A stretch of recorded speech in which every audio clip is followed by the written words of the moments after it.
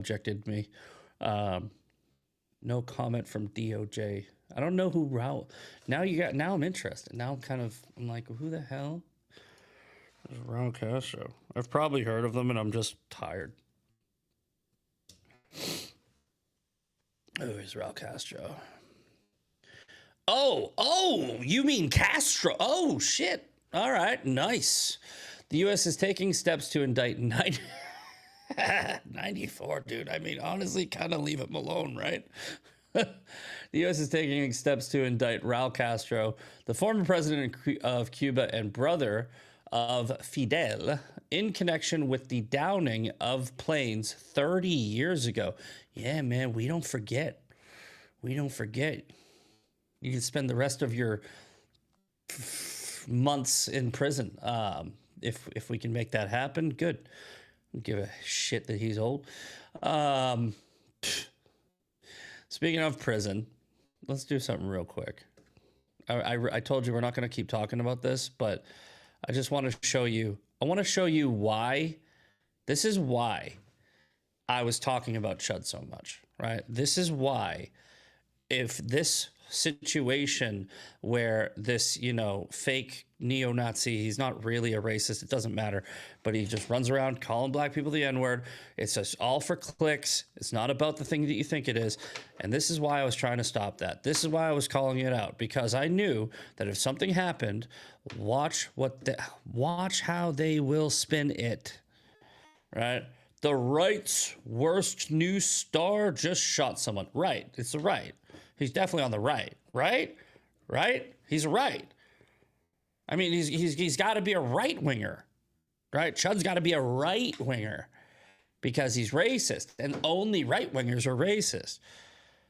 It's like, hey, no, Chud is not on the right or the left. Chud is somewhere in the ether of the internet where it doesn't matter, right? He's literally on video, and you know what? Let's just go get the video, because you're gonna have to see this, save this, share this, and make sure. By the way, he's got a copycat, and that's not gonna work out the way you think it is, bro. I'm done. I'm not going to tell you. I'm not going to teach this dumbass the same lesson I just taught Chud.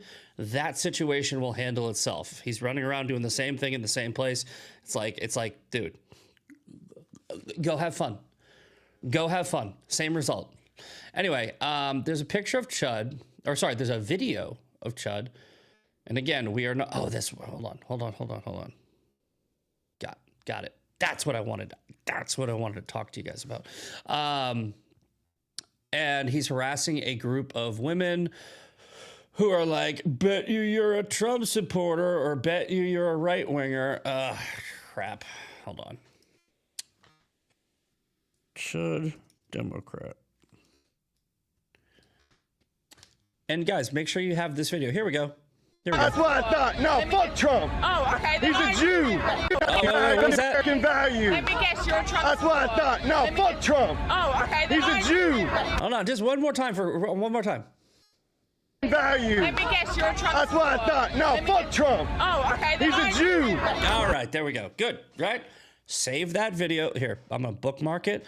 Flag this video, save that video, go here. You know what? Let's say I'll just repost it right now. So if you just want to go to my page, right there. Thank you, Chud. Thank you very much for saying that, because now they can't pin it on me. They can't pin it on us. I mean, they can try. They are trying. They will try. But if you guys think that I was covering this story because I have the same sensationalist, desire to talk about something shiny, no. I saw this. I predicted this. I did not want that dude to shoot a black guy to death and create a race war and then have it pinned on us. Remember Charlottesville? Remember how we found out? We didn't find out until years and years and years later. We didn't find out that the SPLC was actually funding the neo-Nazi groups that organized the event leading to one of these quote Nazis and MAGA, right, running somebody over. That's why I was covering it. Now he's in jail and he's not getting out. I don't give a shit. Guys, look, I don't care. You guys are like, you don't know. Look, I don't care that you guys like Chud the Builder and you want him to be out. He's not getting out.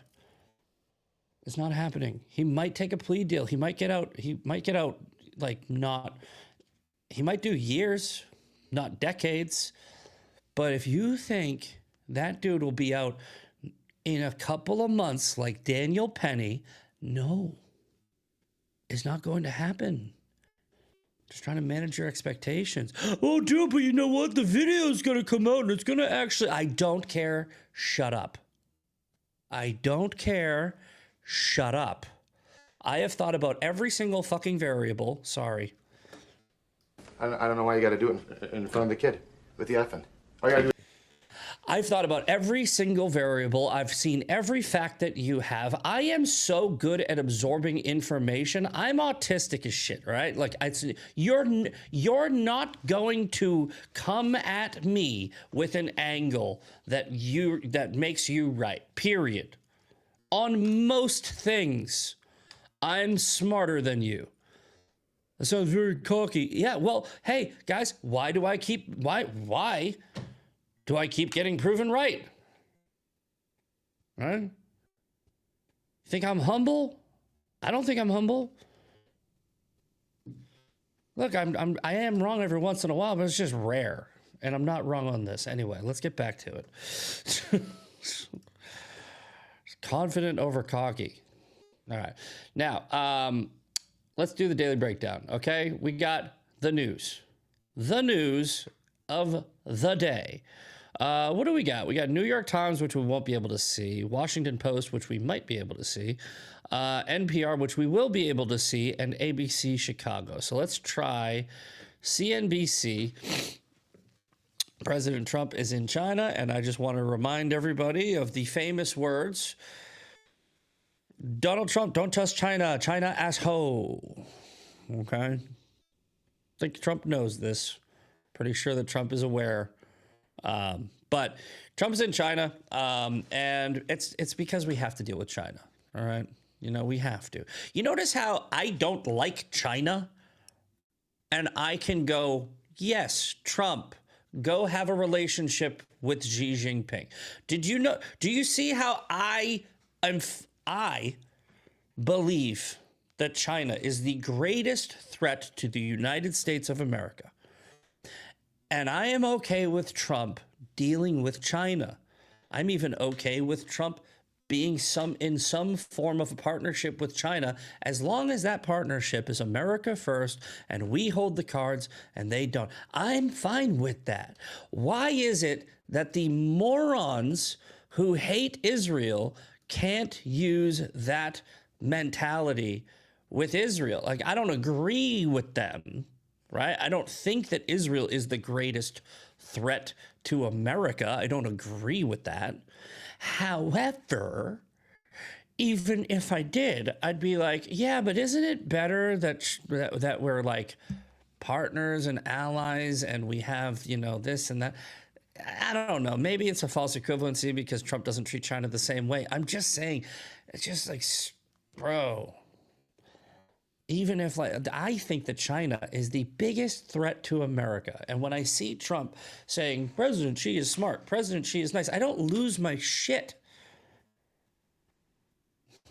All right. But let's see what happened here. President Trump and President Donald Trump met Chinese President Xi Jinping, asshole, in Beijing. The trip has gone a long way towards strengthening a fragile trade truce reached in October. However, they have yet to announce that they've made agreements. Okay, let's see here. Trump's closely watched visit to China this week has gone a long way towards... While the visit was delayed by more than a month due to the Iran war, Trump's two-day summit with Xi wrapped up Friday with plans for another meeting this fall. China geopolitical alignment. Xi's warning to Trump that mishandling Taiwan would put the U.S.-China relationship into great jeopardy. Oil prices also rose after Trump told Fox News in an interview that China has agreed to buy U.S. oil, and that would help with the Iran negotiations. And you see, like, dude, we have the cards. We have all of the cards here, right? China's. If this is true, okay, think about it. So let's full screen this, okay? The people who are bitching about gas due to the war, they're so short-sighted, right? They're so incredibly short-sighted, where it's like gas has risen over the past 4 weeks-ish, right? 4 or 5 weeks, right? Ish, right? It sharply rose a little bit more in the past 2 weeks, okay? Right? That's like a month and a half of, short-term pain. That's not something to lose your mind over. It's definitely something not to be happy about, okay? You don't have to be happy. You don't have to be like, whoa, I can't believe I'm paying $25 more at the pump this week. If you fill up your tank completely, I understand that, but it's $25, all right? And being worried that would accumulate over time is perfectly reasonable, right? Being worried, hey, I hope this goes down. But when you're worried, okay, what do? You go out and you go, okay, do I have something to worry about? And all the evidence points to not really, right? Like, Trump goes in with this operation. He kills the entire Iranian leadership. He sinks their navy on purpose, knowing what he was going to do next. He decimates their military, and then he puts on a maximum pressure campaign. The part that he wanted to happen that didn't happen was the uprising from the people. That's okay.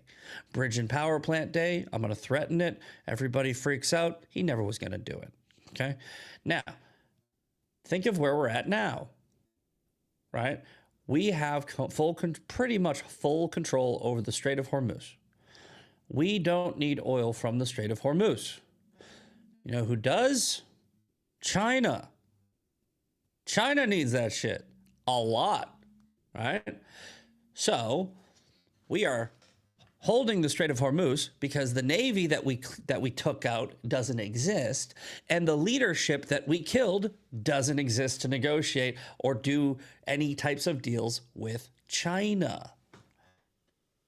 If you guys use your brain, critical thinking, deductive reasoning, and put 2 and 2 together, right? It's almost like Trump knew what he was doing, and he probably didn't want to do this, but a necessary sacrifice was for a couple of months, maybe a little bit longer.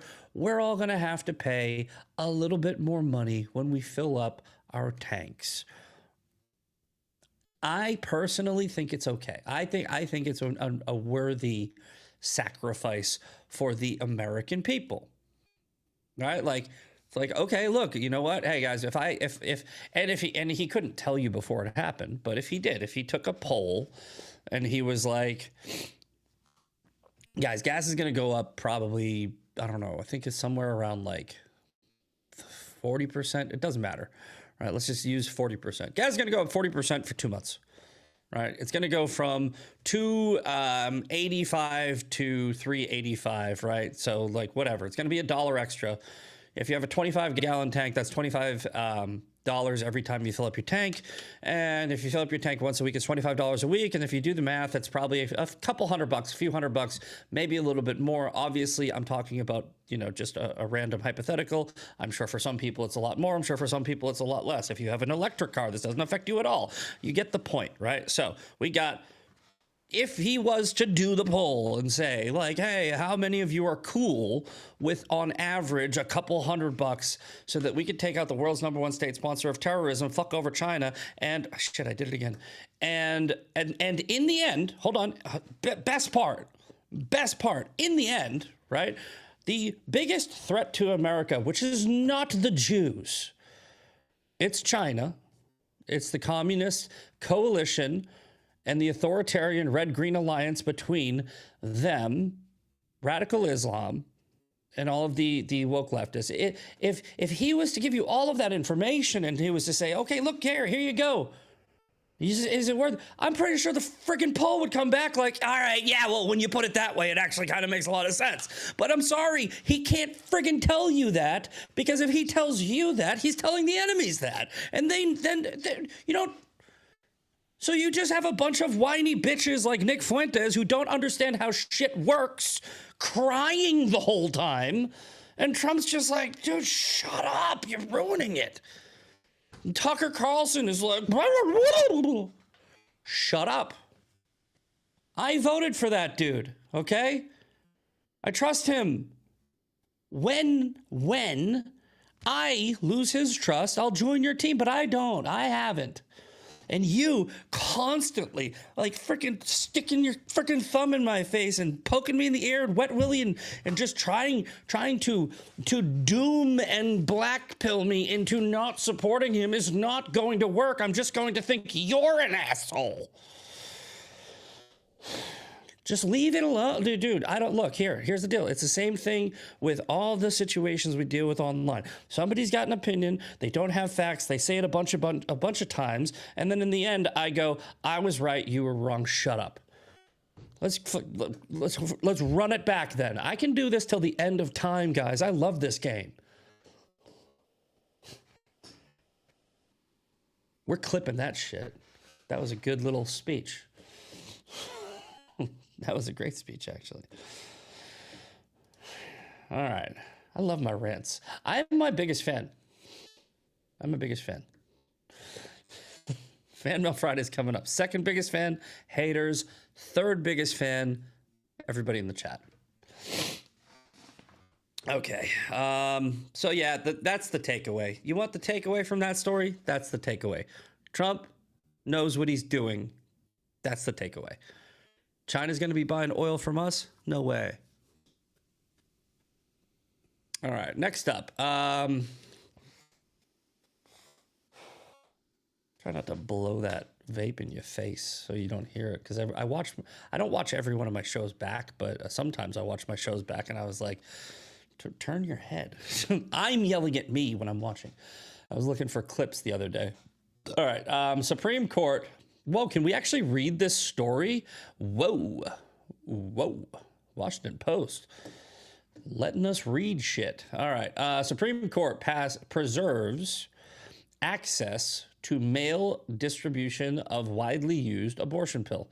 Okay. Yeah, okay, man. If it's constitutional, it's constitutional. So, and I'm not saying that the Supreme Court gets everything right. I'm not saying that I agree with what they do. I'm saying I don't think that when the Supreme Court does something that you don't like, because I'm not a Democrat, that you should be like, we need to get rid of the Supreme Court. It's like, nah, man, it's just like any other thing. It's not perfect. But, I think it's funny. The Democrats in Virginia, after they lost the redistricting battle, were like, we need to get rid of the entire Supreme Court. All right. And then they realized that there was a black lady on there and they were like, okay, whoa, hold on. Whoa, hold on. We're not racist.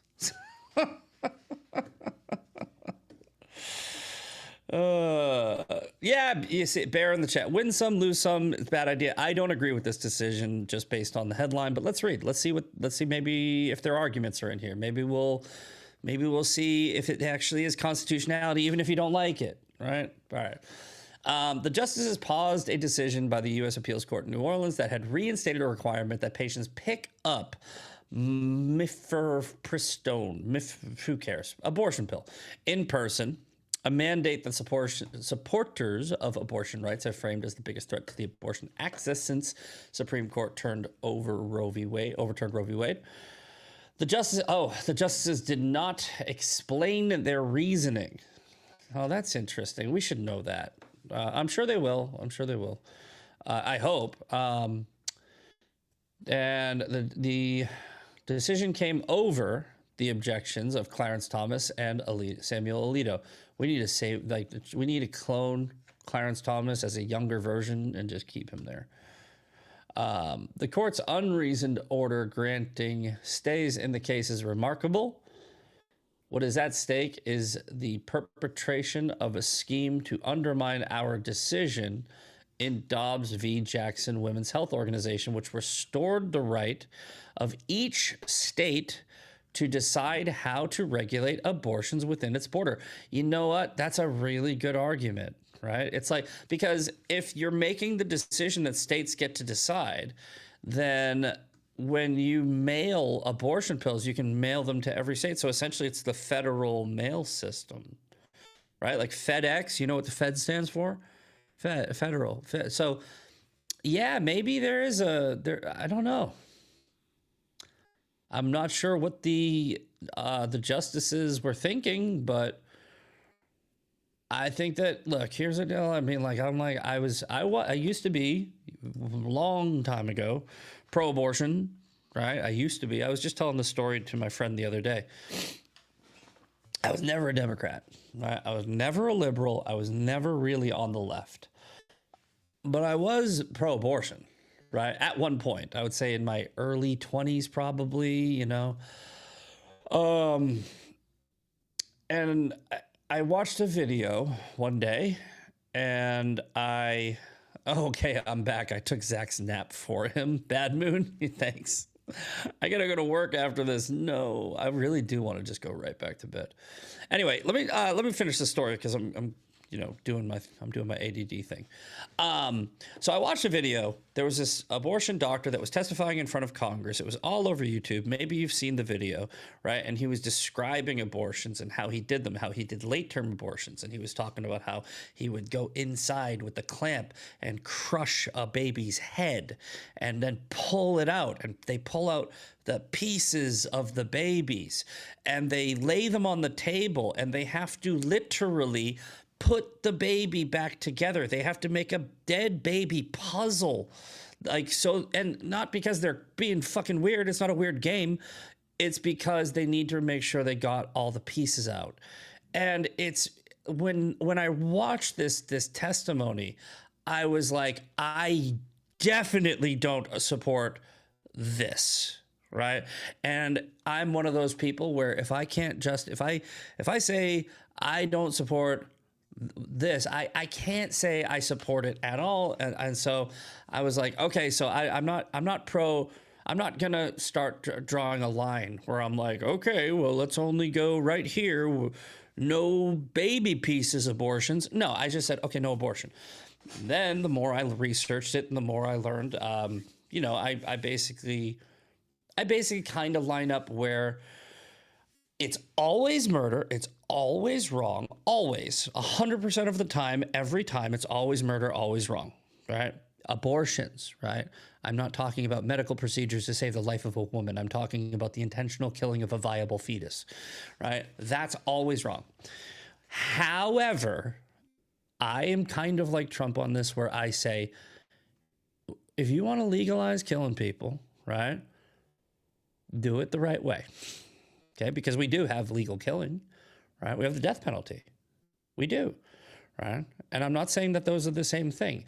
I'm saying that we have made it so that when one person takes the life of another person, it is not illegal. Self-defense. Not what that dude Chud did, right? Real self-defense, right? Real self-defense. You can intentionally take the life of another human being and not go to jail. That's literally just legal killing, right? Now, I believe it's always murder. However, if we are in a constitutional republic, and if we live in a society where people decide that they want to make that legal, it has to be state by state. And I think that we should always fight against it. And I think that we should try to make it as rare as possible, right? My line, if you wanted to put it at hard no, is heartbeat, right? It's the heartbeat bill, because the heartbeat makes the most sense, right? I'm saying it's always murder, even before the heartbeat. I'm saying that it's always murder. I believe that. However, if you wanted to present a legal argument to a dummy, right, here's how you would do it. If I intentionally stop your heartbeat, right, I killed you, right? It's something you can hear. It's something you can easily define. It's usually right around 6 weeks. So if you wanted to make abortion, which is always murder, safe, legal, and rare, then I would say that 6 weeks is a good way to do it. Right. And I can live with that. I personally, in my own personal life, would not support an abortion. But if the country decided, then I would say I think we can just keep it right there. That's me. There are the crazy always wrong. No, I don't agree with you. No. Slippery slope. I'm like, okay. I'm with you too. But there's a lot of people in the country that do support abortion. So the best thing that we could do right now is try to just let's get it to where we need to get it, instead of mailing out the damn pills to everybody that wants them, Planned Parenthoods on every corner. I'm saying, like, perfect is the enemy of the good. Does that make sense? I think that that's a good way to look at it. I think my position is not crazy or controversial. I think it's extremely pragmatic and reasonable. And if you don't, then disagree with me, all right? However, we're not going to disagree that every single abortion is murder, because it is. Every one of them, because abortion is not for rape and incest and life of the mother. No. Abortion is the intentional killing of a viable fetus, right? So it's always murder. It's like, when can we legalize it? How can you legalize it? How can you legalize the intentional taking of life from one person to another? Because we have it. We have certain things that we do. I would say 6 weeks, heartbeat, and after that, you get one, all right? It's going to be the same as, it's going to be the same as taking your kid and dunking their head underwater until they stop breathing. That's to me, legally, I'm talking about. That's the way I think you should go. So I guess we'll see what else comes up on this, but I'm not thrilled with that. But hey, what do I know? Okay, we're not going to be able to read this, but who cares? Oh, wait, can we? Oh, look at that. New York Times is allowing us to read things as well. What's going on today? The internet's broken. Everybody turned off their paywall. All right, candidates in the California governor debate. Becerra and Steve Hilton are the only two people that matter on that stage. Chad Bianco, two Republicans on the debate stage, Chad Bianco and Steve Hilton, often supported one another and blamed Democrat policies for California's problems. It's good. It's pretty accurate. California's got a lot of problems. Who runs California? Democrats. You don't have to be a freaking rocket science.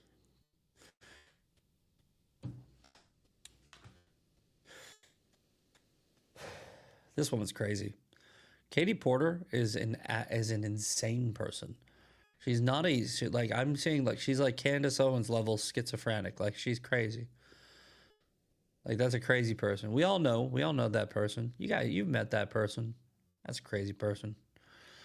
She gave Republicans, when in doubt, say Trump. For Mr. Becerra, his primary opponent appeared to be someone who wasn't even invited to the debate. Dude, you know what? I'm really excited to see how Democrats do politics after Trump's gone, because it's going to be funny.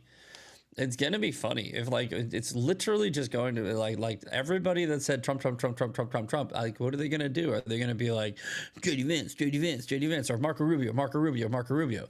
Is it really just going to be that simple where they just do the same thing to the next guy? Because they're never, ever going, the Democrats are a failed experiment, right? Like, the Democrat Party is a failed experiment, right? And here's why. It was always going to go like this. We're not a democracy, okay? We're not. right? In fact, the way this entire country is structured is, and it's basically anti, like, Democratic Party. Like, here, let me explain something to those guys, because you're going to be like, no, this is a democracy. We have a democratic process. Democratic, not a democracy. There's a difference, okay? Democracy means majority rule. We don't have a majority rule system in this country, right? The only majority rule we have is very, it's all chopped up into smaller districts. So there's like, what, 2,500 districts-ish? Or is it 3,000? I don't know. But there's a whole bunch of districts, right? And sure, yes, in those districts, when you take a vote, right, you can win or lose by one vote, right? That's the majority of the people voted for that guy. But then when you take in the Electoral College, the way that the constitutional republic works is that's the only majority rule part. It's very small. So it's divided up. It's chopped up so that it actually doesn't matter, because the majority of people don't matter, right? Popular vote doesn't matter. It doesn't mean anything. We are not a democracy. What we are is a representative government, right? Which means you take all those districts, right? And yes, the majority of the people in those districts then elect one person, right? And that one person joins a whole bunch of other people, and then they represent you, right? So it's not a country governed by the majority. It's a country governed by the majority of those who participate, because it's an electoral college and it's a constitutional republic. And the way that the Democrats think, right, is they think in majority rule. That's how they think, right? That's how their brains operate. Think about what their strategy is right now. We just need people. We just need votes. We just need power. We just need majority. That's why they want to make every illegal immigrant a voter, right? It's why they opened the border. It's why they started. They tried to pull that crap in Virginia with the redistricting. It's why they give away so much free money, because they're just buying votes. It's literally their whole entire, and this is not the current Democrat Party. This is how it's always been. The Democrat Party hasn't changed. If anybody tells you about the party shift, they're lying, right? The Democratic Party is a failed experiment, and it failed the second Lincoln was like, you know what? Let's start a Republican Party, because we're not a democracy. It's weird that they're calling themselves that. And you know what? The first thing we'll do is we'll free the slaves. They got real mad about it. Anyway, I'm just saying, like, there is this weird, like, I don't know. It's strategy. It's a weird strategy from Democrats, where it's like, Trump. It's like, what about policy? What about actually doing your job? They never do. Anyway.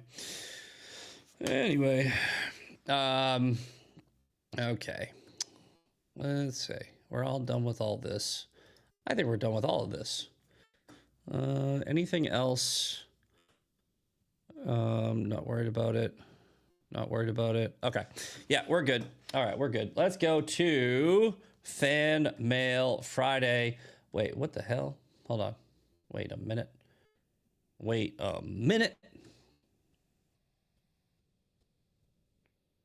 Okay, I think this, yes. Okay, I hope. Here, we'll get rid of that, because you know what, I keep forgetting that when I do that, you guys are getting a head start. All right, we're getting set up for the game. Just give me 1 sec. We're getting set up for Fan Mail Friday.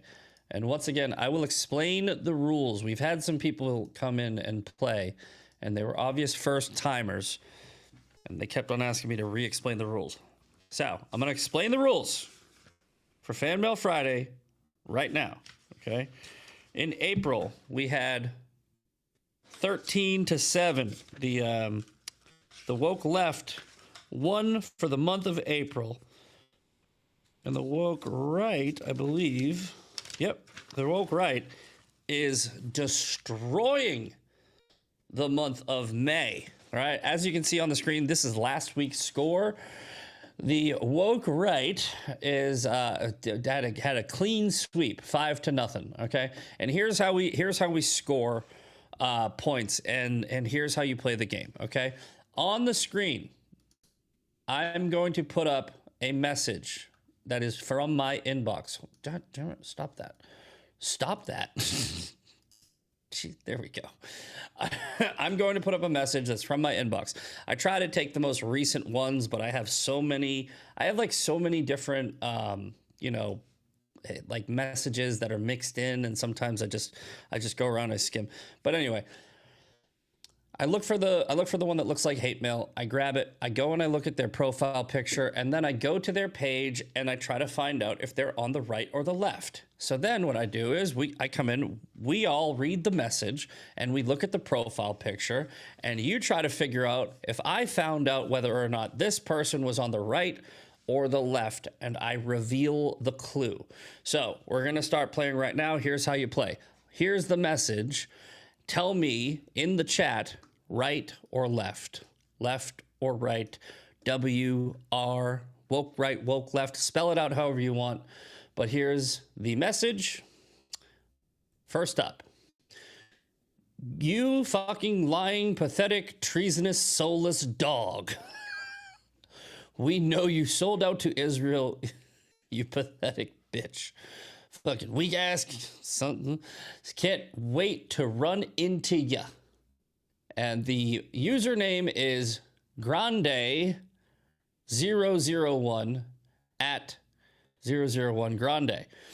Here is the profile picture for Grande. It is Benjamin Netanyahu and Donald Trump as a puppet that Benjamin Netanyahu is pulling the strings on. Right, so it looks like the people have already jumped in and started woke right, left, woke right, right, left, local right. Okay, so it looks like the right is winning. Let's give it about 30 seconds, and then we will reveal our clue. All right, W retard, left tard. You know, the funny thing is nobody's actually wrong here, because in my opinion, they're all left. This is all anybody. It's all left. The woke right is left. The left is left. Everybody's left. But no, tell me the distinction. All right. So a lot of people are saying woke right, woke right. There is a lot of lefties in there. Let's find out our first clue of the day. Owen Schroyer, James O'Keefe, Grande reposted White House confessions, President Trump's special assistants, based on what feels like a good idea, says there's no cost benefit. James O'Keefe, I don't like him, right? And here's why. It's not because he doesn't once in a while do some good work. He does. It's that most of the time he doesn't. Okay, this is the same argument that people have for Alex Jones. It's like, Alex Jones is right sometimes. Yeah, but he's wrong like all the time. The majority of James O'Keefe's, quote, investigative reporting is sensationalist bullshit. It's reality TV. It means nothing. And every single time he does it, he calls it a bombshell, right? And then every once in a while, he will have an actual good story. So, but how do you justify like giving him all of the credit for all of the other bullshit he does like this, just because every once in a while he drops a good bombshell? I can't. I'm not that like, no, it's like if it was a betting market and you're like, hey, I'm going to go, because there are people that use predictions, like people that make predictions, right? It's like you go to a guy and the guy knows a lot more than you about sports, and that's your prediction guy. And you're like, all right, I'm going to go to this guy who is wrong 85% of the time, and I'm going to put all my money down on his picks. That makes no sense. James O'Keefe, he doesn't get things right enough where I think that he's an actual journalist. I think he's lucky. Like, people ask me how Alex Jones predicted 9/11. I'm like, well, he fucking predicted everything. That's why. He literally predicted everything. He predicted all scenarios and got one right. I don't agree with you. James is a better reporter. You don't have to agree with me. All right. That's the wonderful, wonderful little experiment that we're going through with this whole freedom of speech thing. You don't need to agree with me. I'm giving my opinion. If I give you facts, I'll call them facts. You'll know they're facts. If I give an opinion, it'll be an opinion, and you don't have to agree with it. Yeah. Okay, so we got woke right. First up, they take an early lead. Okay, they take an early lead. Looks like a lot of people in my chat like James O'Keefe. Good for you. Good thing for me. I don't give a shit. All right, audience capture don't work on me at all. Right, this is how Candace Owens became Candace Owens. Right, it's just people in her audience were like, "Actually, I hate the Jews," and she goes, "Well, I don't." And they were like, "Well, I do," and she was like, "Okay, I do too." You can like James O'Keefe. Good for you. I mean, he's a playboy. I've seen him. I met him. He's a playboy, and he's kind of a clown. I don't hate him. I don't have any really bad ill will towards him, but we'll see. All right, Bumba, you went 1-0. Perfect. Let's see if we can keep that streak alive. Next up. Oh my God, this one's good. This one's good. I think this is a double. How do you actually believe this? I'm dying, bro. Insane. Nobody effing cares that the Clinton is in the files. That Clinton is in the files. He should be prosecuted to the fullest extent of the law. When will you get that through your numb skull? This didn't happen. You're just the effing worst, man. So apparently this person was messaging me for quite some time, and I didn't know because I don't care. The only reason I read this was because we're putting it on the show. All right, here we go. The profile picture just looks like unlabeled cans. Okay, unlabeled cans. All right, so in the chat, what are we thinking? Are we thinking Elnar the Lonely is woke right or woke left? Looks like we have woke right. Bumba comes out with loony left. All right, Amanda Collins woke right. Boomer woke left, right. I want to say left. Lunatic left. Woke in the head right. Woke left. Left. Woke right. Pretty even. Looks like the left is taking the lead. And let's find out who's right. Oh, whoever said left, you guys nailed it. This is a post from the Alex Preddy shooting. Left hand on the ground, trying not to hit the pavement. Right hand still holding a cell phone. Ice person standing over with one-handed grip, pointing gun right at man's head. There's nothing about this that we should expect. We should all reject this. Blah, blah, blah. Liberal talking point. Look, I watched that whole video multiple times. I watched the Alex Preddy shooting at every possible angle and took into account every single variable, right? And that was a good shoot, right? That guy was insane. And the number one rule in law enforcement is you go home no matter what. So that man holding that gun, he's going home. And Alex didn't, and that's why you should not wear a fire. Look, we just talked. This is Chud. This is very similar to the Chud situation. If you are wearing a gun, the rules are different. Period. If you're wearing a gun, we learned this in firearm self-defense training courses. We learned this in license to carry courses. I've taken a lot of them. The rules are different when you're wearing a gun. You have a higher responsibility to how you act. You're wearing a gun. You need to be responsible. The Second Amendment doesn't mean you get to just do whatever you want, and people don't realize that. The Second Amendment being necessary for a free people, the right to bear arms shall not be infringed. Right? It's because the government made that rule so that a tyrannical government couldn't come and take away your freedom. It didn't make the rule so you could just go Wild Westing all over the place. Right? So learn that shit. You have to be a responsible gun owner, and yes, there needs to be laws that makes you a responsible gun owner. You should have the right to bear arms, not the right to do whatever you want when you're bearing them. All right, 1-1. I counted that one? Yes, I did. I counted that one. Okay. So it is tied up 1-1. Okay, we got 5 minutes left. We got to start moving. All right, grade 10 graduate. Pedo, fag, retard, failure as a father. I'm not even a father, and I that's not a flex. I'd love a kid. If anybody wants, everybody wants to come over, I'll put one in you. I get to keep it though. All right, that's the rule. I don't really feel like dating right now, but I wouldn't mind a kid. I'll take one.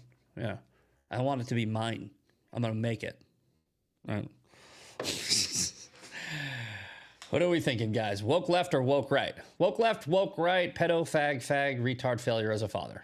The profile picture is one of the Trailer Park Boys. Woke right, woke right, woke right.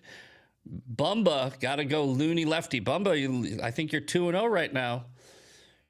Bumba, loony lefty. G gives me woke right. Pedo gave it the woke right. Yeah. The left says pedo a lot too. Georgia mom is in here. Woke left, woke left. Looks like it's pretty even. Let's check it out. What is our clue? Right off the rip, first post, Thomas Massey. Yep. I think somebody in the chat was right. The pedo thing did kind of give it a woke right vibe. All right, Bamba, you didn't do a clean sweep. Yeah. All right, 2-1. Woke right takes the lead. Nate, Momento Christus. Fuck you. Just so simple. So simple. Okay, let's look at the profile picture because that's not a lot of information. F you. That's the only clue. We got 3 minutes left, so go ahead and give me your predictions in the chat. The last one is a good one. We're gonna push it through real quick.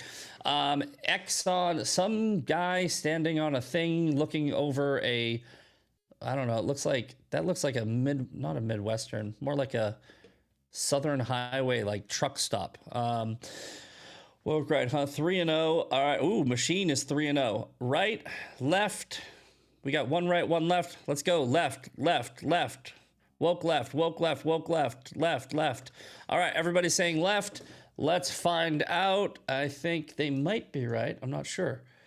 Oh shit, no. Nope. You guys got bamboozled. It's a Dave Smith. And by the way, Dave Smith, it's almost left. But we count the Groypers, we count the libertarians, the neo-libertarians, not the other ones, as right. All right. Now it's 3-1, so that means the woke right has won the week, but will they go 4-1? Or will it be 3-2? This one is crazy. We have 2 whole minutes. It's a lot. There's 2 screenshots for this one, guys. Darth Vetter. Hey, pedo. I see you need to beg for money on Twitter. Let's stream about from a ring. I'll fuck your ass up and can donate money to a child organization, Freak Zionist. Are you a pedo because your mom molested you or your dad? Charmin soft pedo, you there? Pedo pig, let me in. What, your mom take Tylenol while she was pregnant? This is a clue. What? Did your mom take Tylenol while she was preggo? Is that why you molest kids? Pedo? How's your brother? Still dead? Yeah, he is. Pedo pig, lesbian. Just a reminder, your bro is dead and rotting in hell. Your bro is probably having to suck off Hitler right now. Another clue. Remember, your bro is burning in hell. You are one estrogen-filled, pathetic excuse for a man. Pedo pig. Hey, pedo. I miss our talks. We have never talked, bro. You've been talking to yourself. Looks like a bunch of people in the chat are saying woke right. I just realized it's 9 o'clock. We're going to give you the clue and send you over to Sean Farish with Ungoverned. This is the wildest fan mail I have ever had, I think, on this one. That was just, that was hilarious. Thank you very much for tuning into the Daily Breakdown. The profile picture is whatever the hell this is, and drum roll, please. It's a righty. Yeah, they reposted Evan Kilgore and Mel, and I remember seeing some of their comments, like it's a real person. Some of their comments were like, wow. All right, sorry, I went a little bit over today, but it was well worth it to get that last one in. Sean Farish with Ungoverned. See you later. A partially valid, a half-truth, if you will, is being pushed. I can't wait to find out all sorts of new and exciting things I didn't know about myself. So you just hate Jews, bro? Yeah, you're just an anti-Semite. Congratulations. You're Go not. join. What would you say? Exactly. Well, that's different. It's not different. It's the same thing. Yeah, it's that just we are the only society on earth who has the obligation to self-destruct, to blame ourselves for every problem that has ever existed, and we just think of ourselves as the worst human beings who are responsible for every bad. How many Muslims are trying to stop Boko Haram? How many Muslims were confronting ISIS? How many Muslims, the extremists always win. So the peaceful majority, of which I know many, they're irrelevant.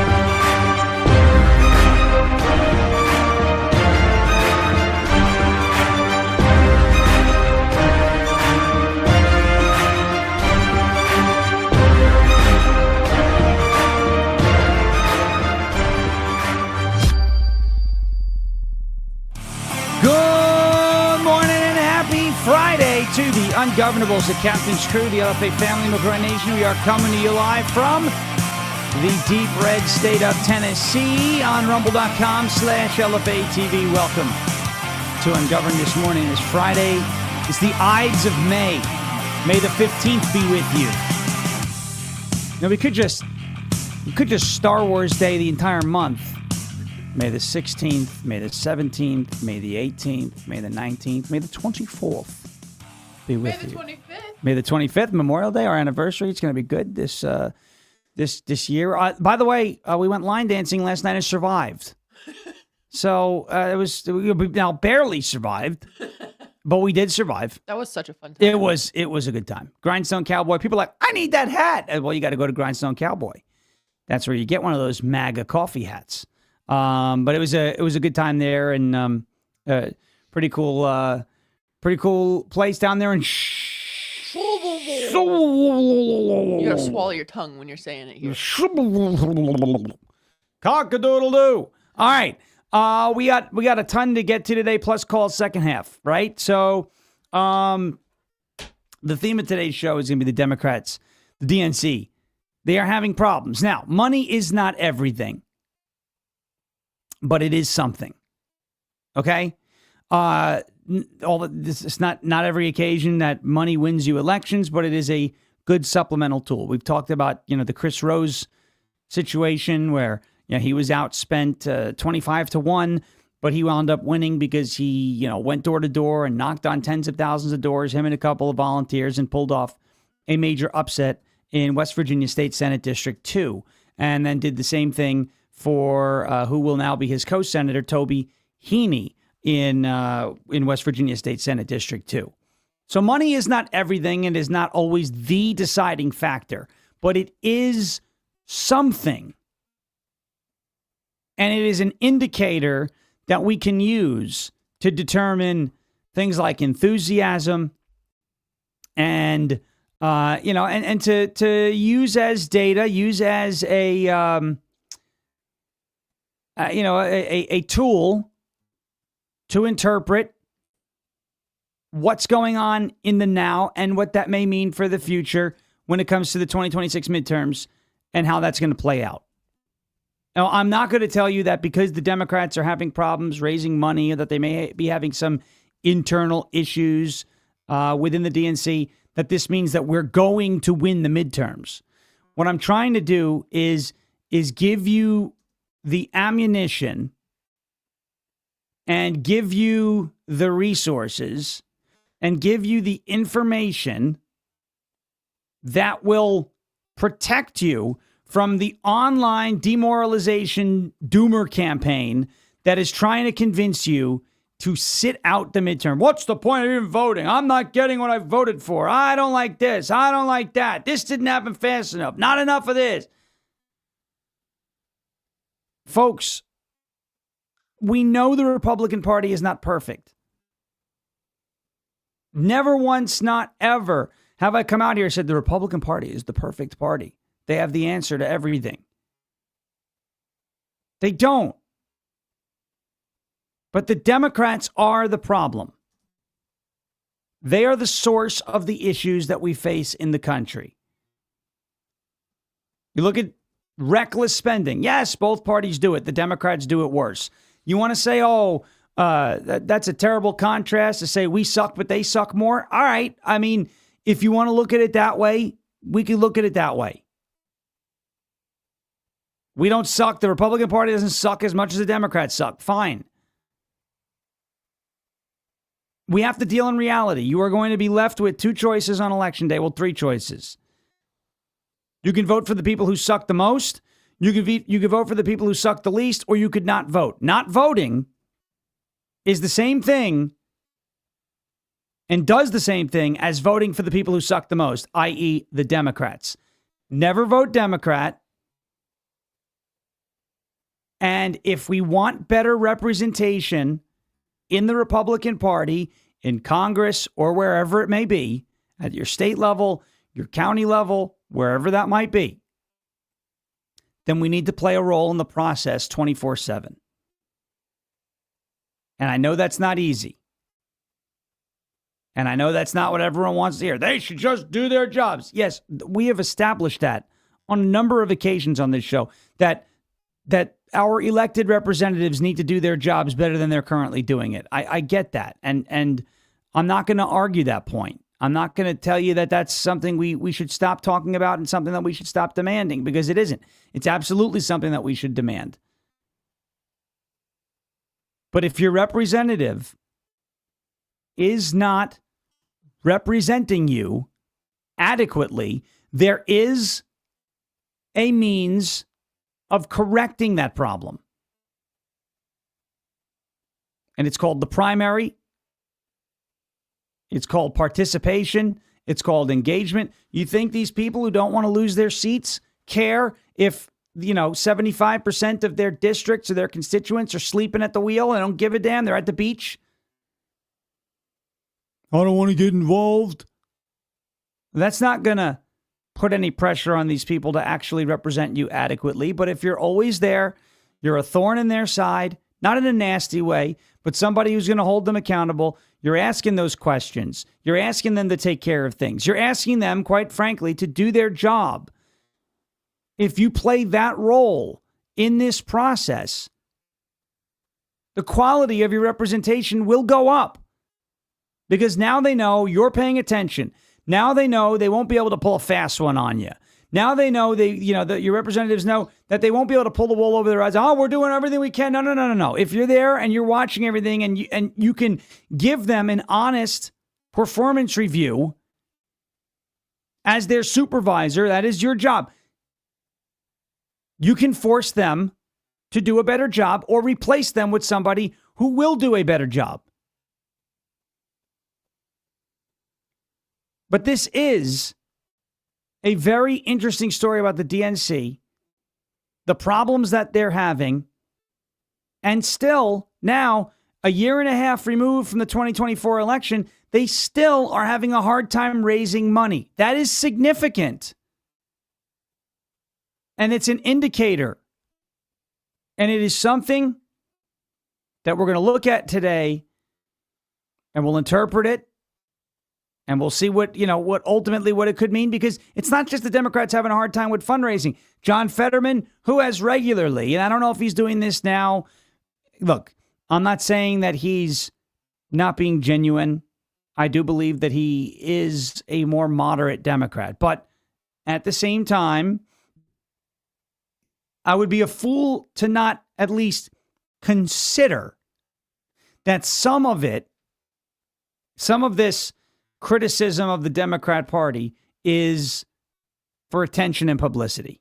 I'm not saying he's an Anna Paulina Luna type. I'm saying Fetterman knows, just like Tucker Carlson knows. Tucker Carlson knows what gets him clicks. It's the Jews, right? He starts in. Who do you think you are? All that, finger wagging and all that crazy stuff, right? Fetterman knows he gets a lot of attention every time he speaks out against the Democrats. And I'm not saying that's why he's doing it, but I'm saying it could be. It could be. We should at least consider whether or not that is a contributing factor. Right? Because he always votes with the Democrats upwards of 90% of the time. Now, what he says and how he votes are kind of two different stories. But we do have a story about John Fetterman and how he feels about the Democrat Party. It's valid criticisms. We'll play those and we'll talk about that and play some of those clips as well. A former Black Lives Matter activist has spoken out about that group. Black Lives Matter, remember, that was the group that essentially hijacked the narrative in 2020 in the wake of George Floyd while everybody was trapped in their living rooms and they were protesting and rioting and burning down the AutoZone and systemic racism and all that. Oh, you're going to love this story out of the New York Post about a former now Black Lives Matter activist who has just gone scorched earth on that organization. And finally, CNN, they're not going away peacefully with this hantavirus story. They want you to be scared. I said this yesterday regarding, the Anna Paulina Luna, the CIA and the DNI and all this nonsense, which, by the way, I mean, it's total nonsense, right? It was a desperate attempt for more attention because that's what Luna prioritizes. She does not verify things before she gets out in front of a camera and says them. Now, us with our own two eyes can see that, but I've actually heard from active members of Congress that this is Luna's shtick. And these members of Congress are not Democrats, by the way. I'm not going to tell you who it was, but I heard from a few, and they don't want to say it publicly, cause a problem, but it's a problem. Luna is a problem. Okay. Before we get to all of that good stuff, I want to get to a word from our friends at OFP Farms. That is OFPfarms.com. OFPfarms.com. We love OFP Farms, the best product in the history of, what did Gary call it? The GOAT of goat products. There it is. Now is the perfect time to stock up on your favorite OFP Farms tallow and goat milk skincare products and save money while you do it. You can enjoy 10% off of your entire order with the exclusive code Sean, SHAWN. That is OFPfarms.com, promo code Sean, SHAWN, for 10% off of some of their amazing products like the magnesium lotions and balms, their Goat Kisses lip balm. It's the best lip balm in the game. I am a habitual lip licker. I can't stop. It's one of those things I've been doing for a long time. It is, it leaves me high and dry. All right, I get the chapped lips. So here we go. We go with the Goat Kisses lip balm. Boom, and it goes a long way. Bada bing. Giving you that bada boom. Boom. Healthy, not chapped, not cracking open and bleeding. Gross. OFPfarms.com, promo code SHAWN, the best lip balm in the game. It's farm crafted in small batches to maintain quality. They use simple ingredients that your skin actually understands, and they use it is nourishing skincare from their amazing farm. Bring it right into your home. Thousands of 5-star reviews and customer service that truly cares. You can feel confident shopping with OFP Farms. You see it on your screen. OFPfarms.com, promo code Sean. OFPfarms.com, promo code SHAWN. Next up, a word from our sponsors at Armra Colostrum. Colostrum has been one of those life hacks that has worked out very well for me. I'm not into a ton of supplements, but I do like Armra, and I do love this the concept of colostrum and the results that colostrum has brought me. Folks, you guys know I'm always on the lookout for ways to strengthen my immunity and gut health, improve my fitness and metabolism, and enhance my skin and hair radiance. That is what Armra Colostrum can do for you, and then some. Colostrum is the first nutrition that we receive in life, contains all the essential nutrients that our bodies need in order to thrive. It can help you do some really important things like reactivating your hair growth. It can help your skin glow. It can fortify your gut health and ignite your metabolism, and can also help fuel your fitness, performance, and recovery. Check it out at tryarmor.com/LFATV. TRYARMRA.com/LFATV. Tryarmor.com/Lima Foxtrot Alpha Tango Victor. For up to 30% off of your first order, tryarmor.com/LFATV, TRYARMRA.com/LFATV. Democrats in big trouble. The DNC is having issues raising money still. This is a fascinating piece over on Red State. It is worth your time so that you can know what is going on the other side of the political aisle. It's important to know what the enemy, so to speak, is up to. More internal issues for Democrats hint at big trouble for the midterms. Again, I'm not telling you here that we're going to have a red wave. I'm not telling you here that you should be comfortable. I'm not telling you, and I never tell you, to be complacent. I'm not suggesting we take anything for granted. What I am suggesting and what I am telling you is that the doomer, black pill, chaos narrative, nothing is happening, the demoralization campaign that is trying to convince you to sit out the midterms. You say, why would people be doing that? This is why. Because the Democrats cannot win if we show up. This is a big deal, guys.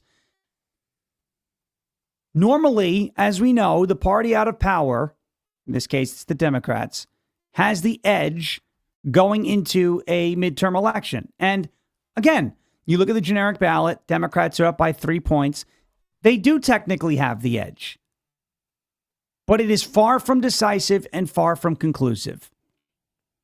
Number one, redistricting has made a lot of things closer. We know that.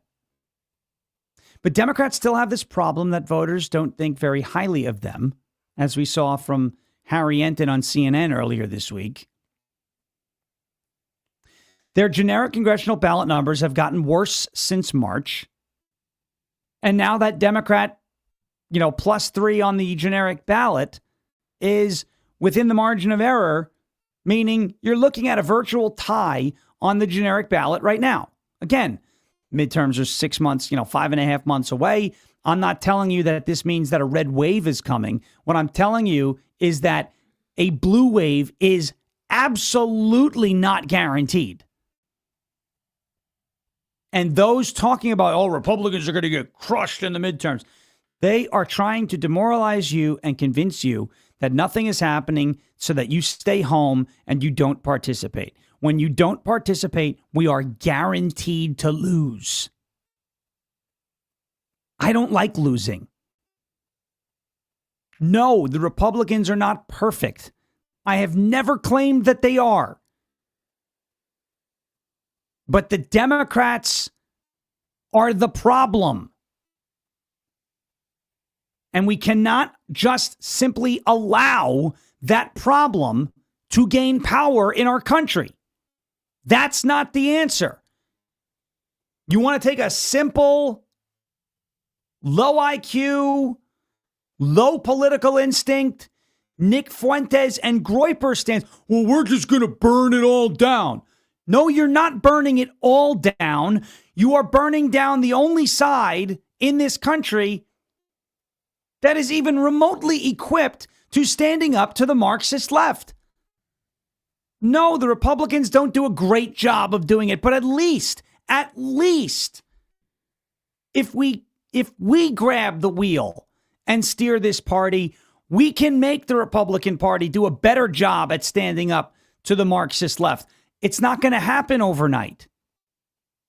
When you say burn it all down, one side is not getting burned down and the other side is. And if the Republicans get burnt down and the Democrats are standing there in power and now with no resistance, you wind up with a very bad situation, a worse situation than we are in right now. Someone wants to say, I have a problem with as many deportations that we have. You know what happens if the Democrats take back the House and the Senate and then the presidency in 2028? Not only do you have no more deportations, but now you have, once again, mass importations. None of this makes any sense from the burn it down, doomer, black pill, Democrats are going to win the midterms crowd. You can't on one hand say, I'm a conservative, and then encourage people to vote Democrat. That's not how that works. You cannot do that. Okay. Back to this article. The internal struggles here. Again, and by the way, what I'm about to read from you, I found it in this Red State article. You see the headline on your screen.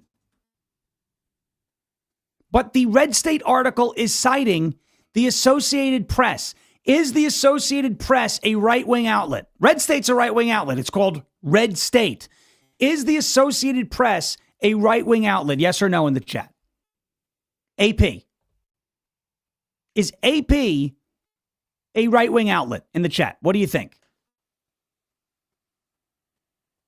What do you think? Do you think the Associated Press is a right-wing outlet or a left-wing outlet? Marx Madness says no. Like Darth Vader at the end of Revenge of the Sith. No! Mark's a big Star Wars fan. Look at all the no coming in there. Okay? No, the Associated Press is not a right-wing outlet. They're not friends of ours. So we're going to read from this Red State article that is quoting this Associated Press piece. The title of this Associated Press piece was Inside the Fuhrer, plaguing Democrat National Committee leader Ken Martin. Major donors aren't giving. Huh. Brennan. Nah. A major donor to the Democrat Party. Yep. Would you consider that to be somebody with a lot of money or a little bit of money? A lot. A lot. Okay. A major. Okay.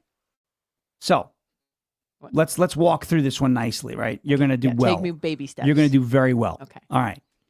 Major donor to the Democrat Party you have established is somebody with a lot of money. A lot of money. Okay. The Democrats have been talking about people with a lot of money a lot lately, right? Very frequently. Mamdani, AOC, right. Bernie Sanders. How do they feel about people with a lot of money? They should pay more tax. And if people with a lot of money have to pay more taxes, does that mean the people with a lot of money get to keep more of their money or lose more of their money? They lose more of their money. Okay. So you have these major donors to the Democrat Party who we have established are people with a lot of money. Yep.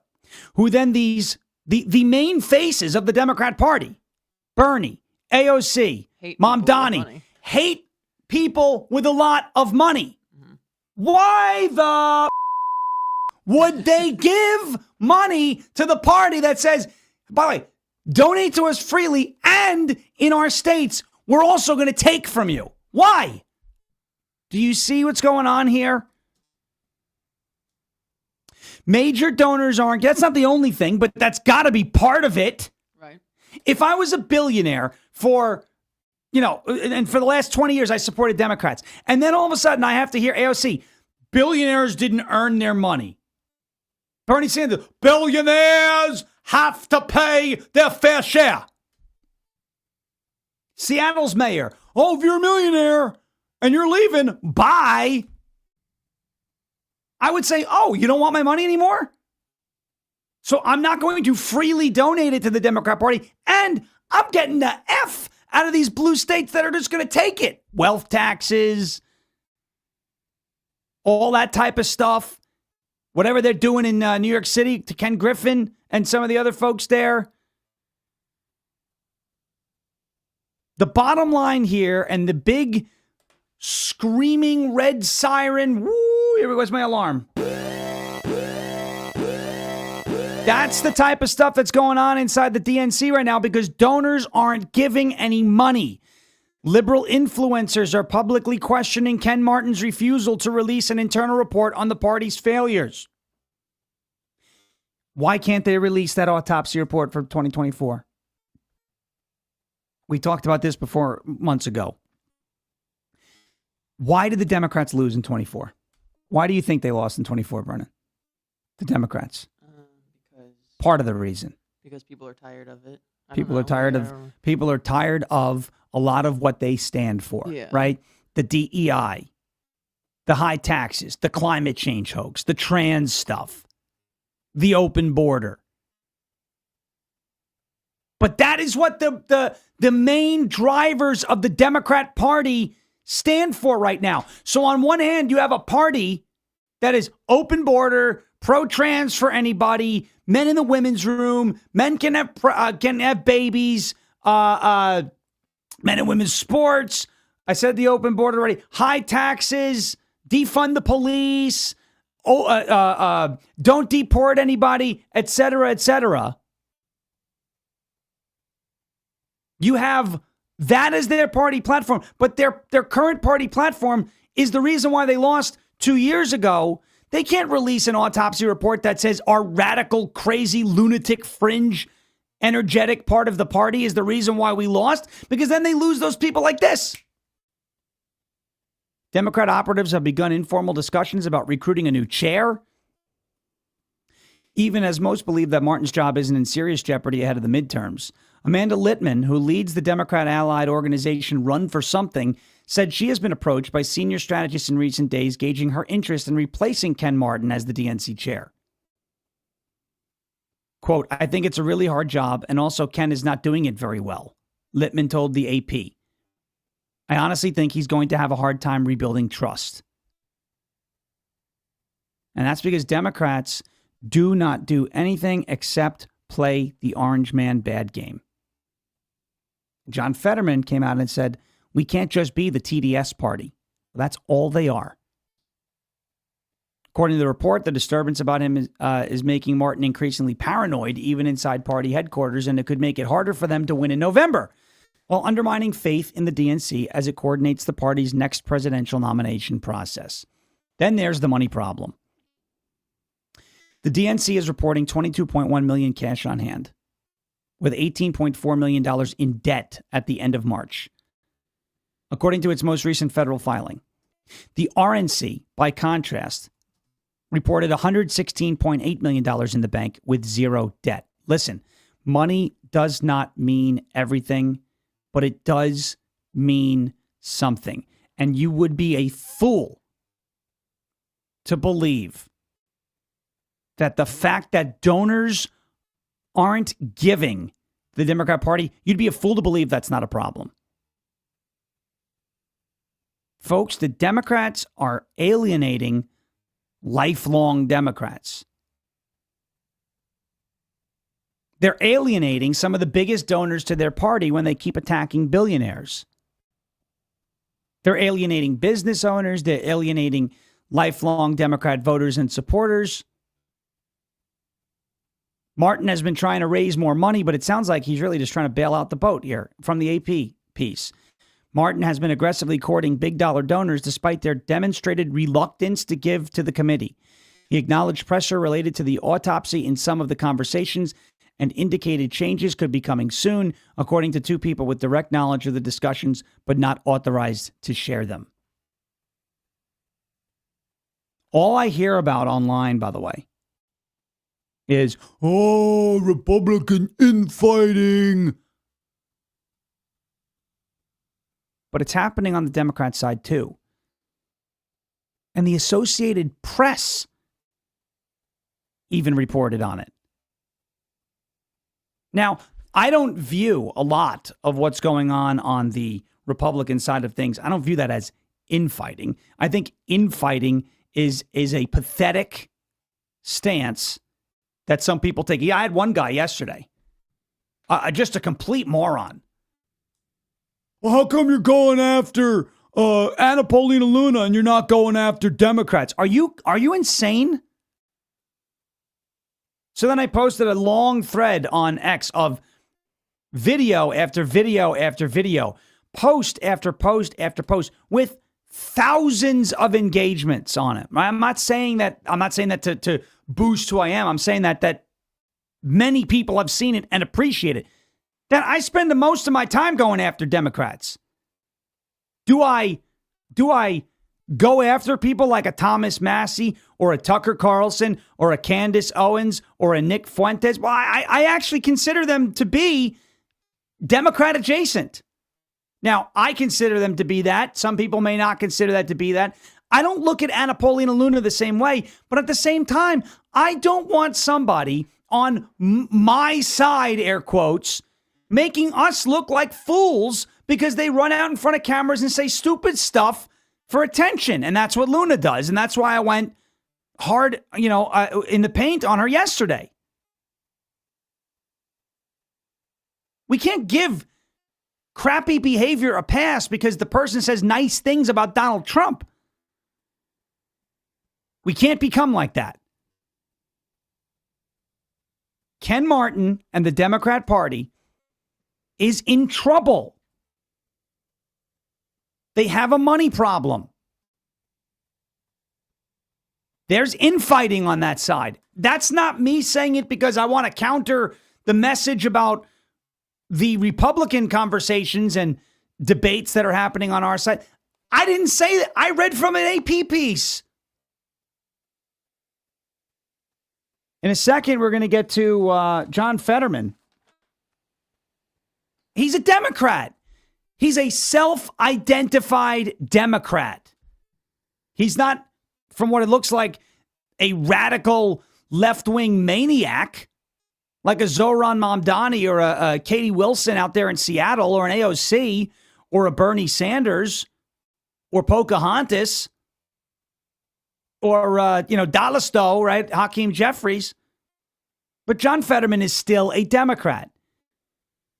And he's calling out his own party. And he's making valid points. Whether he's doing this because he actually believes it, which I do believe that he's being genuine. But I also believe there's a level of, hey, every time I do this, I wind up in front of cameras. I could raise some money. It may help me in my reelection campaign. I think there's an element to that as well, which is fine, by the way. Totally fine. Anyway, let's take a quick break because I'm starting to lose my voice. We're a little cross still. Oh, man. It's not good this morning. I know, I'm so dry, too. But let's get to a word from our friends over at Silent. That is slnt.com/Sean. slnt.com/SHAWN. Ladies and gentlemen, you know all about it. Your phone is a tracking device. I'm actually getting ads for Silent and Cove Pure, even though I read the ads. The phone's not smart enough to understand that they're a sponsor, but it's fine. I love to see their ads. It's great. Your phone is a tracking device between government agencies, big tech, corporate data brokers, even those crazy cyber criminals. Everybody wants a piece of your digital footprint. And the worst part about it is they don't ask. They just take it. That is why Silent exists. Silent makes Faraday gear that blocks all wireless signals, including cellular, Wi-Fi, Bluetooth, GPS, RFID, and near-field communications. No signal means no tracking, no remote access, and no breadcrumbs. It's the same technology trusted by special operations teams around the world, used to block signals, avoid surveillance, and secure communications wherever the mission leads. And right now, it is available to you. Mystery discount. I'm going to tell you what that mystery is in just a second. Don't jump the gun over there. No signal means no tracking, no remote access, and no breadcrumbs. It's the same technology trusted by special operations teams around the world. It's available to you right now so you can protect your family, you can protect your freedom, and you can secure your digital footprint. All you got to do is drop your phone in a silent Faraday sleeve, and it is off the grid, completely silent and invisible to the outside world. From their backpacks to their sleeves to their crossbody, Silence patented technology gives you total control of your privacy. Just visit slnt.com/Sean, slnt.com/SHAWN to get 15% off and free shipping on qualifying orders. That is silent. slnt.com/Sean. Protect your rights, secure your data, and stay one step ahead. Silent.com. Silence the chaos. Go silent today. slnt.com/Sean, SHAWN. Okay. Fetterman trashing his own party. I like it. Again, how come I don't hear about, Democrat infighting? I only hear about Republicans. Again, this is a demoralization campaign that is targeting you to believe that we don't have our sugar on the iced tea together. And we don't have it all together, and we've got plenty of problems. We can't pass the Save America Act out of the Senate. We're not looking at nuking the filibuster. The parliamentarians being a pain in the ass with the ICE and CBP funding, with the reconciliation process. I'm not saying that everything the Republicans are doing is perfect, it's hunky-dory, and, we're batting 1,000, because we're not. But we're never going to bat 1,000. So expecting perfection is never and will never be realistic. Got it? Okay. Here's some from John Fetterman. He's a Democrat. John Fetterman has been, quite honestly, fascinating ever since getting elected. He's not a conservative. Most of the policies that he stands for aren't things that we would like. And yes, he is still a Democrat. But he sounds like the only Democrat in Washington, D.C. who hasn't completely lost his mind. He has not performed as the far-left extremist that he essentially campaigned as when he ran for the first time in Pennsylvania. But he's even sided with the Republicans on a couple of things, including the War Powers Act, including Kevin Warsh, the new chairman of the Fed. And now he's calling out the dangerous policy stances of the Marxist wing of his party. And folks, if Fetterman sees this and Fetterman says he's still a Democrat and Fetterman saying this is wrong, it really does to me mean that he does not want his party to go down that path. He was on on a show called The Reason with Nick Gillespie. And Fetterman has said the same thing. And I've been very, very clear that I don't think Fetterman is on the verge of switching parties. I know the rumors always fly. John Fetterman's thinking of switching. I don't think he's necessarily on the verge of switching parties. But this is usually the first thing you hear from somebody who is getting ready to leave the Democrat Party. Doesn't necessarily mean they're going to leave the Democrat Party and join the Republican Party, but this is something that you usually hear from somebody who is getting ready to leave the Democrats. Fetterman said it's not that he has changed so much, it's that the party around him has morphed into something unrecognizable and has become, and these are John Fetterman's words, increasingly anti-American. And that is not making Democrats very happy. He said, quote, "I think the extremism is driving it without a doubt. Look at the primaries, all across in the Senate and in the House, and look at the kinds of people that have already been elected. Like, for example, the mayor in Seattle. She's an absolute socialist, if not more. Hey, I'm leaving, and she's like, bye," Fetterman said. For those of you who haven't seen this clip, here it is. I think the claims that millionaires are going to leave our state are like super overblown, and if the ones that leave, like bye. And they're clapping for her. They're clapping for her. It's overblown. Brennan, what city in the United States of America did Starbucks start in? Seattle. Seattle. You know where Starbucks has its headquarters now? Florida. Nashville, Tennessee. Oh, no. Oh. Now, I don't like Starbucks. I think they're a bad company. I think their coffee is overrated. One of their blends, one of their coffee blends is called Pike Place blend, because that's where they started. Pike Place in Seattle. I've been. Folks, they left. They left. She's saying, oh, well, bye. Bye. Now who are you going to tax? Who are you going to tax now? Fetterman called her out. Fetterman also called out Graham Plattner. Fetterman also called out New York. He said, then, of course, New York, that's its own situation, too.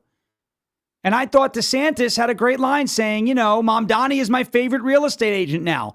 It's driving people away. People can move and they can just vote with their feet, Fetterman said. Quote, that explains why Florida continues to flourish. But a lot of these states like New York and other blue states, we've read that $2 trillion have migrated out of these states too. Fetterman is picking up on these things. I'm not telling you the guy is a Republican. I'm telling you he's a Democrat, and what he's saying matters because it's the truth and he's the only one saying it. And it's always the folks, the ones who are close to leaving the Democrat Party. You go, I didn't leave the Democrats. The Democrats left me. I would not be shocked if John Fetterman not switched to Republican, but goes independent at some point like Joe Manchin did. Still a Democrat at heart, but can't be associated with the radical crazies. And if John Fetterman, who's a guy who's recovering from a stroke, a severe neurological episode, is picking up on this, you bet your ass there are rank and file, blue dog, Kennedy/Bill Clinton type Democrats who are like, I don't know, man. I don't like this party. I'm not saying that they're going to be Republicans. I'm not saying that they're even going to vote Republican, but that reliable demographic of lifelong blue dog Democrat voters, that might not be there this November. And they might have to rely only on, or not only, but primarily on the energetic portion of their base, which is the radical fringe, which is why those candidates keep winning in the primaries. The Plattners of the world, the Wilsons of the world, the Mamdanis of the world. Nothing is in the bag here for the Democrats ahead of these 2026 midterms. Whether it's with redistricting, making things closer, whether it's the money issue we just brought up, whether it's the fact that the Democrat Party's platform right now is not attractive to average, everyday Americans, nothing is in the bag here in the 2026 midterms. That is why their generic ballot lead has shrunk since March and is now within the margin of error of most pollsters. That is why donors are reluctant to give to the DNC. That is why John Fetterman is screaming from the rooftops, you're going too far, it's going to hurt us. That, all of those factors, all of those data points, all of those indicators should suggest to you something that I've been saying for a very long time. These midterms are different and they are winnable. I'm not saying we're going to win. I'm saying we can win. In most cases, the party in power gets blown out of the water in a midterm election. And the data, whether it's financial, whether it's through polling, or just things that are happening internally that are being reported by left-wing organizations like AP, reporting of that nature, of the infighting on the left, those indicators should suggest to you that we can do this. We can win these midterms. We have to show up. We have to be too big to rig. We have to employ the nobody stays home slogan that we used in 2024. And we have to get engaged and vote. Even if it means voting for subpar representation for now. Healthy habits. Get in the habit of being engaged and participating. You don't like your representative now? Good news. They're up every 2 years. Find somebody and start mounting that campaign as soon as this election cycle is over, and primary the inadequate representation and replace them with somebody better. That is how we win. It's possible. It's not easy, but it's possible. All right. Does this make sense? It should. Cove Pure. Let's get to a word from our friends over at Cove Pure. COVEPURE.com/SHAWN. CovePure.com/Sean. CovePure.com/Sean. You may have seen this. You may have heard about it. Fish. Say fish. What? Researchers have been documenting male fish developing female characteristics in rivers all across the United States. It comes from birth control pills that wastewater treatment plants can't fully filter out. And it is in the same water that runs into your home. You know what I say to that? No, thank you. I don't want that. That is why we use Cove Pure to purify all of our water. So here's how this actually works. When people take medication, your body doesn't absorb all of it. The rest of the medication gets flushed. It goes through wastewater treatment. And those plants were never built to catch the pharmaceutical compounds that are getting flushed into them. So estrone, for example, from birth control pills, antibiotics, and antidepressants, they just come right back out of your tap. Your standard pitcher filter from the store isn't going to cut it here either. These compounds that we're talking about are too small and too persistent. You need something that can filter the things at a molecular level, and that is exactly what Cove Pure does. Their Clearwave reverse osmosis technology is certified to remove up to 99.9% of contaminants, estrone, fluoride, PFAs, lead, and arsenic. Basically anything that is not water gets filtered out. But here's the part that I love. You don't just drink empty water. Cove Pure and this unit that we've got actually puts the calcium and the magnesium back in your water before you pour it out of your pitcher. Brennan loves the hot water feature. She's drinking tea every day. Pressing the hot water, you get instant boiling water right out of your Cove Pure unit. So head over to covepure.com/SHAWN right now, and you can get $250 off. Remember, those fish in those rivers didn't have a choice about what was in their water, but you do. Your choice is get yourself a Cove Pure. COVEPURE.com/Sean for $250 off. It's a big discount. CovePure.com/Sean, CovePure.com/SHAWN. Okay. I want to get to this Black Lives Matter story real quick. This is another one showing you the veil is being lifted on a lot of what the Democrats stood for at one point in time and still stand for. A former Black Lives Matter activist turned conservative influencer blasted the social justice organization as a scam. Xavier DuRousseau, 29 years old, said that he did a complete 180 from his liberal upbringing during the 2020 George Floyd riots as he realized that the movement was a money grab and that he was indoctrinated. Quote, once I started looking at the conservative side of the argument, I started realizing, wait, socialism has literally never worked. BLM has always been a scam, and the Democrat Party has always been the party of racism and violence. There you go. I like it when people come out and say these things, and kudos to Xavier DuRousseau. He works with PragerU now. He says, I've just been drinking the Kool-Aid because this was the indoctrination that was put upon me from the age of a little child. DuRousseau is a former student activist who voted for Bernie Sanders and helped organize BLM demonstrations during the summer of 2020, said things changed after Floyd's death when the group and protests exploded nationally. Quote, after George Floyd's death, I just started seeing people exploiting the movement so much, and I started realizing how performative a lot of the activism was. So congratulations to this guy for getting out of that cult. Smart. Good job. Good job, Mr. DeRusso. All right.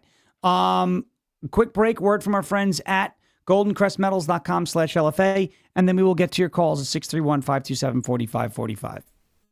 I'm sure by now you've heard that silver went up 160% last year, 2025. I bought this silver for $22 an ounce. It's now worth almost $100. And we and experts think that silver is going to get up to about $200 an ounce.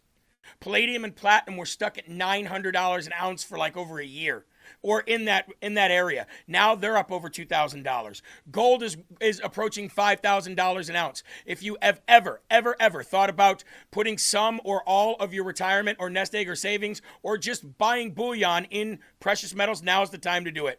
goldencrestmetals.com/LFA. That's goldencrestmetals.com/LFA. Go leave your name, your email, and your phone number. Schedule a time to talk to the folks over at Golden Crest Metals. Get your free gold guide today, and make sure you tune in on Saturdays at 1 p.m. for the Crest Report, where we dive deep into precious metals, why they're doing what they're doing, and where we expect them to go. It is like insider trading. Nancy Pelosi knows about that. We don't. It's just inside information. It's not even really that. It's called knowledge. Get yours today and get a part of gold, silver, palladium, and platinum and diversify your portfolio today. goldencrestmetals.com/LFA. That is goldencrestmetals.com/LFA, goldencrestmetals.com/LFA. Give us a call, 631-527-4545, ready to pick up and answer your calls now. While we are waiting, I want to play this clip from RFK Jr. The Maha movement deserves more credit. This is great. It's just a short clip, okay? It's a very short clip from RFK Jr., but the Make America Healthy Again movement has been phenomenal, and this is something that I was so happy to hear from Bobby Kennedy. CMS, the Center for Medicaid and Medicare Services, is issuing billing guidance that allows clinicians to get paid for de-prescribing work for the first time. Care plans. So now, rather than doctors getting bonuses for prescribing medication, there are now doctors that will be getting incentivized to de-prescribe medication. Oh my gosh, I love it. I love it. We should not be reliant on all these drugs to get us through life. If you eat yourself into a bad situation because you know that you can inject yourself into a lower weight, that is a problem. That's not the answer. And a lot of these people who are doing the Ozempic thing, not that it's wrong for everybody, but there are some people who are doing it that are going to wind up with themselves in a bad situation. All right, we have a call on the line here. Who do we have? Hello. Hello there. Hello there. I think I know who this is, but go ahead. I think this is the Great Sauce, is it not? That is. I had a feeling. Hey, I had a feeling. More of a personal call. Just a few things. How did you like that Newman Price song they made? That was sick. I love Newman Price. That was sick. And the amount of pork chop references in it were great. So I'm very happy about it. Very happy. 10 out of 10. Is Stocker working on getting you for the 28th? I don't know. I have no idea. I haven't heard anything about the 28th. We're 13 days out, so I have not heard a word. Okay, so you talked about country line dancing. Yes. Funny story. I have neighbors. My neighbors, their friends, his wife. They go country line dancing all the time. So what I noticed when you country line dance, you're miserable. Okay. No, so, we loved it. We had a good time. It was a good time. We were all over the place. But did you get video? Look at your faces. I'm telling you, the crowd will look miserable. And not this place. No. We were all smiles, even if we were crashing. I was crashing into the beams and stuff. We were crashing into each other. Laughing. All of a sudden, I was facing the wrong direction. Everyone's I said, "Hey guys, you guys look great." They're all laughing. No, we had a good time. So maybe some people don't like it and they're miserable because they can't get their feet going. But we had a good time. We had a great time. The Grindstone Cowboy is an amazing bar down here in Tennessee. So we were very happy to go. So I always tell her, like I text her on Wednesday nights. I ask her if she's going over to be miserable, and she laughs at me. So yeah, There you go. I just thought that was funny. Hey, bang gavel, my friend. Thank you, sir. Good to hear from you. Sauce, the great Sauce, always into something naughty. He is naughty. He's a naughty guy. Are you being naughty? He's a tremendous person, though. The Mummers, by the way. He does a great job with the Mummers. Music. We love music. All right, 631-527-4545. Jeremy Herrell coming up in a couple of minutes. If you've got we got a couple minutes to take calls. And so how nice is that to hear that doctors are now going to be incentivized to de-prescribe? We're going to see a lot of people being healed. You know what's nice? That's it. That's the goal. Yeah. The goal here is to heal. Because they already have the technology. Not to I just think. stick you on medication, and that's the problem. There's the solution. Stick you on meds. No. Healing should be the meds. Healing should be the goal. And a lot of times, it's just a lifestyle change that you need to make. All right, we are connected here. Hello, who do we have on the line? Hey there. Hey, you got Goldie here on the line again. What up, Goldie? How you doing? Hey, I'm all right. Hey, all right. Have you seen? Did you happen to see the Chinese Trump impersonator on TikTok? I did. China Trump. He's pretty good. You know, he's not me, but he's pretty good. I'll say I've seen him a few times. He's not bad. Definitely not you, but yeah. Hey, I just wanted to say you kick ass as always, man. Thank you. I appreciate you. Yep, appreciate it. You and Brennan and everyone else that's in the chat. That's right. I agree. It is a family here, and we love it. So thanks for being a part of it. Thanks for calling in, and I appreciate your compliments. Thank you. Hey, have a good one, man. You too. All right. Love it. A little upbeat call. Goldie. That was nice. We love him. Yeah. Tremendous guy. We would never bomb him. He does a fantastic job. He does a fantastic. By the way, if you were watching 1210 WPHT this morning, I started in doctor gear. It was great. All right, here we go. Another one. We have another call connecting here, and we will be connected in a short period of time. Hello, you are on the line. Who do we have? What's going on? T. Mitchell. T. Mitchell. What's going on, T. Mitchell? How are you?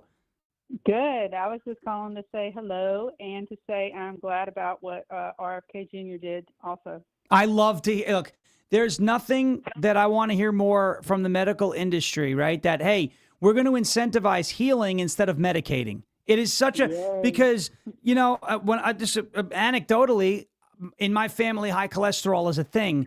I've had high cholesterol since I was a child. And they tried putting me on Lipitor when I was 13 years old. Thankfully, you know, I had good parents, and they were like, no. We'll try different diets and all this. By the way, nothing helped bring my numbers down other than keto, believe it or not. All right. And exercise. I tried a low-fat diet, do the keto diet. I don't know what my numbers are now. Probably going to go get a physical in a month or two because I'd like to know. But over-medicating is not good. So I agree. But like when we were growing up, I'm 56. So when we were growing up, apple a day keeps the doctor away. Right. I mean, all these different like sayings and stuff, but they were true, but they don't do them now. Sure. And then they teach everyone, eat all the bread and don't eat fats. And it's not to say that you should eat only fat. Everybody, by the way, everybody's body is different. So listen to your body and all of that too. And yes, talk to your doctors. But yeah, the apple a day keeps the doctor away. Don't eat red meat. Now it's like you might want to eat a little. It's a whole thing. Everyone's body's different, but I'm happy to hear that doctors are being incentivized to heal, not medicate. And I love it. Agree. And you know what else?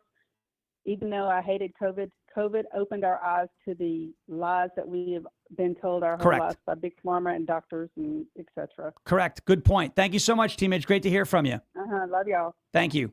All right. Yes, she's right. COVID opened our eyes to how deceitful the medical industry has been. That's not to say every doctor's bad. And a lot of people knew about it before COVID, but it did put it out in the forefront for a lot of folks to say, hey, whoa, this is kind of crazy. All right, this is going to be our final call of the morning. Thank you so much to everybody who called in. We had a lot of calls coming in. This is our last call. We're going to have to keep it kind of short, but who do we have on the line? Hello. Hello, this is Bill. I just wanted to put out a message to the president. I did not have sexual relations with Hillary. Well, good, Bill. I'm glad you didn't have sexual relations with Hillary. Thank you so much for the call. We got to leave it right there. Jeremy Herrell is up next, but that was always good. It's always nice to hear more voices coming through, as if I don't have enough voices in my head that I listen to. All right, thank you so much to everybody watching and listening. It's a great week here on the show again. Hit that thumbs up button for the stream. Jeremy Herrell is coming up next here on rumble.com/LFATV. If you can, please go to your favorite podcasting app, okay? Whether it's Apple Podcasts, Spotify, I use Podcast Addict, okay? And just hit the subscribe button for Ungoverned. You search Ungoverned, you hit subscribe. It helps us reach more people on the audio side. I'm very, very grateful for Dan Bongino and being able to go on his show occasionally and bring our channel to his audience. And a lot of folks listen on audio there. So if you're listening on audio, come to rumble.com/LFATV. That's where our video is. Hit the follow button, hit the thumbs up button. And of course, if you can't watch us live, the show is posted later on, right after the show ends, as its own standalone stream. And if you're watching on video, please subscribe to us anywhere you get your podcasts. It helps us reach more people on the audio side, which is where a lot of people are listening. So we appreciate that as well. Thank you so much for watching and listening. As President Trump says, we will never give up, we will never give in, and we will never, ever surrender. And if all else fails, we'll just become ungovernable. Thank you. God bless you. God bless this one nation under God, indivisible, with liberty and justice for all. Jeremy Herrell is up next. I hope you guys have a great weekend. We'll be back here Monday morning, same time, same place. Rumble.com/LFATV for Ungoverned at 10 a.m. Eastern time. Until then, have a great weekend. Enjoy Live from America with Jeremy Herrell up next. And thank you for your attention to this matter.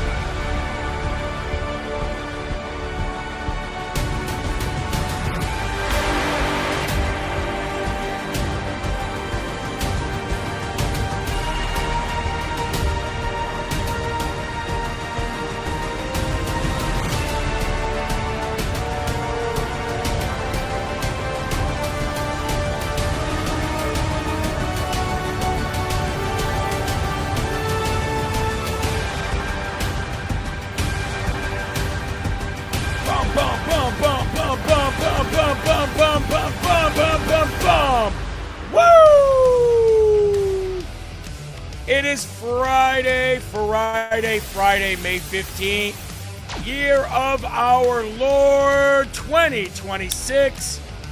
And you're locked and loaded right here on rumble.com/LFATV. This is Live from America. And I am your ever so humble, God-fearing, and God-loving host of this show, Jeremy Herrell, the Hip-Hop Patriot, broadcasting from the the Hawkeye state of Iowa. Wow, it's been a long time since I made that mistake, Eli. Maybe I just love living free. Iowa, New Hampshire, wherever it is. Say hello to Mr. Damn Skippy. It's his favorite day of the week. He's got that stogie. Hey, grab me a stogie if you're not doing anything, Eli. You just made me drop it, you jackass. Anyway, it's time to hit that rumble button, hit that share button. We got some news to get to. I got a stogie to get to. I got some bourbon to get to. Let's get to the weekend. He's got that stogie. If you're not doing anything, give me the stogie. Door slamming McGrowan. $5 donation. Thank you so very much. L.M. Burkowski is watching today. We've got Trishy in the building. Andrea Lori is here. How you doing, Lori? Good to see you. We've got J.A. Fish, Keith Day, Luke, 2424. Thanson is here. Arm Spear. Michael Gross said my favorite day to payday. Good morning, Jeremy. Good morning to you. Live free or die is the New Hampshire state motto. Yes, it is. Yes, it is. And the Hawkeye state is Iowa. We've got Kelly here. How you doing? Cat lover in the building. C. Ward, who is from the Live free or die state. Bobby Driver is here. Scotty, come on, spill the tea. How was the interview? Joe Bo, Gaynell J. Rumble from Southwestern PA is here this Friday afternoon. Morning, I should say. Still not afternoon yet. Chris Cap, Redneck. Betty says, good morning, LFA family. Love you all and God bless you. Praying the computer will stop freezing on LFA. Been going on for days. That does get annoying. I'm so sorry to hear that. Dolly Diva in the building. Kiki48 said, I made it. Whoop, whoop. Ripsaw, what a cool name. In the building. We'll give a couple more here. CQ, LFA. All day, that's the way. Big Mac is in the building. Don't say that. I haven't had a Big Mac in months. I might want to go get one. Kendall is here. How you doing? And last but not least, let's give it to, Sugar Booger. How about that? But don't do any booger sugar, Eli, because if you do too much booger sugar, you might walk around hearing this. Cocaine's a hell of a drug.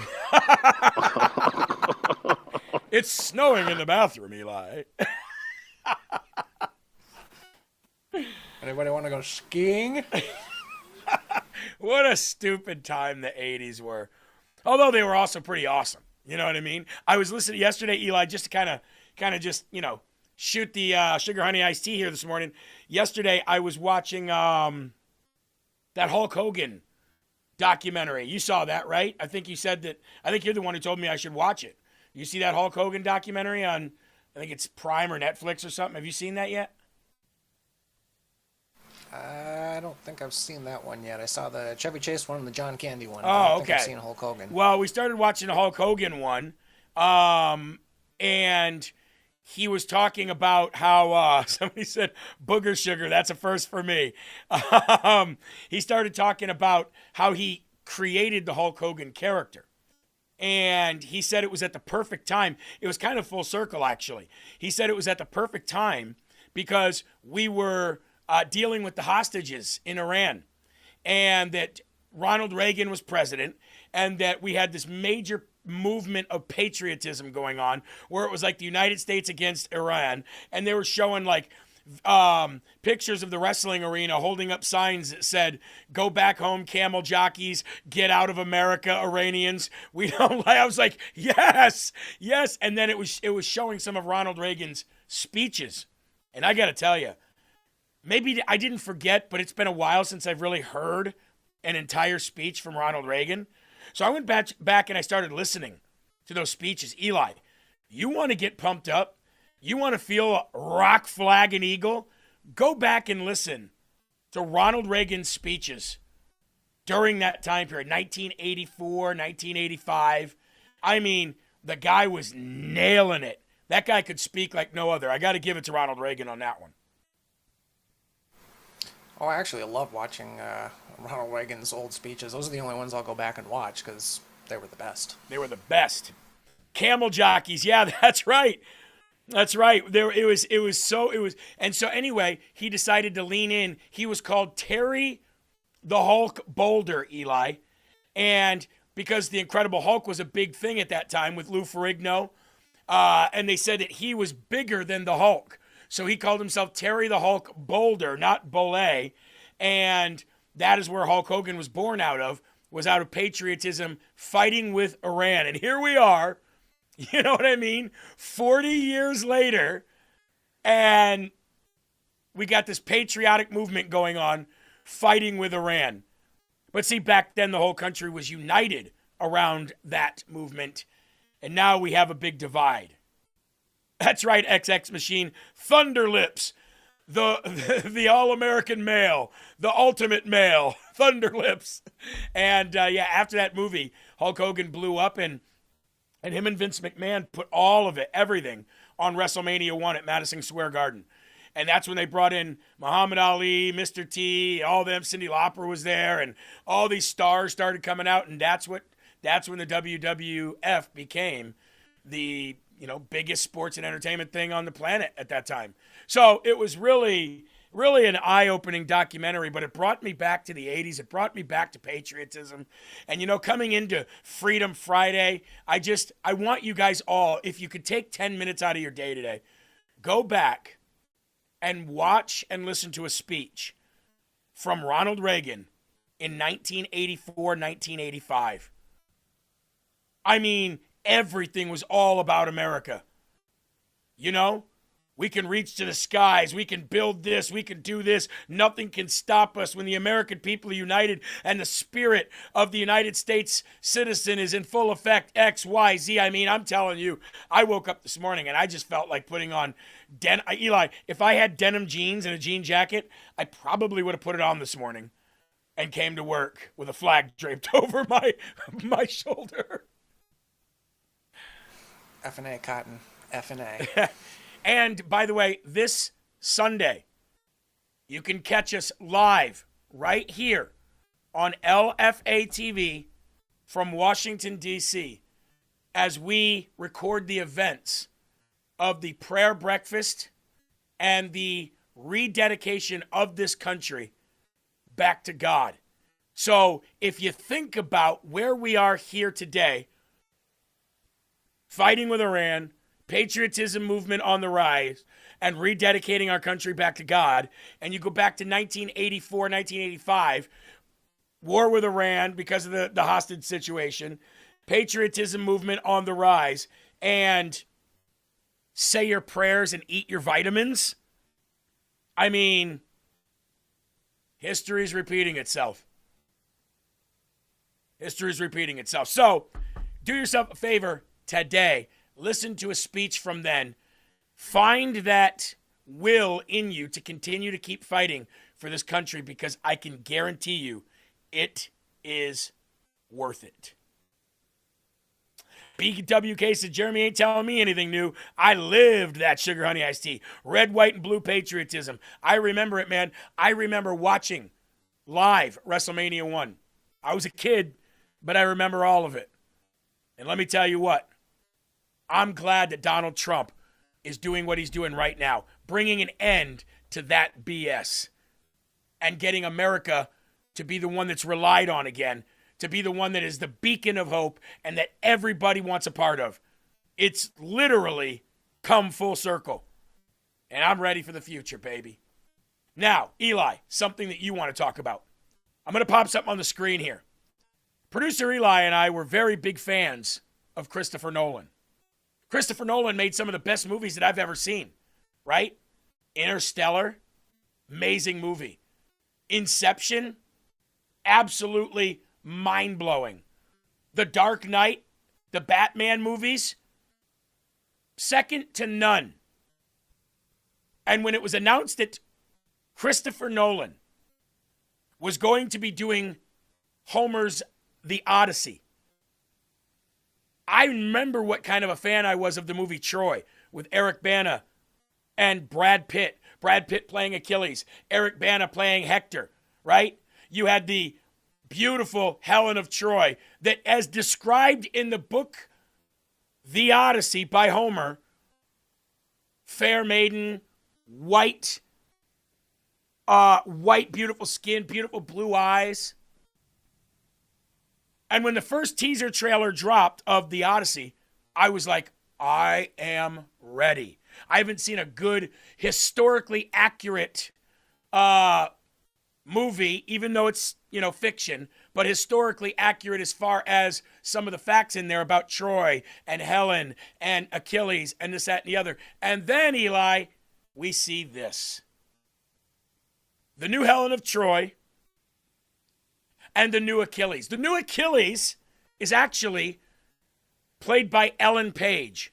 Now, Elliot Page, a young, tiny, 5'2", 100-pound, soak-in-wet trans who chopped off her breasts, and Christopher Nolan puts her as Achilles.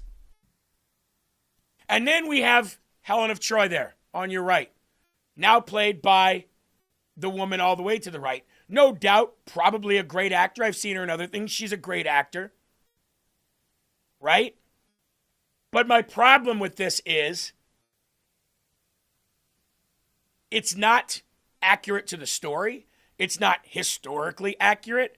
It's not even close to the description of either of these two people in that very popular and very, very famous book, The Odyssey.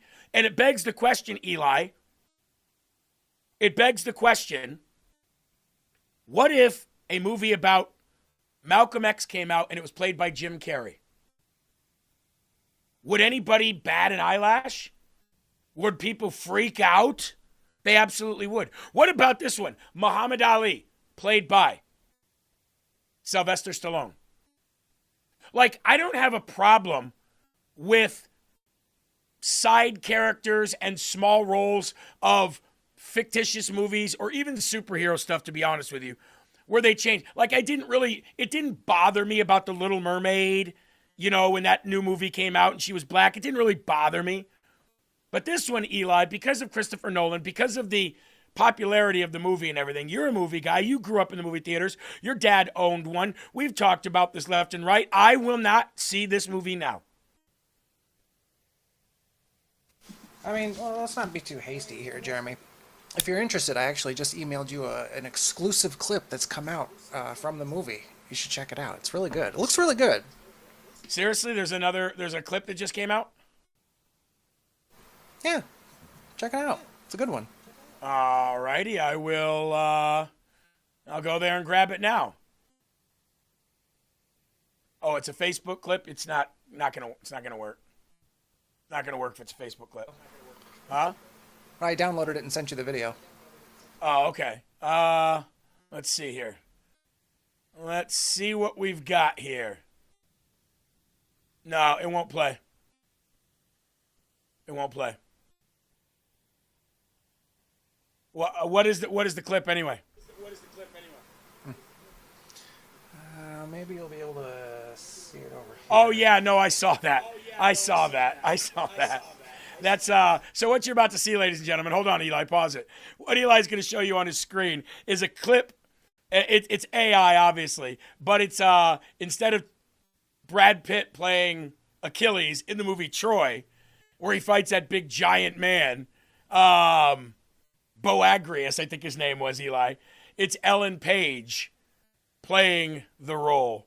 Wow. Eli, I've also seen one where they make her play Leonidas of 300 as well. But go ahead, play it.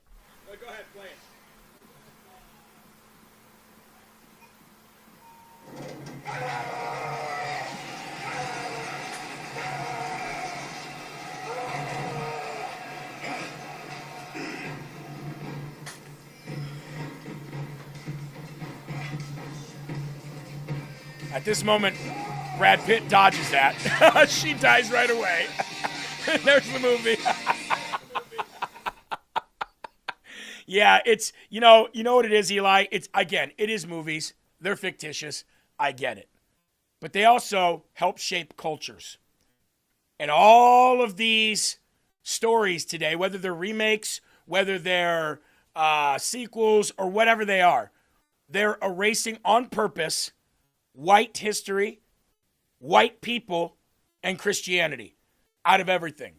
And whether we like it or not, they do shape cultures and societies, especially with the way we consume content today. And I will not be giving $1 to Christopher Nolan on this one, Eli. I'm done with it. I'm not going to support it.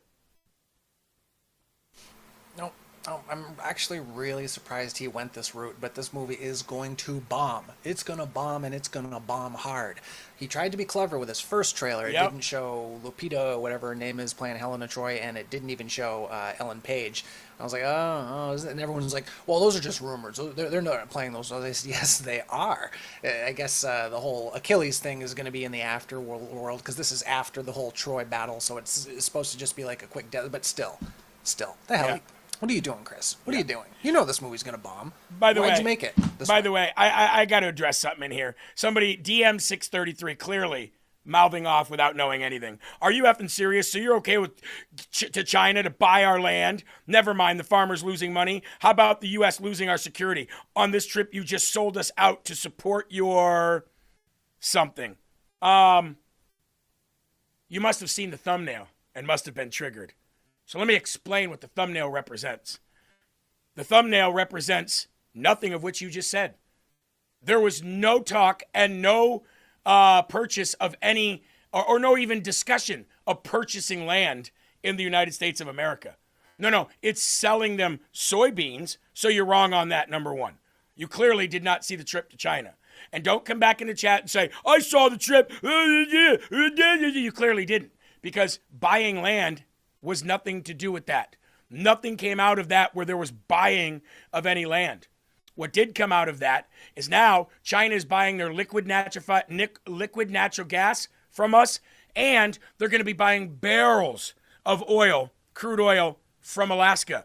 They're completely getting rid of their dependence on oil from the Middle East and through the Strait of Hormuz, and that means he who controls the energy of a country controls the country. So tell me, again, Mr. Smarty Pants, or Mrs., I don't want to assume your stupid-ass gender, what are you talking about?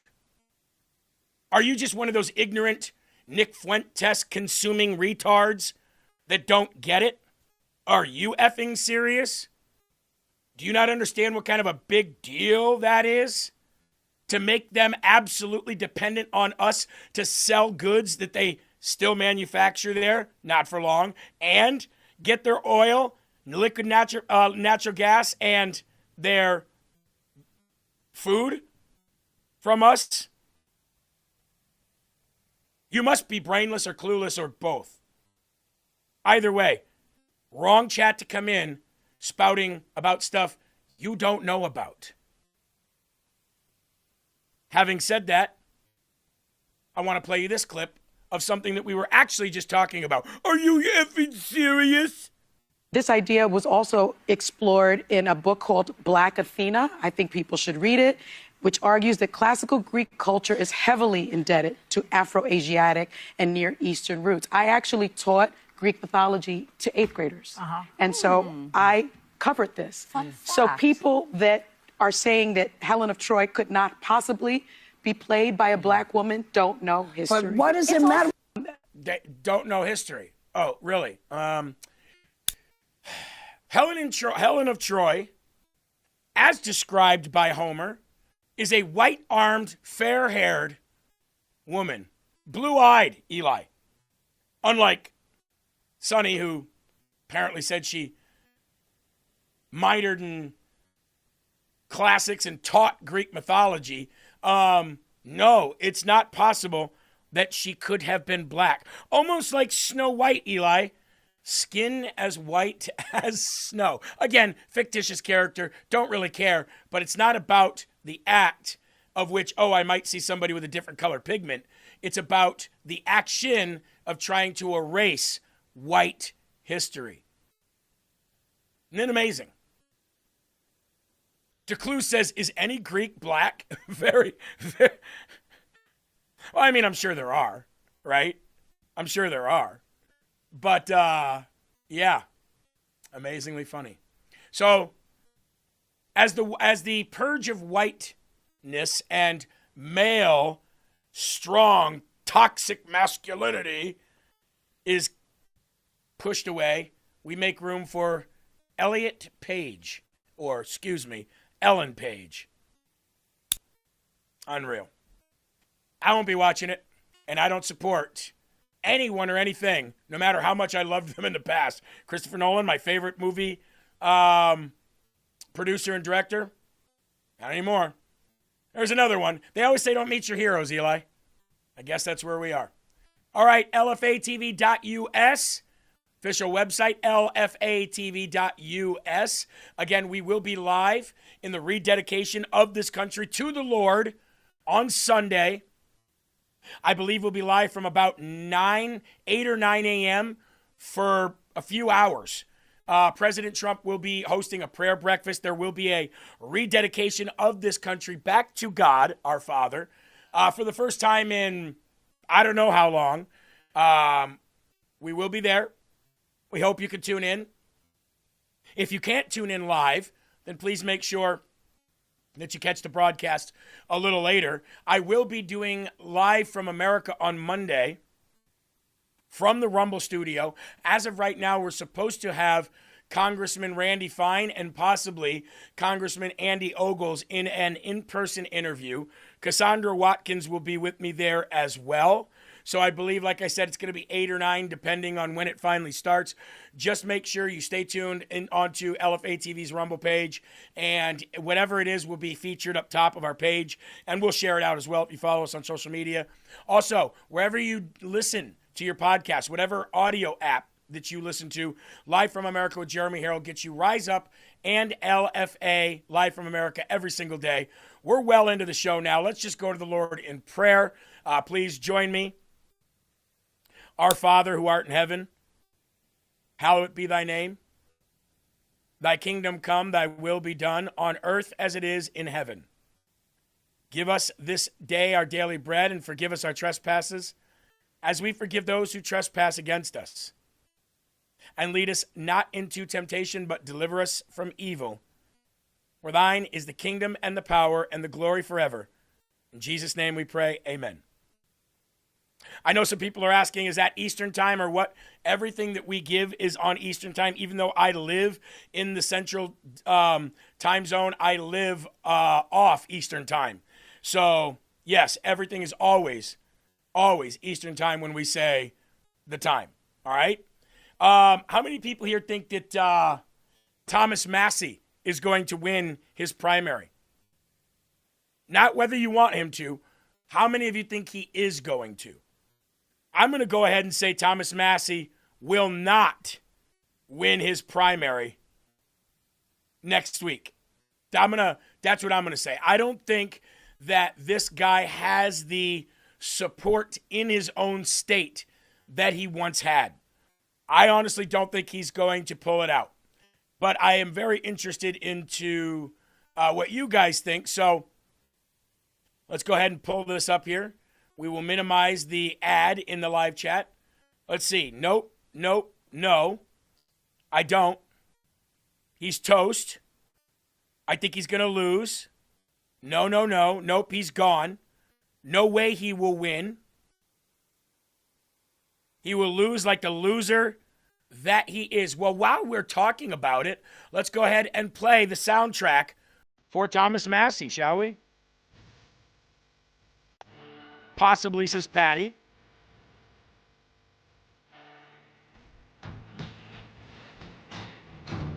I don't think he's going to pull it out. When it's all said and done, I don't think he's going to pull it out. He doesn't even have establishment support, even if he had establishment support, and I'm talking about Rhino establishment support, I don't think he could win. But he doesn't even have that. He's a loner. He has no team. He has no support. He has no backing from the Republican Party. The only backing that he has, I believe, is by leftists and woke right black pillars. That's it. We'll get to Thomas Massie later on in the show. But for the first and foremost section, please lift up your cups and let's get busy. And by the way, we appreciate all the donations on this Fundraiser Friday. If you're new, we get donations all week long because the more our audience takes care of the bills, the less we have to rely on sponsors. But on Fridays, we do Fundraiser Friday. Okay? So on Fundraiser Friday, anybody that wants to help out, whether it be $1, $2, 50 cents, it all adds up. And we've done some good things. And we've sent out a lot of checks lately, too, from the Slurp Fund. So thank you guys all for that. Let's get busy here. First and foremost section of the day. The United States is canceling the deployment of 4,000 troops to Poland as President Trump distances himself from weak allies. He warned them. He said, we're going to find out who our allies are. We're going to find out who really supports us, who really has our back. And during this whole Iranian stuff, we found out. We found out a lot about the EU. There was some elections that happened with members of the EU countries. And right now, President Trump says, I can forgive, but I don't forget. All of your betrayals, all of your disloyalty, now you're going to pay. And I'll tell you what, all those people, Trump sends our sons and daughters overseas. Well, he's about to keep 4,000 of them from Poland. The U.S.-Israel military operation against Iran have become a litmus test for the European allies, and most of them failed badly. Not only did the NATO countries fail to step up to help the U.S., some of them went on as far as denying the U.S. military bases on the strikes. President Trump's response came first with public criticism, and now the actual practical consequences are starting to unfold.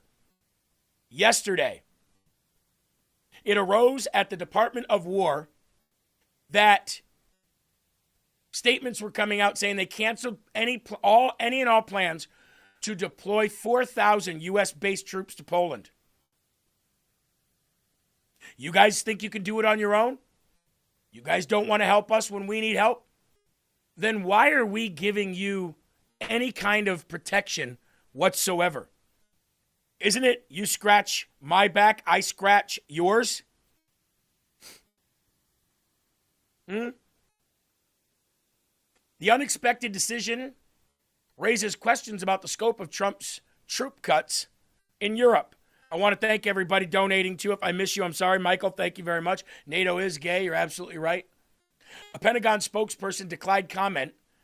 A lawmaker said the decision had not yet been notified into Congress, and no formal announcement has been made. However, the decision, first reported by Army Times, came just 2 weeks after the Pentagon announced it was withdrawing 5,000 troops from NATO. Specifically our ally, Germany, in part due to the widening rift over the Iran war between President Trump and Europe. The U.S. is reviewing its troop presence in Europe and has long been expected to scale it back, demanding that NATO countries take a larger role in the defense of their own region. Quote, Trump has also been angered that European allies did not join the U.S. conflict against Iran and sparred with German Chancellor Friedrich Merz, who last month said, quote, Iranians were humiliating the United States in negotiations. Euronews reported, quote, in an abrupt move confirmed by Euronews, the U.S. has scrapped the 4,000 strong rotational force due to replace troops once they completed their deployment in Poland. A ceremony marking the upcoming deployment of the 1st Cavalry Division, known as the Casing the Colors, was held on May 1st at Fort Hood, Texas, and military equipment was already in transit, underscoring how far advanced the tour was before it was aborted. The decision is nevertheless likely to cause disappointment in Warsaw, where speculation had been mounting for weeks that some of the troops withdrawn from Germany could instead be redeployed to Poland, a country seen as a key to protect the alliance's eastern flank against Russia. But now they're not even getting them. Good. Now those troops can look at Poland, President Trump can look at Poland and Germany and say,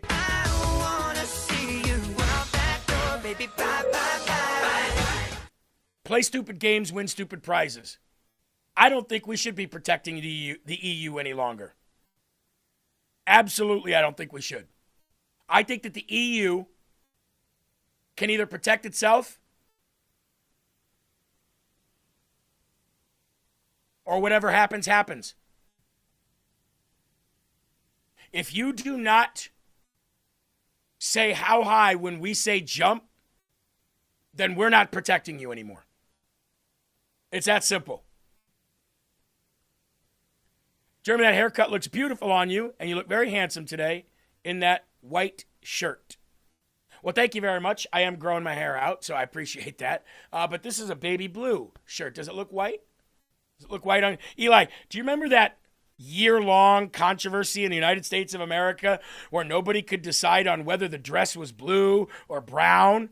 And I thought to myself the other day about that, and I was like, that's what our country's been reduced to, though, right? Where we can be divided over the color of a dress. I thought that was so stupid. There's too much of a duality in this country with friggin' everything, right down to the government, Democrats and Republicans. I've always wondered to myself, how the hell are we supposed to be united when we have two parties constantly fighting each other? But yeah, that whole dress thing, it's just, yeah, ridiculous. See, blue and gold, that's what it was, Amy, that's right.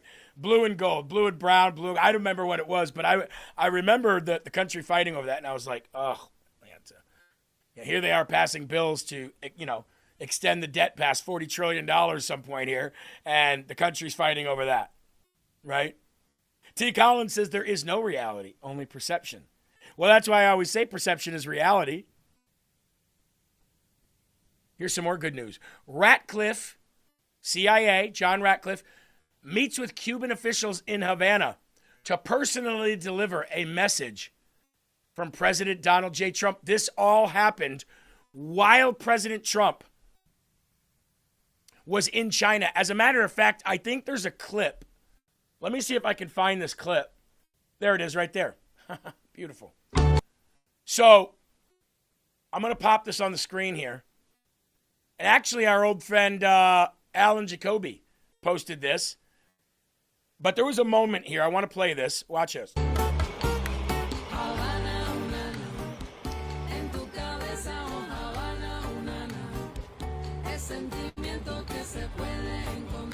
All right, so if you can see the top here, right there.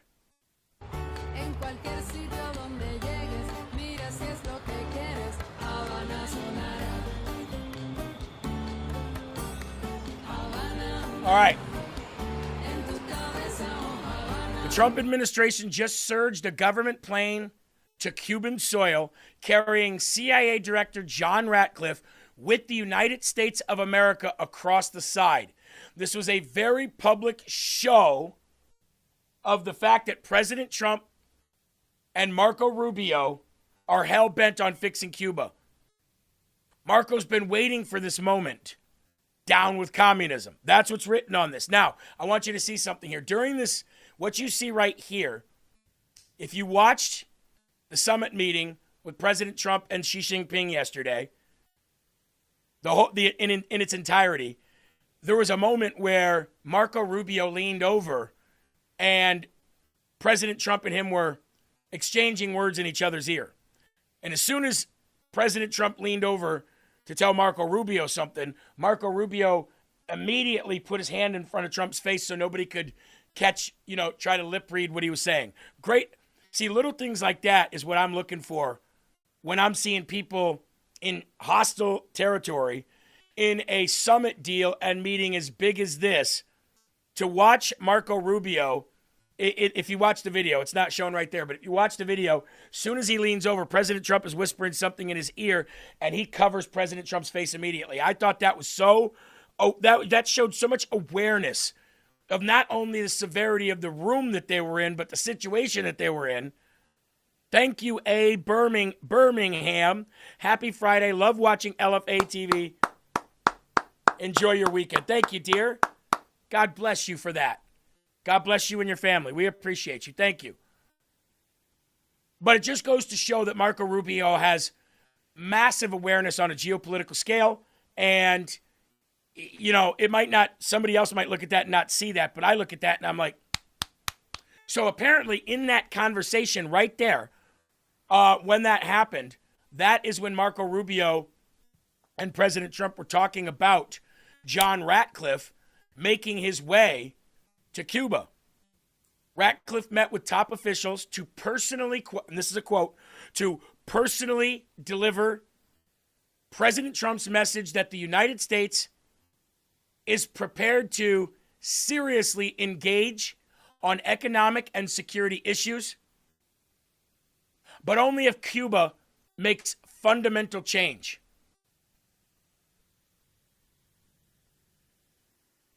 What you're actually witnessing here is the beginning of President Trump and the United States of America, piggybacking off what we talked about with Greenland yesterday, Venezuela, Cuba, and Greenland. They're all going to become, Cuba's going to become a U.S. territory. President Trump is seriously talking about Venezuela having statehood. Where does that leave Cuba? Probably in the same ballpark or umbrella as Puerto Rico, U.S. territory, which is what Greenland, or at least that region where the 3 military bases are up and running and will be updated and enhanced.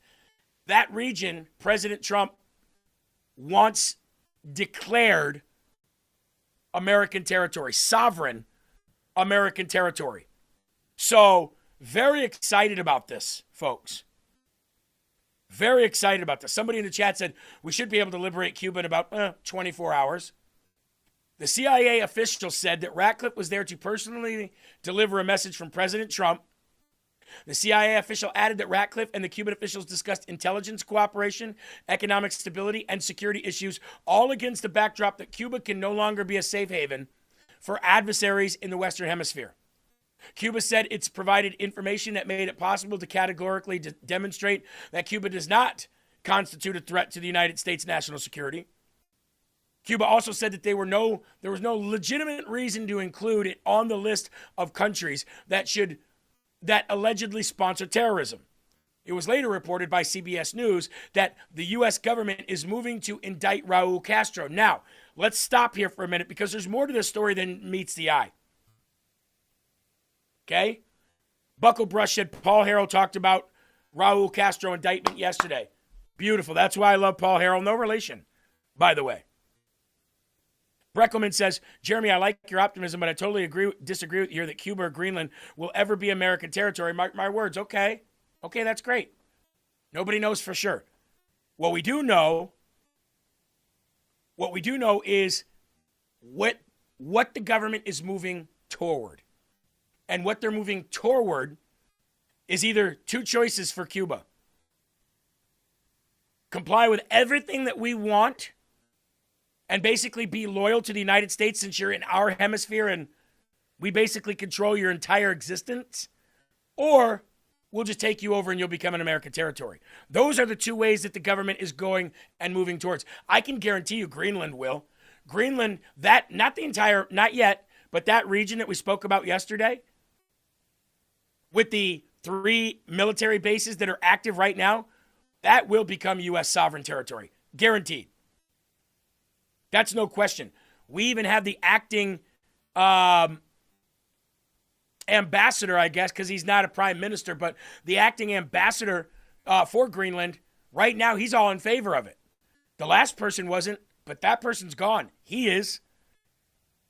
So, long story short, the United States taking steps to indict Castro is removing him like they removed Maduro. Right now, Venezuela is sending us, remember I said that we got to get to 6 million barrels a day? Right now, ladies and gentlemen, we're pushing almost half that. We've increased from 600,000 to about 2 million already. And that was just not too long ago. So now, let's take a step back and let's look at this. Do you guys remember when the spy balloon from China during Biden's regime was allowed to float all over the country? Do you remember what we reported on where the U.S. government ended up putting out an official statement that where that spy balloon was sending messages to?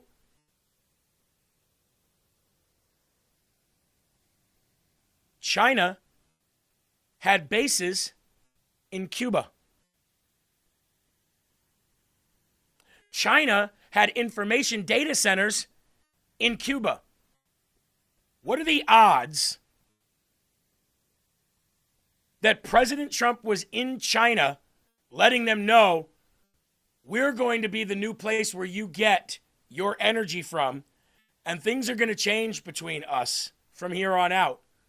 At the same time as the director of the CIA flies down on official business carrying a direct message from President Trump about, you're going to get your sugar honey iced tea together here, or we're taking this too. This all happened at the same time. What are the odds?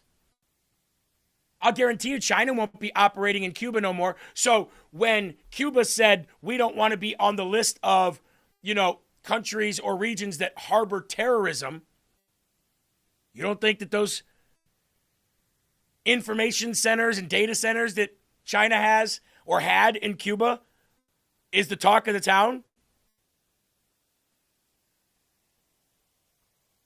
So big shout out to President Trump for doing what he said he would do. And now, time for a laugh. Konnichiwa from Xi Jinping Trump. Konnichiwa, my dear Chinese amigos. Your favorite president is here in China. I'm here to meet with your lovely dictator Xi, great friend of mine, a bit of a party pooper. I told him he was the Kung Flu Panda one time, and he didn't even smile. And when I ask him for McDonald's and a Diet Coke, he offers me tea and friggin' sushi. Or whatever it is you guys eat here in China. Probably dogs, like Somalis in Ohio. Anyway, thank you for inviting me to your lovely country. Remember to keep spraying Lysol in Wuhan. We don't want another fake virus to come from China. Anyway, arigato, bitches. His hat said MAGA on it. Thank you, T-Man, for helping support the show. Thank you, Patty, as well. And A. Birmingham. Thank you all very much. Konnichiwa. It's, you know what? Sometimes AI is funny. You know what I mean? Tired, yeah. I thought they were Haitian, too. That obviously, AI made a glitch there because it was the Haitians that ate the cats and the dogs in Ohio. But either way, konnichiwa is Japanese. I know, that's the funny thing about it. It's like he even talked in Spanish in this too, while he had the Chinese hat on. Fact of the matter is, what are the 5 things that we walked away with yesterday from China? For the dipshit that came in thinking he knew what he was talking about. We walked away with a massive commitment to help us in any way we need against Iran and the Strait of Hormuz and wiping these guys completely out of business. We're putting them out of business. You know that, right? We're evicting Iran out of the oil and gas business. They will no longer have anything. They don't export anything. They export child sex trafficking, and they export oil or allow oil to go through. Now they're going to get nothing. Okay? So we've got the commitment that they're going to buy liquid natural gas from the United States of America. We got the commitment that they are going to purchase hundreds of planes and parts from Boeing. We got the commitment that they're going to buy all their soybeans, or at least a majority of them, from us, which is going to, soybean farmers are going, that's going to increase their productivity. And soybean farmers have been wanting to be able to sell to anybody that they can. Okay? Godchick says, China now knows that the USA means business. Absolutely. What's the next thing that we got? We got the biggest one of all. And this happened after the show yesterday. And that is what the thumbnail is all about. Let's go to Eli's beautiful thumbnail. He nailed it today with this thumbnail, folks. Tell you that. Eli's thumbnail today is this. It's beautiful. That's probably why that person came in so triggered. Because they probably thought we were like, yay, China, take control of America. They're right there. That's me and Trump, obviously dressed in, rice hats and looking Chinese. And the big oil tanker there, right? On the right. And then on the left, Alaska. What does that mean? Well, China is now going to be sending oil tankers to fill up from Alaska. So not only are they going to be buying their oil from us and separating themselves from the Strait of Hormuz and Iran, but they're also going to be buying their liquid natural gas from us, liquefied natural gas from us. They're going to be buying crops from us. So that means Trump is their daddy. And guess what else?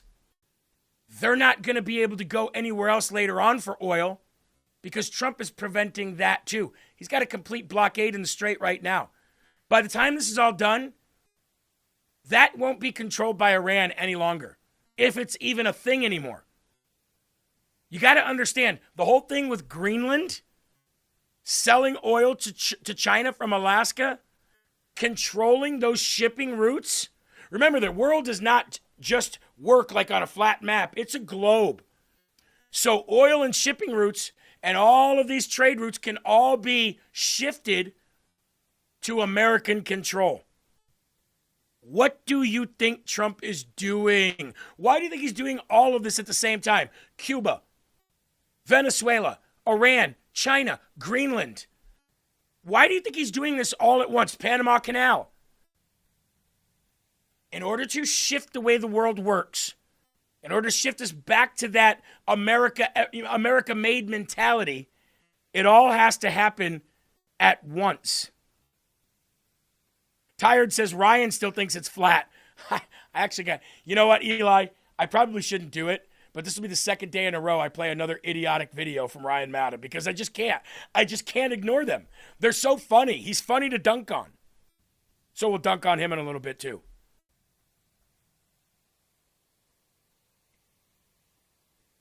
It is so easy to see what President Trump is doing if you know President Trump and what he does and how he operates. And you don't even have to call it. All you have to do is listen to what he says. He tells you what he's going to do. So let's get into some of these videos from the meeting that we didn't get yesterday because this happened after the show. And this is where President Trump said he was very impressed with China on this visit. With China, and I just want to end by saying this has been an incredible visit. I think a lot of good has come of it. We've made some fantastic trade deals, great for both countries. He's a man I respect greatly, become really a friend. We've known each other now 11 years, almost 12 years. It's a long time. And we've settled a lot of different problems that other people wouldn't have been able to settle. And the relationship is a very strong one. We've really done some wonderful things, I believe. We did discuss Iran. We feel very similar to Iran. We want that to end. We don't want them to have a nuclear weapon. We want the straits open. We're closing it now. They closed it, then we closed it on top of them. But we want the straits open. And we want them to get it ended because it's a crazy thing. They're a little bit crazy, and that's no good. Can't have it. They cannot have a nuclear weapon. But we discussed a lot of other things also, and I think we're very much on agreement. We're going to have some further discussions now with the group. But I just want to thank President Xi and all of his representatives. We've become friendly with all of them. They're great people, and it's an honor to be here. We'll be back, and I believe on September 24th or thereabouts, President Xi is going to be coming to the United States, and we will be reciprocal, like reciprocal trade. The visit will be reciprocal. We're going to lay it on the line, and we're going to have, you're going to walk away hopefully very impressed, like I'm very impressed with China. And I just want to end by saying thank you very much. It's been really a great couple of days. Thank you very much. You ever notice Xi Jinping very rarely speaks? See, a lot of people think that Xi is the one in charge of everything. And that might be the case in some shape or fashion, kind of like the United States president. But there are families. I think Ava said there's 12 families. And China is built in a way that these 12 families have all the power. They are the CCP. If the people of China wanted to rise up and take out these 12 families, they could do it like that.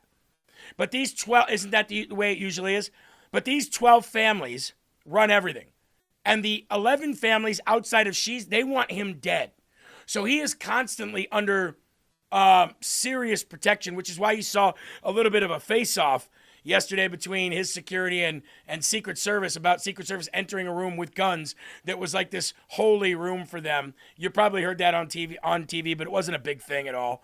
Not as big as people are making it anyway. But you notice that Trump owns the room?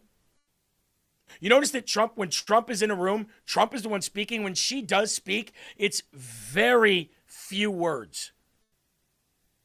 Because he owns the room. Wherever he goes, he owns the room. And he owned Xi yesterday. And he owned China regardless of what Bannon or anybody else is out there saying. I heard Bannon was like, oh, this was not a kiss the ring moment for the United States of America. Bullshit. And I say that being a friend of Bannon's. Bullshit. Okay? They're not just going to sit there and agree to things and blow smoke up Trump's ass.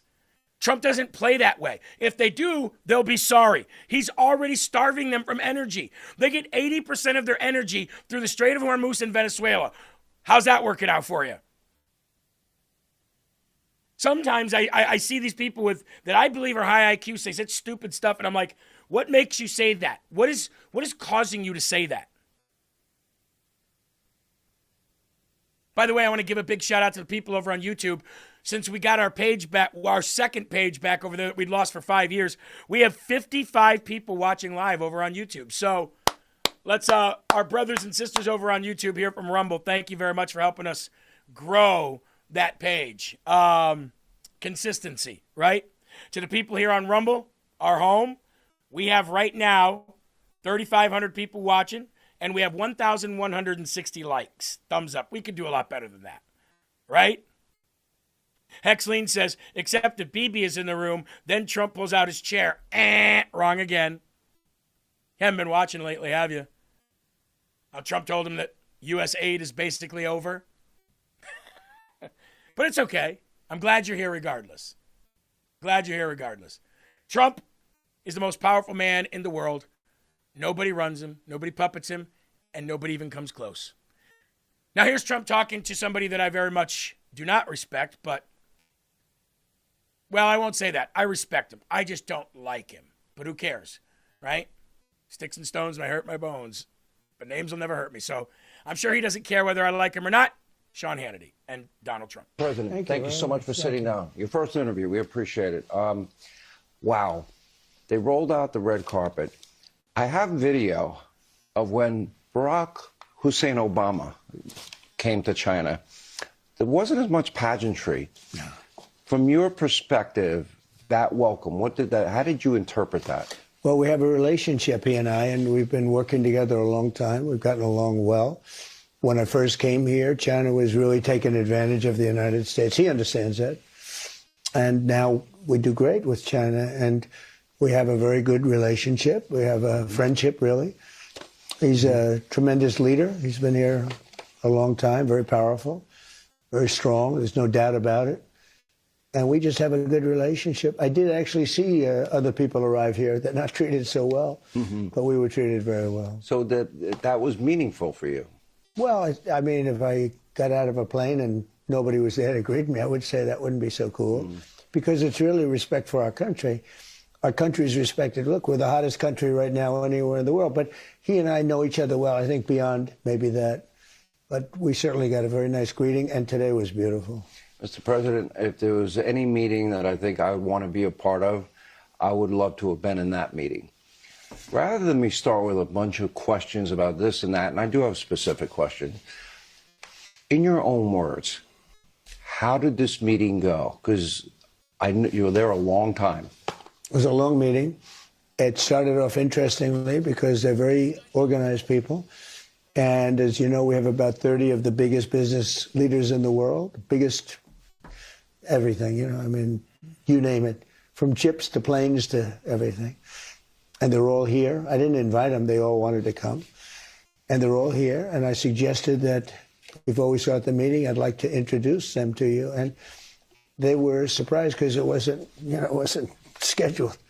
And they looked around, they said, well, and then, we had everybody. I don't want to go into names because I'll leave some out.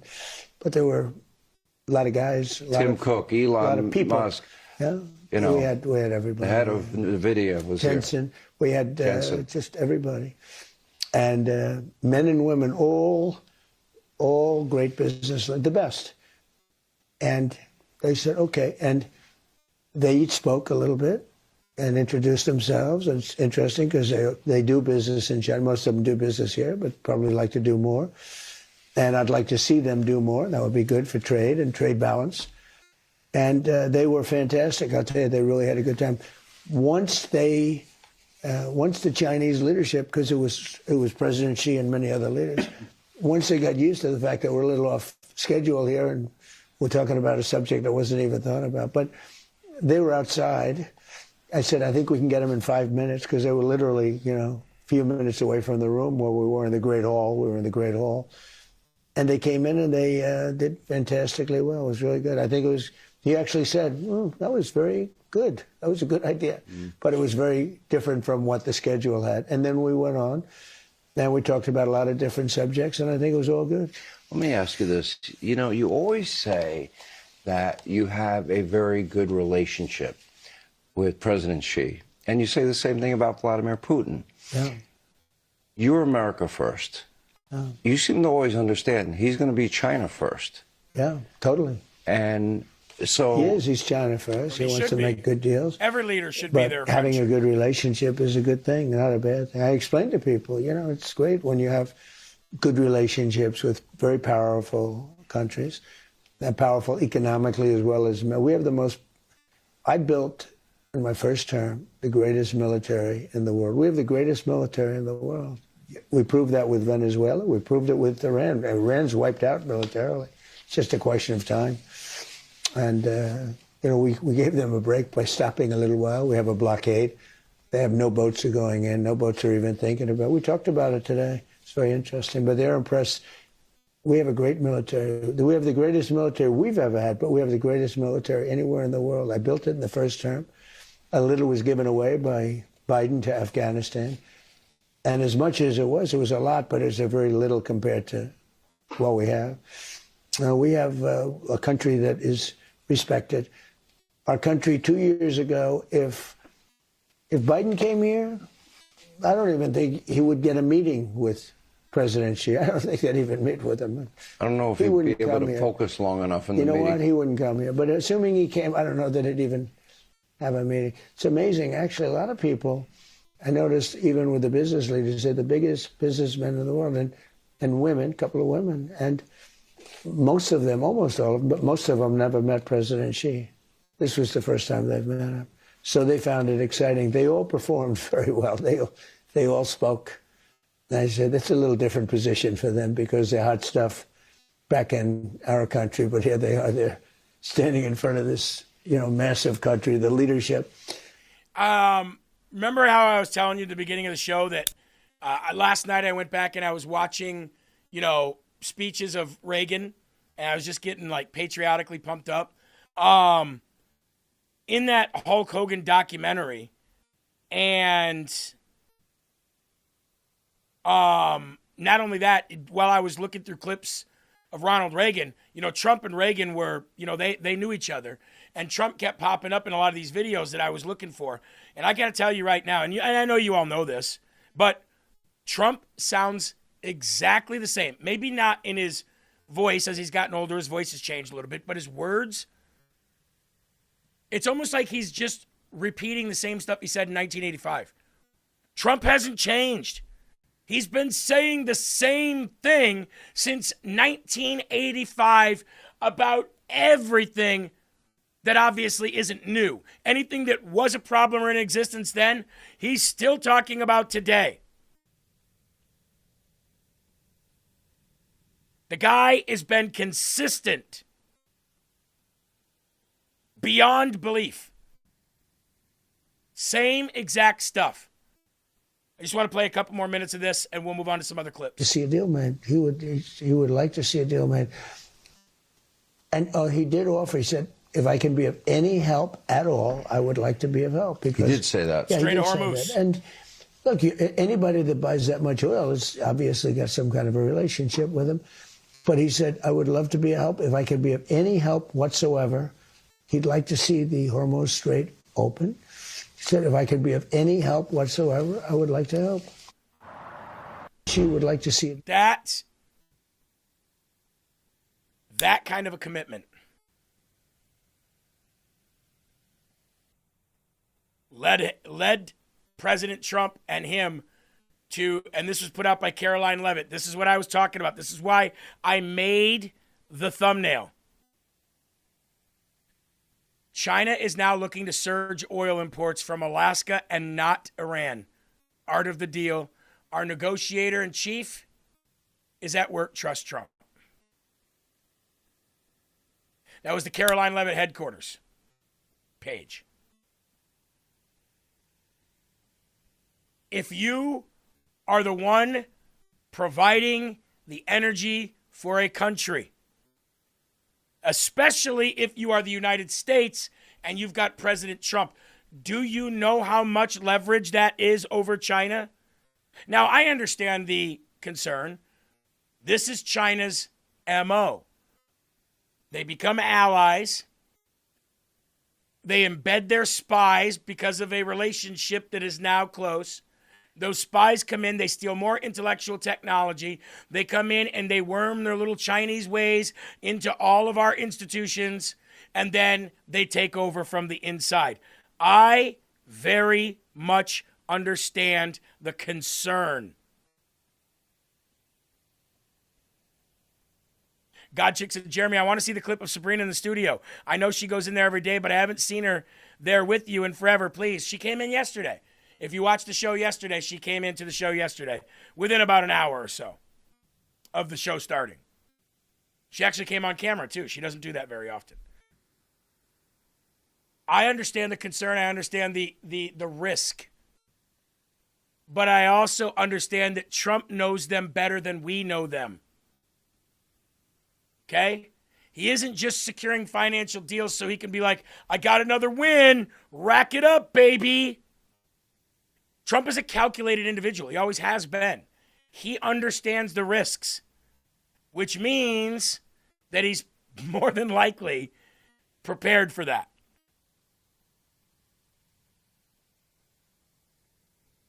But when the country that supplies your energy is the United States of America and Donald Trump, I would like to think that leverage over China is now and will be now in the future at its strongest, at its highest. And that leverage is going to be controlled by Donald Trump. Casey, Jeremy, your wife is a badass. You're absolutely right, she is. I think I married her. You want to know one of our first nights hanging out? No, excuse me. This is when she was getting ready to move into my apartment. Because her and I lived apart as we dated for over a year, because we both had 2 kids. I know I'm going on a weave here, but somebody said she's a badass. So I got to answer this. Because we both had 2 kids, we didn't want to mingle these 2 families too soon. So we dated for over a year in separate apartments. As we were getting ready to have her move in, I remember what put it over the edge for me to say, okay, let's do it. She went into the kitchen at my house and went into the fridge. There was a leftover steak from the grill the couple nights before, and she walked into the living room holding an entire sirloin with her fingers and eating the steak like a caveman. And I said, I got to marry this girl. Believe it or not. That's what it was. I said, I got to marry this girl. Any woman who eats steak like that, come on now. Then I found out that everywhere she goes, she's carrying and all that. So I'm like, oh, I definitely got to marry this woman. You know what I mean? Like, she's a conservative without being married to me. Yes, please. Check this out. Obama, Visit to China, 2016. Trump, visit to China, 10 years later.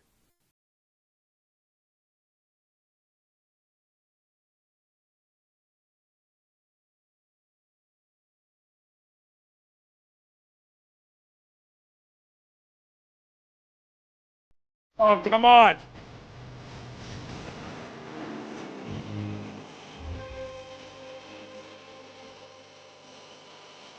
Look at that. Woo!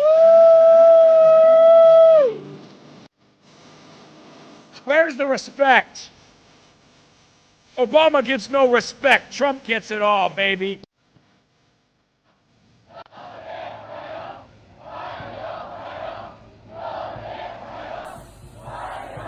I have no idea what they're saying, but I'm sure it's something good.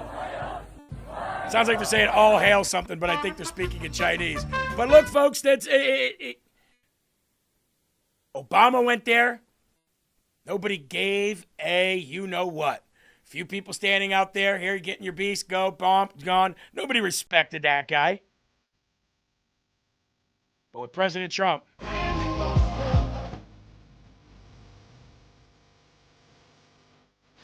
pageantry, baby.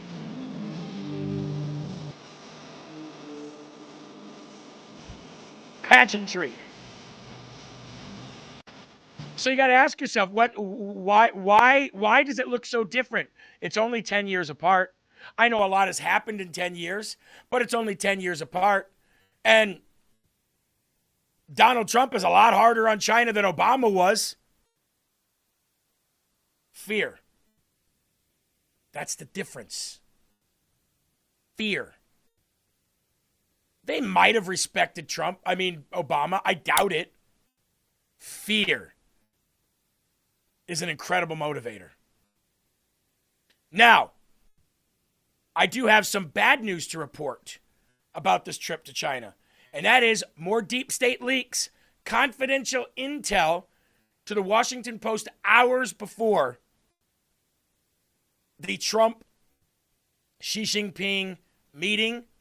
And actually, Peter Doocy over at Fox had that exclusive. So shout out to Peter Doocy. Post pushed a big story that there is a classified U.S. intelligence assessment that accuses the Chinese basically of using the Iran war to gain leverage over the U.S. with their allies. There's a big PR campaign apparently globally for the Chinese to call the war illegal, and they are even supplying some U.S. allies in the Gulf with defensive weapons. President Trump, it might come up when he sees Xi for the first time in about 4 hours from right now. Kind of looms large here. Yeah, it's a big deal. Peter, thanks. Thank you. So there was an effort to thwart and throw bad vibes into the meeting by saying, well, the U.S. thinks that China's all bad and that they're using the Iran war so that they can dictate what happens here, there, and the other and call the war illegal and have leverage over the United States. Well, Trump left with all the leverage. Trump showed up with all the respect and the fear, and he left with all the leverage. So it clearly didn't work, but who tried to sabotage that? Huh?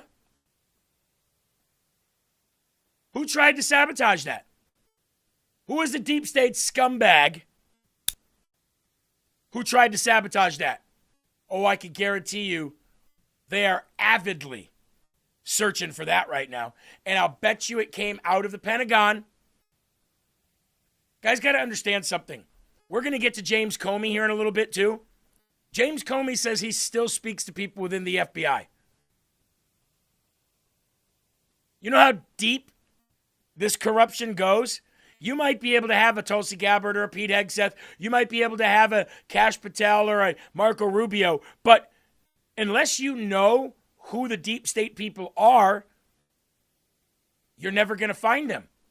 So it's an active, constant investigation, ongoing investigation constantly into who's a traitor and who's a mole and who's not. It sucks. That's why I said fire everybody. But you saw what happened when he tried to fire people with tenure. Rogue judges said you can't fire him, made him come back. You're spending time, money, resources, lawyers, DOJ prosecutors on that. It's not as easy as everybody thinks it is. They don't call it the shallow state. They call it the deep state. Now, we're going to take a quick break here. Somebody in the chat earlier, I don't know if it was T. Mitchell or whatever. I think it was T. Mitchell. It could be wrong. I could be wrong. Somebody said they called Done with Debt yesterday, and they said it was a fantastic experience. That it was a fantastic experience, and they're so glad that they had called. I'm paraphrasing, but whoever said that in the live chat, let's hear that testimony again. Even the people that said that it did affect their credit some, it was absolutely worth it because how much money was saved over time. So, ladies and gentlemen, donewithdebt.com. If you've been thinking about it, do it. Guess what? A conversation is free. What we can do for you is free. You don't get charged for that. You can always say no. 888-322-1054. 888-322-1054. Donewithdebt.com. Speak to a trained debt professional today. Keith says, I'm working with Done with Debt right now. There you go. CQ says, okay, I'll call. Well, only if you're in massive credit card or unsecured debt, you know. Only then. Jay Gizme says, best way to eat a cold steak. You go, Sabrina. Somebody else says it doesn't take much, does it, Jeremy? No, it doesn't. Donewithdebt.com. That is donewithdebt.com. Keith says, nice people over there. They sure are. Especially when you let them know you're from LFA. Them and the gold people love the LFA people. And speaking of the people over at Golden Crest Metals, there you go, folks. Right there. goldencrestmetals.com/LFA. Let's look up some prices today. $76.54, for silver. Gold went down 4,539. You never pay attention to the daily ups and downs. It's the 10, 5, 10, 20-year gains. We are 10 times more. Gold and silver are worth 10 times more than they were 20 years ago, and they will be worth 10 times more than they are today. Long-term investors, gold, silver, palladium, and platinum, goldencrestmetals.com/LFA. I wish I would have bought on the dip, the big dip, but I didn't do it in time because I didn't have the money saved at the time, son of a gun. Hey, the Big Mig. Everybody, give a big shout out to the Big Mig. Just rated this stream. Make sure you follow the Big Mig's page. As all boats rise, as we're working together for the same cause. Right? All right. Let's get into this. Where are we at here? We got hour and 16 minutes in. All right. Yesterday, I broke the news for you. Well, the news broke. And we got to... Casey says, sorry I called your wife a badass. No, don't worry. She is. She is one. C. Michael says, just spoke with the MAGA Wreath people. They received 7,000. Should ship next week. They left a voicemail. They need to speak with me to ship. I'll call. I have to confirm my email. Speak. Then they're ship. Okay, so there you go, folks. Some good news from the MAGA Wreath people. So they got 7,000 of them in now, and they're going to be shipping them back out. You guys bought them all. That's the big thing, right? You bought them all. NL Goldie said the price of gas dropped 20 cents in a week here in Mesa, Arizona. Well, that's good news. That's good news. All right. Yesterday, the news broke while we were on LFA TV that South Carolina was going to call a special session. This is after we found out which rhinos did not want to call a session just to do this.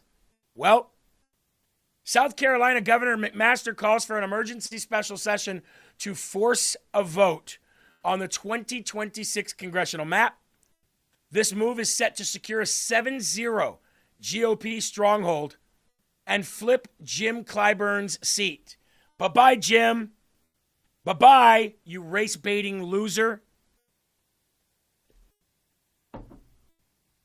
Ron Broski says, China will be going almost double the miles to Alaska to get oil. Trump is a damn boss. I wish other people would see that.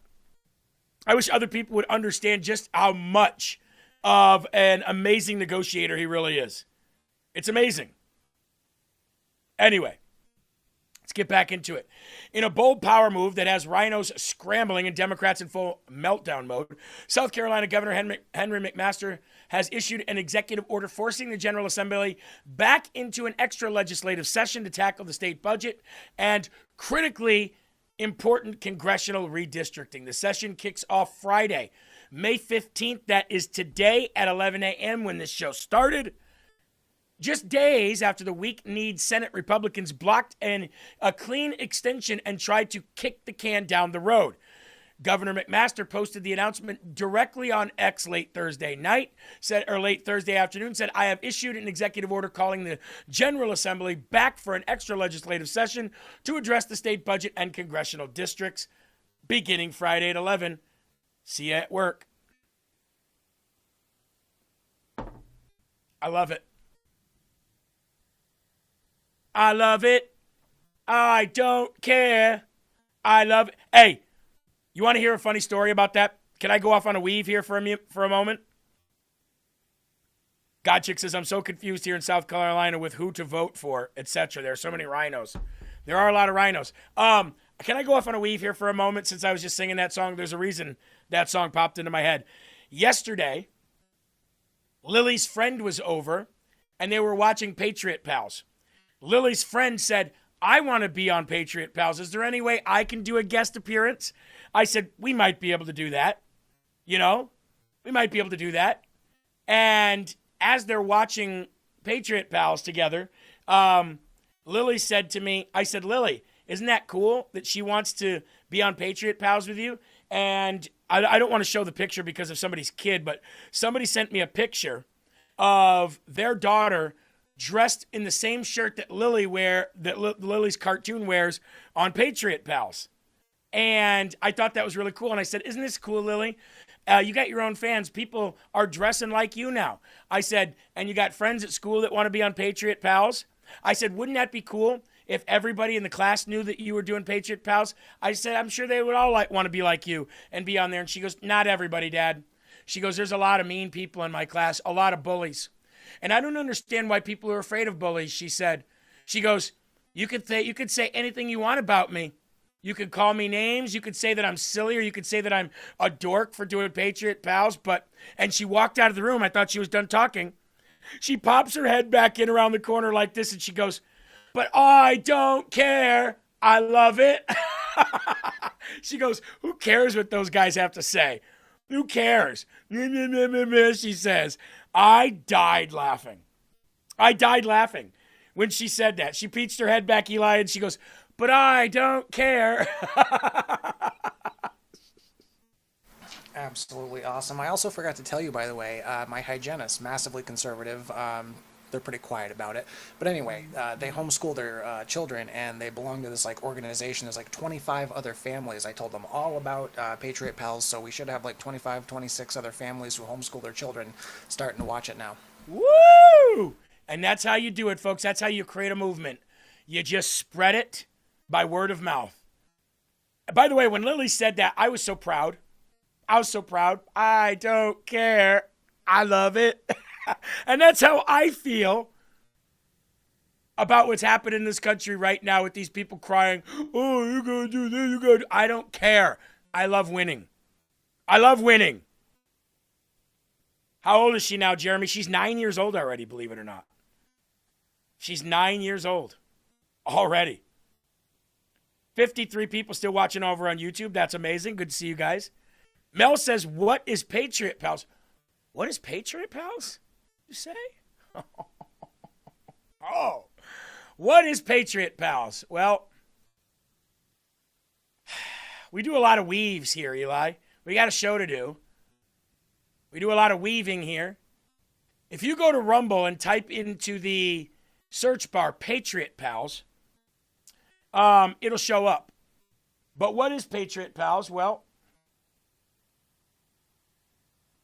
let me show you what Patriot Pals is. I can show you better than I can tell you.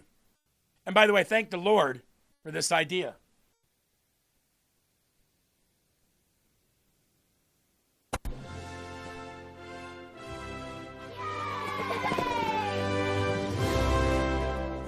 Hey kids, welcome to another episode of Patriot Pals right here on LFA TV. Boy, do we got a special show for you today. Does anybody know what this weekend is? Come on, something special this weekend. Mother's Day. That's right, we should be honoring our mothers this weekend, and that's kind of what the show is about today. We're going to be honoring the women of World War II that helped us win and become the strongest nation that ever lived. So, here today, I am joined by my sidekick, producer Eli. Everybody, please welcome Eli back to the show. Hey kids, it's great to be back, and I can't wait to learn about the heroes of World War II. That's right, and that's who we're going to learn about today. But I have one more special guest here today to help. I told you she was going to make her debut here on Patriot Pals this week, and that is my daughter Lily. Everybody, please welcome Lily. Hey guys, my name is Lily, and I'm super excited to be here today. So glad to have her here, aren't you guys? Well, here we won't play the whole thing. Imagine your whole family playing the biggest game of capture the flag. Now, who knows what capture the flag is? Hey, Lily, have you ever heard of capture the flag? Yeah, Dad. I played it at school in gym class. Imagine this. The dads and the big brothers have to run far away to guard the goal. So who steps up to keep home base safe and super strong? The moms, the sisters, the aunts, and the grandmas. That's who. And that's exactly what happened in America during World War II. Now, come on everybody, let's go on a time-traveling adventure. A long time ago, in the 1940s, America and our friends were in a giant war against some really mean bullies called the Axis powers. All the brave men, daddies, uncles, and even the big brothers left home to fight far across the oceans. That's right. Talk about scary. They sailed ships, they flew airplanes, they marched into battle to protect freedom, but that meant that the factories back home, the places that made all of the airplanes and the tanks and the ships and the guns and the helmets, they were getting awfully quiet, and we needed all of that stuff to help us win the war. So who ended up helping us, Dad? Well, I'm glad you asked, Lily, because that is when the amazing women of America said, "We've got this." They put on their work clothes, they tied the bandanas around their hair, and they... All right, so there you go. That's Patriot Pals. It's our way, and it's his idea to... One second here. It's actually our way of reaching out to the kids and teaching the next generation. And everybody said you look like the guy on Napoleon Dynamite, Eli. That's exactly right. That's kind of what they were looking for. You really think anybody wants a roundhouse in the face while Eli's wearing those bad boys? I don't think so. Eli Kwando, sign up today, $400 a week. Eli Kwando. So anyway, Saturday mornings, 10 a.m., right here, LFA TV Rumble, or just type in the search bar, Patriot Pals, and all the episodes will pop up. 1 through, I think this is episode 6 this week, and you're not going to want to miss it this week because it's about Teddy Roosevelt and his agenda to preserve our national parks and create national parks and preserve our land. So you're really going to like it. And like I said, kids, homeschooled kids, anybody in, between the age like 4 and 12. I mean, I'm an adult and I love it. So, share it with your kids. I'm sure they'll love it. All right. Where were we here? Oh, yeah. You guys, what's up, Eli? See, Mel wants to share it to her entire kindergarten class. Yeah, somebody, I think she emailed me about doing that and like making, like little curriculum around it, like little quizzes for each show and coloring books and things like that, coloring pages for each show to teach them more, to get them more engaged and involved so they can, we want our kids to actually learn the history of America and not get rid of it like we showed in the beginning of this show, where they're trying to get rid of everybody, get rid of white people, get rid of culture, get rid of families. You know, we wanted to give them another opportunity to learn reality. So, Jeremy, I know a lot of history about World War II. You should put me on the show. Why is AI still making your avatar cross-eyed? Well, it's not just AI. It's AI programs mixed with Adobe Premiere and a whole bunch of other stuff. It's very difficult. And he's not cross-eyed, by the way. He just has eyes closer together than my eyes in real life. But don't think that's a big deal. Patriot Pals is awesome. We sure need a program like that for kids. I agree, 100%. You look marvelous, Jeremy, and no, I'm not gay. Well, thank you. Thank you, Flonky. I want to show you this here. This was posted yesterday. If passed by the State House, the new Louisiana map for redistricting, now that South Carolina is going to be doing it as well, is this. This is the new map. Current map on your left. Proposed map on your right. Do you think this is disproportionate? If you do, you must ask yourself, why? Why is it disproportionate? Why are you taking away so many of the blue vote? Because they don't have the representation there and they were given districts just because of the color of their skin. See what I'm saying? Districts were made around where certain people lived so they could give them representation in the House of Representatives.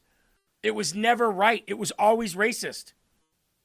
You can't just say, okay, we're going to give this as a district and this is a district, and now all these seats are going to come from these places rather than what this represents over here. And the reason why it's represented this way is because the district should have never been rewritten for skin color. So they're just going back to proper registered voting demographics. One person, one vote. Boy, Eli, I feel my head is swelling here with these wonderful people telling me how handsome I look today. But they said you were handsome too, Eli. Don't worry. Sure they did. Well, let's try not to let your head inflate too much and get back to work. I am working. Just taking the compliment. I don't want to dismiss the compliments, you know? Hakeem Jeffries, Eli's favorite congressman,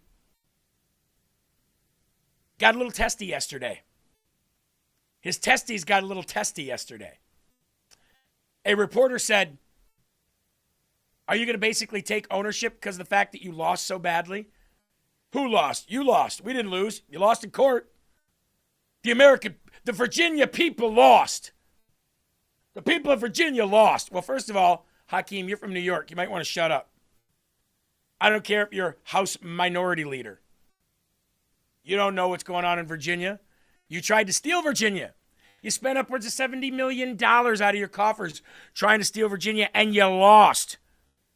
And a reporter decided to call you out on that loss. Mr. Leader, I mean, you ultimately lost this, and you take personal Who lost? You lost in the... Who lost? Did the voters lose? Democrats did. Did the voters lose? Democrats did. You did. take personal responsibility for investing so much time and resources, tens of millions of dollars, in ultimately fruitless effort. We did the right thing, and this effort is not over. But Mr. Leader, I mean, you ultimately lost this, and you take personal... He says, you ultimately lost this. Do you take personal responsibility? Who lost? You lost. Democrats lost in court. Who lost? You lost in the... Who lost? Did the voters lose? Democrats did. Did the voters lose? You take personal responsibility for investing so much time and resources, tens of... Do you take personal responsibility for investing so much time, personal resources, just to lose? We did the right thing, and now we're going to do more things. Oh, there you go. There you go. There you go. We did the right thing, and now we're going to do more things. You're going to lose more? Jeremy, it is still positive, God-fearing, patriotic, kid-friendly content, so thank you so much for that. You're welcome. Somebody said that they still can't find it. Just go up in the search bar and type in Patriot Pals. All the episodes will pop up, not just a link for one show. Okay? They'll all pop up. Now moving to Kentucky. Our friend Alan Jacoby, whom I follow, posted this. Major Thomas Massie endorsements. The National Iranian American Council, the New York Times, the Palestinian News Network, CNN, Brian Krasenstein, Candace Owens, Tucker Carlson, Marjorie Taylor Greene, James Fishback, all the Groypers, including Nick Fuentes, Republicans against Trump, and all liberals. So, when you hear somebody come and say, his voting record is... Klein Marina says, I did, they didn't pop up. Well, if you just go back a few pages here on LFA TV, you'll find it. I don't have the link saved, so it's hard for me to put it in there real quick right now. And then he says, I'm sure I'm missing a few other gems. Dump Massey. Here's the greatest part. Watch this. Here's Brian Glenn. First of all, I thought you retired, bro.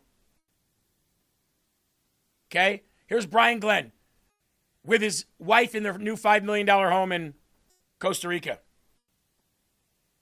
He has a 96% conservative voting record per Liberty scorecard. That's an A+. Pretty sure CNN and New York Times and others haven't endorsed him. Very misleading. In which Allen responds, he voted against Republicans over 70 times this session alone. Just stop, Brian. You know how deep this bullshit is.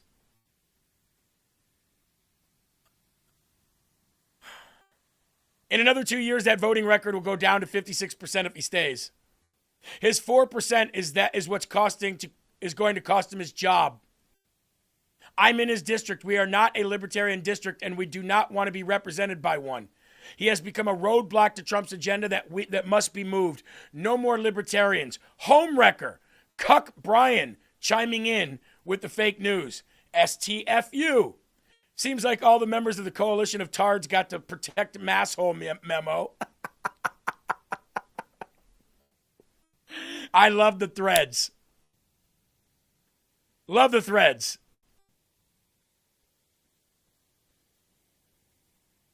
Now, Ryan Matta. And the only reason I'm showing this is because he's down there right now, out on the beat, knocking on doors, campaigning for Massey for this final weekend push into next Tuesday. Okay?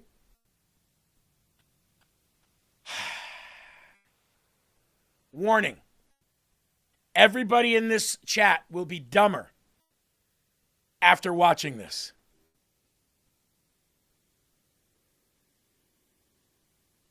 Here you go. Don't say I didn't warn you.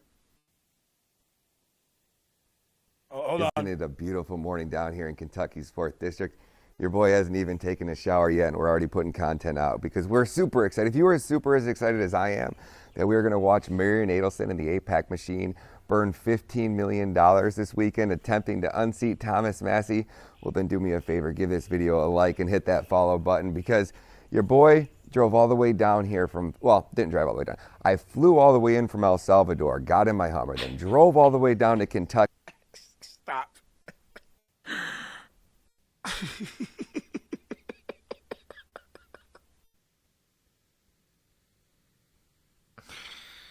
I flew all the way from El Salvador, got in my Hummer, and drove to Kentucky. Your boy. Hold on. Just so I could help contribute to the fact that we were going to watch Marion Adelson and her goon squad burn about $15 million trying to buy off another politician. Now listen, we need your help, Kentucky. If you guys are within driving range or you live in the 4th District, we need about 1,500, maybe even 3,000 people to help us come and do a get out and vote campaign. We got volunteers coming from all over, specifically a team of people that specialize in doing that get out and vote thing. We know where we need to go. We need the houses that we need to hit. We're going to get vans. We're going to be bumping music. We're going to be partying. It's going to be an absolute blast. So if you guys want to come help, make sure. Hold on. You're about to see what I was talking about here. But he just said, we're going to get in vans. We're going to be bumping music. We're going to have a great time. We need 3,000 of you out here to help us. And then watch what happens.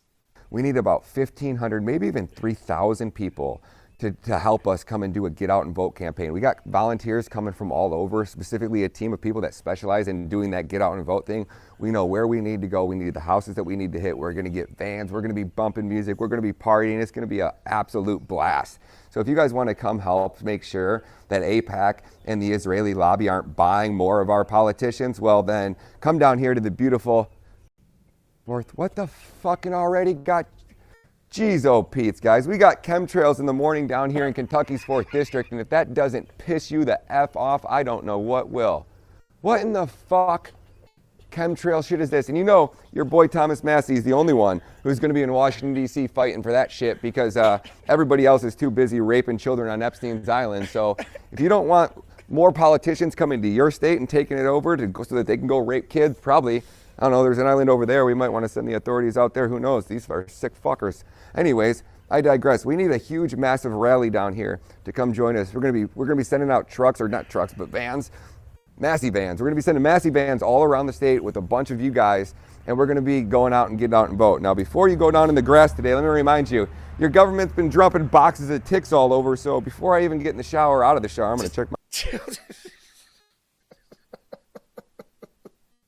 Oh, why did we ever have him on LFA TV? I'm so glad that the Lord...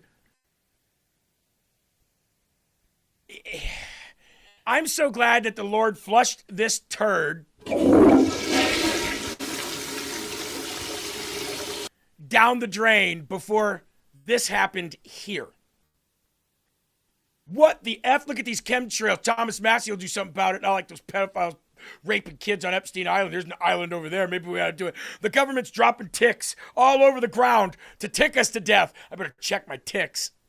Myself for some ticks over here because we were in the long grass last night. I didn't even think about that shit. So anyways, if you want to stop your government from bioengineering ticks, from raping little children, from spraying poisonous chemicals in your sky and probably putting fluoride in your water, well, you better get your ass down here to Kentucky and help us. Or if you live in the 4th District, get out and vote, guys.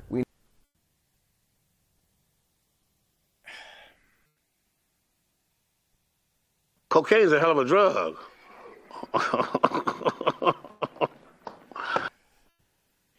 Anybody ever seen somebody on meth?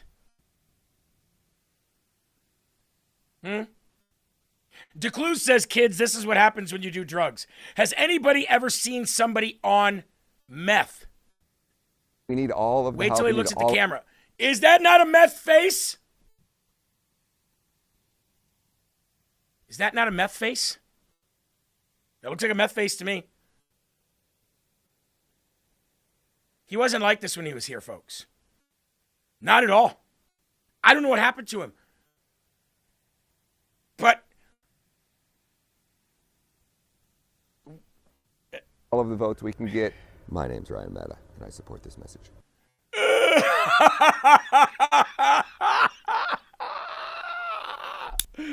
My name's Ryan Mehta, and I support this message.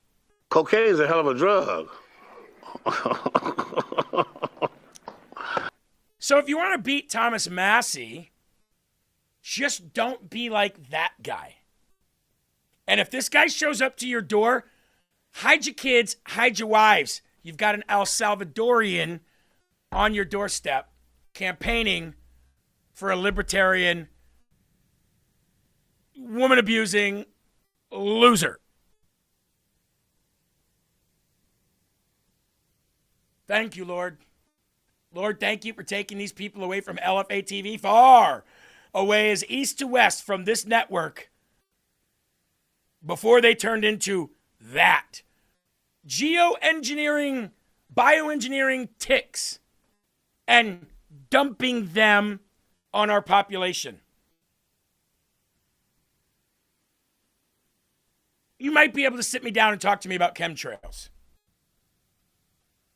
But as soon as you start saying bioengineering ticks and raping kids, kind of lost me.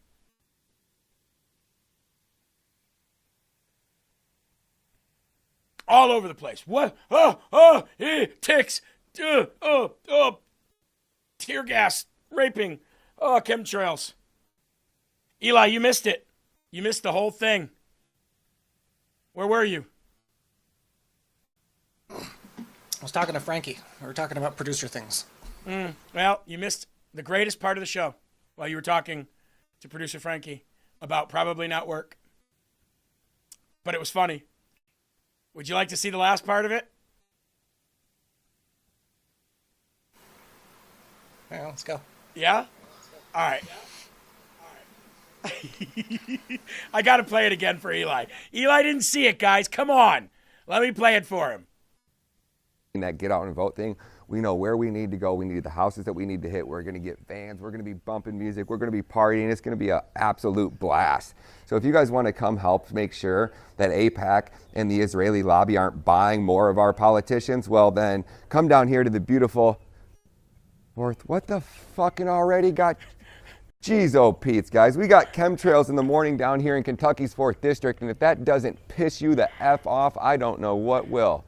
What in the fuck chemtrail shit is this? And you know, your boy Thomas Massey is the only one who's going to be in Washington, D.C. fighting for that shit because everybody else is too busy raping children on Epstein's Island. So if you don't want more politicians coming to your state and taking it over so that they can go rape kids, probably, I don't know, there's an island over there. We might want to send the authorities out there. Who knows? These are sick fuckers.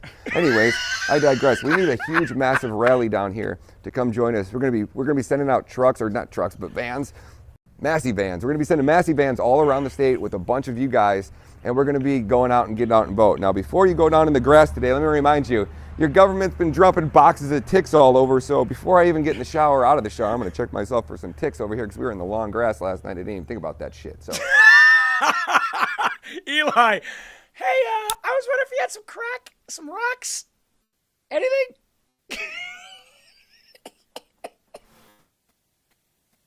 Well, dude, you've probably already suggested it, but is he drinking those mason jars of gasoline?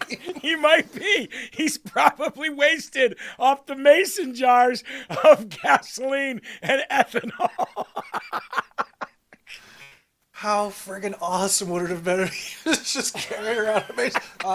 Ticks all over the place, chemtrails, rapers. Let's go, Massey. Oh, shit stain. Let's move on.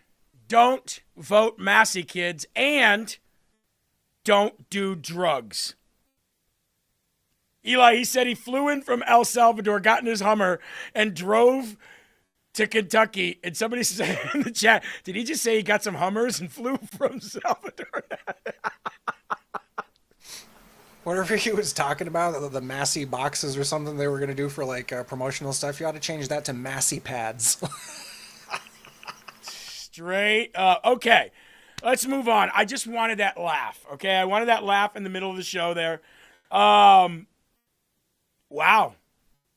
Thomas Massey voters. That's your best and brightest right there.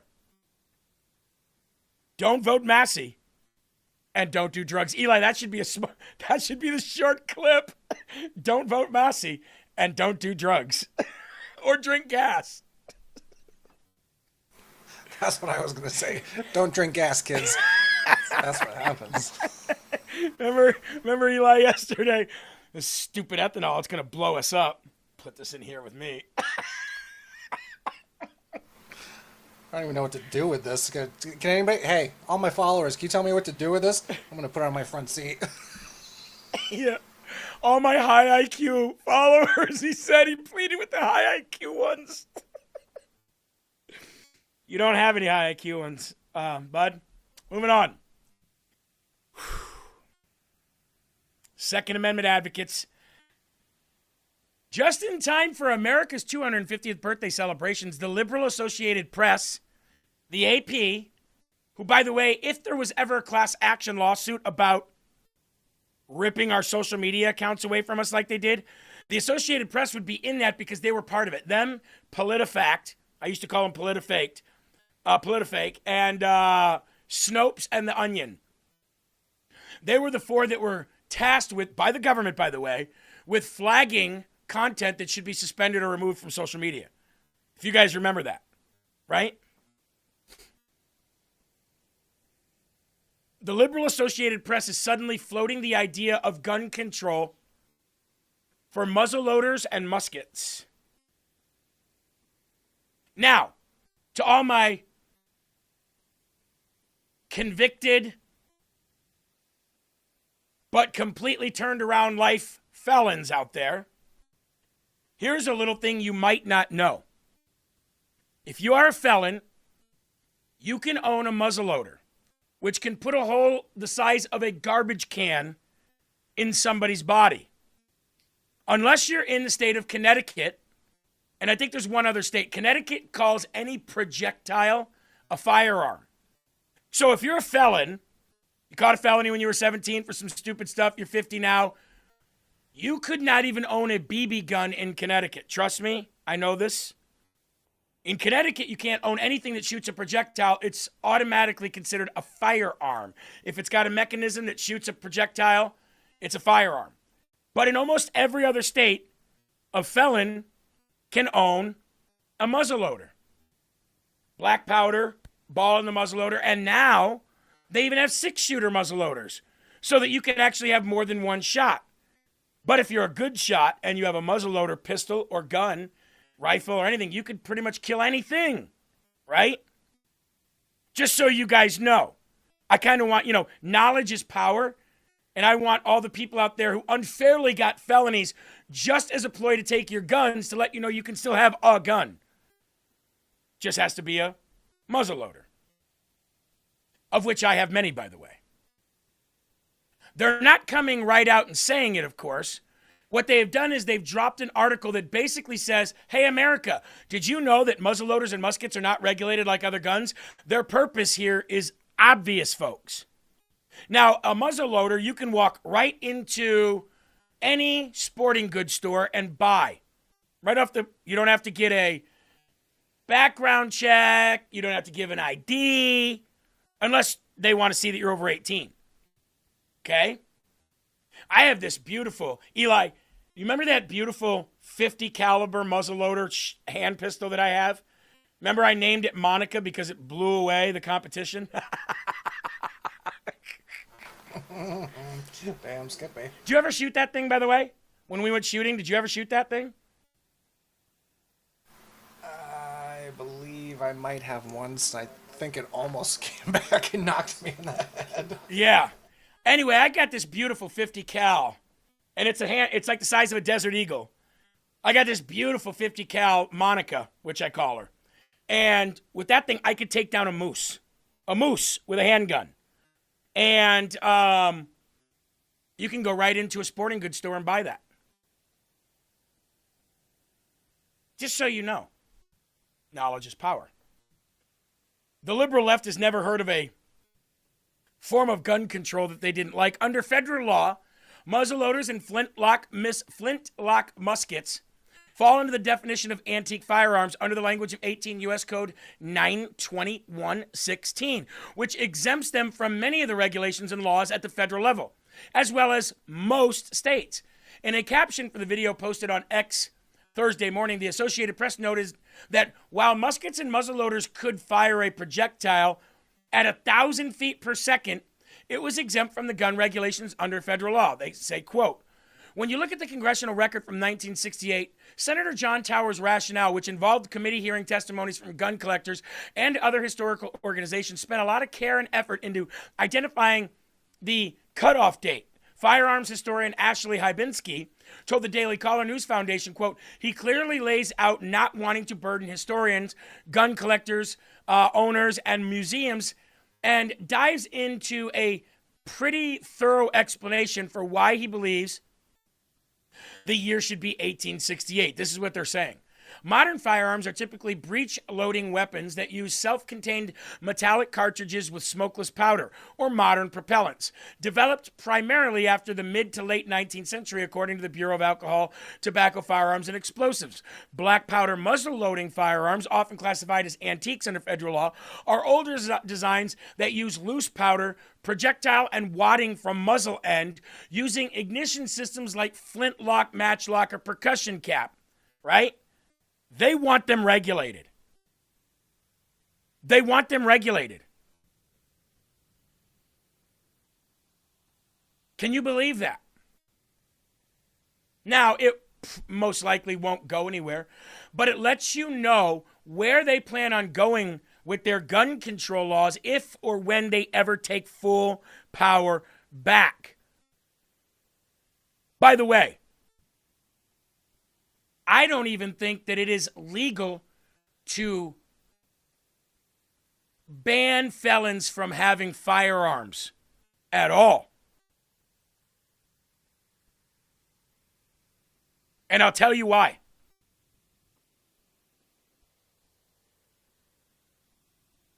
Is the Second Amendment your right? Is the right to own firearms a right or a privilege? Now, a driver's license is a privilege, not a right.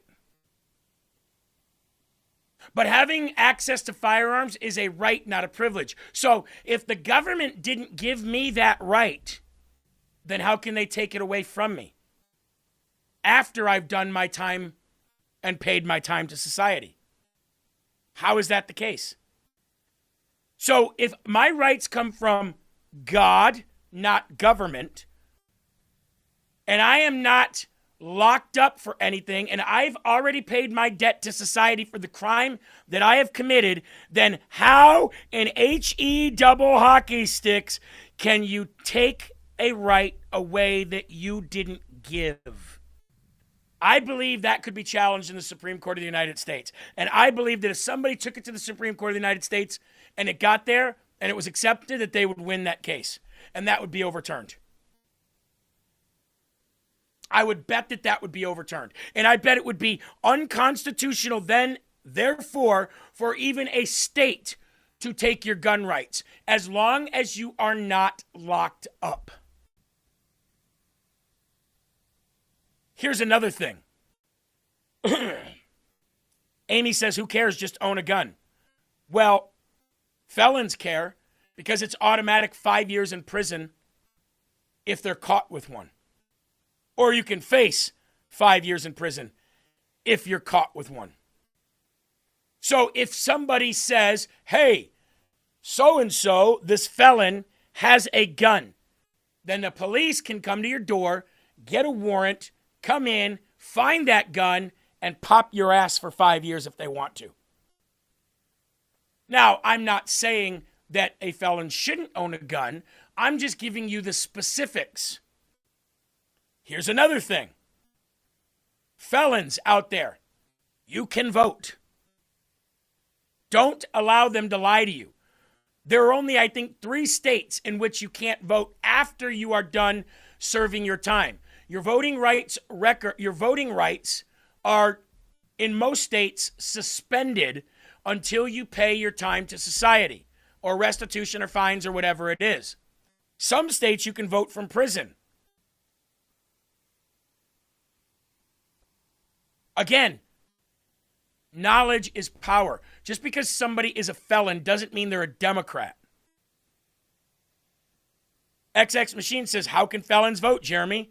Because it is a right, like your freedom, that gets temporarily suspended while you are paying your debt to society.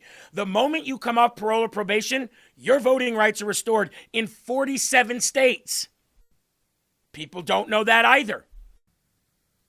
And the reason why I'm trying to educate people is because today they give out felonies, I should say, like candy. They try to give you a felony for anything these days. Why? Because it's a legal avenue to take your firearms from you.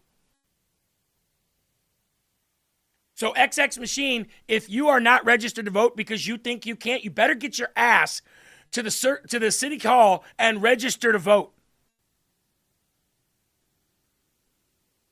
It's a form of double jeopardy. You are literally being punished for life for a crime you've already paid for. That's not legal. It's also not legal to permanently take a right from you. Temporarily suspend? Absolutely. Permanently take? Absolutely not.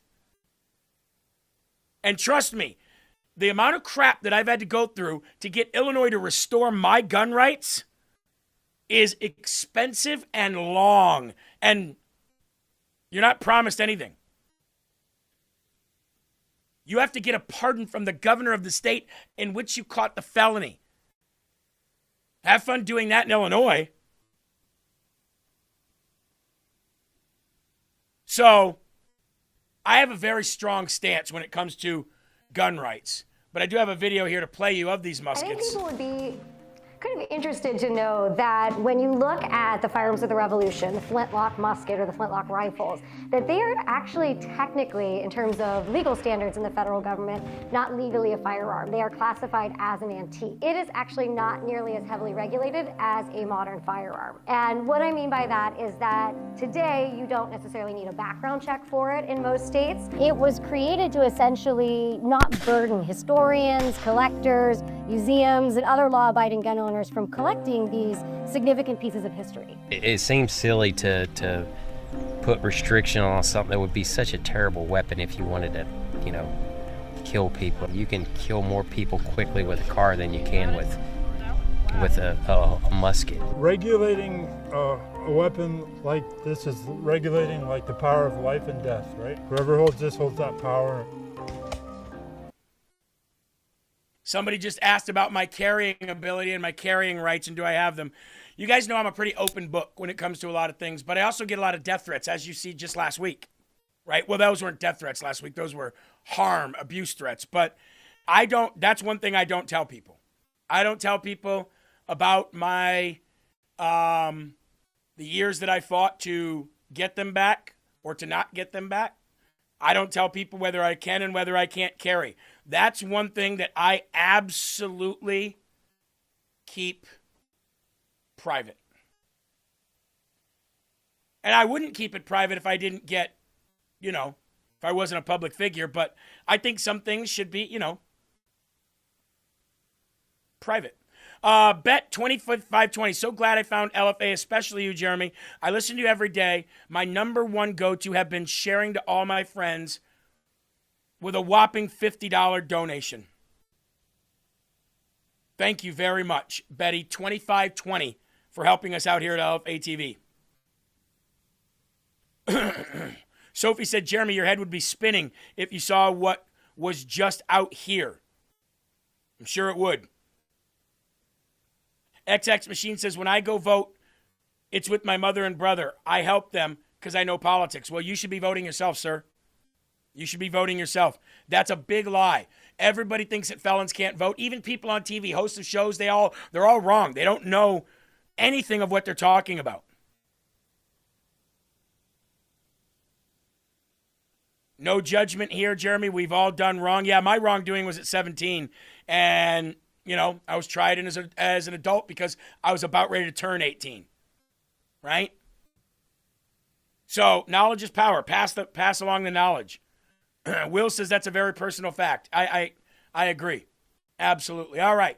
Speaking of gun control, multiple Democrat lawmakers in Minnesota in the House of Representatives yelled, "Go effing shoot yourself," at Republican Representative Elliot Engen as they staged a dramatic sit in the House floor to force a vote on one of the most aggressive gun control packages in the country. Melissa says, in some states, felons can vote from jail. Yes, they can. And I think they should be able to do. I don't think that a right that is harmless should be taken away from any American citizen, to be honest with you. But I don't mind them being suspended while they're locked up. I understand the reason behind it. But having lived it, I can't stand the fact that they use every little thing they can to take away your rights. They're not privileges. They're taking away rights. The meltdown took place on Thursday after the House deadlocked 67 to 67 along party lines on a procedural vote to bring the Senate-passed gun control omnibus bill, House 5140, to the floor for debate.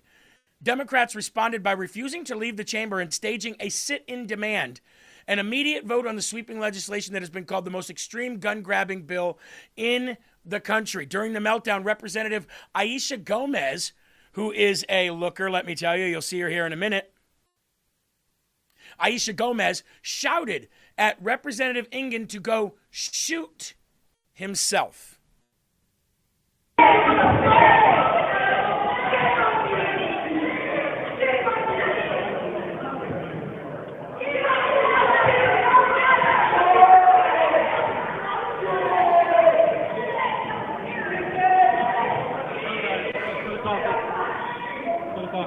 I'm filming with my cashier.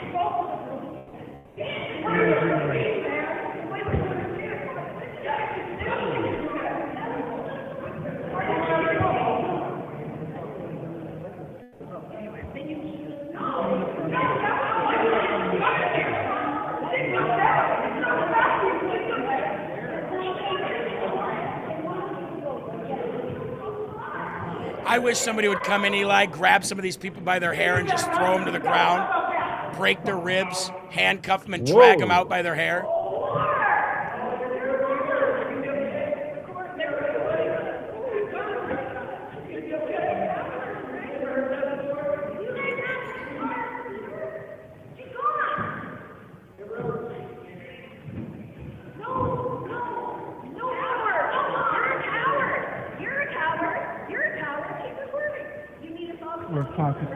She said, "You're a coward. Keep recording."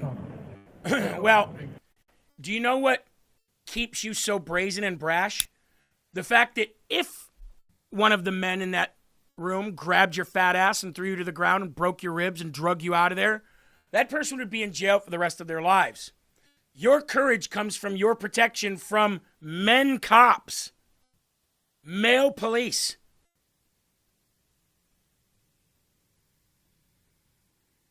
How is this not, in their definition, an insurrection? Stopping proceedings by doing that. Would you like to see what she looks like? Oh, I'll show you. Here she is, folks. Shamu. Tons of fun. Lunchbox. Aisha, the Lunchbox Gomez. That's her. Fat and happy, screaming, "Go shoot yourself." As they're mad because they can't take more guns. Think of what I just said. Go shoot yourself. I want all guns taken away. Well, how's he going to shoot himself then? Lunchbox? Eli, any idea? Not one clue, but I can tell you I'm so utterly, absolutely sick and tired. No offense to anybody with any weight problems, but... Like me? Somebody like that is not paying attention. These fat, waddling, multicolored haired, ugly, egotistical, spoiled brats. Who you're right. They do nothing, and they're under the the protection of men. But if those men stepped away and someone stepped up and said, "Let's do this equal rights thing. I got some equal lefts here for you too," they'd be screaming. They'd be screaming for friggin' protection. You know, I'm reminded of that podcast, the What's Up podcast, where, and this was merely to make a point. This wasn't advocating for taking women's rights away, but boy, I got to tell you what he said in this podcast, Eli. He was debating a girl. I can't remember the guy's name. He's got a beard. He's on the What's Up podcast.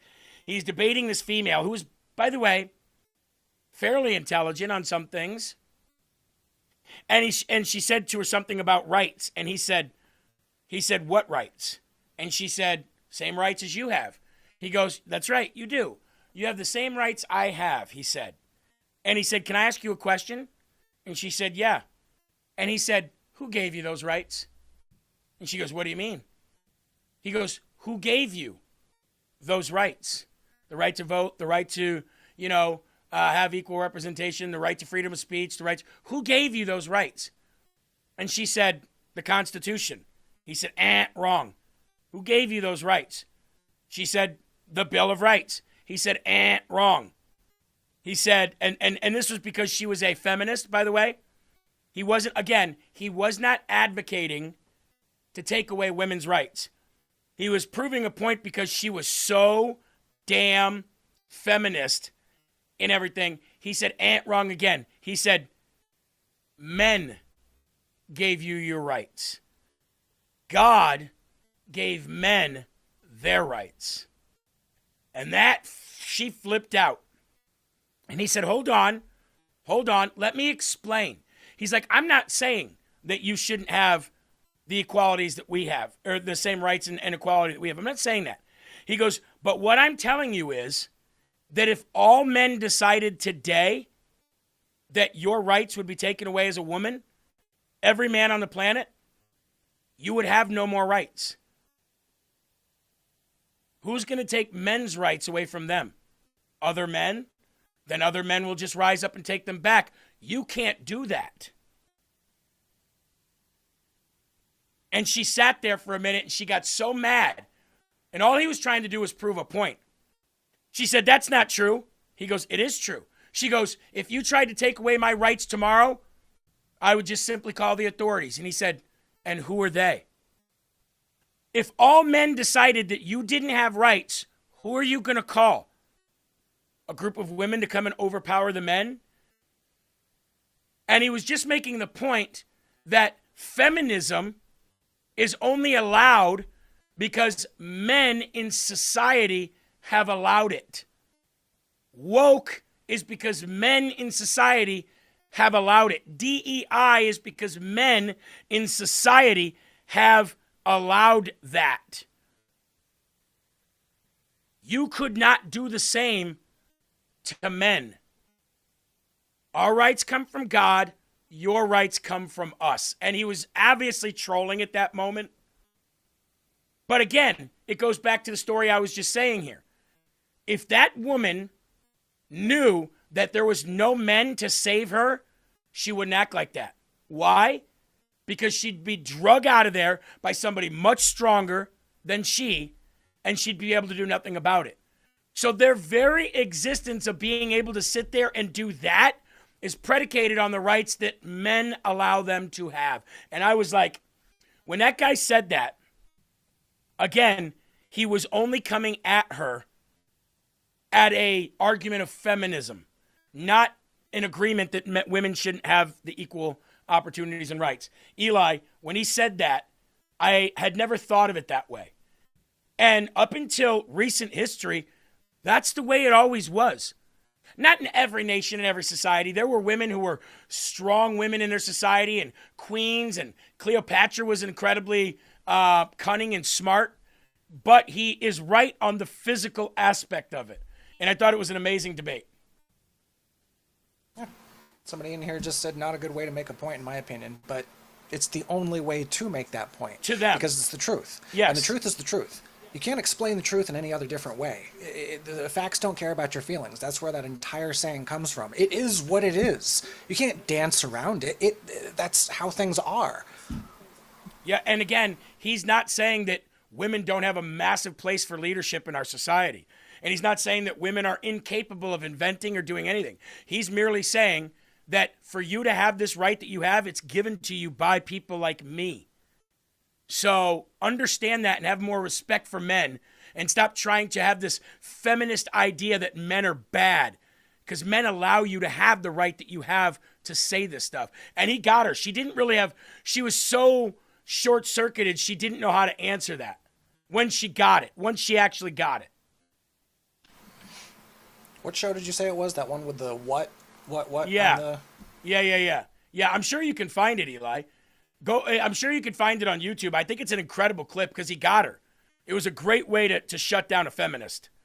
And feminism is a big part of what's wrong with this country. All right, in the description, while Eli's looking for that, Gary said, love this show. I am new to LFA, but have stopped on this show before. Just never watched daily. Well, hey, who is that again? Gary. Glad you stopped here before. Or glad you stopped here today. Glad you've been here before. Why don't you stay a while? Coslo says men are stronger. Is that what the truth is? LOL, sorry, I'm kind of confused. I love men. I love toxic men too. But what the F? Yes, men are stronger. Yes. Feminism is just a grift to convince women to abandon their role. It's gay and retarded. I believe that's true. Jody, the no need for the wreath thing. C. Michaels got a hold of them, and they just got 7,000 wreaths in. So everybody that was on back order they're going to be shipped out to you soon. So we got an answer on that. Reet says, in my opinion, feminism has hurt women more than it helped women. Absolutely. Absolutely it has. 100%. Whatever podcast is what it's called. That's right. The Whatever podcast. That's what you're right. XX Machine. Of course men are physically stronger. Yep. Of course. But I challenge any man to have a baby and tell me that they can take more pain. Because women can take far more pain than men can. Far more. I watch Vince, Justin Barkley, Dan Bongino, Sean Ferriston, and Jeremy Herrell. Well, thank you, Kelly Fountain. God bless. Rush also said that feminist movement is for the ugly women. It absolutely is. Men are stronger, women are smarter. I don't disagree with that. I don't disagree with that. But most women allow their emotions to take over their intelligence, and that's when it's, hard to be a woman. I would never want to be a woman. You guys have it so difficult. But I do believe that women, like, if I defer to my wife on 90% of the things because she's right more than I am. She can see things more clearly than I can. So maybe not in every instance, but in my life, my wife is definitely smarter than I am. I'm smarter in politics than she is, but, Good afternoon, LWFPK. Eli, did you find that clip at all? I believe I did. I think they tackle that subject quite a bit on that show, but I found one, but it's like 40 minutes long, but they start right off in it. So I think what I found is what you were looking for. Is it a guy with a beard? Yeah, it was. Okay, let me see if this is the one. Because I don't want to try to take anything he's saying out of context. I want to make sure that I say it, in context and I have it right. Let's see here. Maybe this is it. Starting with you, going around the table. Do I need a man? No. Does the world need a man? The world needs people. Into the mic. Humans, people in general. Do I personally need a man? No. Does the world need women, men alike? Yeah. So you don't need a man romantically, but you need men in other ways. Me? No. Me personally, are you asking me personally, do I feel like I need a man at any point in my life? Not romantically, but do you need men? Me? No. But, if the world and society needs men, don't you too need men? As you are a... I am completely okay with going off-grid, living on an island in peace. How would you get to the island? Build a boat. You would build the boat yourself? Yeah. Which island are you... There's the Channel Islands out here. These are all feminists, by the way. Go to those islands, or which island in particular? Wherever my boat takes me. Would you take an airplane to get to the island? Probably not, because I don't have a license to fly it. Just a question. So you would, you'd build a boat. You'd build a boat. Where would you get the materials to build the boat? Like Home Depot? Chop down trees. You would chop down trees. Why not? With what tool? Chainsaw, queen. You can operate a chainsaw. You can make. You don't need muscles to operate that shit. That is a muscle for you. Ride some stone down, sharpen it. You would make the axe yourself? I would do whatever I needed to. You wouldn't just go buy it at Home Depot? No. So just to be clear, where would you get the metal from? Would you smelt the metal yourself too? You don't necessarily need metal. To make. Okay. You can build a wooden boat. No. I'm talking. Might not get very far because the wood will get. I'm sorry. Is metal not a component of an axe? You don't necessarily need a metal axe. No. But you said you would get an axe. If I had to make one with the materials I had available to me. You'd cut down the tree. Would you rather I gnaw at it? What do you mean? You just look. You're saying you don't need men, and you would just go live on an island by yourself. But how would you get there? An island, a mountain, a cave. It doesn't. I'm not. Are you specific insinuating to that the women island. can't arrive at an island without a man's help? Why can't we get to an island without you? I don't understand that. Well, I mean, she's saying she would build a boat, so I'm exploring. Build a boat. Why can't a Build woman a hut. Well, I'll take Build- it. I'll actually take it further. So I would postulate that absent men, and there was only women in society, society would be in free fall collapse within hours. Women do not and cannot. This is my claim, right? Even stronger than don't know how, but actually cannot maintain modern infrastructure. It's not even possible.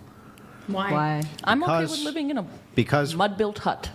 Yeah, That's fine. I don't even think that they could do that easily. It's because of the way that our bone structures are set, and then the way that we regulate our body temperature.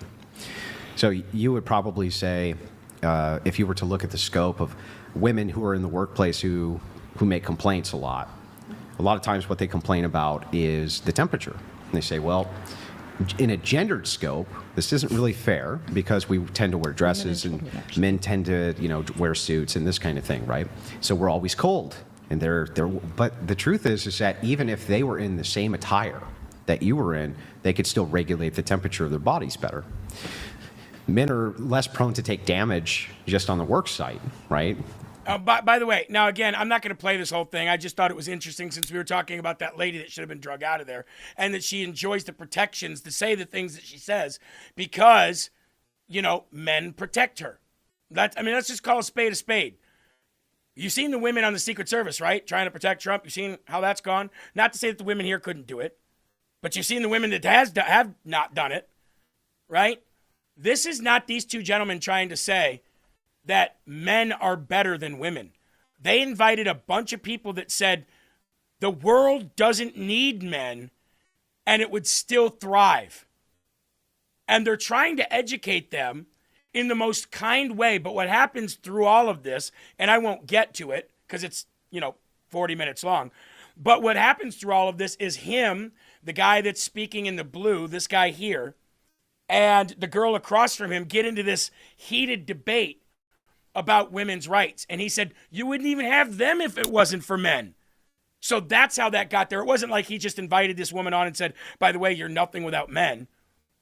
It was an education. It was an education for these women who thought that the world could thrive without men. If that was the case, God wouldn't have made them. I do actually want to play a couple more minutes of this, Eli, because I think it's interesting. I like it. Less likely to take damage because of their bone density. I do not think that you could juxtapose or in some way take women and then have them take over men's jobs collectively, even if you gave them the same knowledge that those men had and that they could actually physically accomplish those. Why can't I use my big, smart woman brain to build a robot to do the physical work for me that I can't do? That's what I'm saying. As long as I have the tools, my brain can figure out any puzzle. I just need access to the tools. You're right. I can't lift hundreds of pounds, but I can build a robot that can lift hundreds of pounds because I'm smart enough to figure it out. Well, not you. Wait, what? Of all the lifting that occurs when it comes to like construction or infrastructure, what percentage of that is done by robots? Well. So hang on. I don't know. I don't build things. But if I chose to get interested, I'd learn. Hang on a second. Let me get into this with you for just a second. You would agree that men right now don't like lifting heavy shit. No, that's why we built. That's why wheels existed, because we learned that we can roll things on them. It's a tool. Hang on. Yeah. Why aren't they building then big, massive robots to do all this heavy lifting for them, for things like roofing and things? Probably because it gives them job security. They have cranes. They would still have job security. Would they have job security if women were building the robots and didn't need men? It's a matter to of be a part possibility. of it? I mean, I haven't answered the question yet. I don't think that, I think the world needs men and women. Obviously, we can't reproduce without sperm. I want to have a baby and I need a sperm donor to do so. Like, I'm not saying that I want a world eradicated of men. Okay, we're going to assume that you have enough sperm on ice to repopulate with women only for 200 years. Then yeah, I don't think we need men. Oh, then there it is. If sperm was off the table, I think that I respect the fact that a lot of women love men and want them in their life. Okay. Yeah. Then I just have one last follow up on this, and then I'll let it go. Yeah. What is a solenoid? I don't know. A solenoid. What is a solenoid? What is a solenoid? It's What part, is a solenoid? It's a mechanical Solenoid? part for an engine. What is a solenoid?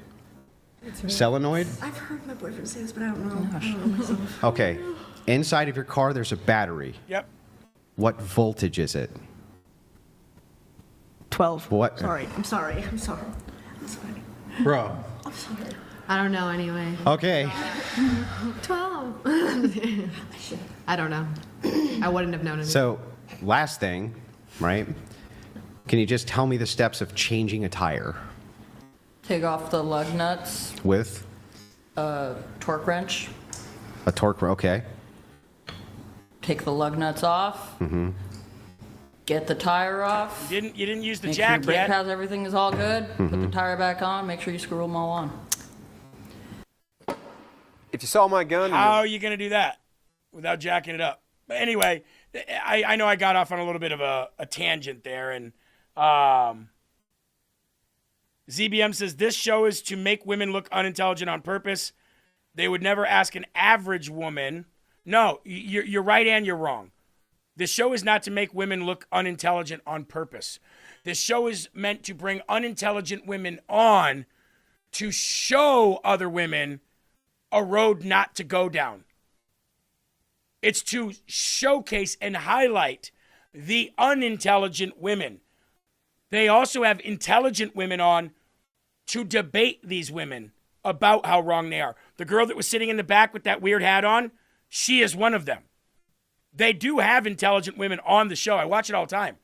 But they invite unintelligent women on who are popular on the internet for OnlyFans or something like that to prove to them that your brain and the knowledge that you have is the ultimate power, not your body, not OnlyFans and social media. Yeah, and a statement like that, maybe you could say in the very beginning of this TV show was close to being true. But this show has been on for a while now. So anyone being invited onto the show knows exactly what to expect. Yeah. They know they're going to get these types of questions, and they still go on the show, and I don't know. Not to say that, they're stupid or anything, but... Yeah. Yeah, so anyway, that the lady calling for the gun control, the lady there, the only reason she's able to do that, getting all the way back now to that, is because she's protected to do that. And now Goldie says, I have seen clips of that show. I hate it. Well, I do love the points that are made. I actually love the points that are made. Eli, imagine if they invited Joy Behar, Sonny Hostin, Alyssa Farah.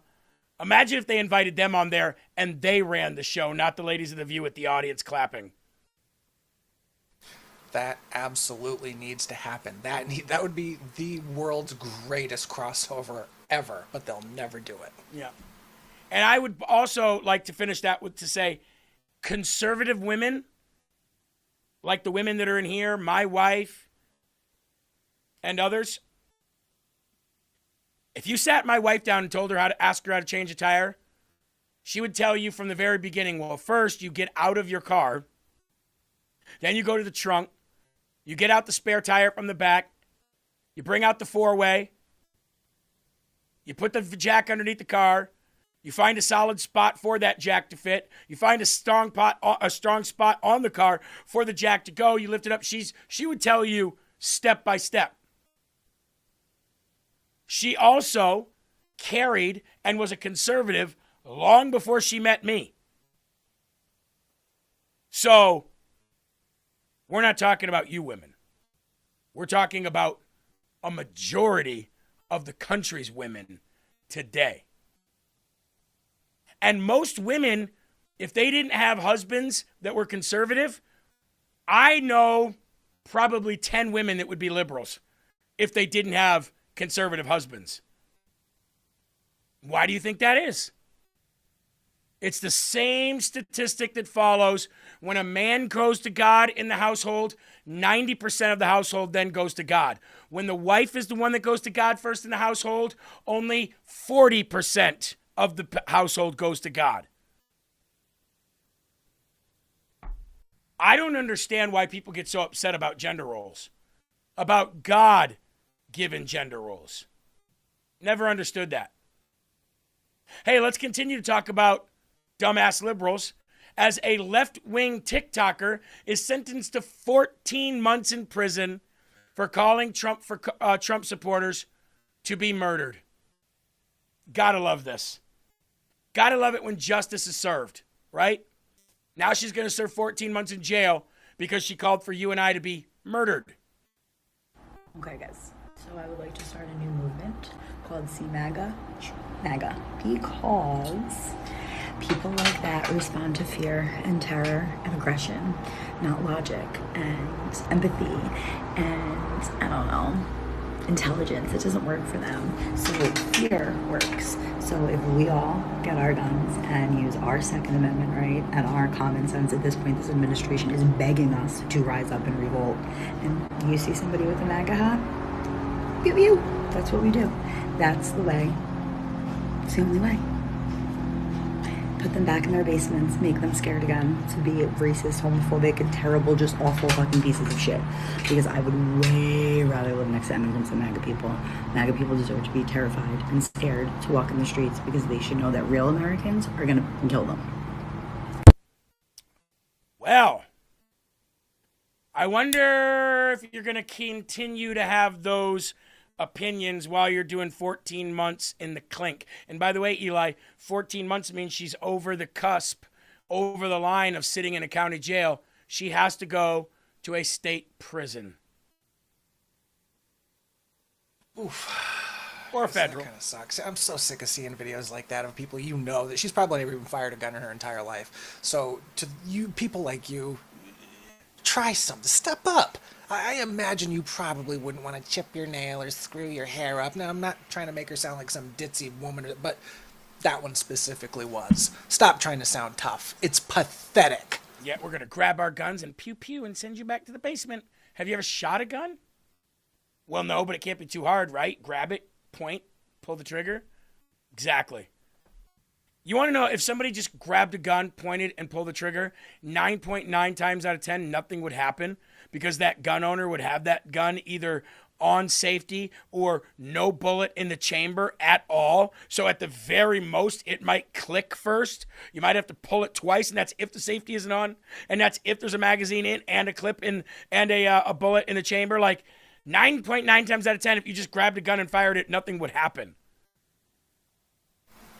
You know, the thing that really irritates the hell out of me, and I'll include myself in this, is the big shit talking. I've shit talked before, don't get me wrong. Yeah, if something happens to me, I'm going to defend myself. But statistically speaking, even the most able-bodied people, men and women who know exactly what to do in situations like that, don't know what to do when the situation actually happens. Because you've got a split second to react. You're not going to turn into Rambo or Arnold Schwarzenegger and know exactly what to do. You're sure as shit going to hope you know what to do, so stop talking like you do it every day. The only place you do it every day is Grand Theft Auto.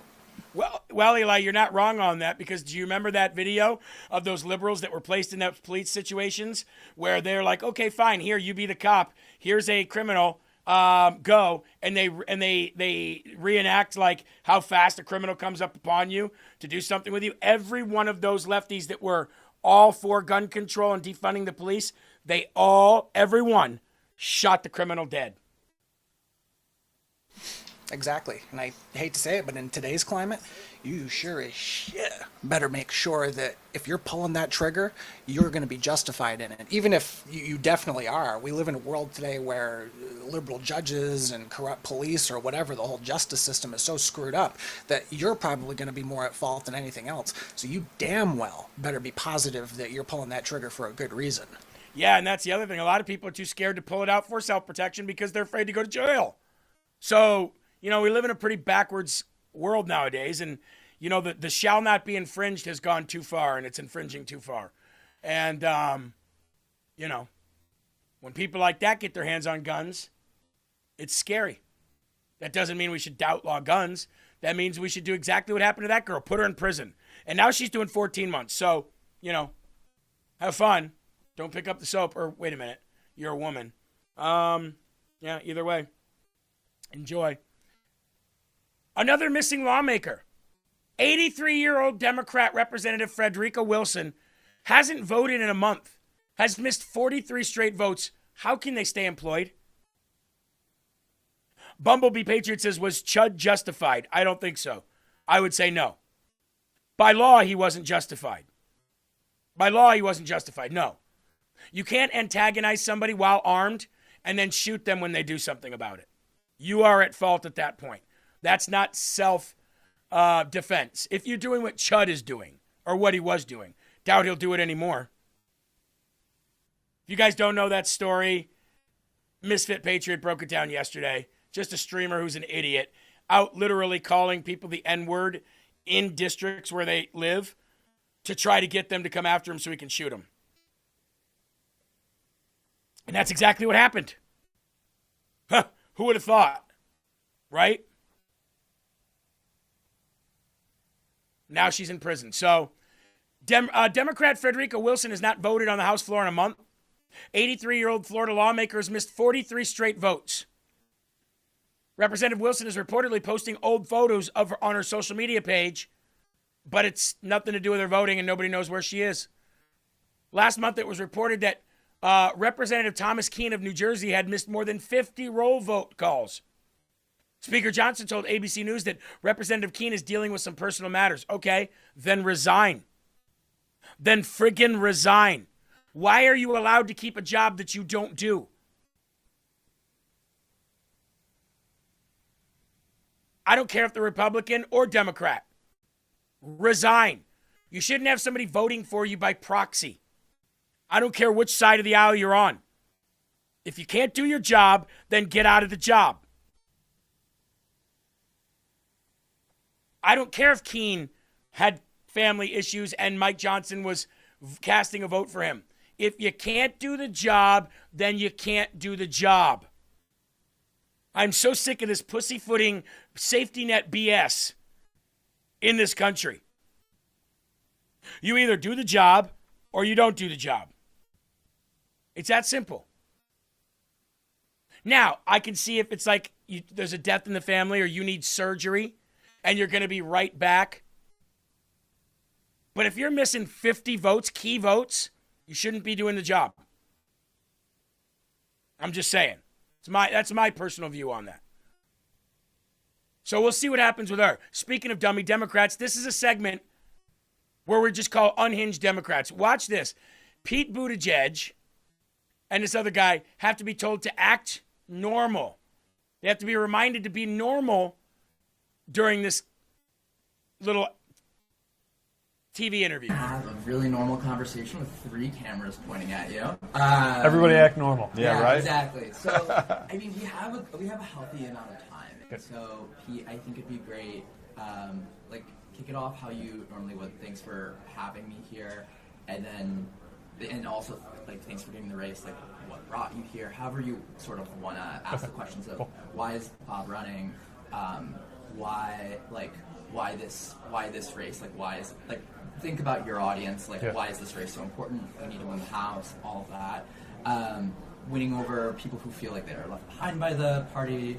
Boy, talk about being coached. All of that, I think, is really strong. Talking about showing up for working people, affordability. Bob, feel free to prompt Pete with a question of why this race? Why here in the Lehigh Valley? And we will interject if needed to do a little directing, but mostly we're gonna be completely hands off. Cool. Okay. And we can just address each other, right? You can just do I'm here with Bob. No, okay. You're just talking to each other. And pretend there's no camera. And remind me the district number. We're in these 7. 7. Hold on. All right. Hold on. You're endorsing the guy and you don't know what district he's in? How many times do you have to be told to act normal? You know how you could have easily done this? Hey, we're going to be sitting down doing a sit-down interview with you guys. Obviously, you're endorsing him, so we're just going to ask the questions. We'll lead into it, and we'll just have a normal conversation. How about that? Eli, every time I have a guest on, even when I have a congressman on, we never have a conversation before the interview. Ever. I didn't have a conversation with anybody prior to, other than through text or email. Hey, can you come on? Yep. All right. What are the topics going to be pertaining to? Elections. Got it. Talk to you then. See you later. Bye. And then when we send the interview, the only instruction is be muted on your way in. And as soon as Jeremy introduces you, that's when you know you can talk. He didn't even remind me what district he's in again as they sit there with their fake beers. I hate politics so very much. What, mind me what district it is again? Remember, everybody, just act normal. We're going to do this. You're going to say that. Then we're going to cut to this. Then we're going to go to that. Like, and you can see that. You can, as a viewer, you can watch that and go, this isn't normal. Right?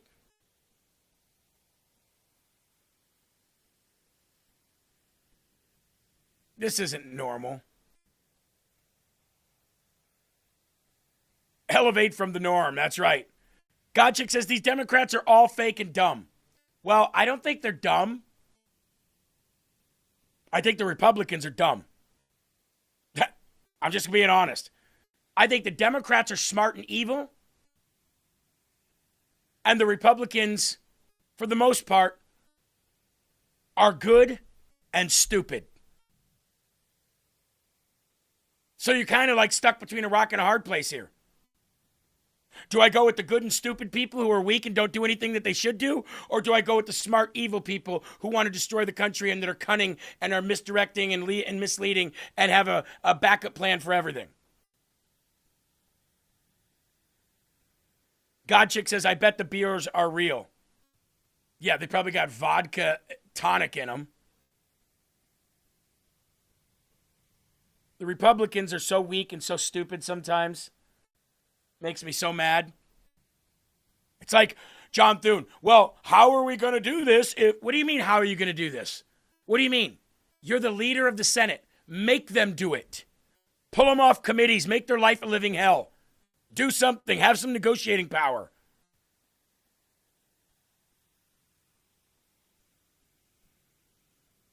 Cool Truck says, if I'm dealing with personnel matters, I still have to show up for work. Absolutely. Okay, we got about 20 minutes here left. AOC for president. Eli, I'm running for president because everybody just wants to date me. Okay? Everybody wants to date me, so I'm running for president. There's a real poll out right now that puts AOC leading the Democratic presidential primary, beating even Gavin Newsom. Eli? I'm sorry. You got me laughing there for a minute, she's popular. She got this notion one day that people not only just wanted to date her, they wanted to vote for me too, So I'm going to get in there, I'm going to put my name on the ballot, and all my Latinos, what's up? They're going to come and vote for me, and I'm going to be your president, okay? We're going to fix this country, yo. Hey, you know the scary part about this, dude? In this world, AOC leading the party. What if she ran and won, dude? Like, I might go live on that island with that dumb broad. In a situation like that, I might very well leave America. I hate to say it, but no, hell no. I might build the boat that feminist needed to get to the island. According to a new poll, New York Congresswoman Alexandria Ocasio-Cortez is leading in the 2028 Democratic primary for president. But do New York City residents even think that she should run? No. No, thumbs down. Absolutely not. No, I don't think so. I'm from New Zealand. I've got no clue who AOC is. We're asking people because she's leading in a new Atlas Intel poll. That's too bad. She's too radical for anything. She's got 26% above Buttigieg and Newsom. Who are they polling? I can't believe that at all. She can run, but will she win? I don't like her. I'm more than glad to have her put her up there and let her talk. What she wants cannot be achieved, and if it is, look at New York City. Would you vote for her? Anyone but Trump. What if it was like Xi Jinping of China? He'd probably be a better president. The Ayatollah in Iran. Would he be better to lead the country than Trump? At least he's not on the Epstein files. AOC, should she run for president? Who? AOC. I don't know who that is. Alexandria Ocasio-Cortez, the congresswoman. No. She's a very divisive person. David Axelrod asked her last week at the University of Chicago. He said, are you going to run for president? She said, my ambition is bigger than president. But the crowd really seemed to want her to run. No, I don't agree with it. She says her ambitions are greater than the presidency.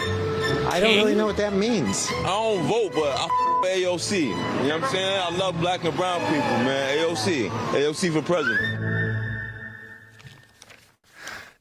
I don't vote, but you all F with AOC. Anybody black or brown, bro, I in that. You know what I mean? You know what I mean? Here's a question for the audience. Who's dumber? AOC or Kamala Harris? Who's dumber? Not who's smarter.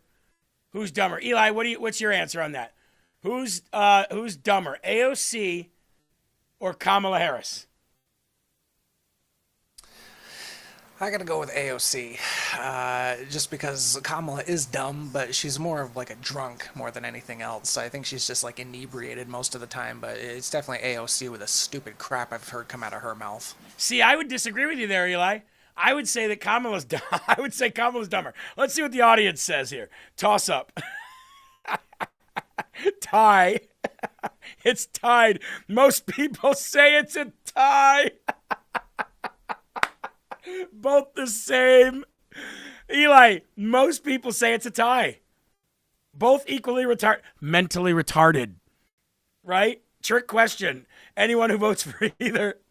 That's a hard question.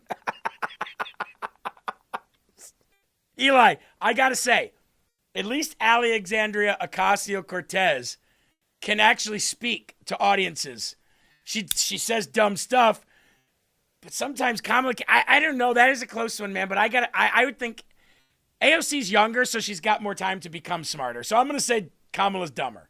That's my final answer. They keep saying it's a tie, but it's actually a blouse. Nice one, isn't it? No! They keep saying it's a tie, but it's actually a blouse.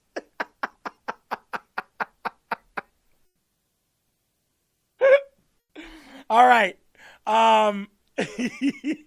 We're going to go to this video here since she's beating both Pete Buttigieg, Booty Plug, and Gavin Newsom. Gavin Newsom, it's come out that he knew 4 years ago about all the fraud, like Tim Walz, and just sat back and did nothing. So here's that report on that. Fox News Alert, this is Saturday in America. I'm Kayleigh McEnany. We have unearthed an explosive report. The 2022 document that I am holding. That reminds me of Pam Bondi right there. I don't dislike Kayleigh McEnany. Can I just tell you, I don't dislike her, but we have unearthed an explosive story. You did? Fox News unearthed that? You did? Wasn't a independent media outlet or a local California outlet. It was you. We have unearthed, thanks to President Trump's leadership here on Fox News. Anyway. Holding is an 87-page report from the then acting state auditor in California addressed directly to the governor of California, warning in no uncertain terms that the state's weak oversight of hospice agencies has created opportunities for large-scale abuse and fraud. That last part's a direct quote. Now look at this screenshot of the very first page of the audit addressed to Governor Gavin Newsom. The subtitle warns of the extensive fraud plaguing California today. It cites fraud indicators found particularly in Los Angeles County.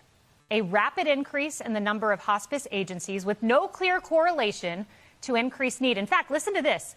The aged population increased 40% in California between 2010 and 2021, while the hospice agencies increased an astonishing 1,589%.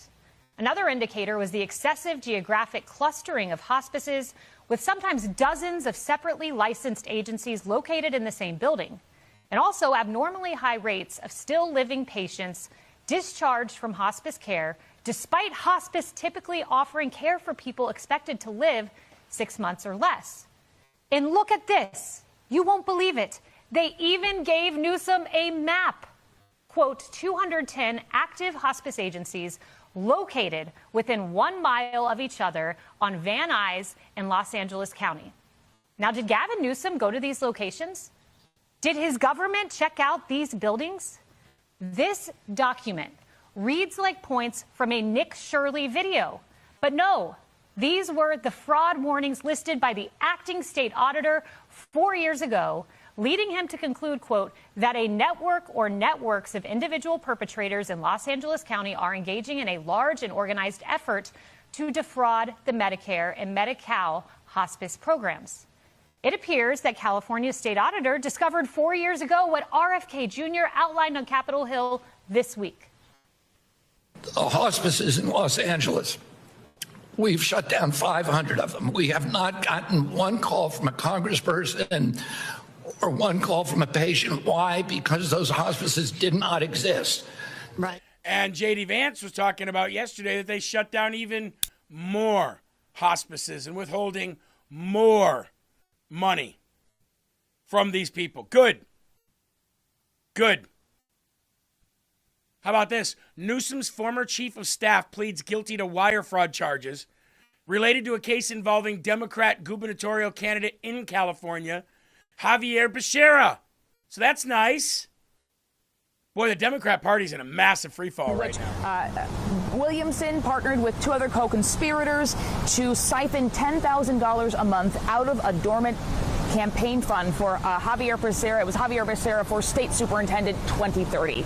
So there was a dormant fund, and Williamson's attorney in a news conference after court said to us journalists, this was a matter of my client being a good friend. He said McCluskey had taken a job in Washington, D.C. with Becerra, as Becerra was the Health and Human Services Secretary under President Biden at the time, and was not making enough money to support his family back in California. So McCluskey told Williamson, look, I need some extra money. So at that point, Williamson's attorney said they devised the scheme to give $10,000 from this fund to McCluskey's wife. Now, Williamson's attorney, McGregor Scott, he was a former federal prosecutor here in the Eastern District of California. He said $2,500 per month of that $10,000 scheme, in which Williamson partnered with 2 other co-conspirators to siphon. This morning on Facebook, let me see if it actually pulls up. If I pull it up here. So this morning on Facebook, I noticed somebody was complaining about Trump has not done one thing he's said he was going to do, and said something else about 0 arrests have been made. And I actually posted all of the zero draining of the swamp has been done. I posted all the 40% of the government that Trump fired. I posted the people the immigration judges that he fired and replaced. I showed all of the indictments that have been put out. I showed all the congressmen and women who have been drained from the swamp. I showed all the people with active indictments. And there was actually more than I thought. And I said, tell me again how Trump isn't draining the swamp and doing what he promised. This was all done in 1 year with the Department of Justice that wasn't doing anything. I just noticed there's not been a response back. It's very easy to say stuff. Harder to back it up. Very easy to say stuff, harder to back it up. Since we're talking about California, Ben Bergquam, ladies and gentlemen, my friend Ben Bergquam, talking about why Spencer Pratt is effective and why he is destroying Karen Bass on these issues right now. This is my friend Ben Bergquam, who knows California very well, by the way. He fled it. Here. And I was driving down looking for parking, and all of a sudden I realized all these places I was driving past were all properties that were burned. This entire street. I couldn't get in here last time I was here. They weren't allowing people in. I was only able to fly the drone. But every one of these properties totally destroyed. Most of them just having done the cleanup. Almost none of them being given permits yet to rebuild a year later. This is what happens when you prioritize radical environmentalism over human lives when you prioritize hiring based on sexual preference over qualifications. This is what happens when you vote for Democrats. The protest says it's nonpartisan. It's not political. This is all political. Democrats control every aspect of California, in particular, water policy. You don't want to end up like that. That used to be a home right there. That patch of dirt used to be a house. This one did too.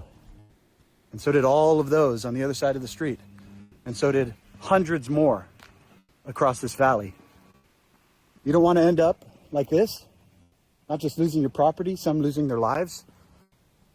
Stop voting for Democrats. It's pretty damn simple. You got Gavin Newsom, you've got Mayor Bass, you've got these traitors to our country who care more about inviting in illegal aliens than they do about doing their jobs and protecting their citizens. It's all political. You want it to stop? Stop voting for these scumbags.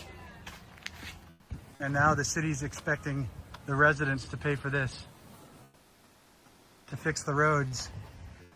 That's how crazy this is. So the city let them burn, and then in order to clean up the debris, they brought in these massive trucks that destroyed the roads, and now they want the people whose houses burned to pay for the roads to be rebuilt. It's absolutely insane. Yeah. It's crazy. Yeah. Oh, and all this. I know. And you're gonna have to pay for this. Oh, of course. So they're gonna fix it, but they really can't. All of the cement trucks and all of the building stuff that's gonna go on. It's gonna happen again. It's just gonna get ruined again. And they are talking about burying the lines, so they're gonna have to dig them up yet again. Yeah. House just down the street. Crazy. So. Crazy, crazy, crazy. What a beautiful place. It was. Was. Yeah. Yeah. Yeah. God bless you. Thank you, sir. Have a great day. And to top it all off, now they're making it almost impossible to get building permits, to even build the exact same house that you had on the property. Exactly. Because of radical environmentalists worshiping the god of climate change over the god of the universe. It's disgusting. But if you voted for these guys, you voted for this. This is the first house I've seen that actually has a new foundation. On this entire block, walked past over 50 properties. That's the first one that's getting a foundation. And you want it to stop? Stop saying it's not political. Stop saying it's not partisan. All politics are the policies that affect your lives. People say, oh, I'm not political. Well, then you don't care about your life. Woo. You don't care about your family. You don't care about your community, because everything is political. Shouldn't be. Our founders didn't want it that way. They wanted limited government, limited federal government, limited state government, local control. They never intended for the federal government or the state government to prevent you from building a house that you had previously lived in that burned down because of their policies. They stopped holding water in the reservoirs because the delta smelt and fairy shrimp and tiger salamanders. And then when it all burns down, they say, oh, it's not our fault. It's climate change. They stopped managing the forests. They stopped cleaning up the hillsides, all of these hillsides where the fires started. They stopped cleaning up the brush because they wanted to protect the environment. So they let it all burn down instead. That's who these people are. They're hypocrites and liars. And if you vote for them, you deserve it.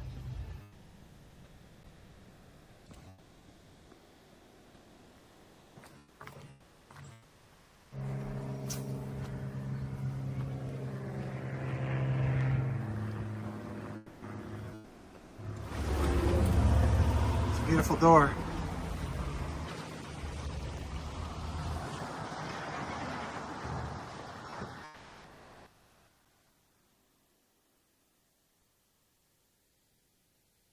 I was driving down the street over here in Pacific Palisades for the 1 year. It's crazy, man. It's just like Lahaina, Maui. They've let these people's houses burn down or caused them to burn down. And then And it did absolutely nothing to allow them to come back. Have done absolutely nothing to allow these people back on their land other than to live in Airstream trailers.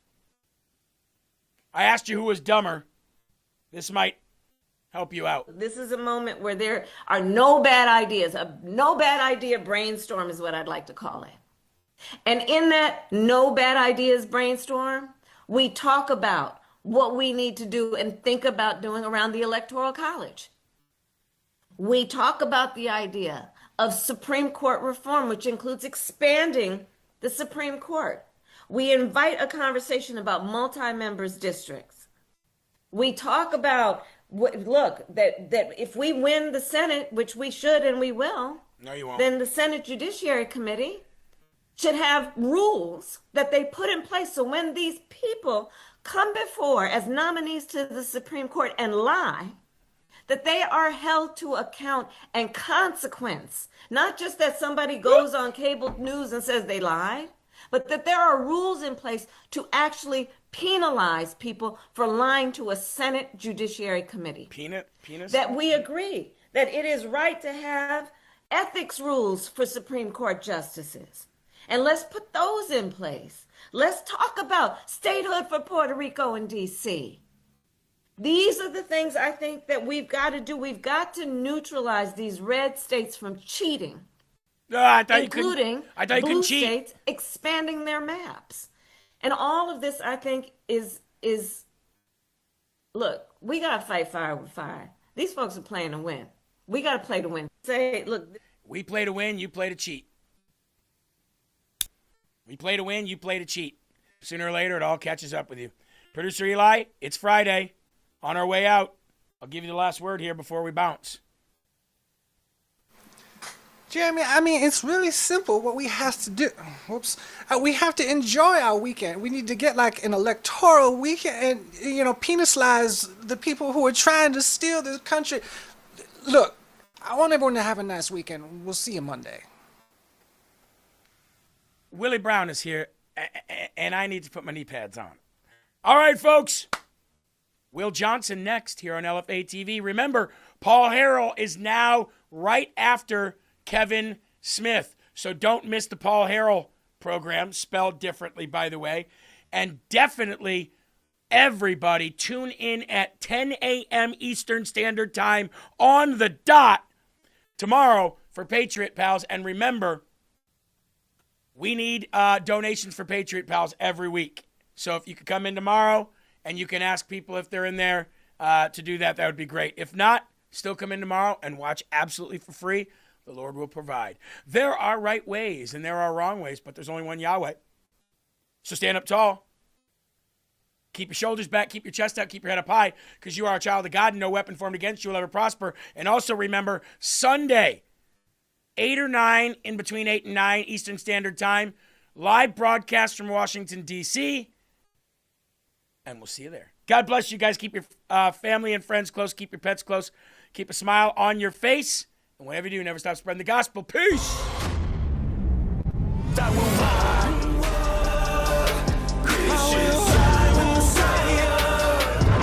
I wear the armor of God now. I wear the armor of God now. Been a long time coming and we all learned something that we won't ever give it up. Long as I'm bleeding, I'ma never stop screaming that we first in America. Black, white, brown, all cities, all towns, the rebirth of America. Long as I'm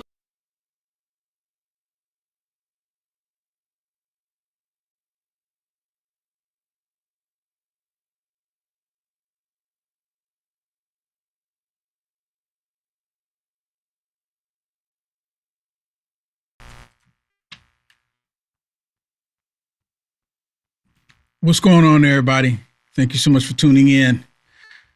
Look at this. Look at this. I love my country. I love my country. We're getting into this right now in the culture war.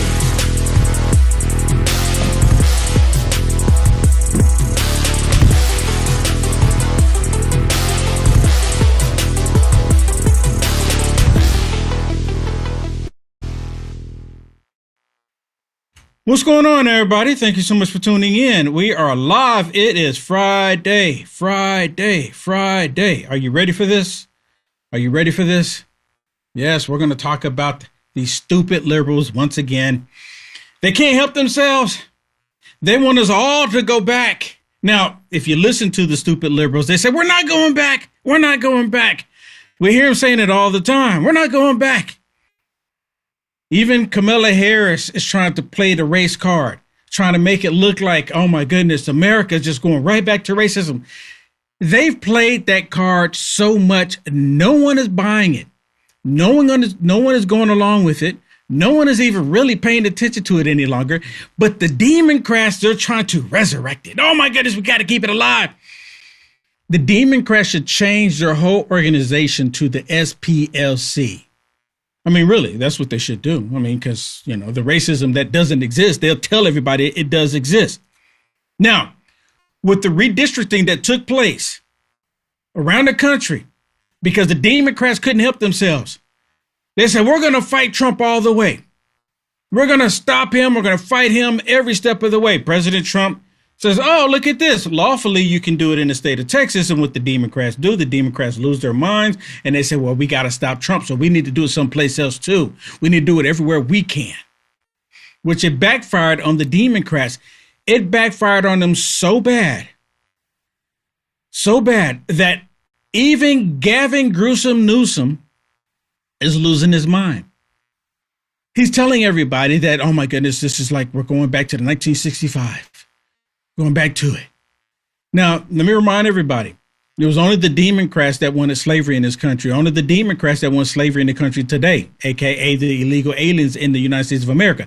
But listen to this epic meltdown of Gavin Newsom, because he realized that the Republicans are going to take it. It's starting to settle in. This is why I believe that we're going to see some violence hit the streets of America, because they rather burn the country down than allow it to be successful under President Donald J. Trump. Listen. Stone cold racism in a scale I never thought I'd see in my lifetime. Never have seen in my lifetime. It's all happening. Bring us back to a pre-1960s world. It's jaw-dropping what's happening. It was jaw-dropping what Governor Landry did. He suspended a primary election where tens of thousands of people had already voted. Why? To redistrict 2 districts to eliminate black representation. No, here we go. I can't believe. Black representation. Where's the white representation? Imagine somebody saying that. You have someone eliminating white representation. They would lose their minds. They absolutely would. But in this case, they're saying it because they want black people to get up in arms. They want black people to get into their emotions and start hitting the streets the same way they did during the Summer of Love 2020. That's what they're calling for. That's what they want. That we're experiencing this. My parents talked to me about this. I said, well, thank God it's not going to happen on my lifetime. Oh, my goodness. And it's happening in real time. Anti-woke is anti-black. All these attacks on DEI, it's anti-black. Level of racism is sick. Rewriting history, censoring historical fact. Number of African Americans have been eliminated from key positions and posts. The Pentagon and elsewhere, it's sick. You know what? Joe Biden's administration, Kamala Harris and the rest of them, they were hiring people simply based on color, the same way that they were doing around the states. That same model that they were using to manipulate black people and to retain power, they were doing the same thing at the federal level. President Trump, Pete Hegseth, they were removing people that were there based on DEI. Just because you're the right color or the right sex or pretending to be a particular sex, you get the job. No qualifications required. Just because you meet these prerequisites that we deem to be able to run the job. Same thing here. He's upset. That's the only reason why he's saying that. If you can't do the job, you shouldn't hold the job. I'm just telling you, I'm not an astronaut. I'm fascinated with space travel. But guess what? You think they're going to give Will Johnson a job? Absolutely not. And I'm okay with that. Maybe they'll make it one day to where all of us can just get on a spaceship the same way we get on an airplane. I can wait. Hopefully it'll happen in my lifetime. But nonetheless, that's what he's trying to make it look like. President Trump, his administration is eliminating black people from these positions. No, they're not. They're removing people that's not qualified from the position simply because they implemented DEI. It's happening in the United States of America in the open, and it needs to be called out. So forgive me for reacting this way. And I feel deep responsibility to do something about this, and nothing to do with me as governor, just as a human being.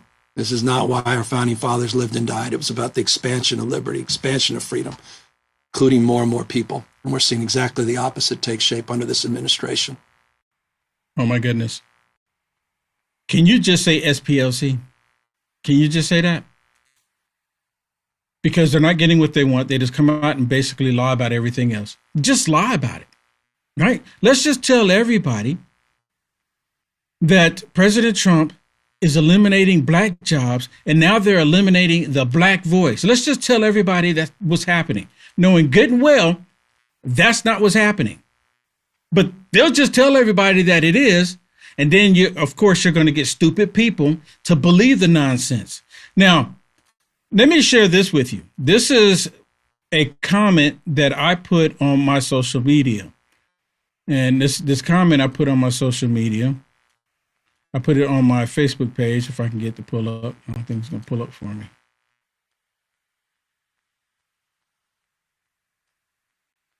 Here, I'll do this. So I put this comment on my Facebook page. And after putting this comment on my Facebook page, they lost their minds. Now, here, let me show it to you. Let me show it to you. Some of you that are connected with me on X and Facebook and other platforms, you see my posts every now and then. So I put this on there yesterday. The Democrat Party doesn't own me. They don't. Is anyone in disagreement with this? Well, apparently, I don't know how well you can see it. Let me see if I can make it big, make this bigger down there. I'm gonna make it full screen just so you can see this. Look at it. Can you read the bottom of that, everybody? I know it's small. I do apologize. I should have blew it up. I didn't think it was gonna be that small. But can you read the bottom of that? This is me saying that the Democrat Party doesn't own me. Right? I have the right to support the individual or party that aligns with my beliefs. That's what all this is about. You don't have the right to dictate my thoughts based on my appearance. How is this not a true statement, everybody? And you can see at the bottom, this person go, "Hi, yellow Uncle Tom," trying to insult me. Because I said I would not be owned by the Democrats. They're getting upset by that.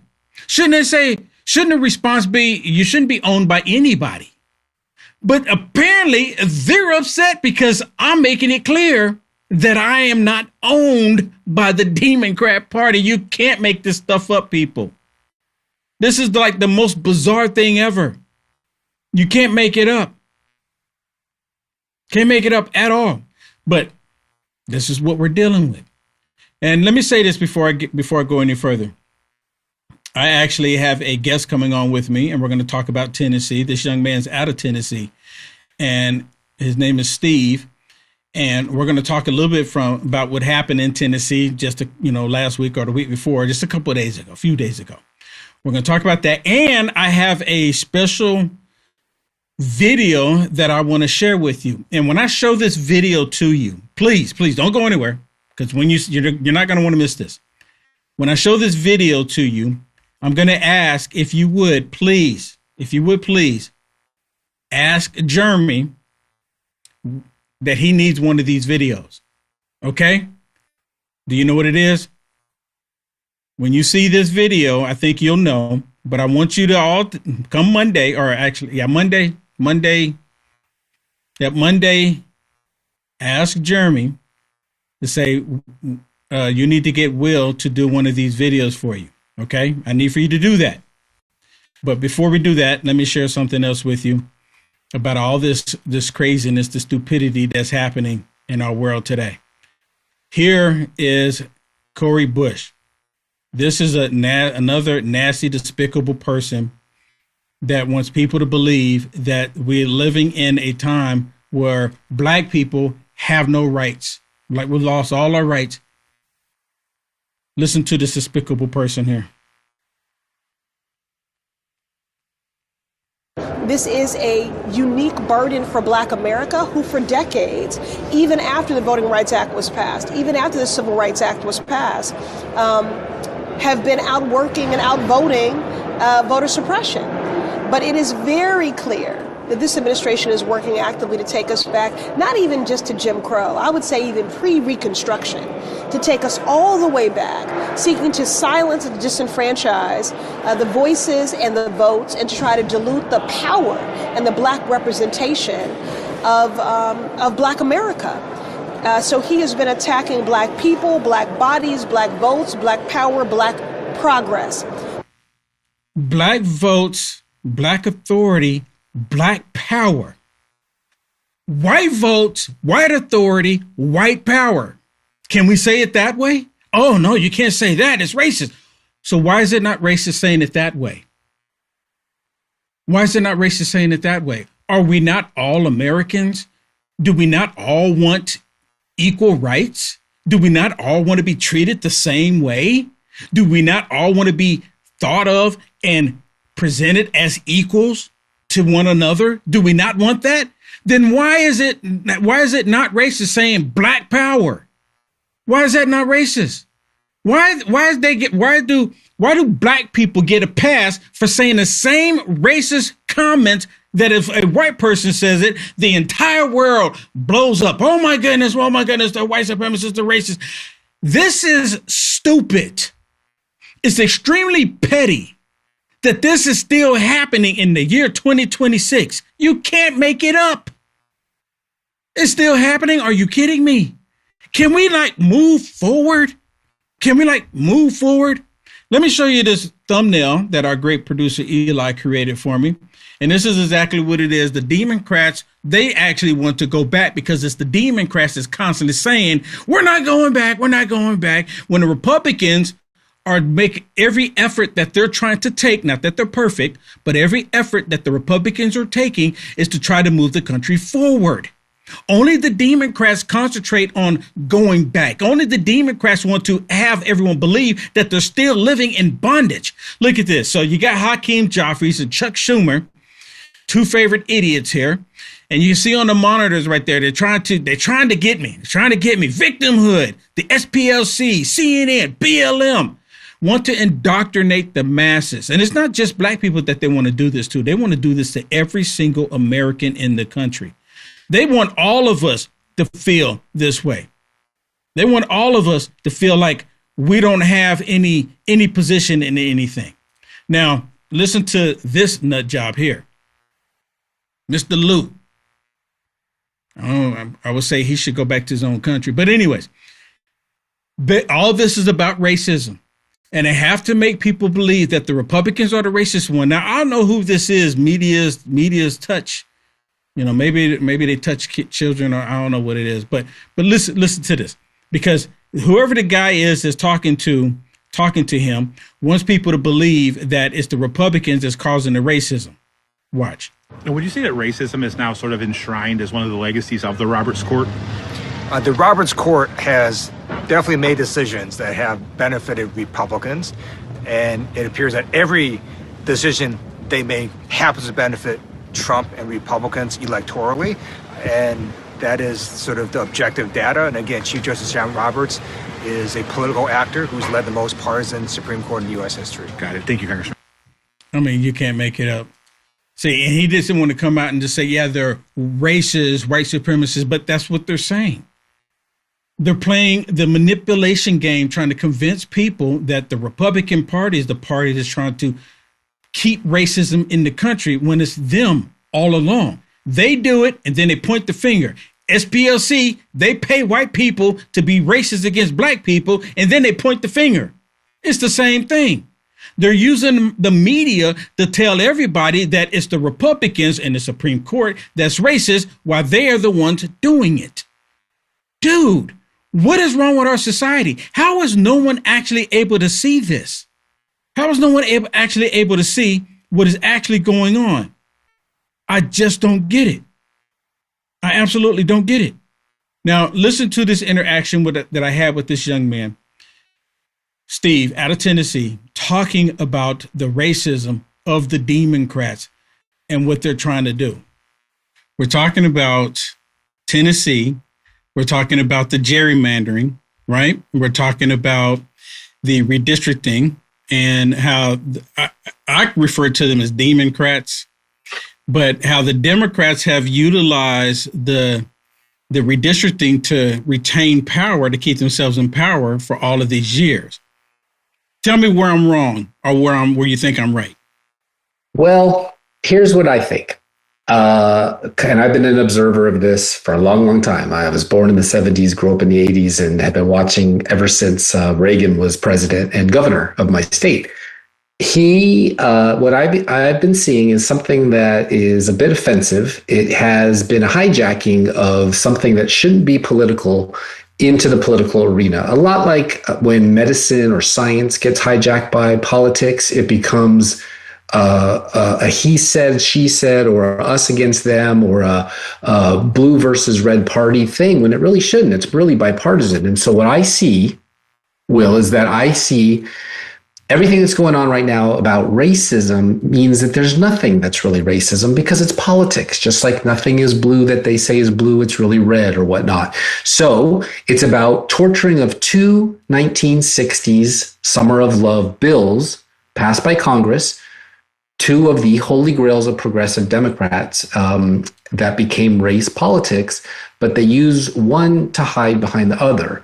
And it's a bit confusing, because when you hear these folks on CNN right now, they're not telling you what they mean, they're telling you what they want you to think. And it's basically the Civil Rights Act of 1964 that progressives today consider the Constitution over the real run from 1776, that is 250 years old this year, by the way, and the Voting Rights Act of 1965 that came about 11 months later, both signed by LBJ, both been a mess ever since, until the Supreme Court overturned it earlier this week, kicking over this hornet's nest of race politics, making everybody a mess. And then the third thing, you asked about good trouble. That was a phrase coined by Representative from Georgia, John Lewis. That's what they're doing, because his John Lewis Voting Rights Act was trying to codify gerrymandering based on race, which is unconstitutional, always has been, always will be. They finally overturned it, and they got freaked out on the left, because no longer were they going to be able to make districts that were one-sided. It's now an opportunity for even Black Republicans to win in Black districts. See, this is what I don't understand, is that for years, I heard this when I was growing up as a kid, that Black people wanted to be equal. I've heard that through my entire life. Black people want to be equal. Even after the Civil Rights Act was passed, Black people continued to scream that we want to be equal. Well, the Supreme Court just ruled saying, hey, your vote is the same as this white person's vote, regardless of your color. This location should be represented by Americans, regardless of the color. The Democrats, in this case, they want to say that Black people have representation in this location, and if you don't have representation in this location, that your Black voice is going away. What am I missing here? Well, I think you're missing the partisan politics that it became. John Lewis, who I mentioned, was also the youngest person to speak at the Martin Luther King rally that everybody loves and admires, because he said in that speech, we want to be judged by the content of our character, not the color of our skin. Well, what do we see on TV this week from Tennessee? We see Justin Lewis and Justin Pearson acting the fool, showing us that their character is pretty low. Or Claiborne from South Carolina coming out and saying some crazy things, which means he's low character, not a high character that we were supposed to vote on and want as our representatives in Congress. So again, they took a human right, which was the Civil Rights Act of 1965, and turned it into a political fight, which means that to be divisive, you have to be divisive if you're in politics. That's the name of the game. You can't have Republicans voting for you. So otherwise you have to be a Republican. And in Georgia, that won't work. So the bottom line is, I believe that they took Martin Luther King's amazing, wonderful, let's put him on a statue in DC and a plaque to honor him, which we did, about content and character, and invert it when you're a 2026 Democrat politician running, saying that the only thing that really matters is the color of my skin, not that I've done absolutely nothing for Memphis for 20 years. And oh, by the way, the guy who's been in Congress in Memphis out of Shelby County for 20 years is a white man. Yeah. So the whole thing doesn't make sense to me. Yeah. It's subject to be replaced by a black woman. But that's not representation. I mean, you can't make this stuff up. I'm looking at this, and this is like blowing my mind. What am I missing? And then, now, I don't know about you, but I receive a lot of death threats. I get called coon, Uncle Tom, sellout, everything you can think of, simply because I'm thinking with common sense. Like, common sense is out the window. And you're 100% correct. I think what they've done, what Martin Luther King has said in the past, is that they weaponized it. They weaponize it and trying to say that, hey, if you do not go along with the way we believe things should be, then you're a bigot, you're hateful, you're racist, you want to take away people's voices, specifically black people's voices. You're doing voter suppression, which I've missed that part. I've been in Texas for 7 years now, and I lived in Arkansas at one point before that, lived in California before I moved to Texas, and I've been voting ever since I was 18, and not a single time have I ever gone to the ballot, and they prevented me from voting simply because of my color. Where am I missing the voter suppression part? Where's that happening at? It's in the minds of hacks on the left who want you to think that they lost their vote, when gerrymandering is not a loss of vote. Not a single person lost their vote. And so you go back to 1963, the march where Dr. King gave his I Have a Dream speech. And this gentleman who, John Lewis, was a freedom rider. He led over 60 marches across the Edmund Pettus Bridge in Selma, Alabama. He went on to make millions in Congress with books and speaking fees.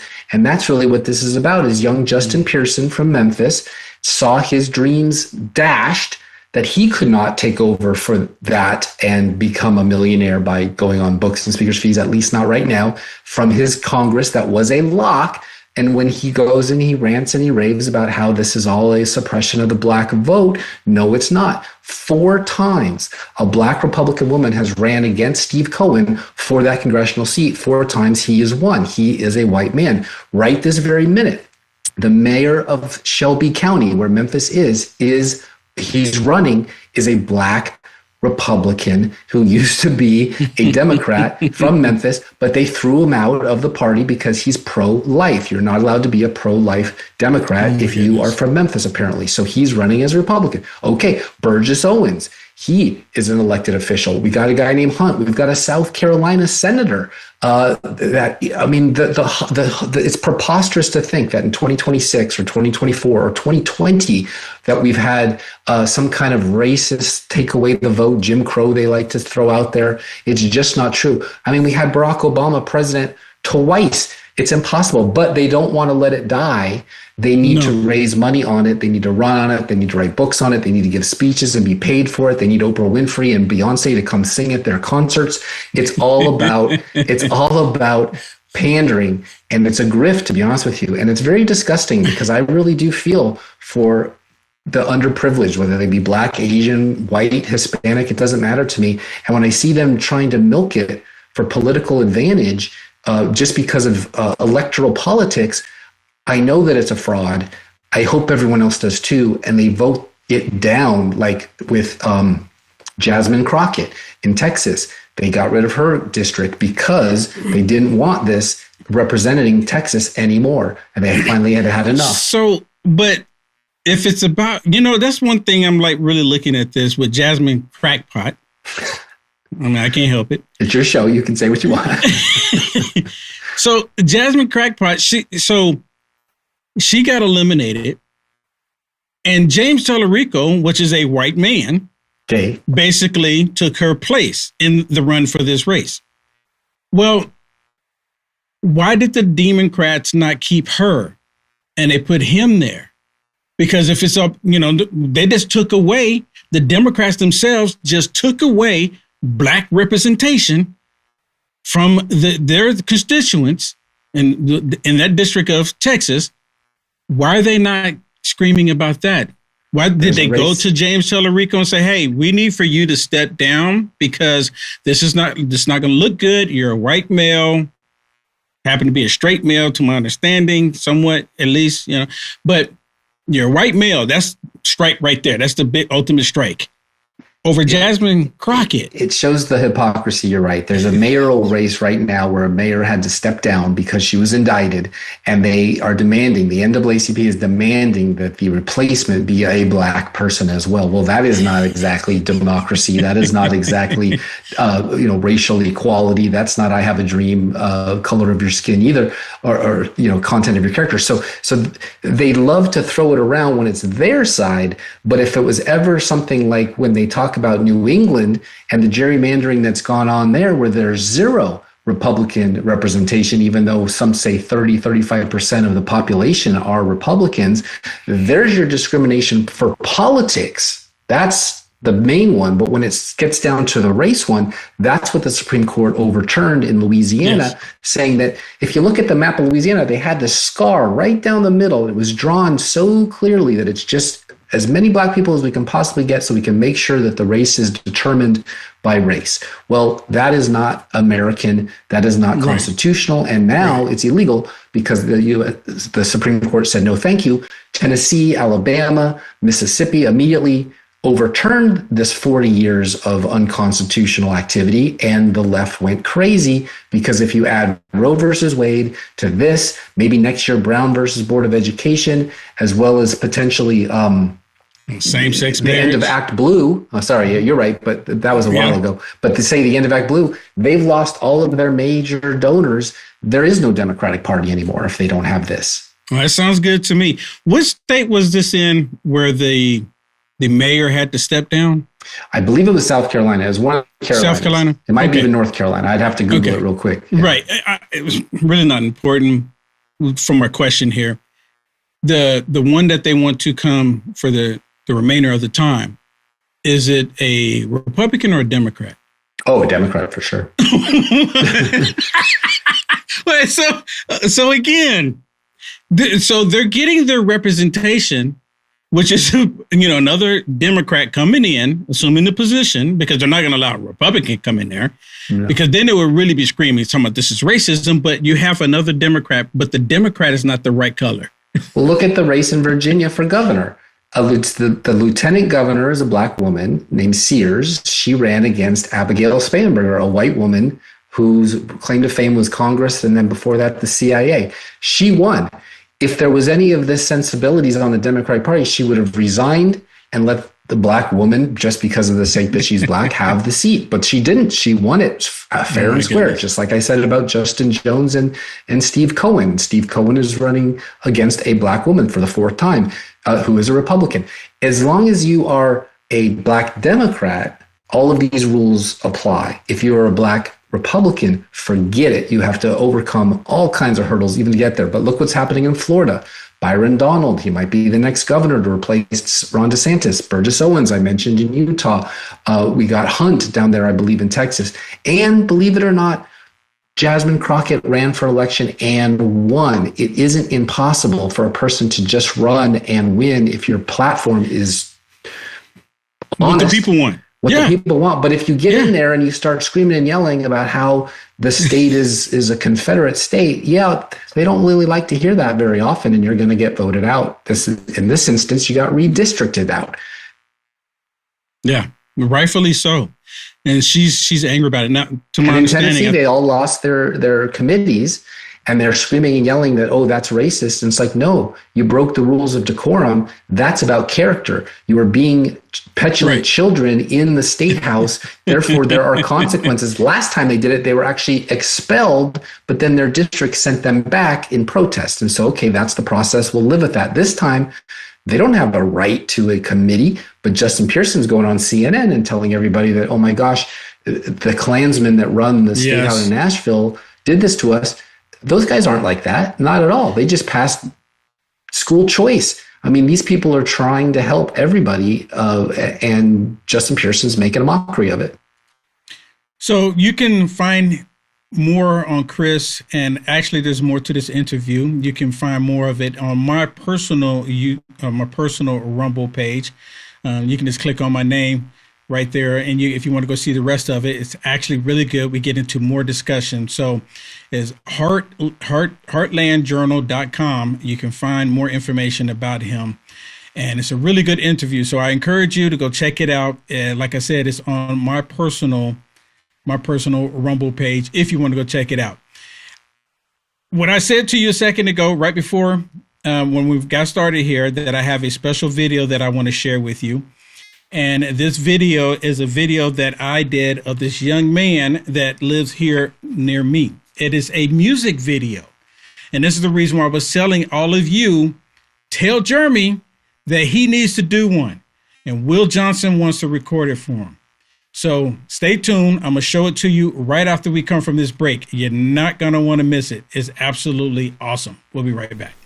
Remember when you were younger and you used to hear stories, whether it be in Greek mythology or whatever, about the fountain of youth, people constantly looking for something out there that would help them live forever or live longer? Well, kind of got something like that with Fatty 15, and it's not mythological. No, Fatty 15, this is an empty jar right here, but that's your size that you get. That's a 1 month supply. You get a 3 month supply on this deal. Fatty 15 contains something called C15. If you don't know what that is, it's an essential fatty acid that is necessary for your body's cellular generation, meaning that if you have any damaged cells, it will repair them. It'll also change the way your cells age, and you will live longer. C15 does exactly that. Again, if you don't know what C15 is, definitely do some research. But it's Fatty 15, and in each and every one of these capsules that you get in Fatty 15, you're going to elevate your cells, you are going to repair your cells, and you're going to live longer. That's what it does. It slows down your aging process for healthier hair, healthier skin, balanced metabolism, deeper sleep, and 3 times more cellular benefits than omega-3 fish oils. Fatty15.com/LFA, promo code LFA. Save 15% now. That's fatty15.com/LFA, promo code LFA. Thank you very much. Back to the program.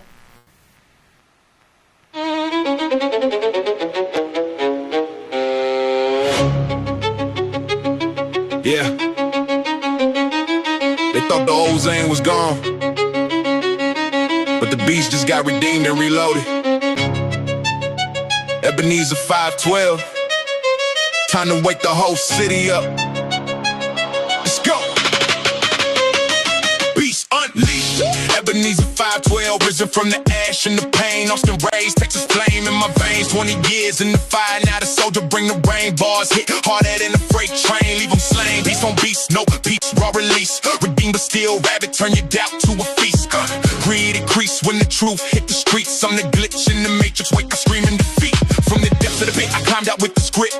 Blood on the pages, turn my sins to a hit. They knew me as Zane TV, now Ebenezer flipped the script. 20 years of war, now the redeem got the grip. I don't flex for the gram, I flex for the lost souls. Spit redemption with a venom that still burn holes. Multi-stack like bricks in the Capitol walls. You throw shade, I throw flames, watch your whole career fall. Austin heat in my chest, never rest. Beast mode activated, put the devil to the test. I was broken, now forged in the fire higher than the rest. Your favorite rapper talk tough, I turn them to a mess, call it 512. That's the verse where the chains break, grace in my flow, but the punchline still decapitate. Unleashed, untamed, unrestrained rage with a purpose. Turn your fate, image to dust, lead the real ones nervous. Beast unleashed, Ebenezer 512, risen from the ash and the pain. Austin raised, Texas flame in my veins. 20 years in the fire, now the soldier bring the rain. Bars hit harder than a freight train, leave them slain, leave them slain. Beast on beast, no beast, raw release. Redeem but still rabbit, turn your doubt to a feast. Greed increase when the truth hit the streets. I'm the glitch in the matrix with the screaming yeah. Yo, I don't need clout chasers, I chase the narrow gate. But when the beat drop heavy, I still decapitate. From the trap to the altar, now the altar got the strap. Spiritual warfare in the booth, watch the demons clap back. They tried to box me in, I broke the box and box your favorites. Left them licking in the comments, crying why he gotta say it. Ebenezer mean, stone that help, but the stone throw boulders crush. Egos crush fakes, lead the game in folders. Texas in my bloodline, capital never fall. I stand tall with the cross while I body y'all. Redeemed soldier, but the beast still turn your lukewarm track to a funeral. Nothing more, layers on layers, pain, grace, rage, and truth. One verse from the 512 and your whole worldview get loose. I'm the virus in the system that the system can't delete. Ebenezer 512. Now the whole city's awake on these streets. Yeah. The beast got saved, but it never got tamed. Ebenezer 512. Redemption with thanks. Austin, stand up. The soldier back. And it's time. It's good, ain't it? Fire don't go out. It's good, ain't it? It's good, right? Yeah, I'm telling y'all need to hit up Jeremy. Say, Jeremy, you need to get Will to do you another video. You need to hit him up. You need to hit him up.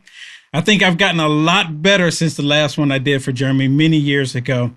So you most definitely want to tell Jeremy, you got to get Will to do you another one. You got to get him to do you another one.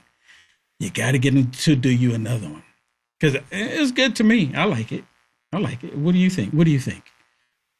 For me, it's really good. It was really good. I had really good time doing it. I really enjoyed it. I wanted to share that with you. It's Friday. I want to share that with you. But okay, let's get back to this. I got some more crazy stuff that I want to share with you. And of course, we're talking about these radical lunatic liberals, how they're wanting everybody to believe that we're going back and they're going to put black people back in chains. We're going to put y'all back in chains. But this time they're going to put white people, black people, everybody in chains. This is what the Democrats want. Listen to the Witches of the View. The Witches of the View, despicable as they are. Have y'all seen these videos? I forget the young female's name, and she was in the Umbrella Academy, that series, and she played in some other shows and movies, I think.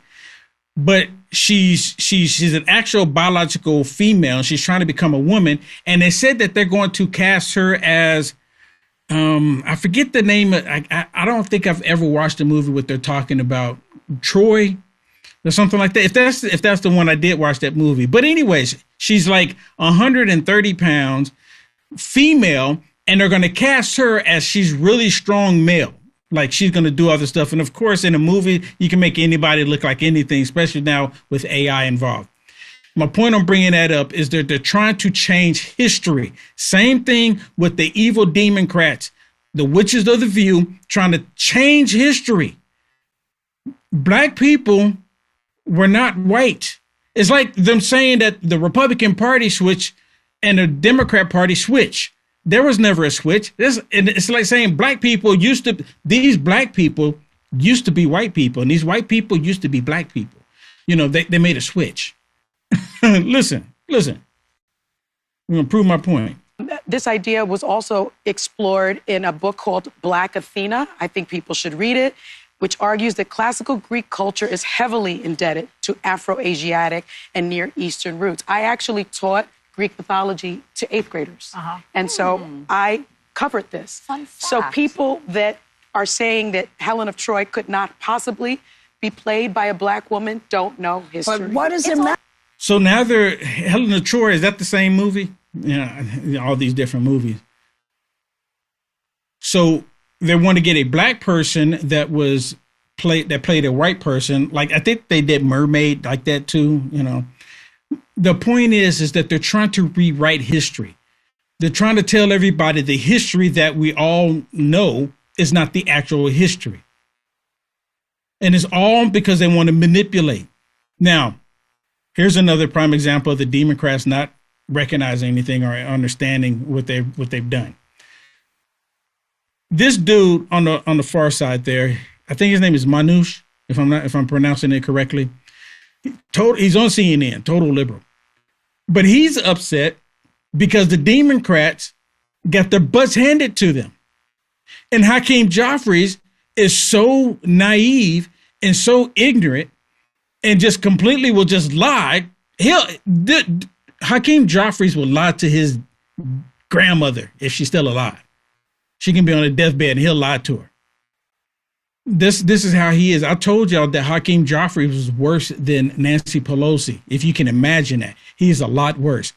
But listen to this interaction.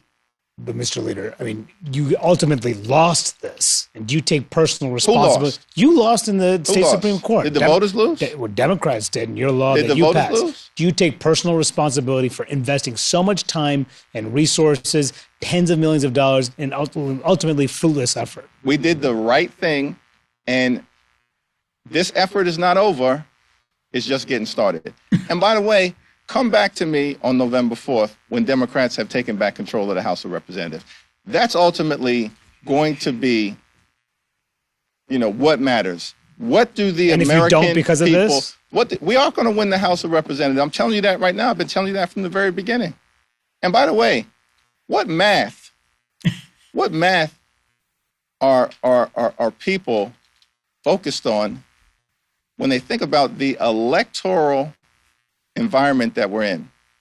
When Democrats took the House back in 2018, and at minimum we're in a 2018 environment. When Democrats took the House back, we had to flip 24 seats in 2018. 24 seats, which people said was impossible to do. We didn't just flip 24 seats in 2018, we flipped 40. And of those 40 seats, 31 were in districts that Donald Trump had just. So why is he having such a meltdown? They spent $65 million. $65 million for what? To try to do something unlawfully. Now just imagine that. If they're willing to spend $65 million on doing something that they know was not lawful, that went against the state constitution, what else would they spend money on? They'll spend money on anything to retain power. That's what this is all about for them. And they're mad because the $65 million didn't buy them jack. It's almost like spending $2.5 billion in a campaign and get nothing in return. That's a lot of money, $2.5 billion, and have nothing to show for it. Who is that? Kamala Harris. Absolutely nothing to show for it. And then she's talking about she's going to run in 2028. Oh, I wonder who's going to pour money into her. Who's going to pour millions of dollars into her again so she can take that money and get Beyonce and get Oprah Winfrey and get all of these other woke outlets to promote her after she pays them. Who's going to do it? $2.5 billion later, that's a lot of money. And to show you how deceived this dude is, listen to Hakeem Jeffries here. Do y'all remember during the Summer of Love and even before then, what were the Democrats saying about the police department? Let me put that up on the screen real quick before I play this. What were they saying? What were they saying? And oh yeah, really quick while I'm over here. Let me think about this really quick. Let me say thank you to Sherry Z. Thank you so much for that Rumble rant. Thank you so much for that beautiful Rumble rant. Thank you so much. I did see it, and I'm recognizing you, and I'm publicly saying thank you. And here's some beautiful balloons for you. Thank you so much. Thank you so much. And just to let you know, the artist that was in the music video that I did, his name is Chris. He's on as Zane. I don't know if some of y'all might have seen him in the chat, but he was in the chat. He was in the chat. I just want to say that. But thank you again for that Rumble rant. Sherry says, thank you, Will, for fighting and not giving up, no matter what is going on in your personal life and in this world. May the Lord have double blessings upon you. Thank you so much. Thank you so much. I greatly appreciate it. What a blessing. Thank you so much. Thank you so much. Okay, now listen to this one. This one is with Hakeem Jeffries. Remember, I was telling y'all how Hakeem Jeffries has lost his mind, and he wants people to believe that he's the right one. Remember what they were saying about the police department. They want to defund the police. Listen, remember I also said that Hakeem Jeffries would lie to his grandmother. Remember I just said that? Listen to this. as opposed to doing what Republicans have done, which is to defund the police and rip away grant funding for local law enforcement. That's the here and now. Are you hearing this? At what point have Republicans say defund the police? When did that ever happen? That's never happened. It's only been the Democrats that want to defund law enforcement in the country, be it police officers, be it ICE agents, be it TSA, be it the Border Patrol. They're the only ones that wanting to defund law in the country. Why? Because the Democrats want lawlessness. The Democrats want lawlessness in the country. 100%. And then this. Now, I played the AI video of this the other day. And it's just an AI video. And I took this and I put at the caption at the top. I said, if you don't want him to be protected, AKA President Trump, that means you are a demon. Can you see what the person said at the bottom? And you can see their image. They got an upside down cross down there. I'm not going to say that part. They said, F me. I'm a demon, I guess. You see it? It's unbelievable how many people are embracing being a demonic demon. They're embracing it. And when I look at this and I see this type of stuff, I can't help but think that we are truly living in the last days. I can't help it. Now, I'm not saying that these evil demonic demons weren't here before. Most definitely they were here before. And with social media, that is all out in the open with it. We get to hear from the demons where we didn't hear from them before. They hate the fact that President Trump is still alive. They hate it.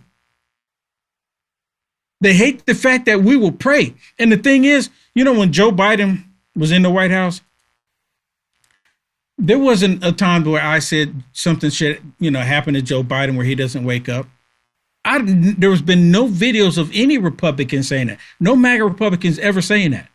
There's no video of it, or they would be showing it. Now, I did say what they were doing to Joe Biden was elderly abuse. I said that multiple times. Multiple times. I know we're running out of time here. I told y'all that I was going to create one. I told you I was going to create a Blue Sky account. And guess what? I created a Blue Sky account. Can y'all make out what that is? Can y'all see it? Look at it. This is my Blue Sky account. This is my picture there. I put my picture. I put my name there, Will Johnson. The interesting thing is when I created the account, originally I put in Mr. Will. I put in Mr. Will for my name, Mr. Will, I guess for my handle, Mr. Will. They rejected that because I had Mr. in it. The fact that I had Mr. in it, they rejected, would not let it go through. So I backed out, changed my handle to Black 4547 because I put the word black in there, went through like bells and whistle. I mean, from confetti, fireworks, everything. Boom, boom, bing, bing, bing. Welcome. Yay, yay, yay, yay. So, and the interesting thing is after I created the account, within 30 minutes, I had 8 people following this account. I haven't posted anything. 0 posts. You can see it. 0 posts. And when you first sign up an account, they have it. So you want to follow these people? I follow all the news organizations on there, all these radical leftist lunatic news organizations, right?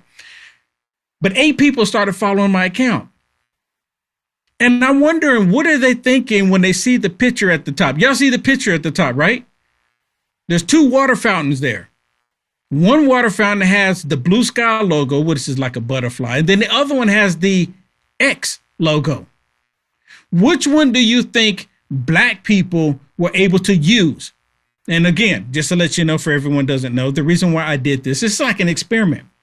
I'm going to post the same thing that I post on X I'm going to post the same thing on Blue Sky that I post on X.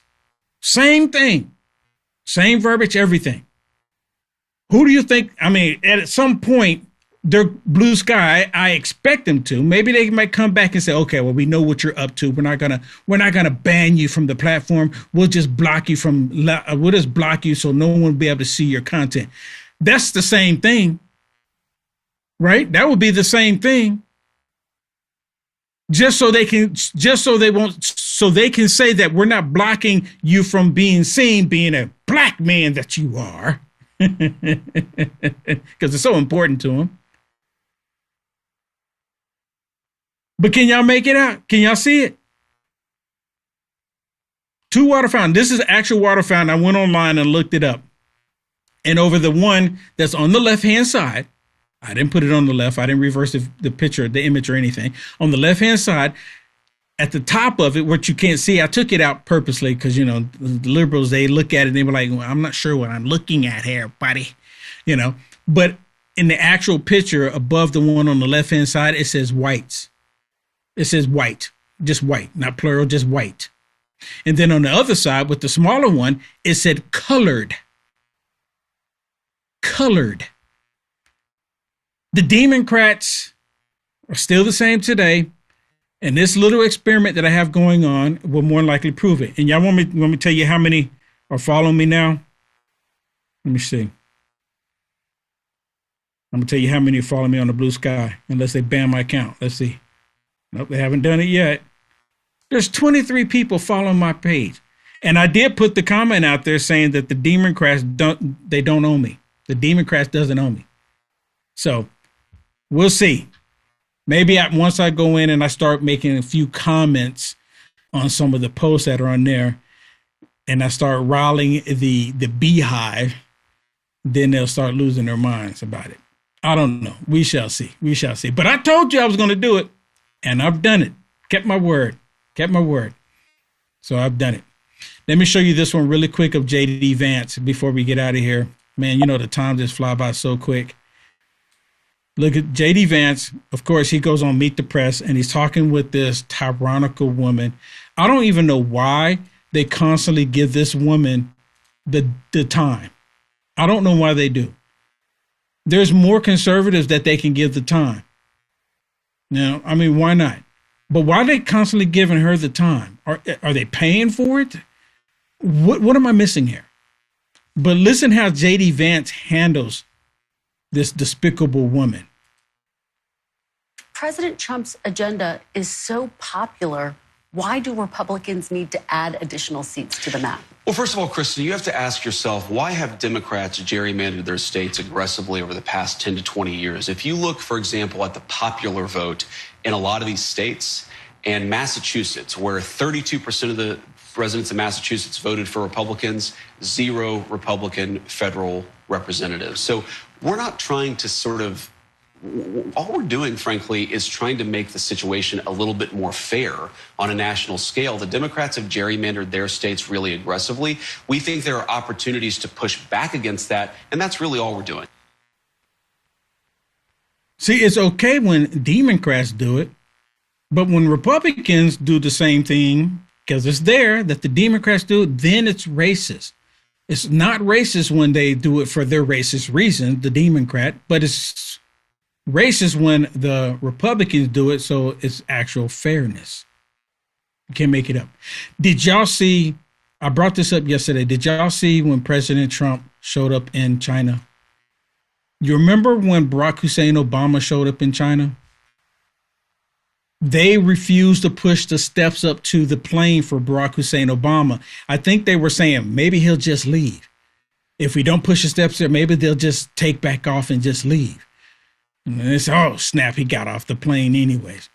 Well, Hakeem Jeffries was asked about President Trump showing up in China. Again, this dude will lie to his mama, his grandma. He doesn't care who it is that he's talking to. What's your reaction to how America was being represented by Donald Trump in China? Donald Trump went overseas to China and embarrassed the country, as always. It's unfortunate, but it's extraordinary to me that you had an American president go over to China and bend the knee to the Chinese Communist Party.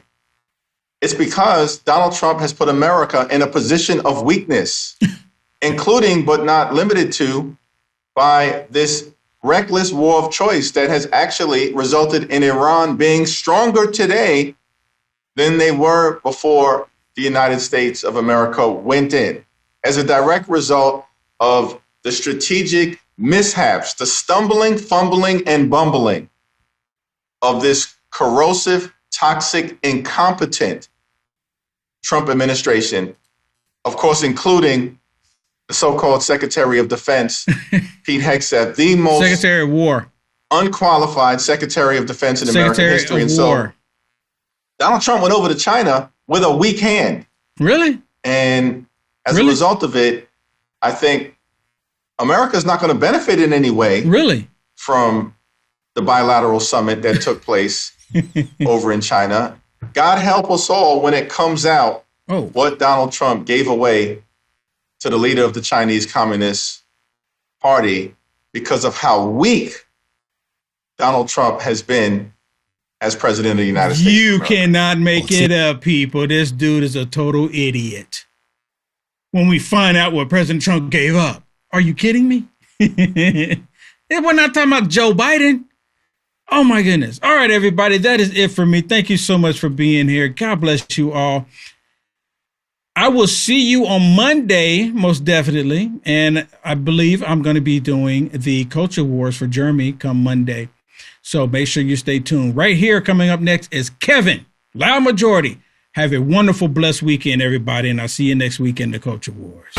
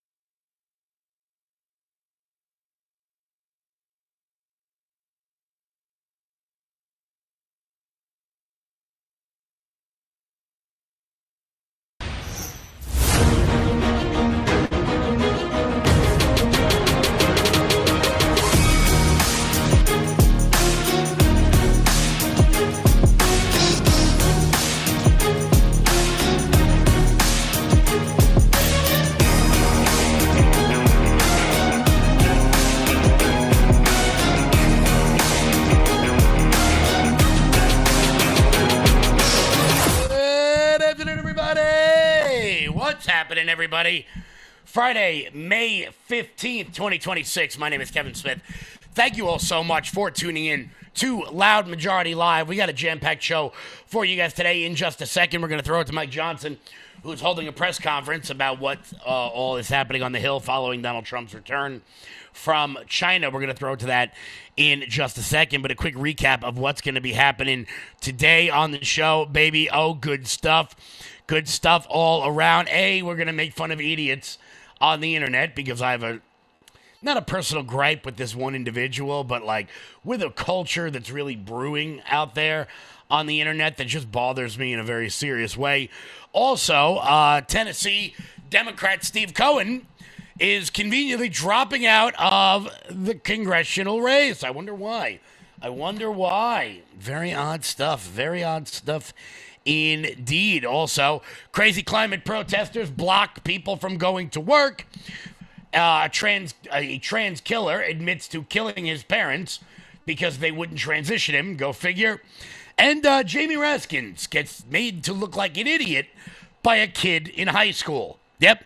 All that happened. Before we get started, though, guys, do me a favor. Hit that thumbs up button. Share the video out all over the place. We're going to throw it to Speaker Johnson real quick. Give me 1 sec.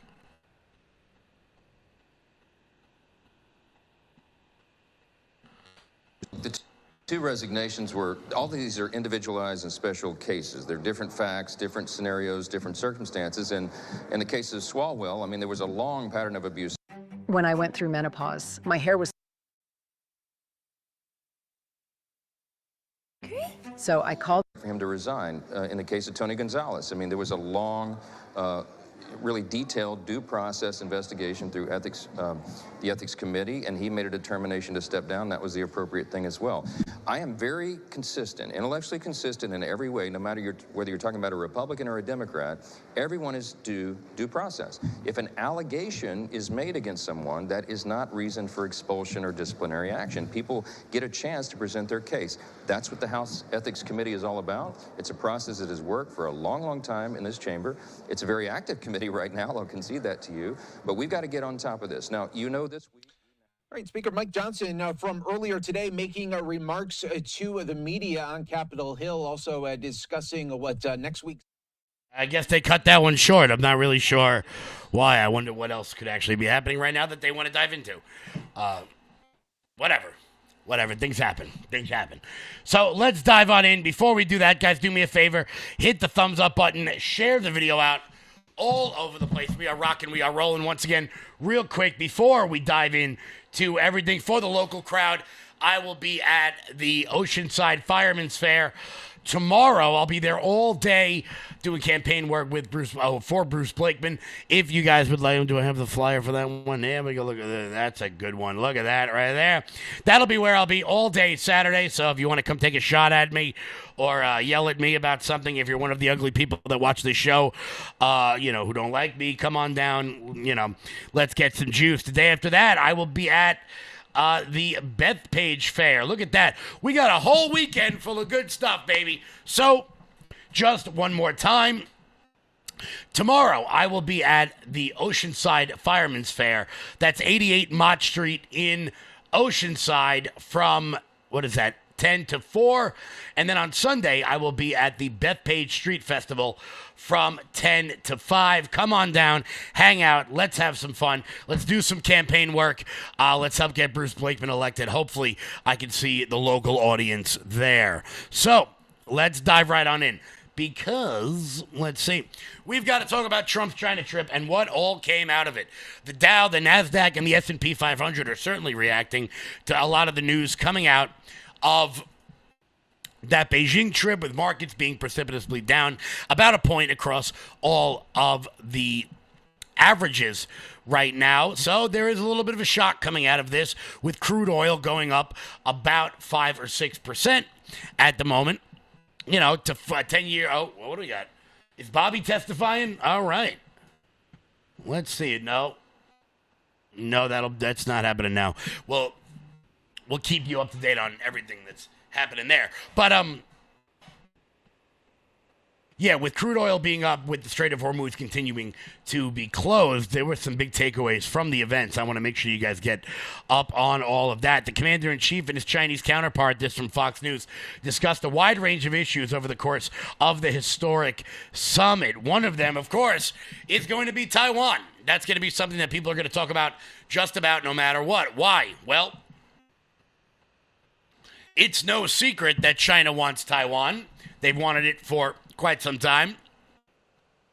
Much of the semiconductors that are made all over the world, much of the chips that are made all over the world are made in Taiwan. Having that fall under Chinese Communist Party control would be a huge deal for everybody.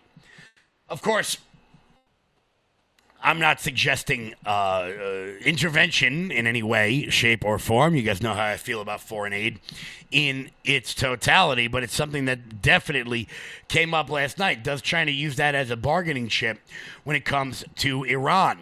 It seems as though Xi Jinping has a willingness to help on the Iranian front. The two heads of state appeared to find common ground, even with Xi even offering to assist Trump in the region, according to the president. Anybody that buys that much oil has obviously got some kind of a relationship with him. I'd like to see the strait open. If I could be of any help whatsoever, I would like to help, Xi Jinping apparently told President Trump. Trump also teased a bunch of investments made in the United States from the Chinese, though the summit was light on specifics. One of the big ones, of course, was buying American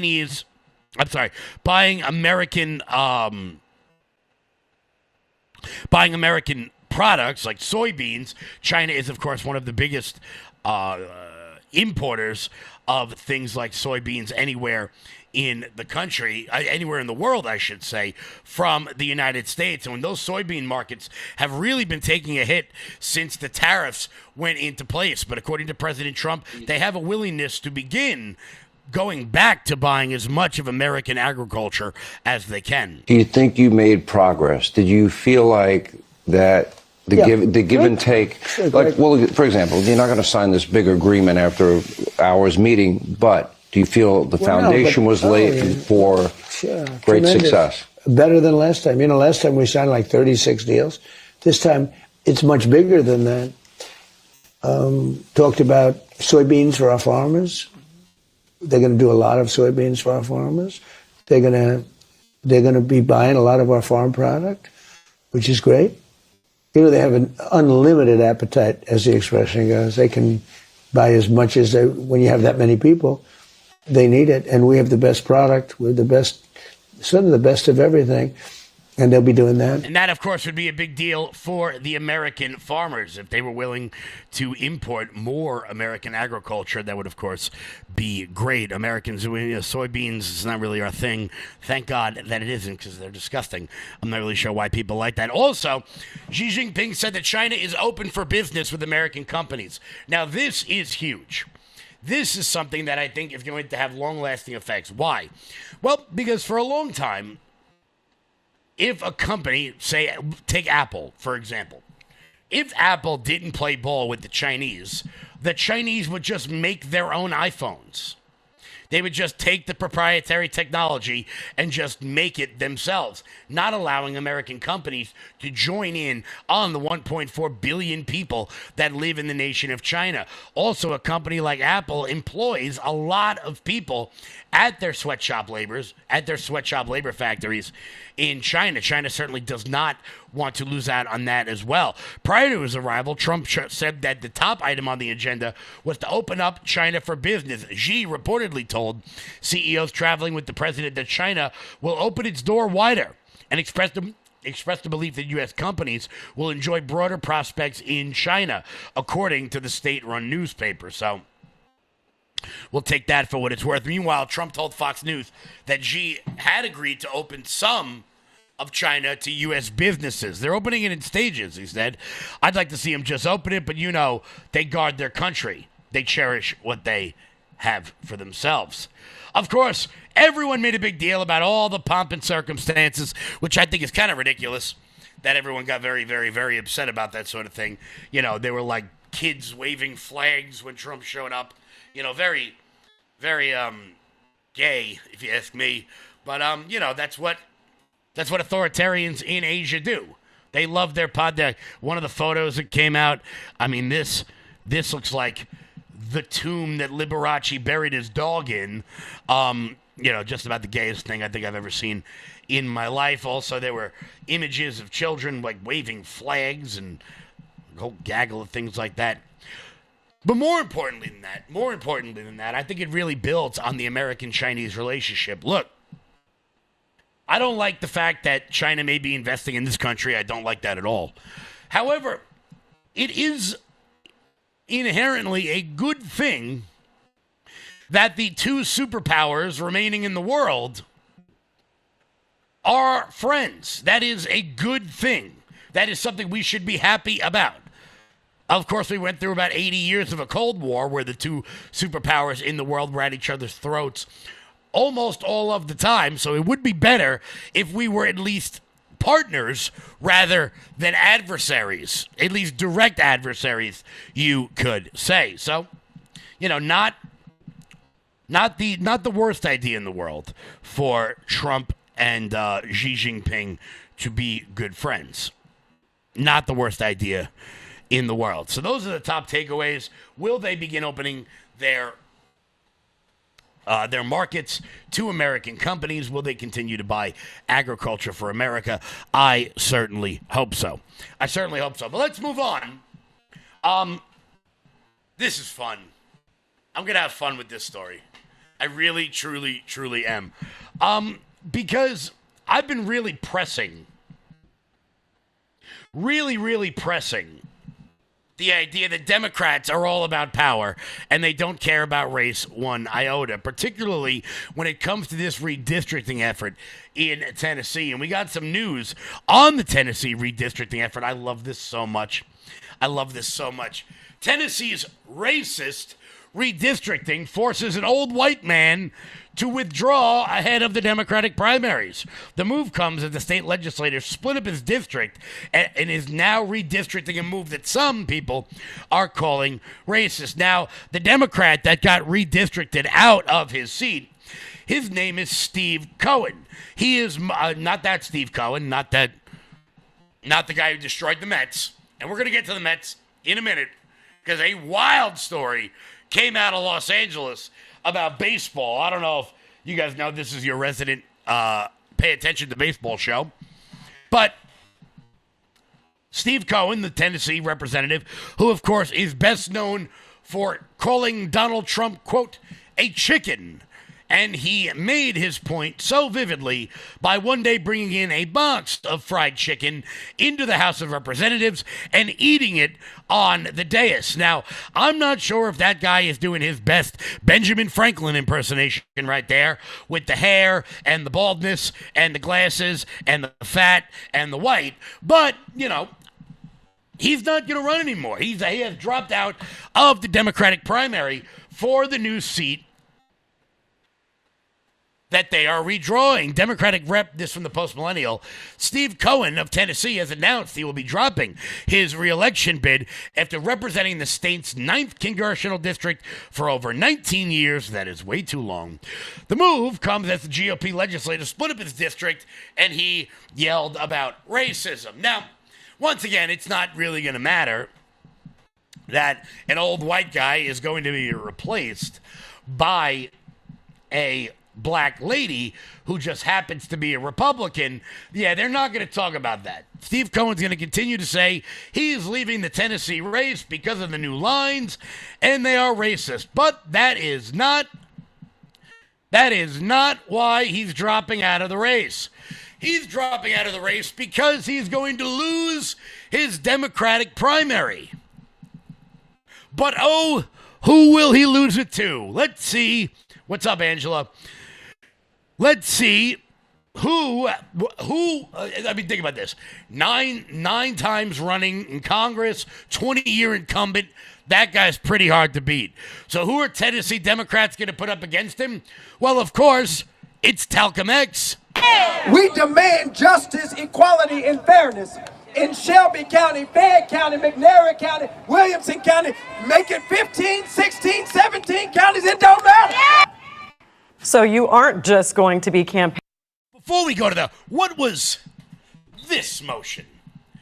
How many bad documentaries have you watched that at the end of your speech, you pop up like this? Like, come on, man. I mean, somebody call Elijah Muhammad. It's wild. Check this.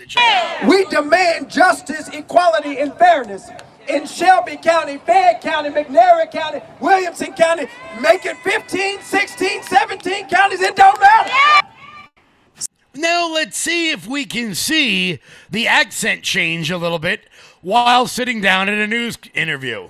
So you aren't just going to be campaigning in Shelby County or in District 9, the former District 9. So what is your strategy now as you follow along this new District 9? Absolutely. We have to go everywhere. I mean, one of the favorite compliments that I get from our current campaign is we're everywhere, because we've had roughly 250 events and community engagements that we've been to. We've met with thousands of voters across Memphis and Shelby County, up to Millington, all the way up to Covington, making sure that our message gets to people, that it's about us. It's time for new energy, a new vision, and a new direction. And this is now an opportunity for us to do and campaign in Orange Mound, in Hickory Hill, in Whitehaven, but it's also an opportunity to go into Fayette County, into McNairy County with the same message. You know, some people... I need to know, how is that guy also this guy? We demand justice, equality, and fairness in Shelby County, Fayette County, McNairy County, Williamson County. Make it 15, 16, 17 counties. It don't matter. Lord, it don't matter. Come on, man. You're not a Baptist preacher. Stop. Stop. You're a privileged millennial who doesn't know how good they actually have it.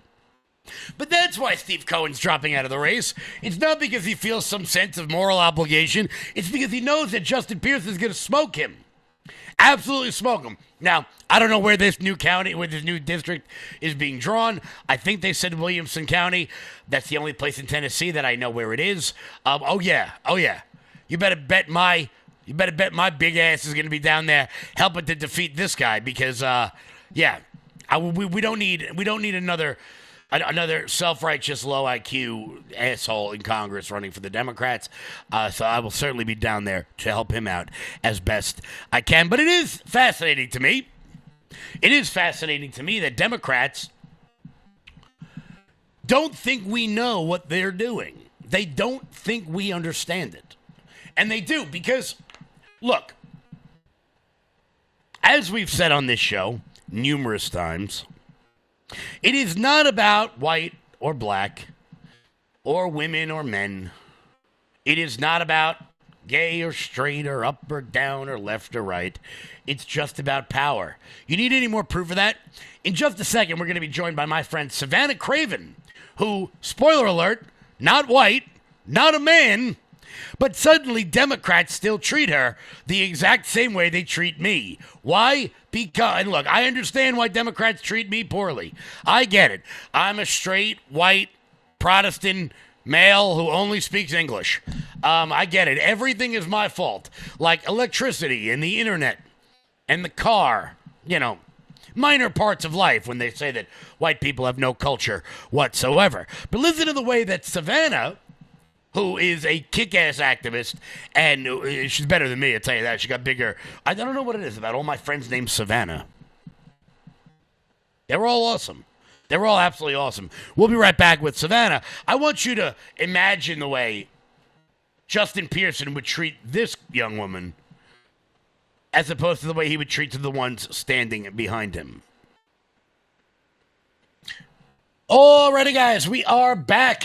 Really excited to introduce you guys to my next guest. You guys know I like to highlight people doing great things all over the country. Well, this young lady right here, who I found out is a lot younger, because I think everyone is my age. She is a member of the Leadership Institute. She's with Turning Point USA. She speaks all over the country. Everybody, please say hello to my friend Savannah Craven. Savannah, how are you? I'm doing great. How are you? Great. Thank you so much for coming on. There's so much I want to talk to you about. I want to talk to you about young conservatives and what it's like, because it's you are here stuck with me in the hellhole of New York. We're the last two that didn't leave. I feel like we're feel like we're like this is season 200 of Survivor, and we are the last two on the island here. Literally. Literally, we are the last ones left. But there's so much I want to get into. But many people watching this, we'll get to it in a minute.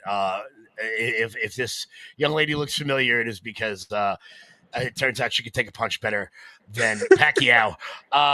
We'll get to that in a little bit, but why don't you tell everybody a little bit about you, the work you're doing? I know you're like one of the most pro-life people I know. You're down at the March for Life every year, freezing your ass off.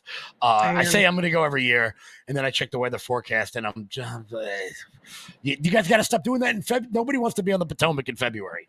It's what we get for killing 1 million babies a year, Kevin.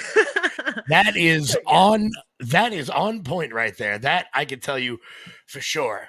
But look, you speak all over the country. You were just at the University of Pittsburgh, right? You out? I was at Shippensburg and then Penn West, California, in California, PA.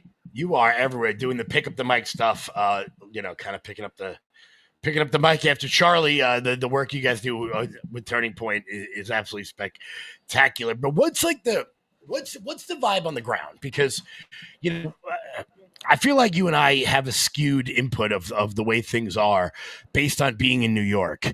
And I know I get asked every day, Kev, what the hell are you still doing? What the hell are you still doing trapped in New York? And, you're all over the country. What are you seeing with young people today? Is it as bleak as people are making it seem, or are they more motivated than ever? Sure. Well, I believe that the leftist party has really just become a bunch of old white liberals. And I'm not seeing as much from the students on the ground like I was under Joe Biden when Roe v. Wade was overturned and the thought of Trump probably running for a second term was a possibility. And we know that he won once, so he definitely could win again, right? And it's just been a mess. It's been a mess. But after Charlie died, I believe that there truly was a revival that started, and it motivated students more than ever. We saw thousands and thousands, I believe tens of thousands of students who wanted to start chapters on their high schools and college campuses. And the reason that the work that we do is so important is because Charlie is no longer here, and he wanted people to become activists. He wanted his speeches to inspire people. He wanted to plant seeds, and he welcomed anybody up to the mic. What the leftist party loves to do is sort of outcast everyone who might have a slightly different opinion or question what they believe in. And so we have to stand on the grounds and challenge that thinking and say, hey, have you ever thought about this situation this way? And what are your thoughts on it? And that's really all that I try to do when I go out. Absolutely. And, it's so... I always find it so fascinating because you're young, you're a woman, you're fearless. We'll get to that in a little bit. Do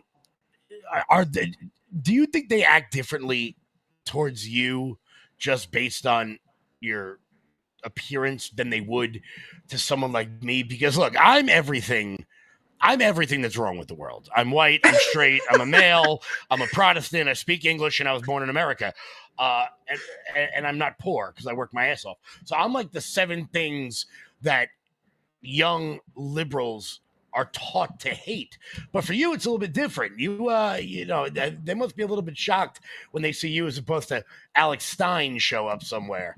Do they like... I feel like every time I watch your videos, you can tell that there's like an apprehension in what they were trained to say because you're not the target they were told to look for. Absolutely. And I think I pose a little bit less of a threat because I am a woman. And when I approach people, unless they recognize me right off the bat, because unfortunately living in New York and doing so much content here, people have realized that I am a right-wing troll is what they love to call me. And I show up to these events and the same people are always there because it's been exposed that these are organized protests. These are paid for by billionaires and the same people are hired to be, these missionaries or something to spread the leftist propaganda. But when I come up to them, they're shocked. that I will challenge their opinion because I'm a woman, I'm young, I'm not white. I should be this raging feminist that believes that the patriarchy is taking me down, it's keeping me down, and that I am somehow under white people just because of the color of my skin and just because of the way that I look. It's ridiculous. And we have fought too long. We've had people who fought and died. Their blood is spilled on this country. For you and I, although we look so different, we're opposite genders, there were people who already fought these battles for us to be able to speak our mind and have basic human rights. And so I don't know why the leftists just want to continue living in this fake oppression. I'm over it. Yeah, no, I say it all the time that if you want to see the way the left really feels about people, look at the way they treat people they believe ought to be on their side. Yes. Whether it's, our friend Ariel Scarcella or anyone gay, anyone black. Look at the way they speak about Clarence Thomas, and that's how they actually feel about people. We see this racial fight playing out with like the southern states and their redistricting, and I laugh to myself because I'm like, the left has convinced themselves that replacing Steve Cohen, an old Jewish guy, with a black lady is racist.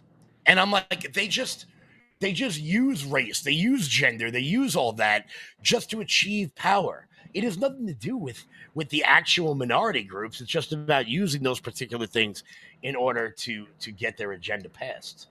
Right, because it's all that they have. The Democrats no longer have real policy. They don't have any ideas for real change. They want to uplift people just because of the color of their skin, which the person they love to quote, Martin Luther King, while he wasn't the greatest person in his personal life, I do believe that he brought a lot of positivity to the civil rights movement and the reason that we are no longer segregated just because of our race.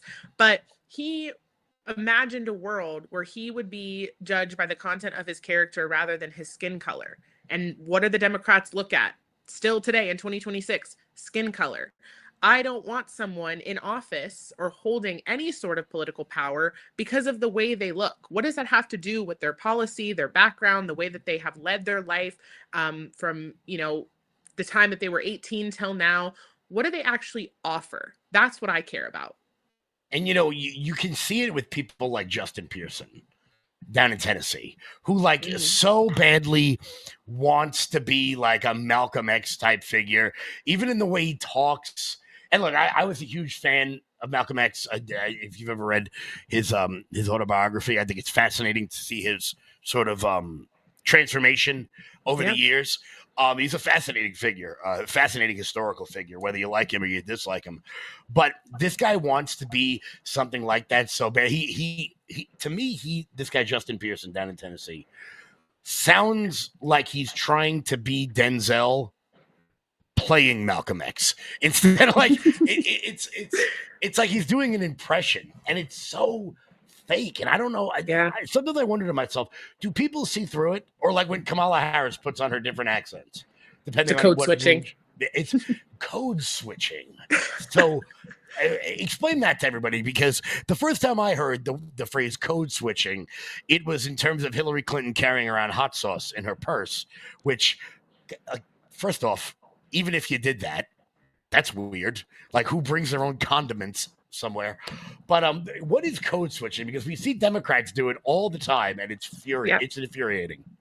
Right. So code switching in the name, or in the words rather, of people who are of certain minority groups, more specifically, Black people, say that they feel that they need to change the way that they speak and change the way that they present themselves around white people differently than they do around Black people to be more accepted. And so Kamala Harris did this on the campaign trail when she led that lousy campaign. Want to talk about no kings, but she was put in and wasn't even voted for. But she would, talk to the white people, and she'd talk in her normal voice that she'd use on air. And then she'd go in a group in front of Black people, and she'd start talking all Black? I don't know. Can I even say that? It's so funny because I'm thinking like a Northern California person trying to talk Black. Like, if I was trying to talk Black, I could probably get away with it. Like, I'm from Queens, but like, really, Kamala Harris, It's like when AOC tries to talk hood, and I'm like, you're from upstate New York. No, literally, she wants to act like she's a Bronx girly. It's like, honey, we know where you went to school. Yeah. Oh, I know a lot of kids from the Bronx who went to $65,000 a year Boston University. I know a lot. Oh no, that's right. I don't know any. Turns out you're from Yorktown Heights. Anywhere, almost anywhere that has the word Heights in it, you're not like a minority. Maybe technically, but not really. Right. It's even like you got like Jamaica Heights in Queens. That's where all the rich people live. In the middle of one of the worst neighborhoods on planet Earth. But I did want to talk to you because you, like many of our friends, do something that I do not have the stones to do. And that is man on the street interviews. I don't know why. I've tried it before. It's uncomfortable. I feel so awkward doing it. But a few months ago, you out there, my little Manny Pacquiao friend, interviewed what can only be described as a giant on the streets of Harlem. By the way, great neighborhood to pick. Next time you do it, you want to come out here to the island? No, literally. and Shrek apparently did not like what you were saying. At which point, I'll just show everybody.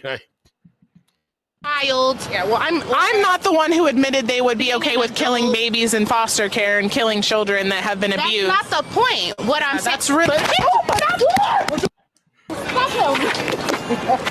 wrong with you? I mean, before we even get to that, you ate that shit like a champ. So there you go. And I don't know if you all can see that there may have been a little cut, but there ain't none there. It's still perfect. So that very ugly woman did nothing to bring you to her level. But I think what got me was that she did it like mid-sentence. Like, it was wild, but the demons just came out. There was just no warning. That was wild. So you were talking to her about abortion, and I guess she was talking about how it's okay to kill kids in foster care. Yeah, I'm the crazy one, though. Yeah, you're the crazy one. But more than that, our illustrious Fat Albert DA, Alvin Bragg, apparently saw that video and said, yeah, not enough evidence to prosecute this woman for clearly assaulting you. Right. What was that like? Because we hear about these no bail laws and we soft on crime and we hear about all that, but you lived it. You saw it happen in real time. What exactly happened there? Yes. So I went into the meeting with my DAs and shared the full 23+ minute video of the moment Breonna J. Rivers, my assailant, walked up and was super happy and totally consented to being on camera, to the point where she punched me in the face and then walked away twerking, super proud of her violence. Nobody wants to see that twerk. That's just not, that wasn't twerking. It was just gravity taking over. Something like that. I don't know. She wobbled when she wobbled. Anyway, so it was interesting because I sat down with these DAs and I just had this weird vibe that there was just no care in the world for the story that I was telling them. I walked them through the entire experience. I basically begged them, I know that maybe you might not share my political views, but this isn't about that. This is about my First Amendment right. And this is about sending a lesson to people who think that if you want to punch someone or even do worse than that to somebody who disagrees with you, you are going to be held accountable. But how could Alvin Bragg, right, leftist pro-abortion DA, who loves to hang out in the food districts, clearly. How would believe me, he ain't hungry. That man ain't hungry, I'll tell you that. He ain't starving. How would he be able to prosecute a Christian-hating, pro-abortion, leftist Black lady? I often wonder if this would have been a white woman or a white man or a Black man, if it would have been any different. Right? We want to talk about pointing the finger at the white man all the time and white people being the ones who hurt us. But really the issue is right inside of our community. It's this hatred for each other, right?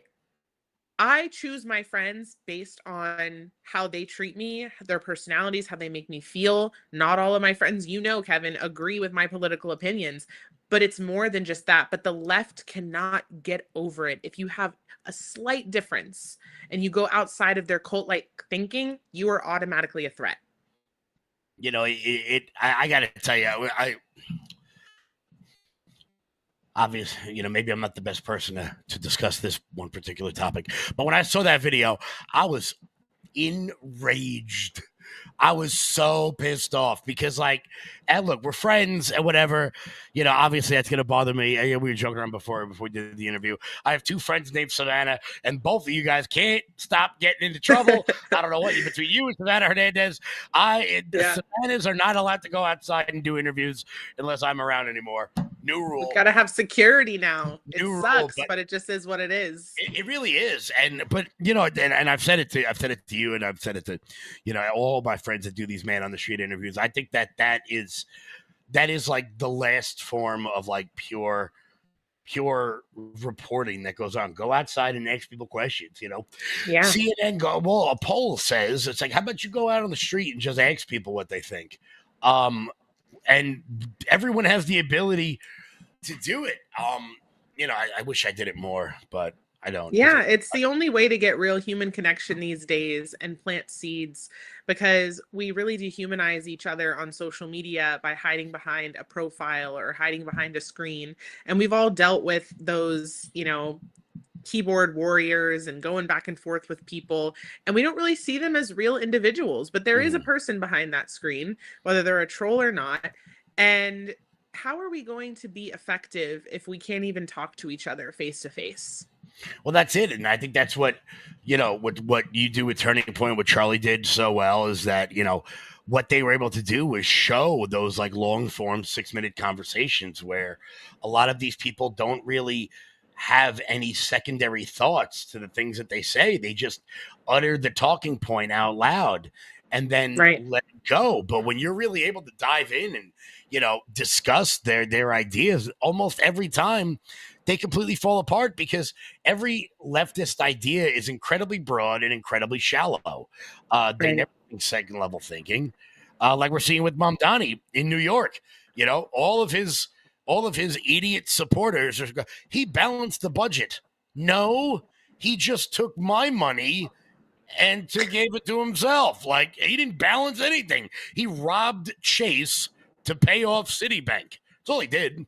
And it's so funny because we told everyone this. This man is a liar. Every socialist and communist is a liar, but you didn't want to listen. And we still have people running our streets. We still have drug problems. We still don't have free buses. Actually, they raised 10 cents 4 days into his term. It's a joke. And I don't know what is going to have to happen for people to understand it. And going back to my case, what actually happened was that the DAs assigned in my case were able to be on it because of a student practice rule. The head DA was not even a member of the New York bar, very inexperienced, just a simple law school graduate. So the rules weren't even being followed here. Student practice rules are meant to be used for very minor offenses. And this, our unstable district attorney decided to put this guy on my case who wasn't going to take it seriously to begin with. And they failed to provide the evidence, and the case timed out in 90 days, and then no further action could be taken. And I actually had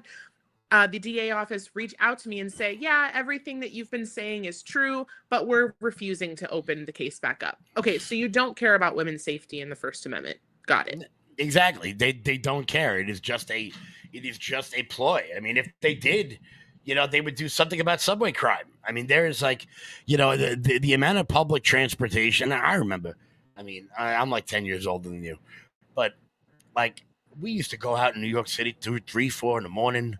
No big deal. We were on the trains. We were whacked. We were bombed. I would never do that now. And I'm a 36-year-old grown man. It's just, the city feels so much different post-COVID. The city that never sleeps has a bedtime now. There's no there's none of those after-hour spots that made New York great. Those underground hookah lounges that would stay open till 9 a.m. It's a shame, because people your age, like I said, you're about 10 years younger than me, and you guys never get to experience what New York really was. Well, I was here for half of 2019, so I did get a little bit of it, but definitely not enough. And the sad part is that if you look at actually the demographics of who voted for Mamdani, most of the people were not here in the last 10 years. Like they had only been here for 5 to 10 years. And so they didn't know what New York was like before COVID, and let alone in the 2000s or the 90s. I mean, my goodness, this was the place to be. You know, it's so wild too, because I remember during the de Blasio years thinking this can't get any worse. And then it does. And I tell people all over the country, I'm like, yo, let New York set the standard. Let us show you what's going to happen when you do this. Maybe they'll learn. I mean, do I think they will? Not really. But, you know, it's so frustrating to me because you know, we still got 3.5 years of this guy. He's not going anywhere anytime. So I've told everybody I have begun the Jeter 29 campaign because I think Derek Jeter might be the only guy who can beat him. We need somebody famous enough that can take this guy out. That'll get 30-something women out to vote for anyone other than Zoran.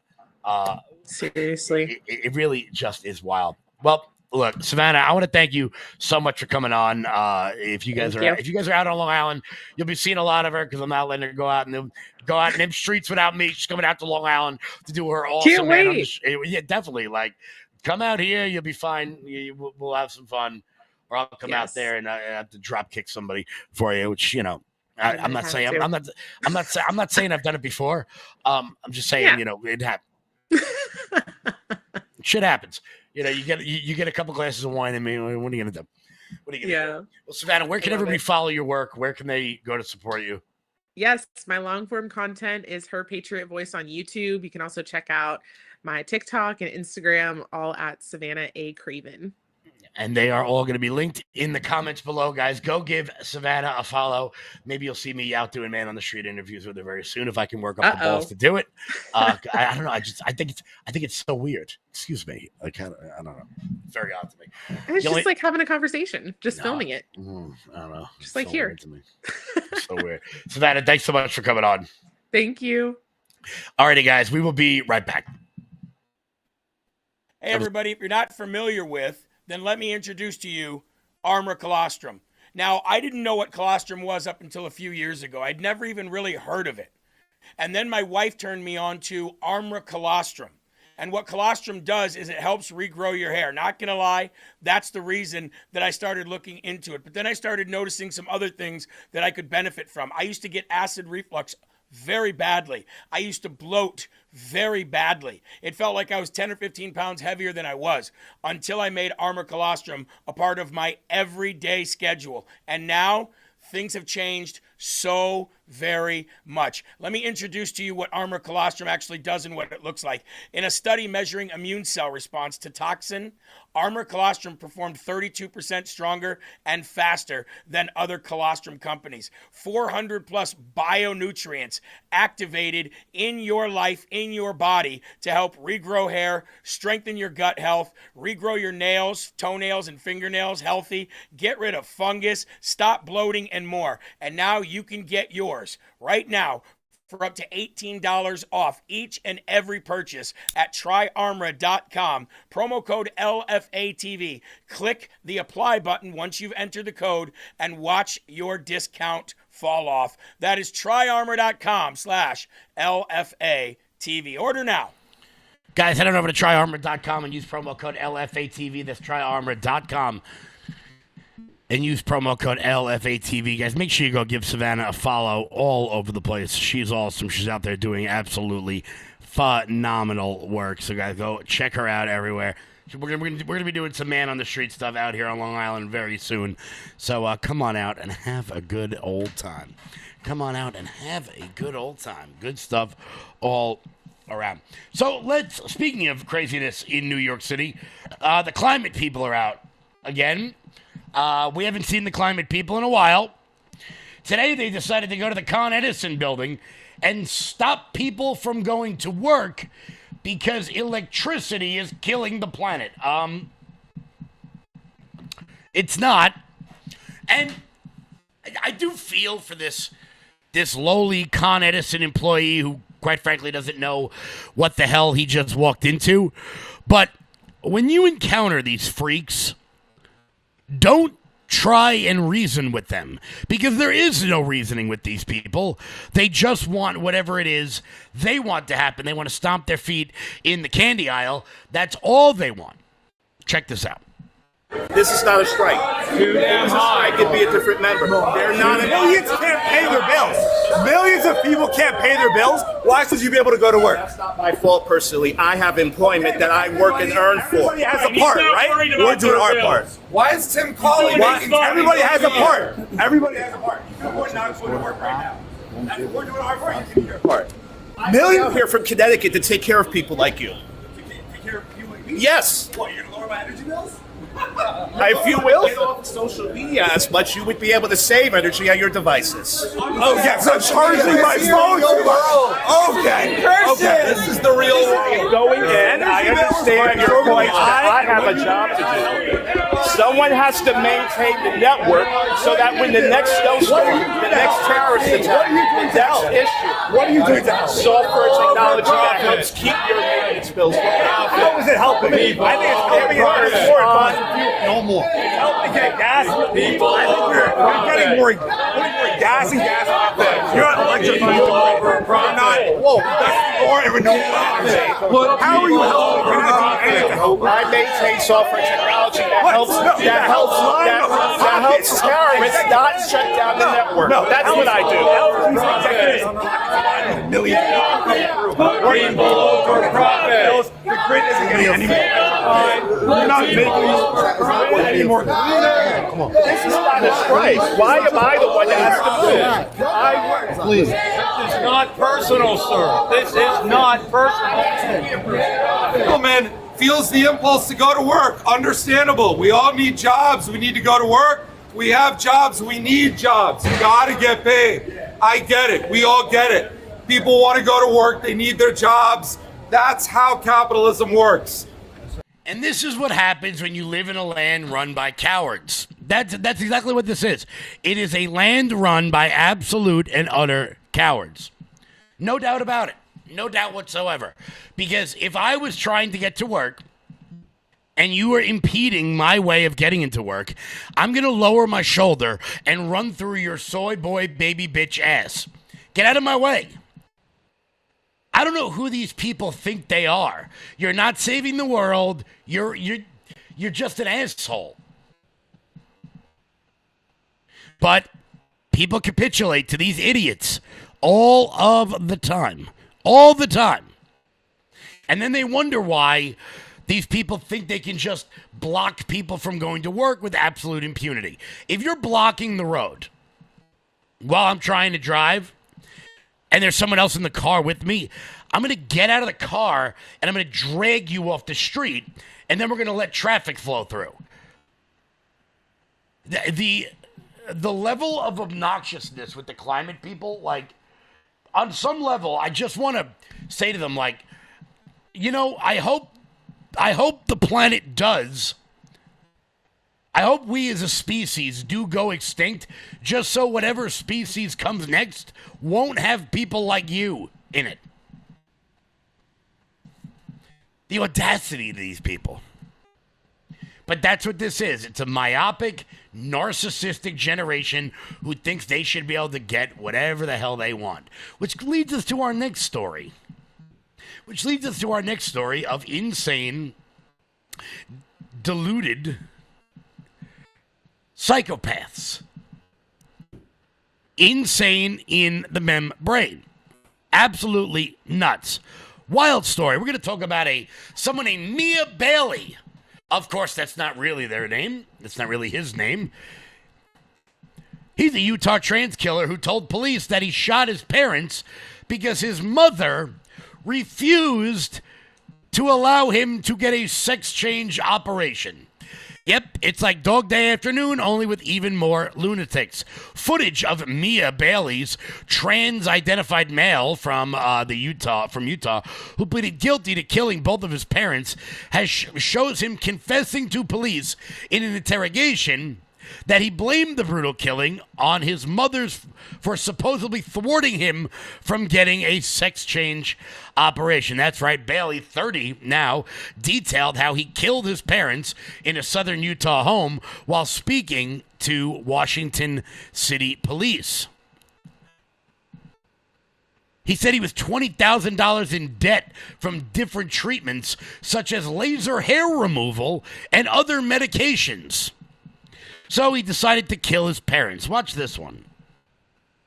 And then you said you were $20,000 in debt? Mm-hmm. What does that come from? Well, it's like $512 a month just doing the trans stuff. So that's like getting laser treatments and medication to... My parents knew, my mom knew for 3 years since 2019. Okay. July. Was that a big topic of contention between you and her? It wasn't a huge topic, but she was more like, how could I put it, not very supportive. She was in shock, just didn't say anything. And then she's never supportive since, and she kept calling me my dead name and a bunch of other stuff, so. Mia says she was scheduled to have her long-awaited gender reassignment surgery the following month in July. So they have a payment plan, and I had insurance. So they paid me about half of it at least, and I was going to do like a payment plan. Oh. But my dad was going to help me with a little bit of it, so. Oh. According to Mia, her surgery was all set to go until her mother put a halt to it. What led up to it was, I got a call from my social worker from the hospital. Had one thing going on, and she took that away from me. I guess I don't. Can you help me understand? So, with you being your age, how is your mom in control of that? Yes or no? I mean, you're how old? Almost 30? 28, yeah. And you're still getting, and your mom is the one that's saying yay or nay on a surgery that has nothing to do with it? It was more like she was trying to sabotage it. Mm-hmm. She has always had boundary issues, that's why I never told her where I lived. Mm-hmm. Do you know what she said? I didn't get the details. That she just said some stuff to the doctor. You're gonna have to ask the social worker. I was like, well, enough is enough. I'm taking somebody with me. So when did you have that decision that enough was enough and that it was gonna? The same day. Same day. Yeah, when she refused to apologize. So when you walked into that house, was your mom your only target? Your dad just got in the way, or were you? No, my dad was part of it, though, to a lesser extent. He didn't have me back when I needed it most once again. So. Gotcha. So mom wasn't a target because she basically betrayed you. She was a target because she betrayed me. So the biggest. And then dad obviously is part of your mom. They're one and one. They're both involved in it, and they both in it. Yeah, because I just wanted to. Lesser. I wanted to make sure that I clarified as far because that's what was confusing. If your dad was willing to pay for a little bit. Yeah, and then he changed his mind on it because he didn't sell a Chevy and all that stuff. But were you able to tell me what happened at your parents' house? I got parked there and pointed a gun. I told myself to throw away that part of me, really, that hesitant, like always. And I ran in the door and shot at her first a bunch of times, trying to make it quick. Dad was instant. Afterwards, Mia says she went back upstairs. Go back upstairs and do one more round on Dad just in case. Make sure he's dead. Before she left, Mia says she realized her mother was still alive. I do remember actually coming up just in case because I heard her bleeding quite a bit, choking. Okay. So I went to shoot her again. Okay. So do you remember was that after you came back upstairs? Yeah. It was Dad first. And then you heard your mom that she was still kind of alive. Yeah, some noise, there's still kind of alive. And then I shot her again. I mean, it goes on and it goes on and it goes on. And you know what? It's a real shame because all of this could have been prevented if, people just were willing to stand up for reality. But unfortunately, people are not willing to do that. And because of that, now 2 people are dead. And they didn't have to be. They didn't have to be. Guys, we'll be back in 1 second. We're going to wrap up with some fun. Before that, Mike Lindell. I'm excited to announce that we're having our first ever mega sale on overstock clearance and brand new products. For example, save over 50% on this season's flannel sheets. Queen size only $59.98. Kings only $69.98. They sell out fast every year, so order now. Save 20% on our brand new My Crosses. They're designed in the likeness of the one I've worn every day for over 20 years. They come in men's and women's, and they're made right here in the USA. Get our 2025 six-piece My Towel sets for only $29.98. Our initial quantities are extremely low, so get them now before they go. And our best-selling standard My Pillows, just $14.98. So go to MyPillow.com or call the number on your screen. Use this promo code to take advantage of our first ever mega sale. But wait, remember that $75 free shipping rule? Well, that ship is sailed because right now, every order ships absolutely free. Guys, head on over to MyPillow.com and use promo code LOUD. That's MyPillow.com. Promo code LOUD for up to 80% off everything on the website. MyPillow.com. Promo code LOUD. So, many of you may be wondering, hey, where has Black Lives Matter been? Where are they? Well, they're back. Except this time they're not protesting the fact that some junkie overdosed on the street. No, they're really upset over a joke on Netflix about that junkie. Again, it is not a laughing matter. We are here today to call your attention to the fact that an egregious, disgusting joke was made about George Floyd. Here we are, about to memorialize George Floyd for year 6 after his brutal murder at the hands of the Minneapolis Police Department. Our community is still experiencing grief and trauma. We have young people in our community who were children at the time. They're now teenagers, still dealing with the impacts of the police killing of George Floyd. And instead of allowing our community to grieve in peace, to celebrate George Floyd in peace, we have Netflix comedians making light of the brutal killing of George Floyd. It is unacceptable and it is unconscionable. Tony Hinchcliffe made a grotesque joke saying that George Floyd is looking up at us, laughing, and he can't breathe. When I saw the clip online, it made me sick to my stomach. We are here to declare today that there needs to be accountability for Kevin Hart's Netflix roast. That's right. They're back. They're back, and they're upset about a Tony Hinchcliffe joke. Funny, they didn't mention anything about that Pete Davidson joke about Charlie Kirk. Funny, that didn't make it into their list of grievances. Guys, it's 4 p.m. I'll catch you guys back live on Monday. Until then, everybody, stay loud.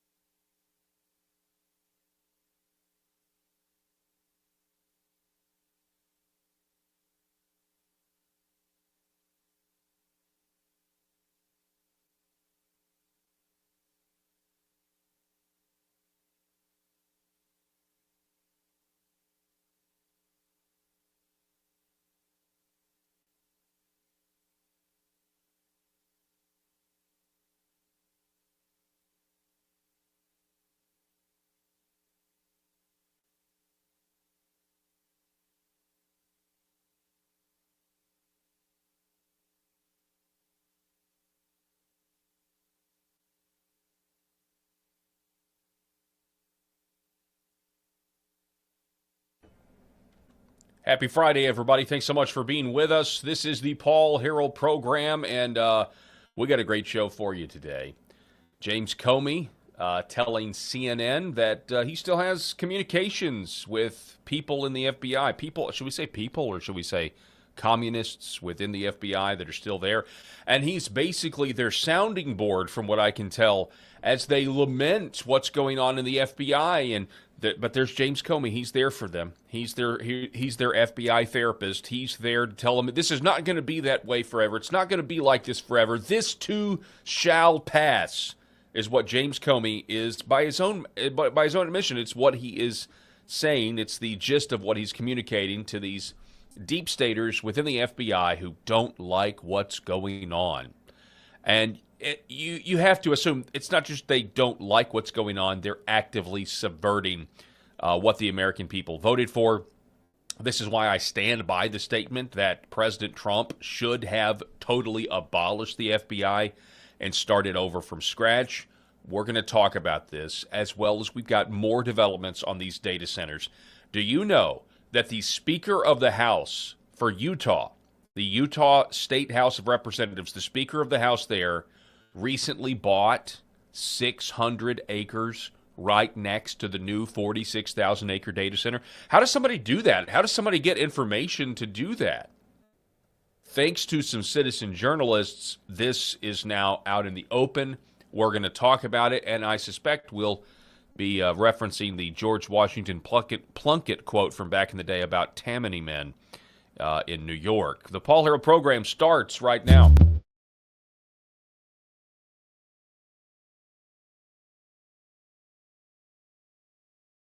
The Paul Herrell program. Sir.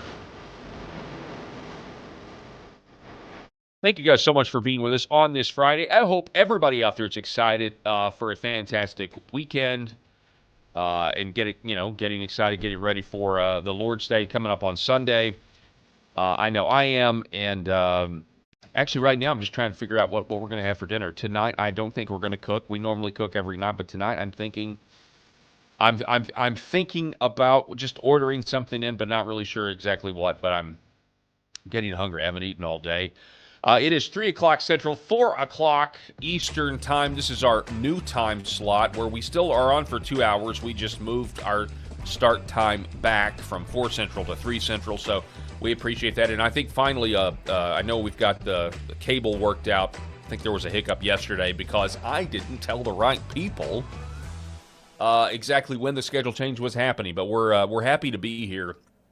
And it's just me today because it's Friday. I'm flying solo.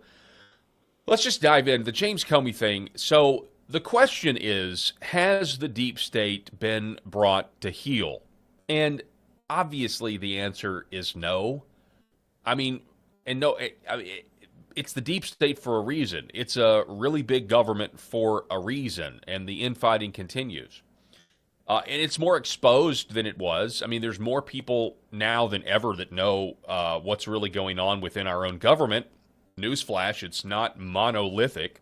It's not, hey, we elect a new leader as the executive branch and everybody goes along with his vision. No, there are people who are wicked in their thought process and don't really care at all about our country. They only care about themselves, or they only care about democracy when their side is in power.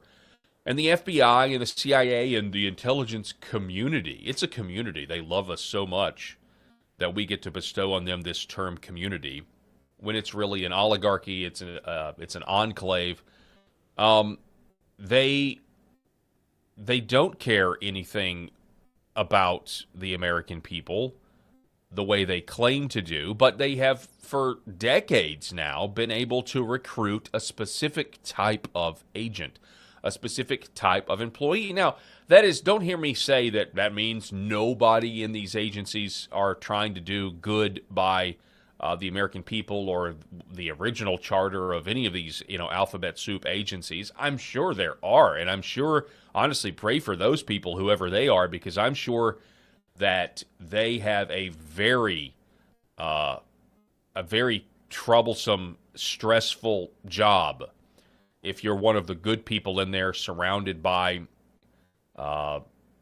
who knows? I mean, you don't really know if somebody is an honest broker or not. I mean, isn't that the very nature of espionage, intelligence, law enforcement?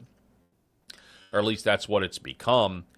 And again, it's been weaponized against the American people. So James Comey, obviously, we all know the story. He's been indicted for finding some seashells arranged in the 8647. And my position on this from the beginning has been good. Obviously, I'm glad he should be indicted for a lot more than that. Obviously, I do think, though, the idea of freedom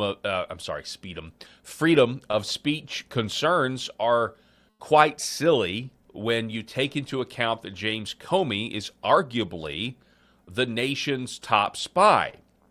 And considering the fact that we no longer in this country are governed by standing armies, which was the tradition for thousands of years, whoever has the strongest standing army is, basically gets to make people do what they want them to do.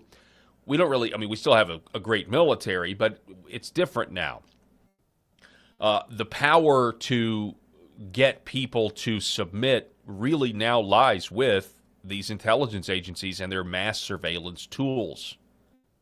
I don't think anybody can even argue at that point now. So that would mean your generals, instead of the old classic movie Gladiator with Russell Crowe and, the idea of a general becoming Caesar for a day to, or some sort of coup that would be led by a general and the troops would do what needs to be done on behest of the people or whoever the interests are. Those days are over. And instead what you have are, in this case, a fired FBI director who's very mad about that, upset about that, who was running the cover-up operation on the framing for Donald. They framed Donald Trump for treason, then they launched the Russian investigation in an attempt to cover up what they had done in 2015 and 2016, and not just to President Trump, but people in his orbit. And we know there were third-party FBI contractors that were also spying on other Republican candidates for president. So all of this is happening. So practically speaking, your modern-day generals that have the ability to perform a coup against a new government are your intel spooks, people like James Comey. By the way, that's one of the reasons why they framed General Michael Flynn for treason, because he is literally a general, but in this case, so my argument kind of false, but he's a part and was head of, I don't remember, was it DNI or was it military intelligence? I can't exactly remember, but that's one of the reasons. Michael Flynn was one of the good guys, or one of these guys that the bad guys like Comey knew that guy's seen everything we've done and he doesn't have a problem with it. So they framed Michael Flynn for treason because they couldn't have him be the head of Trump's national security agenda. So the intel spooks are now the generals of today, and they leave behind soldiers in their institutions. James Comey is now admitting that he's left behind soldiers. He has people within the department that are loyal to him. Now, this is something that we already knew, but to hear him post-second indictment, just openly admit that he's some sort, and of course he's trying to act like he's benign. Oh yeah, I'm just the therapist, I'm just, hey, lie down on the couch, kick up your feet, and tell me how upset you are with Trump's FBI, but it won't be like this forever. Take heart. Listen to this. Do you still talk to employees at the FBI regularly? I do. And are they afraid to be talking to you? Yes, as a matter of fact. They're under siege, and I think about them a lot. I worry about them a lot, both those who are still there and those who've been thrown out while loved ones are sick, while they're struggling financially. There's a lot of pain at the FBI and the FBI community right now. Wow, the plight of the average FBI agent. There's a lot of pain, a lot of suffering.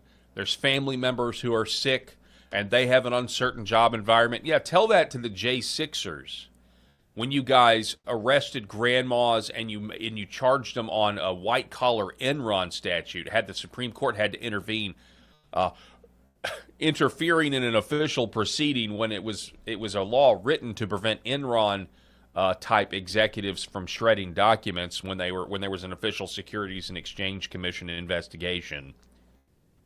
What a joke.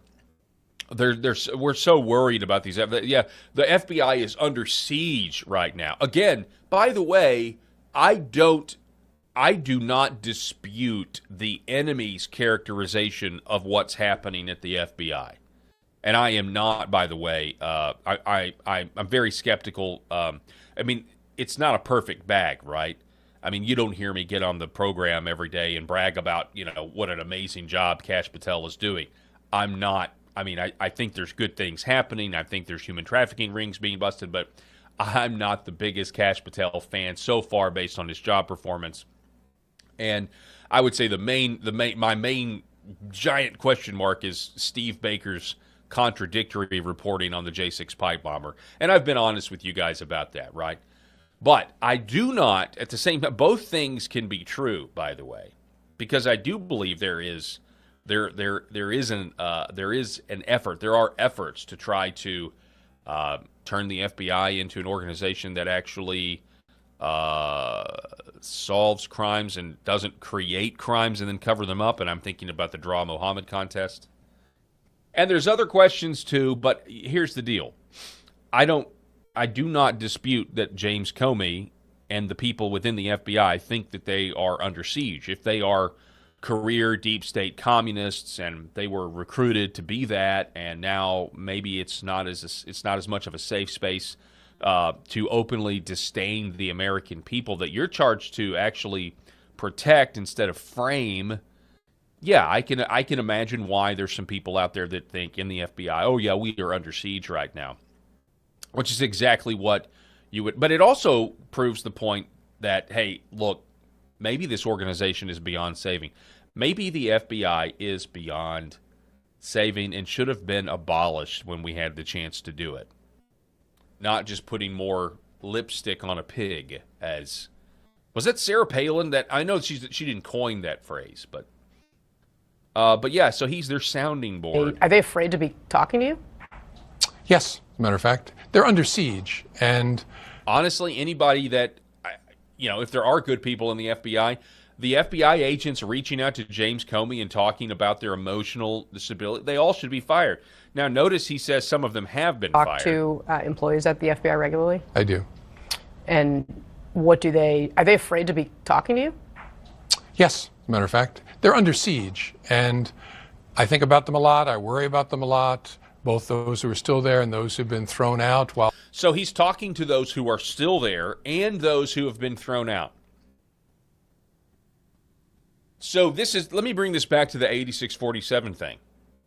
James Comey is not without power. I think we should all be clear about that. This man is a former general of the intelligence oligarchy, one of the generals of the intelligence oligarchy, wielded an immense amount of power. And by the way, I mean, obviously we know the stories about J. Edgar Hoover. Those powers have only increased as technology has increased to the level where we can easily enslave ourselves with it. So he's one of the generals of the intel oligarchy. He had a lot of power. He's lost some of it, but the man still retains power because, incredibly, and this is what happens when you're just blind and you have scales on your eyes, incredibly, there's people in there who agree with him and they still think this guy's a Boy Scout. James Comey does such a good job. Well, I feel like we can all see through it. But, I mean, he's like a textbook example. I'm no psychologist, but the lies that he just effortlessly tells, it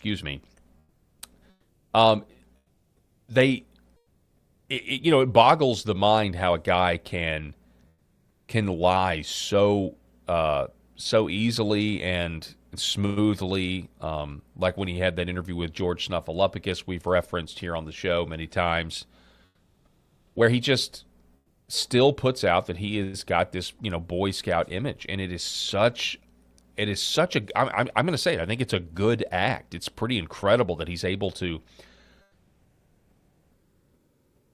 I don't know, maintain that level of deception the way he does.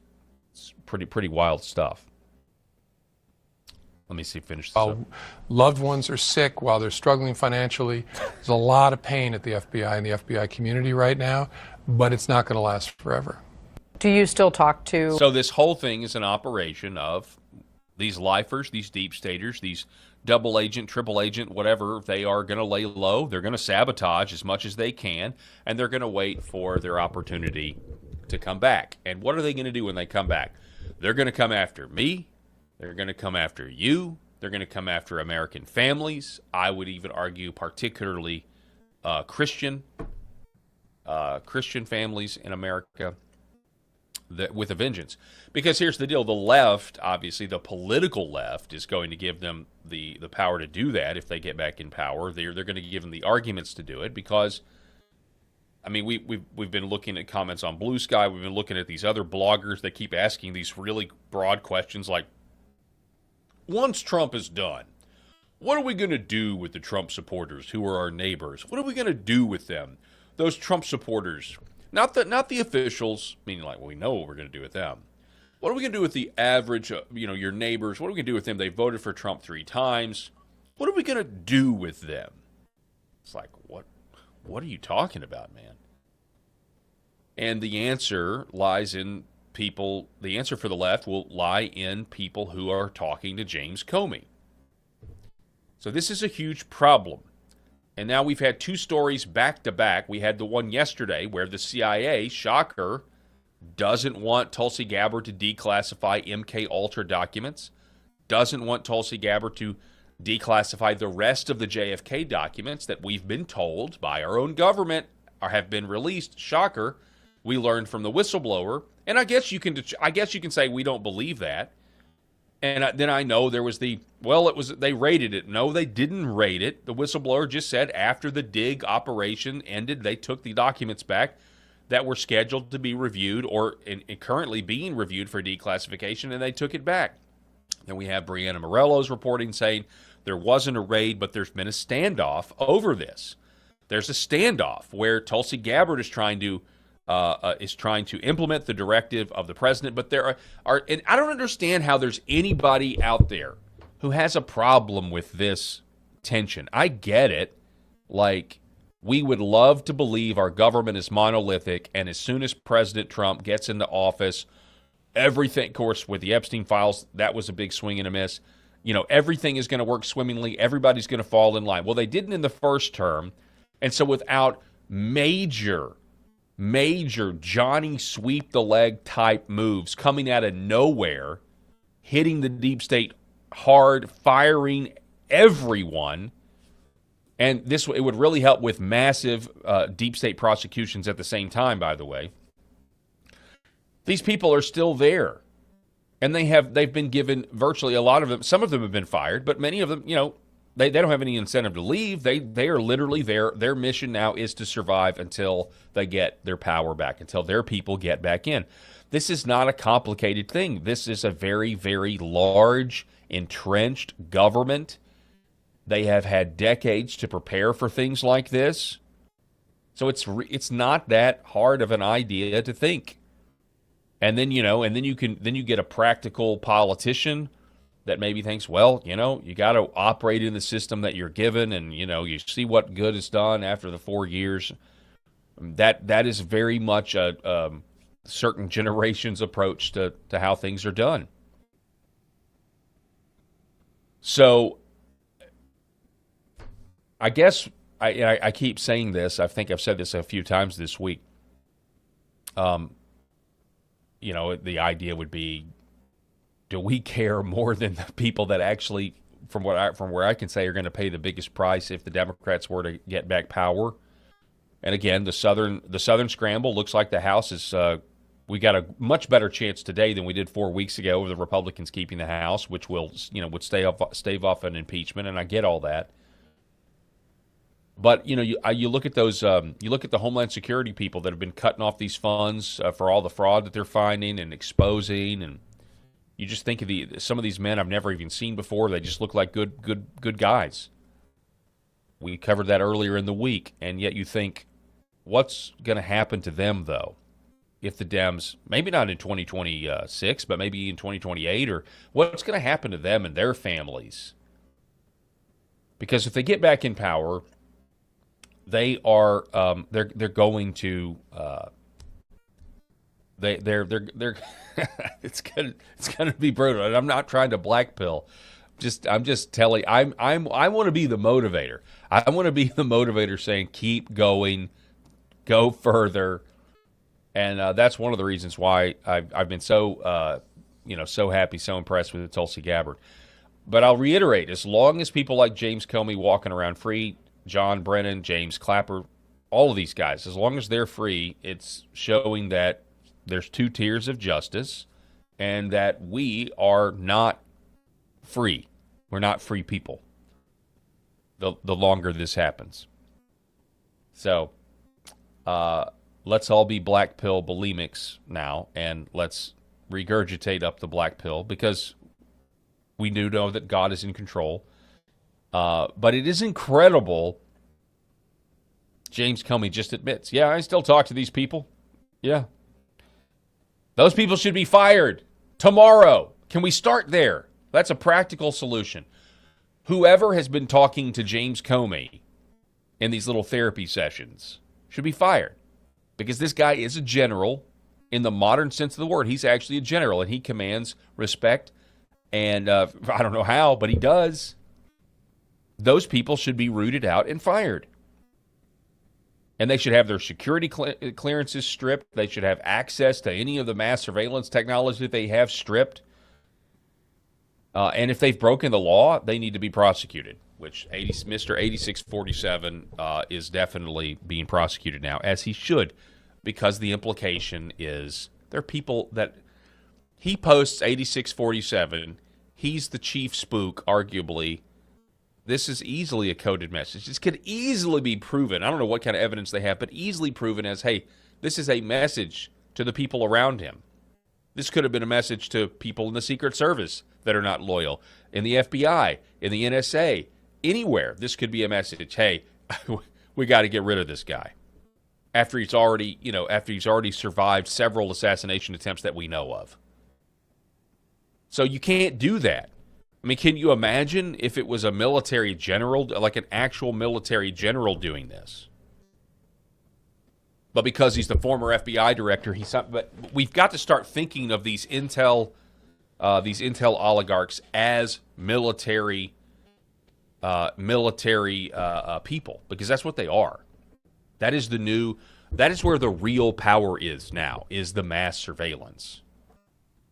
The military are really at this point just the automated, they get their attack instructions, and now with the drone technology, if it comes to kinetic action, it's likely based on intelligence that's been gathered by the intel spooks and their mass surveillance technology. Something to think about. In other news, Congressman Brandon Gill, Gateway Pundit reports, destroys Soros-backed prosecutor for protecting illegal alien child rapists. This is by Jordan Conradson. So the background here, and I've seen a few of these. I've seen a few of these clips because this judge, or this prosecutor, is a leftist prosecutor, Descano.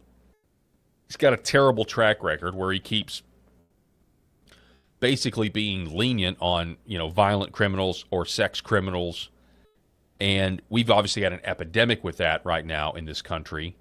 Matter of fact, I've got this other clip from a judge. Let's see if I can't find it. Where did that go?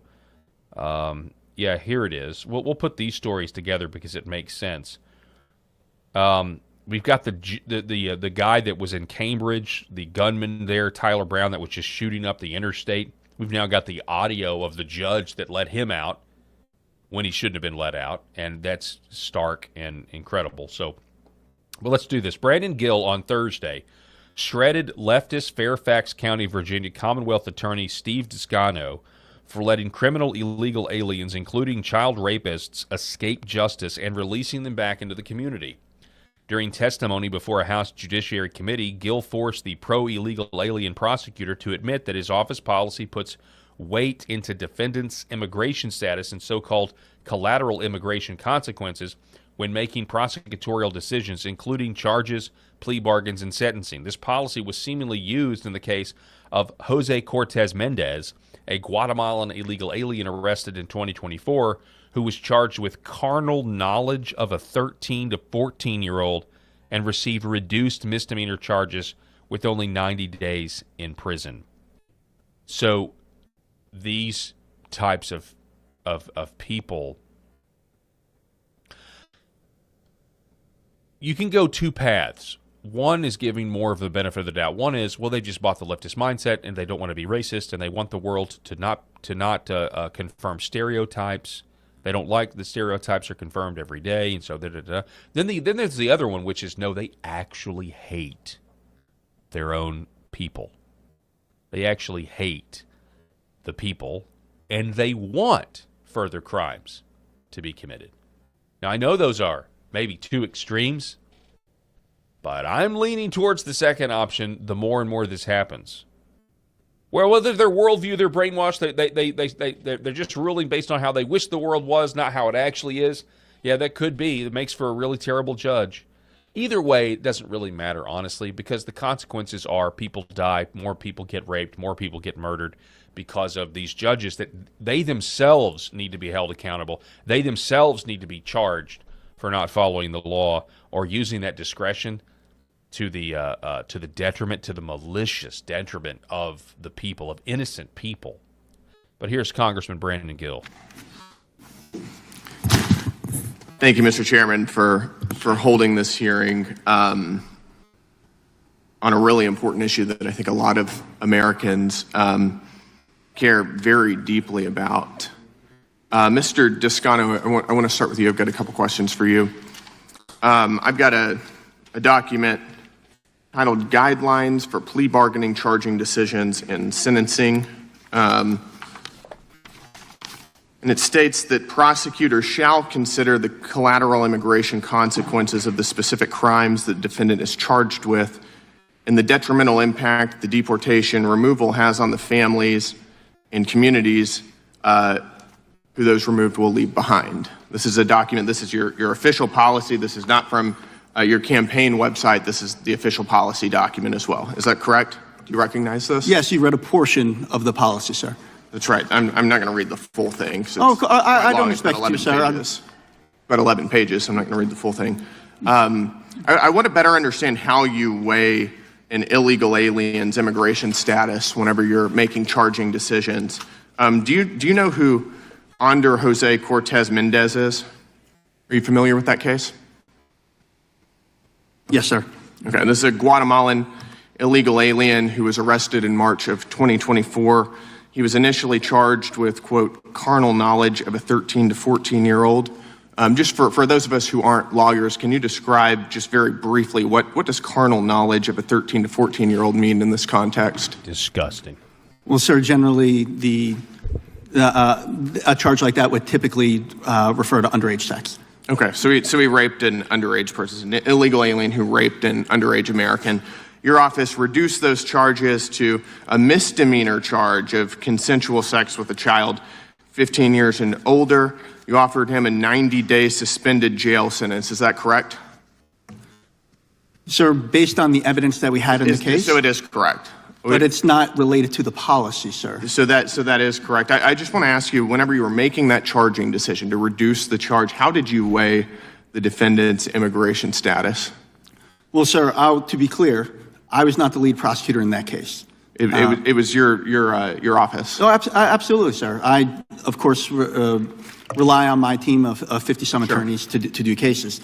But I think what is important is that oftentimes, as you know. Let's see real quick from the comments on LFA TV, Bad Mood, this judge should have to serve time for his illegal ruling. I agree. Sir, as a prosecutor, we're constrained by the evidence. We're constrained. I just need to know, how did you take into account the defendant's immigration status? Well, sir, again, I'm saying making that decision. How did your office make that determination? Well, what I would say is that, and thank you for clarifying.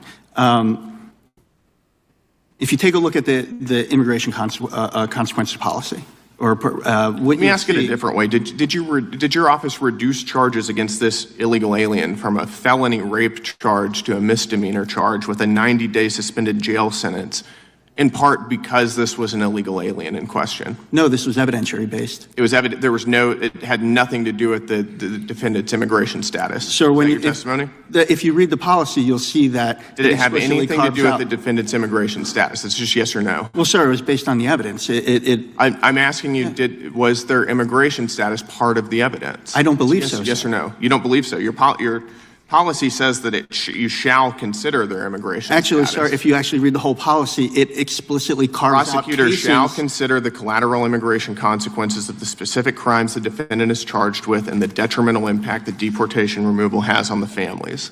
It also mentions that it's not outcome determinative. It also I understand, states, and I'm asking you if your office weighed the defendant's immigration status in making your charging decisions here. Oh, again, sir, I was not the lead prosecutor in this I'm case, asking for your office. I understand you're not the lead prosecutor. Exactly. I just want to be clear. But the way that the policy is written, that case should not have fallen under the rubric of this policy. This is a narrow policy and is meant to be a narrow policy. An illegal alien, I think that would qualify, would it not?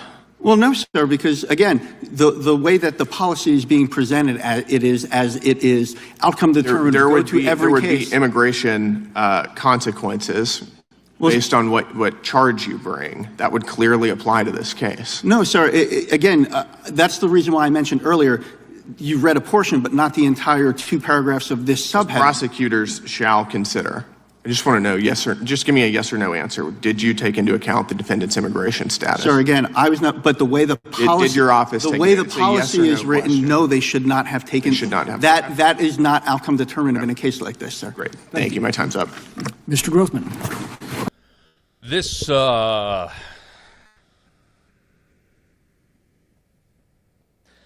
you get tired of how civil it is? I'm all for it. Obviously, I'm all for good civil debate. Obviously, that's what the left lacks, right? They just get mad. So I understand it, but at some point, it's very frustrating that this guy just gets to talk his way out of the fact that this guy was going to be charged with felony rape of a 13-year-old and then just did 90 days in jail and got it down to a misdemeanor. And he's an illegal alien. Obviously, once he's a felon, the idea that this guy's going to get deported goes way up. I mean, he should already be deported, but we do tend to track the violent rapist illegals, and we want to prioritize getting them out of the country before other people. And then this guy just gets to sit there and defend his offices. Oh, it wasn't me, it was my office. The buck never stops with anybody anymore, it seems, unless it's the average American worker. And I just you watch that and you just think how long can the American people take this level of nonsense? I generally like Brandon Gill. I'm sure there's something I disagree with. I don't really know a lot about him. I know my co-host Rob really likes him, follows him a lot. The congressional hearing thing, though, does just get a little tedious. Like I like congressional hearings. I like when, quote, our guys, But what actually comes of this? What actually, is there any justice at the end of this? I mean, the way the system works, and I don't mean to be cynical, but the way the system works is, articles like this are really good for Brandon Gill, which I'm glad he did what he did. But does anything come of it other than, hey, more fundraising? And this just goes for everybody on the right and left. The congressional hearing process, the fact that everything's televised. You get to clip it up. You get to send the video to supporters. They like what you're doing. Okay, this is our guy. So it helps the guy with his constituents go back to office. And I get that the legislative branch is not the judicial branch. It's not the executive branch. I understand that. That's the system that we have to work with. That's the system that we've been given. The system that we've been given was for a moral and religious people, as John Adams said. Very much so. We're not. Specifically, our leaders are not. Our leaders are not that. in a lot of instances, they have no fear of God, and so they don't care about what happens to their neighbor. They don't care about the government. They don't care as much. They say they do, but they don't care as much. And so in the confines of our system now, this is what we've got. My question is how long? How long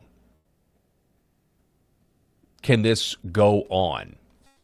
There are good victories, securing the border, deporting the violent felons, but there is just so much rot. But the mass deportations that are still needed, pulling out of Minnesota, there's just still so many things that have to happen. Some bright notes. The bright note from this week, I don't mean to be totally pessimistic. One of the bright notes is the American government basically calling out the United Nations and saying, look, we need remigration, and we're going to stop with these meetings about migrating third worlders into Western countries. It hurts America. It hurts our allies. It's got to stop. We're not going to talk about it anymore. That's a big deal. Huge deal to say something like that. It's a big deal that President Trump is talking about ending the filibuster. The idea that a president would even dare do that was, it's a big deal. Again, these are words, though, and what we have to have are concrete actions for the American people, for our families. Because the prospects of what is 3 or 4 steps down the road, which may be, several years the road, again, if the Dems get back in power, is full-blown mask-off communism. Full-blown mask-off communism. We've got, in the LFA chat, a few comments. Hartu, why do illegal rapists, murderers, criminals get special treatment? Because that's what's been handed down. Those are the instructions that have been handed down at this point. Let's see. Oh, yeah, I like this. So Jump Off, he or she writes, yes, but when it's this amount of wickedness, righteous anger is the correct response. I think these are questions that everybody is asking right now. Like, how long can this go on? After what this acceleration of the corruption being exposed, and we really and I think one of the biggest revelations on the show this week, if we just want to recap, was when Eric and Rob were talking about the amount of fraud, and more and more people are starting to put a dollar amount to it. And I know Musk tried to do this too when he had his 5 months at access to the White House, which was the $1 trillion number that year to year this country is being fleeced with, at least, and it's probably more, $1 trillion a year is wasted on people frauding the government. That's a whole nother can of worms. So, in keeping with the lawlessness theme, new audio from the judge who released Cambridge gunman Tyler Brown from Wall Street Apes.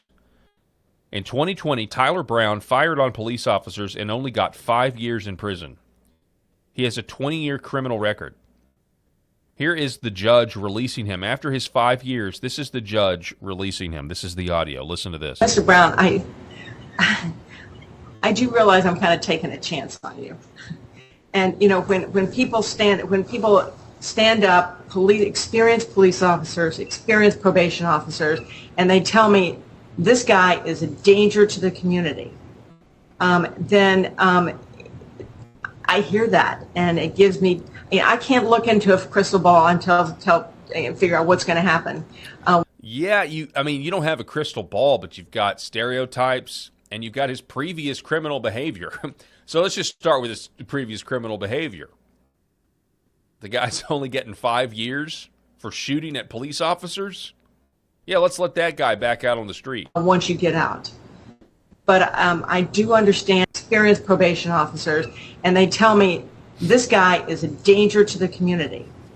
Then I hear that, and it gives me, I can't look into a crystal ball and figure out what's going to happen once you get out. But I do understand that I am taking a risk here. Mr. Brown, She even admits the risk. Let him out anyway. The man goes on a street and just starts shooting at people. Insane. Civilizational suicide. Later in the show today, we're going to talk more about civilizational suicide, but on a more personal level, specifically with the declining marriage rates and declining birth rates in this country. Because it's from all angles. It's like pick an issue, and it seems to all be contributing to this complete societal collapse. In other news, South Carolina, the governor there called a special session. Epoch Times reporting that South Carolina Governor Henry McMaster on May 14th issued an executive order calling on lawmakers to convene for a special session beginning the next day. This, of course, is going to try to override the threshold that they needed previously to get a new map in, because the woke Republican Senate majority leader there in South Carolina started talking about how we need a robust, vibrant Democrat Party, and the system works best when you have that. Again, just totally, I don't know. I mean, I don't know how you have your head that far in the sand when the people of South Carolina or you look at the ideas. This is why I say the modern iteration of the Democrat Party has got to functionally be made illegal. And again, there's just so much more work to do on that. It'd be one thing to have two parties. Right now, the functional two-party system, like the, let's say in my mind, the acceptable two-party system, the reasonable two-party system is actually within the coalition of the Republican Party. There are your goalposts. There's the coalition goalposts of respectable, reasoned debate versus the left, which they're outside of that now. They've put themselves outside of that now. So, no thanks, we'll have a hard pass. And I'll give you an example. So, Congressman Steve Cohen, the Democrat from Memphis, Tennessee, he's dropping out of the race after the race district was eliminated by the state of Tennessee. Way to go, Tennessee. I think all Republicans across America are now volunteer fans, at least a little bit. Thank you, Tennessee. But the guy that was primarying Steve Cohen was none other than Tennessee Democrat Justin Pearson. Breitbart News, Tennessee Democrat Steve Cohen announces he will not seek re-election. Do you know who was challenging him in the primary? None other than Justin Pearson. We demand justice, equality, and fairness in Shelby County, Fayette County, McNairy County, Williamson County. Make it 15, 16, 17 counties. It don't matter. So you aren't. All right, so that's pretty crazy.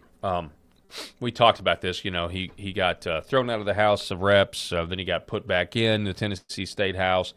And then, when they redistricted last week, he got in the state trooper's face there, cussed at him, called him boy.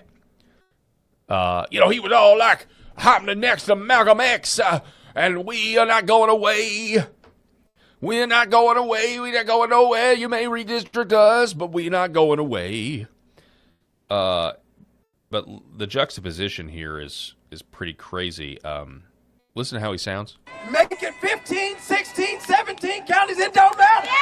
Okay, so he sounds that way in public, and then he's on ABC News, local affiliate there, and he sounds like this. District 9. Absolutely. We have to go everywhere. I mean, one of the favorite compliments that I get from our current campaign is we're everywhere, because we've had roughly 250 events and community engagements that we've... How is this real life?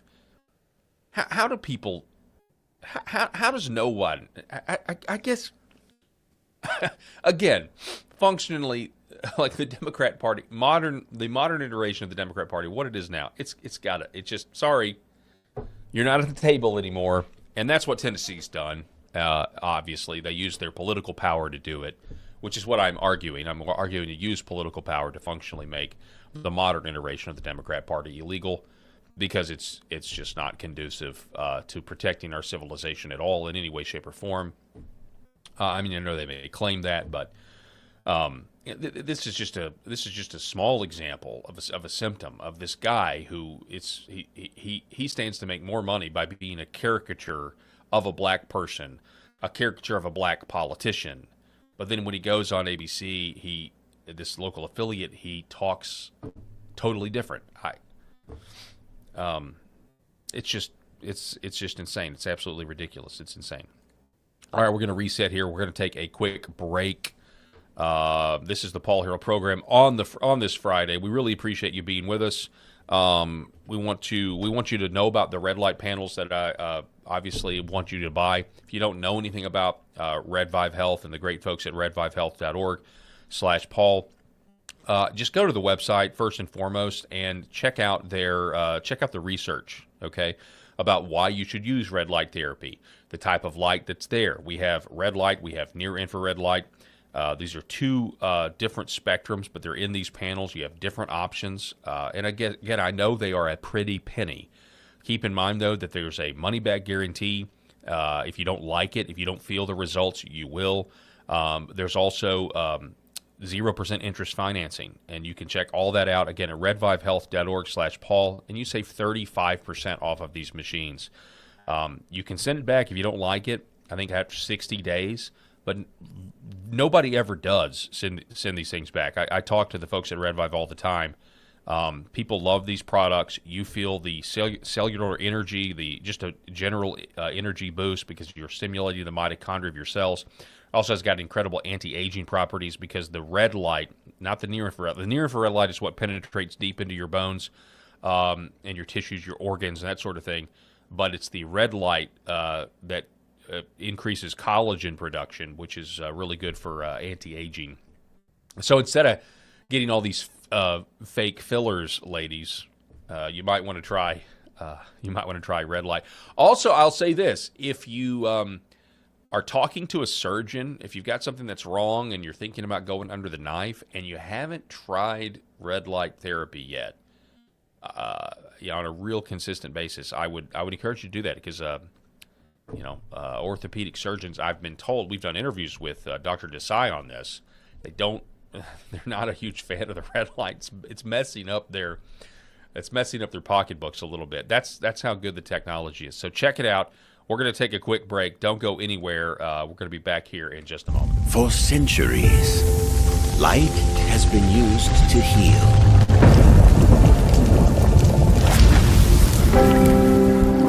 Awaken the body with Red Vive. My name is John, and this is my beautiful wife, Lori, and this is our Star Wars Ewok. His name is Scout, and we have Scout for about 11 years now, and we started noticing about 3 years ago he started slowing down. He was unable to jump on the bed. He was kind of a little bit grumpier. And when my daughters, Macy and Mariah, would take him on walks, he would walk for about 30 yards, and then he'd lay down, and they'd carry him the rest of the way. So I heard about Pet Club 24/7 and about the products from a gentleman that I really trust and share a friendship with. And he mentioned to me that they have products that are going to help him with his arthritis, help him build his immune system. And I said, okay, no problem. Let's try them out. And I kid you guys not, within about 2 to 3 days, we started noticing a little difference. And then we took Scout on a walk probably about a week after we started using the products, the mush puppies, and he would walk the entire way. He would walk at least a mile, and it's just been completely amazing. He's a new dog. He's 11 years old, which is around 80 years in dog years, and he's just happy. He's more energetic. He's not the grumpy old man he used to be, and we're just so thankful. And it was perfect timing because we lost our boxer Yankee about 1.5 years ago, and it was really hard on us. So I'm so thankful for Pet Club 24/7 for the products that they offer. Imagine if you could have your best friend around one more day or one more week or even one more year. I'm so blessed and thankful that we were able to find this company and find these products for Scout. So thank you guys. Give it a shot. We appreciate you. God bless everyone. Behind every precious life, there was a choice. Behind every family moment, behind every special memory, there was a choice. A life of joy, a life that is beautifully and wonderfully made. At 7 Weeks Coffee, we are funding the pro-life movement, one cup at a time.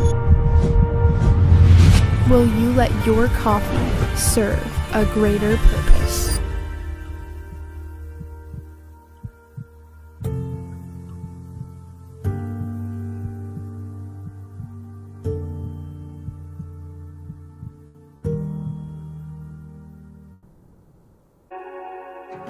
The other things that we're seeing, more and more use for is even vascular issues.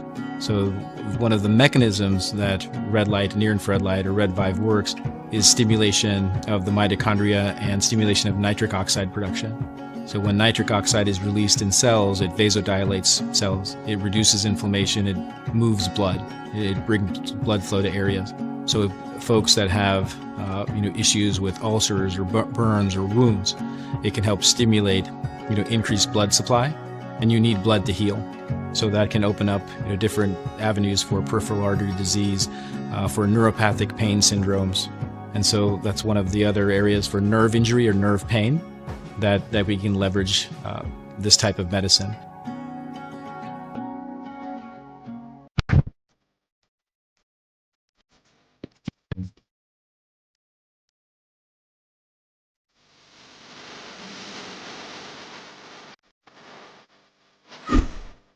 The Paul Herrell Program.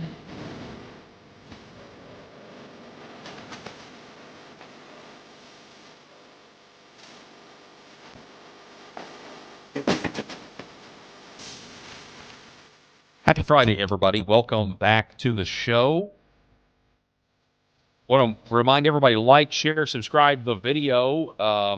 Whether you're watching on LFA TV, on Rumble, make sure that you follow, go to the website, go to Twitter, all of that stuff, or X. If you're watching on the Paul Herrell Program YouTube channel, please subscribe to the video and click the little bell to receive notifications. We would very much appreciate it. We haven't paid any attention to this Spencer Pratt Los Angeles mayor's race.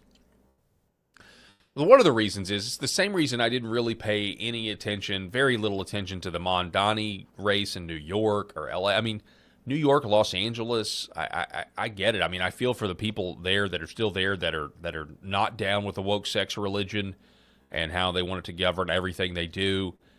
But at the same, I mean, I guess I kind of go a little League of Shadows like Rob does with the city of Memphis. I'm just kind of like, I don't see how there's, I just kind of feel like it's a waste of time. However, you got this guy, Spencer, I think it's Pratt, right? He's running this campaign in Los Angeles and making the the mayor there, who's a card-carrying communist by the name of Karen Bass, really just exposing her record and how terrible it is. There's been a few campaign videos. Some of them, have some language in them, and so I've kind of avoided it just because I try to do that as much as I can. Sometimes it's unavoidable, but there's a new one out. There's a new campaign out set to the old Lego theme song, Everything is Awesome. And so people are marveling at Pratt and his ability to, really campaign and expose that the emperor has no clothes. Listen to this. Everything is hell when you're part of the scene. We'll go one more time. Sorry, I didn't have it. Everything is awful. Everything is hell when you're part of the scene. Karen Bass is awful and burning down our streets. Dirty needles, human waste. We just named two awful things: a stolen car, a burned down house. You know what's awful? Everything. Moms in shock, hit the locks. A camp of addicts down the block. Lots of tents, a very big mess. Awful scenes are not the best. Kids, traps, and crap. They're awful. Crack, smack, and shacks. They're awful. Slums and scum and bums. That's awful. Everything you see or smell or touch is awful. Karen Bass is awful. Everything is hell when you're part of her scene. Everything is awful. And she's killing our dreams.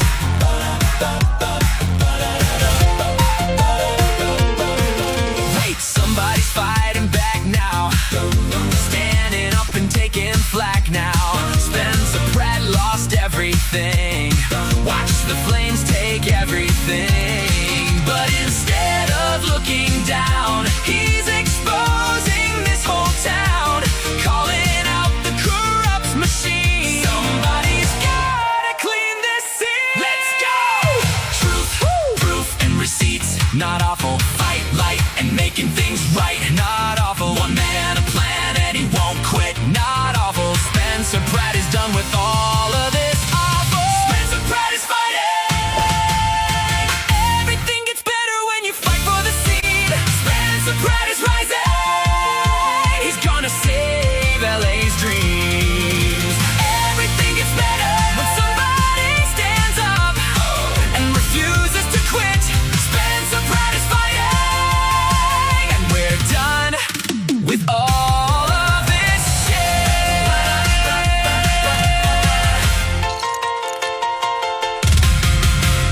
Wow.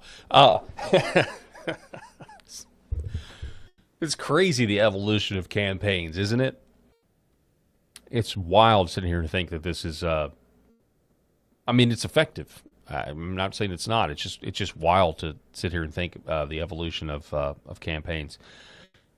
I don't know if our friend Dr. Andrew Paquette would want to try to get a peek at the Los Angeles County voting algorithms.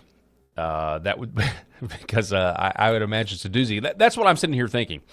Every time I see this, especially when you've got any sort of person that's running against the liberal, progressive, woke, sex, religion machine, you just wonder, does he even have a chance with the way the elections are run? That's just what immediately comes to mind. You know, that's one of the reasons why I just don't spend much time on these urban hellscapes, because they just seem like totally captured city-states that are operating, in many cases, illegal election schemes with no consequences, and nobody ever goes to jail for it. So, gosh, I hate how negative this show is. I honestly did not. I apologize. I don't know. I don't know if I didn't have enough coffee this morning or what. But hang on one second. Go for the energy drink real quick. I don't mean to be pessimistic. I think it's cool. I think it's neat. I think it's awesome. But I can't help but just think, does he even have a chance? Even if a majority of people voted for him, I don't trust the election systems nationally. I certainly don't trust them in Los Angeles. Not at all.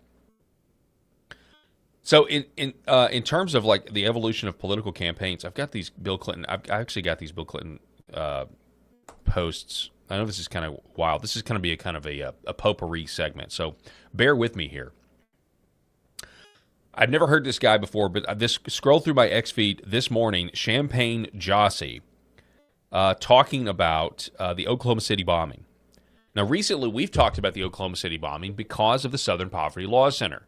When the Southern Poverty Law Center gets indicted for essentially running a false flag against the American people, specifically with the Charlottesville Unite the Right rally, paying people to post, racist things online and then fundraising off of it, having essentially operatives, they'll say informants, but operatives in the very right-wing organizations, like creating, funding the right-wing organizations that you claim are the domestic terror threat.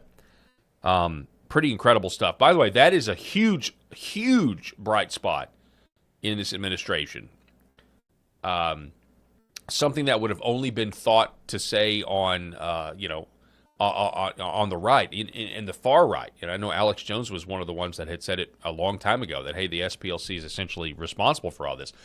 Well, so when that indictment came down, people started looking at the fact that the SPLC is mentioned in documents surrounding the Oklahoma City bombing that supposedly where the bomb was constructed, there was, wait for it, an SPLC person that was reporting on all of this back to the SPLC. So then you start thinking about, the Fed ops, and is the Fed using SPLC and other organizations like them, maybe the ADL, to essentially, farm out, like we were talking about at the beginning with the FBI existing to create crimes and then cover them up.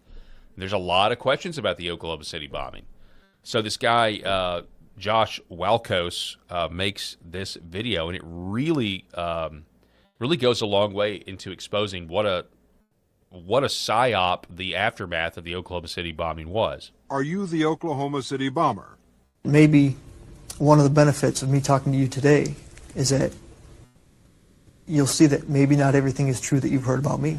On the morning of April 19, 1995, a decorated Gulf War combat vet blew up the federal building in Oklahoma City using a truck bomb that he didn't build and a Ryder truck that he didn't rent with the help of a passenger who didn't exist. Having just gotten away with the largest act of terrorism on U.S. soil to date, the Fort Bragg-trained Special Forces Sheep Drip Dropout blended in with the crowd by making his getaway in a car without a license plate and was immediately pulled over. The ATF was the supposed target of the attack, but luckily all of their agents were out of the office that morning. Later that day, the president boldly declared, "We will find the people who did this. And when we do, justice will be swift, certain, and severe." Except for John Doe number 2. John Doe number 2. John Doe number 2. who, according to the FBI, never existed. In McVeigh's unprecedented 3.5-week trial, the prosecution didn't show the CCTV footage of him and John Doe number 2 parking the Ryder truck. Didn't explain why 24 separate witnesses mass hallucinated the existence of John Doe number 2. Didn't explain why the government was testing truck bombs and the Army was storing Ryder trucks at Camp Gruber right before the bombing, and didn't talk to the FBI informants who blew the whistle on the plot. But they did collaborate with the CIA, and they did convict McVeigh as the lone wolf bomber and Terry Nichols as his bomb-constructing accomplice. Still, a bunch of crazy conspiracy theorists, including 300 bombing victims, insist on talking about facts and evidence and refuse to simply believe what they've been told a million times by people in tailored suits with well-coiffed hair. They quote the U.S. Army Brigadier General and the FBI crime lab. Tailored suits and well-coiffed hair. That's pretty good. I like that. It reminds me of the C.S. Lewis Screwtape Letters. The greatest evil is not done in those sordid dens that Dickens loved to paint. It is even not done in concentration camps. In those, we see their final result. But it is signed, moved, and minuted by men in well-carpeted rooms with, or well-lit rooms, well-carpeted rooms with smooth-shaven cheeks, something like that. Reagan famously quoted C.S. Lewis in one of his speeches. I like that. Well-coiffed hair and good suits. And refuse to simply believe what they've been told a million times by people in tailored suits with well-coiffed hair. They quote the U.S. Army Brigadier General and the FBI crime lab whistleblower and the inventor of the neutron bomb who point out the physical impossibility that the Ryder truck bomb did the damage to the building, but that doesn't matter because if there were other bombs in the building that day, we would have heard about them. The second explosive was found and defused. I think he said another bomb. The Justice Department is reporting that a second explosive device has been found. They then found a third device, which was also larger than the first. And I see another bomb truck going, so apparently they're going to try to get out that third bomb. The FBI claims to have lost the footage showing McVeigh and John Doe number 2 parking the truck in front of the Murrah building that morning, but that's understandable because the Bureau has a lot of important evidence to store. Terry Nichols insists the FBI was involved in the plot, but thankfully a judge has saved us the trouble of listening to him by preventing lawyers from deposing him. There was a bomb squad truck parked across the street 2 hours before the blast, but that just shows the authorities were prepared for anything. And other documents obtained by 2020 show that someone called the Executive Secretariat's office at the Justice Department in Washington and said the Murrah building had been bombed. But this was 24 minutes before the blast. But that just shows the public was unusually vigilant that morning. Also, apparently, before the bombing, Governor Frank Keating's brother, Mark, had been working on a novel about a terrorist bombing in Oklahoma City. Stranger still, one of the characters in the novel was named Thomas McVeigh. But that's probably just a coincidence. McVeigh wrote a letter to his sister where he admitted to being a secret Special Forces operative, and he complained to friends of the pain in his ass from an Army-implanted microchip, but that's crazy because characters in the novel Hang on, let's read was named that, Thomas that, McVeigh. But that's probably just a coincidence. McVeigh wrote a letter to his sister where he admitted to being a secret Special Forces operative, helping the CIA fly drugs into the U.S. Hell! Who was president at the time? Yeah, that's right. You got to talk about the Mena airport if you're going to talk about Bill Clinton's political career getting skyrocketed and made arguably one of the most powerful political families of the world. And he complained to friends of the pain in his ass from an army-implanted microchip, but that's crazy because if he didn't actually leave the army in 1991, there would be proof of that. There he is in 1993. McVeigh was not executed on May 16, 2001 as scheduled because the FBI had failed to turn over thousands of pages of evidence to McVeigh's defense attorneys. But the execution went ahead on June 11th. In a highly unusual and secret agreement, no autopsy was performed. One witness said he was still breathing, and the prison officials admitted his hearse was a decoy. I hadn't heard that one. The case was officially closed. And if you question any part of this story, you are a paranoid, wingnut, birther, truther, tenther, prepper, conspiracy loon who'd bring up any of these points ever again. Ever. This message has been brought to you by the friends of the FBI, ATF, DOJ, CIA, SPLC, MSN, and the U.S. Army. SPLC gets mentioned. Friends of the SPLC. Oh, that's pretty wild. So in the aftermath of the Oklahoma City bombing, Bill Clinton did a press conference where he talked about how we've got free speech and we love free speech, but we hear so many loud and angry voices in America today whose sole goal seems to be to try to keep some people as paranoid as possible and the rest of us all torn up and upset with each other. They spread hate. They leave the impression that, by their very words, that violence is acceptable. You ought to see, I'm sure you are now seeing the reports of some things that are regularly said over the airwaves in America today. Well, people like that who want to share our freedoms must know that their bitter words can have consequences, and that freedom has endured in this country for more than 2 centuries because it was coupled with an enormous sense of responsibility on the part of the American people. So this was an attack. It was largely seen as an attack, certainly was interpreted by him, as an attack on Rush Limbaugh. Clinton was no fan of Rush Limbaugh. He famously said this. We're working exactly, but I tell you, I have determined that I'm going to be aggressive about it. After I get off the radio today with you, Rush Limbaugh will have 3 hours to say whatever he wants. Would you like? And I won't have any opportunity to respond. And there's no truth detector. You won't get on afterward and say what was true and what wasn't. Would you like? So all I'm telling you is, I'm going to be far more aggressive because the American people are entitled to know what's going on good in this country. And when I go over. Boy, it all sounds. It's just the same thing. It's just like the same thing. Same dance, different tune.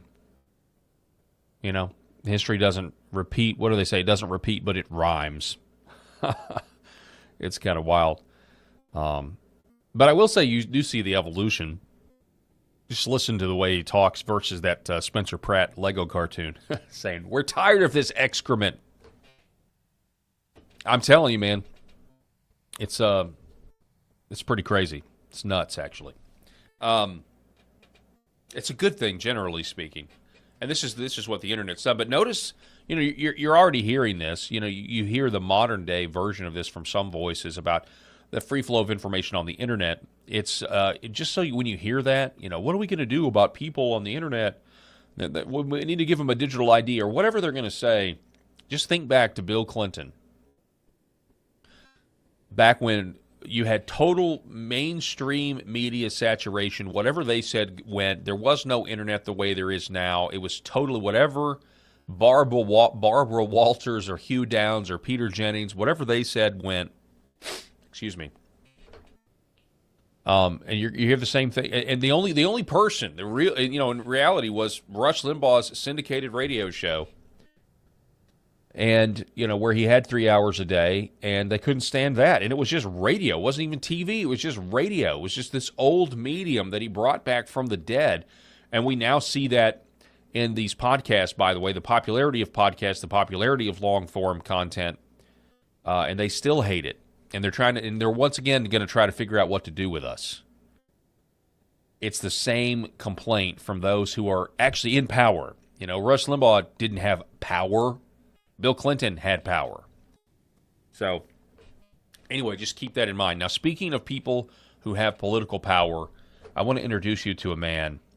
Actually, before we introduce you to the man, I want to introduce you to a quote. A quote from a newspaper interview in 1905.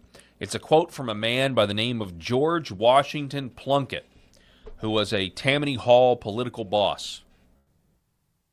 And this is the quote. I first heard of this quote in a book called, it was a book written by a guy by the name of Jay Cost. I interviewed him one time, but I can't remember the name of his book. But it was about how the 17th Amendment was garbage, and it actually really hurt this country when we went to the popular election of senators instead of by the state legislature. But tell me if this doesn't sound familiar. Everybody's talking these days about Tammany men growing rich on graft. But nobody thinks of drawing the distinction between honest graft and dishonest graft. There's all the difference in the world between the two. Yes, many of our men have grown rich in politics. I have myself. I've made a big fortune out of the game, and I'm getting richer every day. But I've not gone in for dishonest graft. Blackmailing, gamblers, saloon keepers, disorderly people, etc. And neither has any of the men who have made big fortunes in politics. There's an honest graft, and I am an example of how it works. I might sum up the whole thing by saying I seen my opportunities and I took them. Just let me explain my examples. My party's in power in the city, and it's going to undertake a lot of public improvements. Well, I'm tipped off, say, that they're going to lay out a new park at a certain place. I see my opportunity, and I take it. I go to that place, and I buy up all the land I can in the neighborhood. Then the board of this or that makes its plan public, and there's a rush to get my land, which nobody cared particular for before. Ain't it perfectly honest to charge a good price and make a profit on my investment and foresight? Of course it is. Well, that's honest graft. Now, I think you and I would both agree that that is not honest, and yet it's legal to do. Enter Utah Speaker of the House, Mike Schultz. That's what he looks like there. Here it is. Mike Schultz, everybody. Well, there is a post out there by Tennessee Holler. We have some people on TikTok from Elevate Utah, Elevate_Utah, and they have discovered that the Speaker of the House, Mike Schultz, bought 640 acres of land right next to the data center site just 2 months. This big data center, 46,000 acres, 2 months before it was announced, Mike Schultz bought 640 acres of land right next to the data center.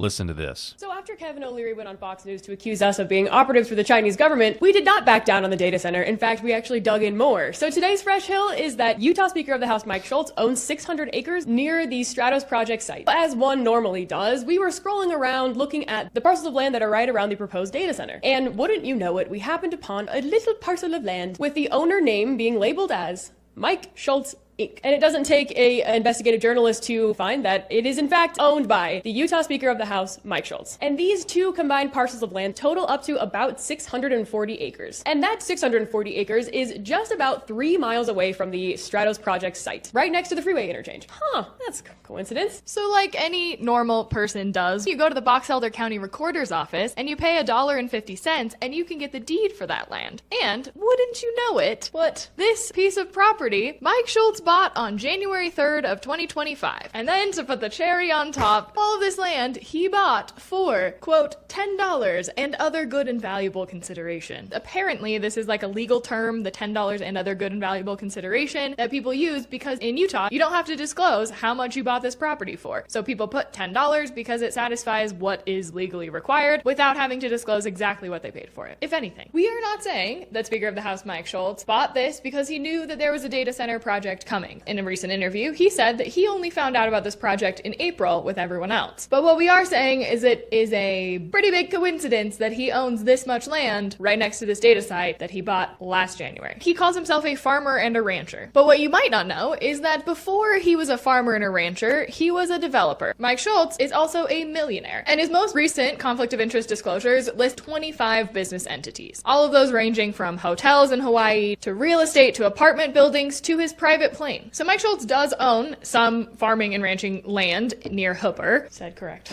We're not Chinese operatives. But his businesses operate from Davis to Box Elder County. And for a man who has 30 years of development experience, he might be exactly the right person to look at 640 acres of land right near a project like this and know exactly how much that land is going to appreciate in the next few years. So after learning all of this, we decided to look at some other places around the country where they have built data centers and what the land value around the data centers have grown to. So according to Land App, land value around data centers has increased between 2 and 4 times its agricultural value. And an organization called CBRE has said that the land around the data center in Loudoun County, Virginia has increased 16 times compared to the next property value. There are developers that are offering people $4.4 million an acre around other data centers in the United States. Now, we know that Box Elder County is different from Loudoun County, Virginia, or any of these other places, and we are not saying, again, that Mike Schultz bought this property because he knew about this thing that was happening and he knew how much the property value would increase, and he happens to own all of these development companies and construction companies. But these questions have not been asked on the public record. We are not in a position to answer those questions, but we encourage other people to try and get answers to those questions. Now, Mike Schultz is not the only Utah legislator that happens to own property very close to the Stratos Data Center project. Senator Scott Sandel also owns a large amount of land about 3 to 4 miles away from the project. Now, Sandel said on the record that he hasn't been approached about selling his land yet, but he might sell it for the right price. And Senator Sandel just happens to be the same Senator Sandel that sponsored SB 132 during the 2025 legislative session. This was the bill that made this Stratos data center possible. What are the chances? All state legislators have to fill out a conflict of interest form every single year, but Mike Schultz Inc. he lists as a holding company. Now, by Utah law, he is not required to say what that holding company owns. There is an optional section of the conflict of interest form, item 6A, where they have the option to disclose if they have investments that might lead to a conflict of interest. Mike Schultz has left this section blank on every single one of his conflict of interest disclosures. Under Utah law, which Mike Schultz and Senator Scott Sandel have helped to create, all of this is completely legal. Ethical? So if Kevin O'Leary can go on national Fox News and accuse us of being Chinese operatives and ask to audit our books, I think that we should propose some audits of our own. Maybe the timing of all of the meetings that Kevin O'Leary had with state leaders, there are contradicting reports, an audit of the deed and the $10 that Mike Schultz spent, plus his other good and valuable considerations to buy these 2 parcels of land. Should be auditing the holding companies and disclosure forms laws around our Utah legislators. Maybe we should audit the people who stand to benefit from a project like this and how much their messaging has changed given the public pushback. Because this is a continued pattern that we see in Utah where people in power and people with money are continuing to get more power and more money off the backs of everyday Utahns and destroying our environment while they're at it. If you want to see the full documentation or a beautiful interactive map that Jackie made on Google Maps of where all these parcels of land exist, you can go to our Substack, go to elevateutah.news, and you can see that. And if you once again would like to buy a hat to tell Kevin O'Leary that he is an idiot and his hat sucks, you can buy one of our hats that says Utah Nature Security, and that link is in our bio. We're going to have to cut off the orders at some point because we have gotten so many, so thank you. So corruption is everywhere, and it's not just in Utah. It's in all 50 states, stuff like this. But it is fascinating. You say the parcel of land. Let me see if they can show that again. Yeah, there it is right there. So I'm assuming the Utah Data Center, let's see if we can, does this help? I'm assuming that the Utah Data Center is here with it, where the square is, and then down, let's see if we can make this work. And so then down here, here's the freeway. So the land he's buying is right here. So this would be, I guess, very good, very profitable land to buy if you, needed a service station, gas station, a Buc-ee's, something like that. It'll go for a pretty penny because the Utah Data Center is right there. That's essentially what the allegation is. And again, I'll just reference back to, like they said, it's totally legal. And again, George Washington Plunkett would describe it as, quote, honest graft. My party's in power in the city. They're going to undertake a lot of public improvements. I'm tipped off. They're going to lay out a new public park. I see my opportunity, I take it, I go to the place, I buy up all the land, then this border, that makes it public, and then there's a rush to get my land, which nobody cared particular for before. So this is obviously not something new. Again, that's Mike Schultz, the Speaker of the House for the state of Utah. It's obviously not a new phenomenon, but it also doesn't make that it mean it's right. And is it perfectly legal? Yeah, it's legal and it's wrong, and the American people are sick of it. And the only question is, how long are we going to put up with this? How long are we going to allow this to happen? That really is the only question here. Great work. I don't know anything else about these Elevate Utah girls. I really don't. I don't know their politics specifically, but if they're on anti-corruption, consider me on that team as well. Anti-corruption. Because I think that means certainly something that we can all agree on. It's got to stop. And specifically with these Utah data centers, here is Ansley Brown talking to another homeowner about the fight to save their land from eminent domain because of a data center in Georgia. Hey you guys, it's Ansley Brown on the fight to save my mom's house from eminent domain. Here I am today with another mother and a homeowner who this is affecting. What is it taking from her? Look behind me. It's taking this entire backyard, the pool and everything. Tell us about it. Hi, my name is Cynthia, and I am just one of many homeowners who are impacted by Georgia Power's high voltage power lines that are going in to support data centers that are being built all over. We were informed that they were going to come in and take more than half of our property. They are going to demo all of these trees, playhouse, fence, fire pit, the pool, the spa, all of this, including our two neighbors' houses. They're completely demoing theirs. This easement is only going to be 12 feet from our house, 12 feet from our bedroom where we sleep. Now, they did say that they would take the entire house, that they would purchase the entire house. However, that purchase is based off of their own appraised value of the house, which is significantly less than our appraised value for the house, our own private appraisal. So it's not also sufficient enough to replace what we have. We have been told many times by them that they don't have to buy the house. They can only buy the easement, which would just decimate everything, every single thing, the pool, all of this, everything that we have spent 17 years building. It would be a financial devastation because we would never be able to rebuild this, especially at our age. And this is the only home our daughters have ever known. Georgia Power is owned by the Southern Company. The Southern Company is a $105 billion market capital company. They are bigger and just as big as the four combined capital markets of the four major airlines in the United States. Delta, United, American, and Southwest combine their market capitalization, and that equals the Southern Company, who owns Georgia Power. These data centers that are being built, they're being built for 5 primary companies that equate to $13 trillion in market capitalization. To put that in perspective, you take all the GDPs in the world, and there's only 2 that beat that, and that's the United States and China. Georgia Power is expecting all of the tax citizens and the landowners here to subsidize their project, to subsidize these data centers. And enough is enough. Thank you. That was amazing. You guys, out here, this is happening, like I said, to 330 properties. There are 21 homes that are being affected by this in Coweta County, Georgia. Not only does Georgia Power not care about our American farmers, they also don't care about our American mothers. This is happening to my mother. This is happening to Cynthia. Wouldn't your grandkids love to have this backyard? Because it's being taken. And on to the point of the easement being only 12 feet from her house, I hope you guys realize that means when she is sleeping in her bedroom, Georgia Power can pull a truck 12 feet from that window and be right there. So what are we going to do, you guys? Are we going to let them take it? Absolutely not. I'm going to keep fighting. I'm going to keep sharing these homeowners' stories. Come and follow me. Thank you, Cynthia, so much. Thank you, guys. Keep fighting. that's the, I can guarantee you that's the most American video you have seen today.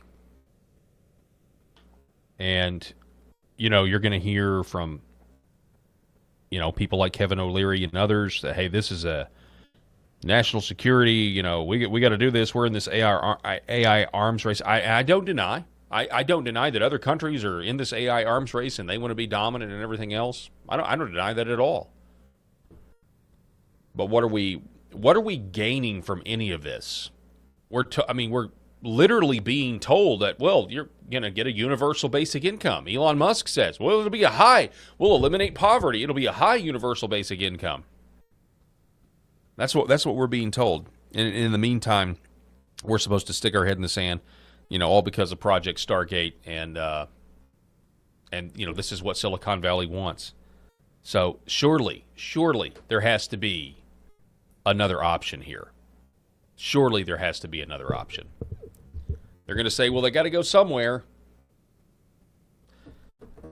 American people are, man, I'm telling you, the American people are not going to put up with this. So anyway, we're going to continue to follow this story as closely as we can for you guys, because something that really interests me, because it's everywhere. It's like a light switch went off, and now it is the topic everywhere. And if it's going to continue, you would at least think there could be a little bit better, a little bit better marketing on this to even convince us that why we need this. What are we actually getting from this? But for the most part, there's nothing. There's nothing. I didn't know that the Elevate Utah people have been accused by Kevin O'Leary of being Chinese spies. That's a new one for me. I hadn't heard that. I hadn't heard that at all. There's also town meetings that are taking place. Here's one in Georgia where a mom is trying to stand up for her home as well. This is going to continue probably every week now. We're going to have story after story of this. In the meantime, this is a weird story out of Georgia as well. Here's another one. I didn't even know this was a thing yet. This, thank goodness, has not come to my town in Arkansas yet, where you have these autonomous taxis. But apparently, I don't know what's going on. Watch this story. Video here captured several of the self-driving cars just clogging up a neighborhood cul-de-sac. The people living in the Northwest Atlanta neighborhood say dozens end up circling their community. Channel 2 Steve Gelbach is on one street where they want the Waymos to stop.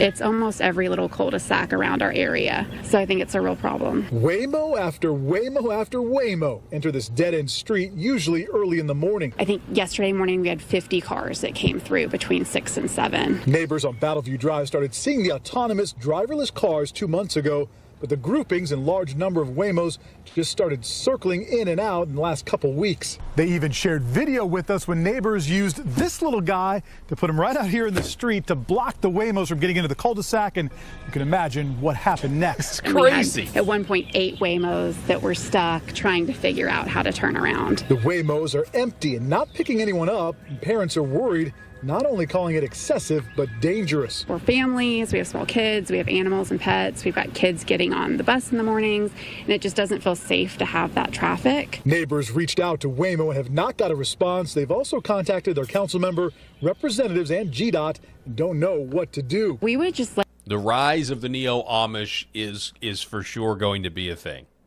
The rise of the neo-Amish will be a thing. And there was that one movie, I can't remember what it was called, with I don't know the title of it. People have made the comparison with this video here, but I can't remember. It was Julia Roberts was in it.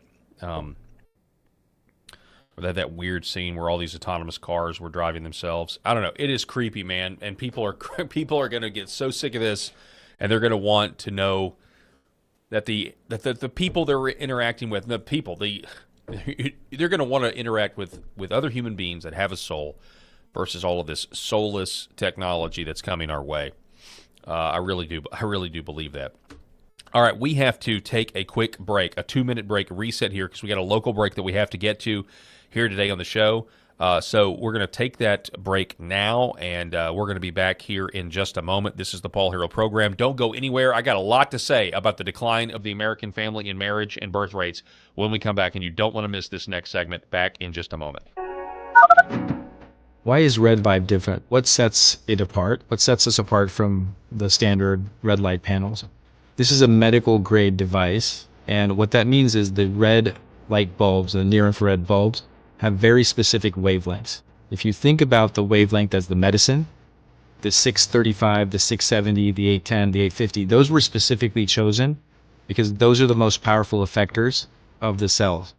So those specific wavelengths, when they get into our body, when they affect our tissue, they spike energy production, they help with nerve pain control, they increase stem cell counts. There's very specific mechanisms that those specific wavelengths work at, and that's the medicine. So if you think of, say, medicine as an Advil or a specific steroid or a blood pressure medication, the wavelength is the medication.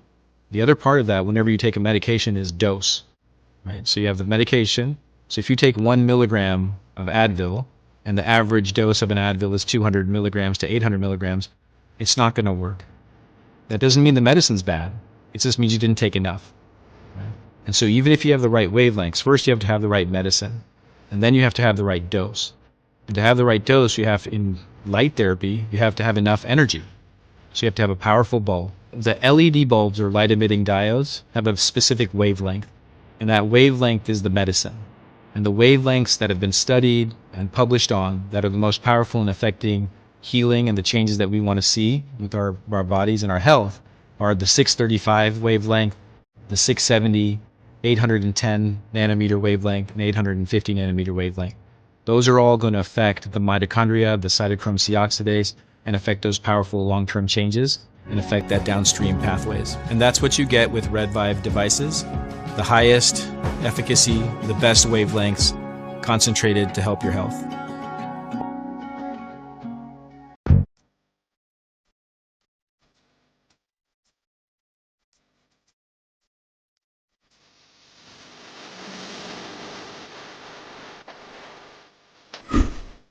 The Paul Herrell Program.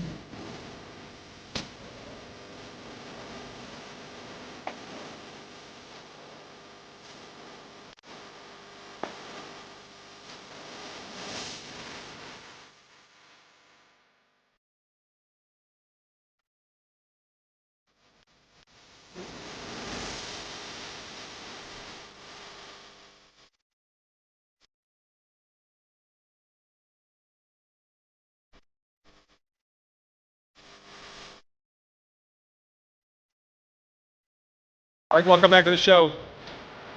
Happy Friday to everybody out there watching the program. So God designed human beings with something called ordered loves. Now, some are uncomfortable with this truth, I guess in like modern contexts. Vice President J.D. Vance isn't. He references this in his speeches, in fact. But the ordering of loves is natural, and all of us do it every day, whether we realize it or not. It's the foundation of civilization. In Christian theology, it's called Ordo Aramis, the, again, order of loves. The idea that love is not random or evenly distributed across humanity in exactly the same way each time. There are concentric circles. You guys know I love a Venn diagram. But there are concentric circles that don't overlap, concentric circles of obligation, responsibility, sacrifice, and affection. So I love my wife differently than I love a stranger, for example. That doesn't mean I hate the stranger. It means covenant creates obligation. I love my children differently than other children. That doesn't mean other children have no value. It means God built the family as the most natural school for sacrificial love in a fallen world. And honestly, this makes it makes perfect sense, actually, if you think about human nature and if you think about it realistically. Human beings are fallen. We are selfish. We are tribal. We are limited creatures. So God created institutions that teach us responsibility through proximity and attachment. The family is one of those institutions. It is easier for a man to sacrifice for his wife than for a random woman across town. It's easier for a mother to wake up at 3 a.m. for her own crying baby than for a stranger's child. It's easier for fathers to work, build, provide, protect, and endure hardship when it is tied to people they love directly. And that actually is a good thing, isn't it? By the way, everything I just described, regardless of what you may think in modern context, that's not a moral failure at all. It's part of a design. The family is one of the primary ways God teaches human beings how to love beyond themselves. It is the training ground for duty, sacrifice, inheritance, continuity. Civilization itself is built around the family. But if you look at the last 15 years honestly, we kind of try to put emotion aside, but we just look at this honestly. From where I sit, something shifted in large sections of evangelical church culture. I'm not the first to make this point, but it's my pet peeve. I got a burr in my saddle this week, and so that's the subject of this segment. I think ordinary Christians in the pews felt this shift I'm talking about immediately. For decades, though, Christians were told that marriage and family were foundational institutions. Biblically, we were told this. Morally, that's the same thing as biblically. Socially, civilizationally, the family was understood as one of the primary ways human beings fulfill obligation, continuity, sacrifice, inheritance, all these things that I just mentioned. This is how we fulfill those things across generations, our posterity. But then something happened. The culture war over marriage reached its peak. In 2015, the Supreme Court handed down the ruling in Obergefell versus Hodges, effectively making same-sex marriage the law of the land. Now, whether someone agrees with that decision or not, it's almost beside the point for this conversation, but I will say, obviously, I don't agree with that decision, as does Justice Clarence Thomas. But the point is this: millions of church-going Christians believed they were watching one of the most important moral and civilizational institutions in society, marriage, the family, being fundamentally redefined, deconstructed, in fact. And they expected strong biblical clarity from major Christian voices.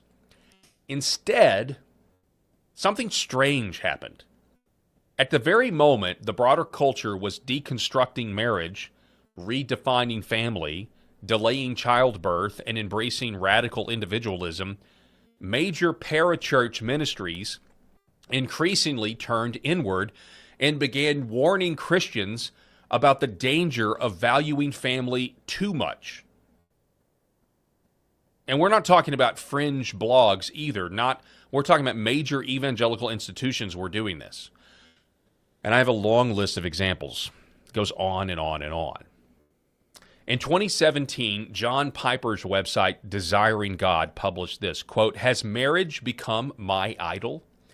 In 2019, Desiring God, "Stop loving your spouse too much." In 2024, "Love her less to love her more," with a subheadline on that one that reads, "The Dangers of Idolizing a Wife." Sorry. Then back in 2013, there was this headline from Desiring God, "The Idols of a Mother's Heart." And in 2016, "Is my dating relationship idolatrous?" Then we move on to the Gospel Coalition. They ran this in 2012, "Worshiping at the Altar of Family." In 2018, "Are we really in danger of making an idol of the family?"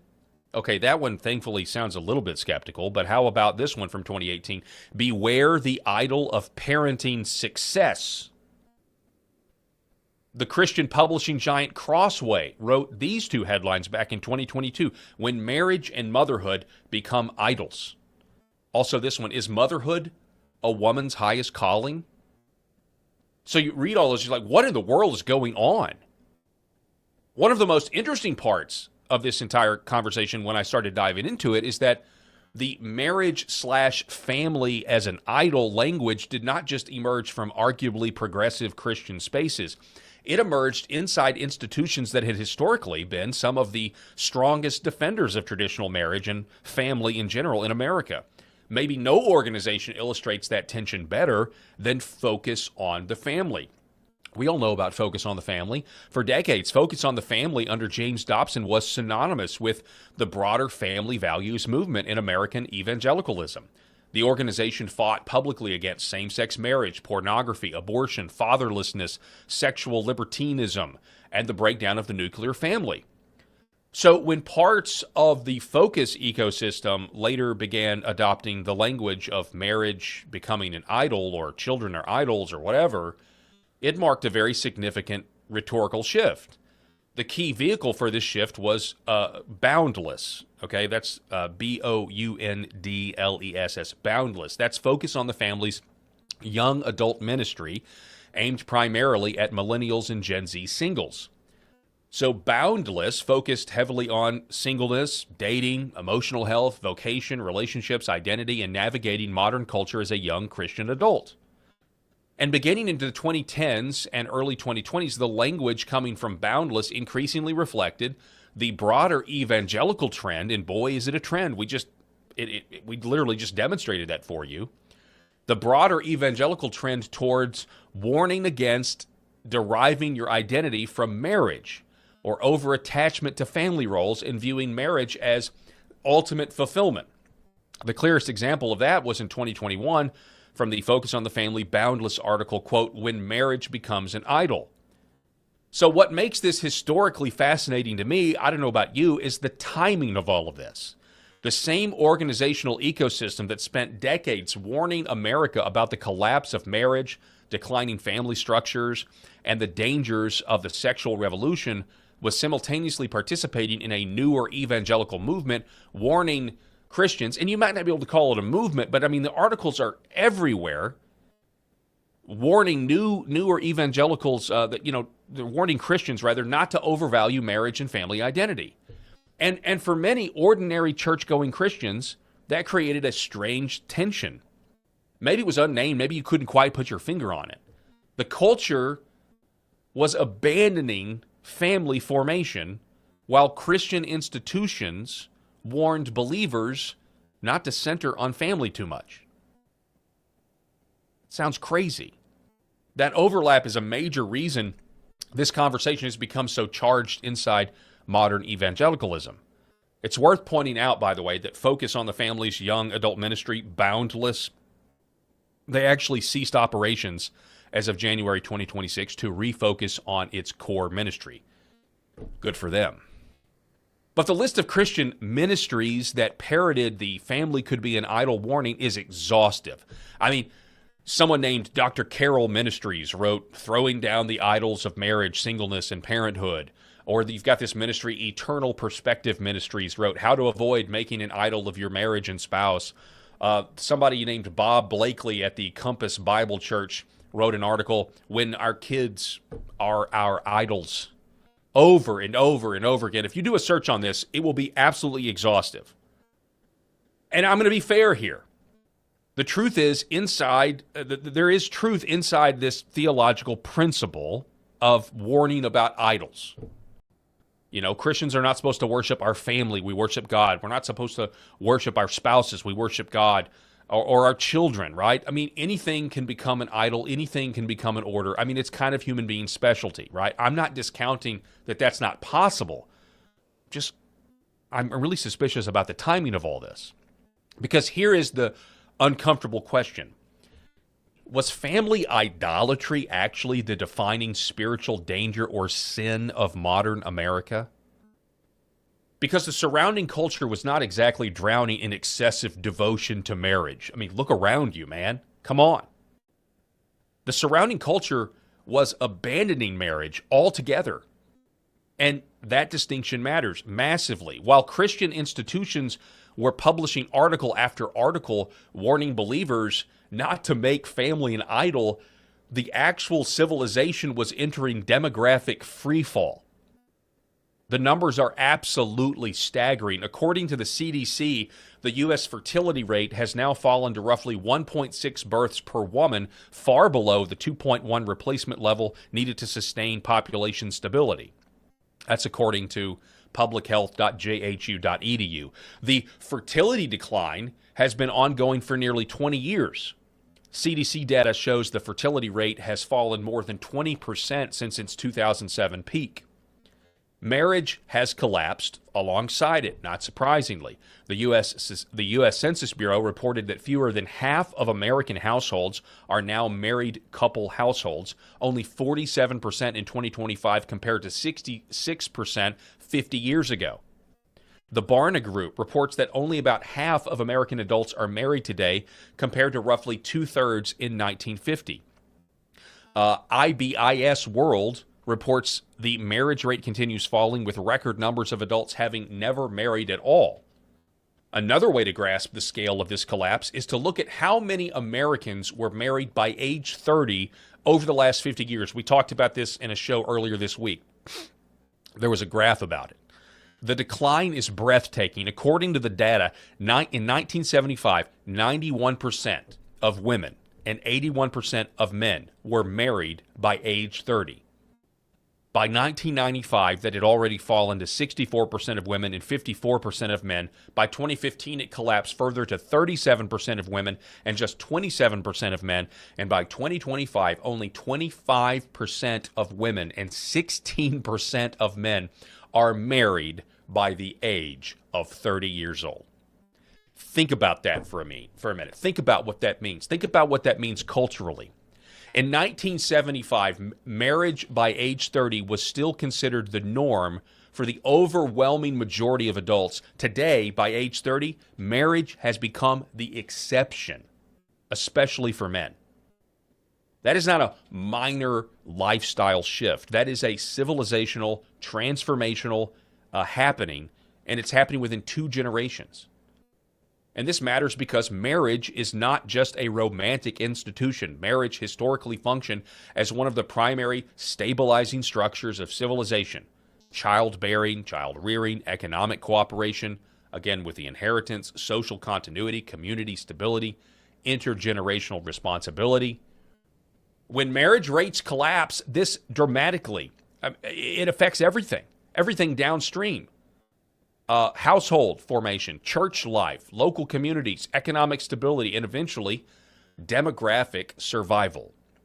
And this isn't just America, folks. China, this is happening all over the world right now. We were told for years, overpopulation is the danger. It was never the danger. We were lied to.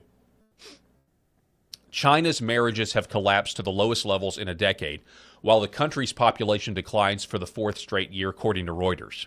South Korea's fertility rate dropped below 1.0. It's below 1.0. Japan is literally watching towns disappear. Entire advanced civilizations are now confronting population contraction. So again, I ask, at the exact moment marriage, fertility, and family formation were collapsing, why did so much Christian energy shift towards warning believers not to value family too highly? Be careful, it could be an idol. I think many ordinary Christians experience this as a profound bait and switch. They believe the culture was dismantling biblical and civilizational norms surrounding marriage and family. That was happening. But instead of confidently defending those norms, many parachurch ministries began reframing the conversations around family idolatry. And whether intentional or not, it often felt like an escape hatch. Let me explain what I mean by escape hatch. A softer, safer, more culturally acceptable posture. Because notice what happened rhetorically here. It became easier to critique conservative family culture or family-centered Christianity or the outrage over the gay marriage decision among Christians. It's easier to critique motherhood identity or traditional gender expectations. It's easier to do all that than to directly confront the broader culture's collapse of marriage itself. It became safer to say Christians can idolize family, be careful, than to say a society that stops forming families eventually destabilizes itself. And the wider culture absolutely loved the shift, by the way. That's another huge red flag here. The culture already believed all that.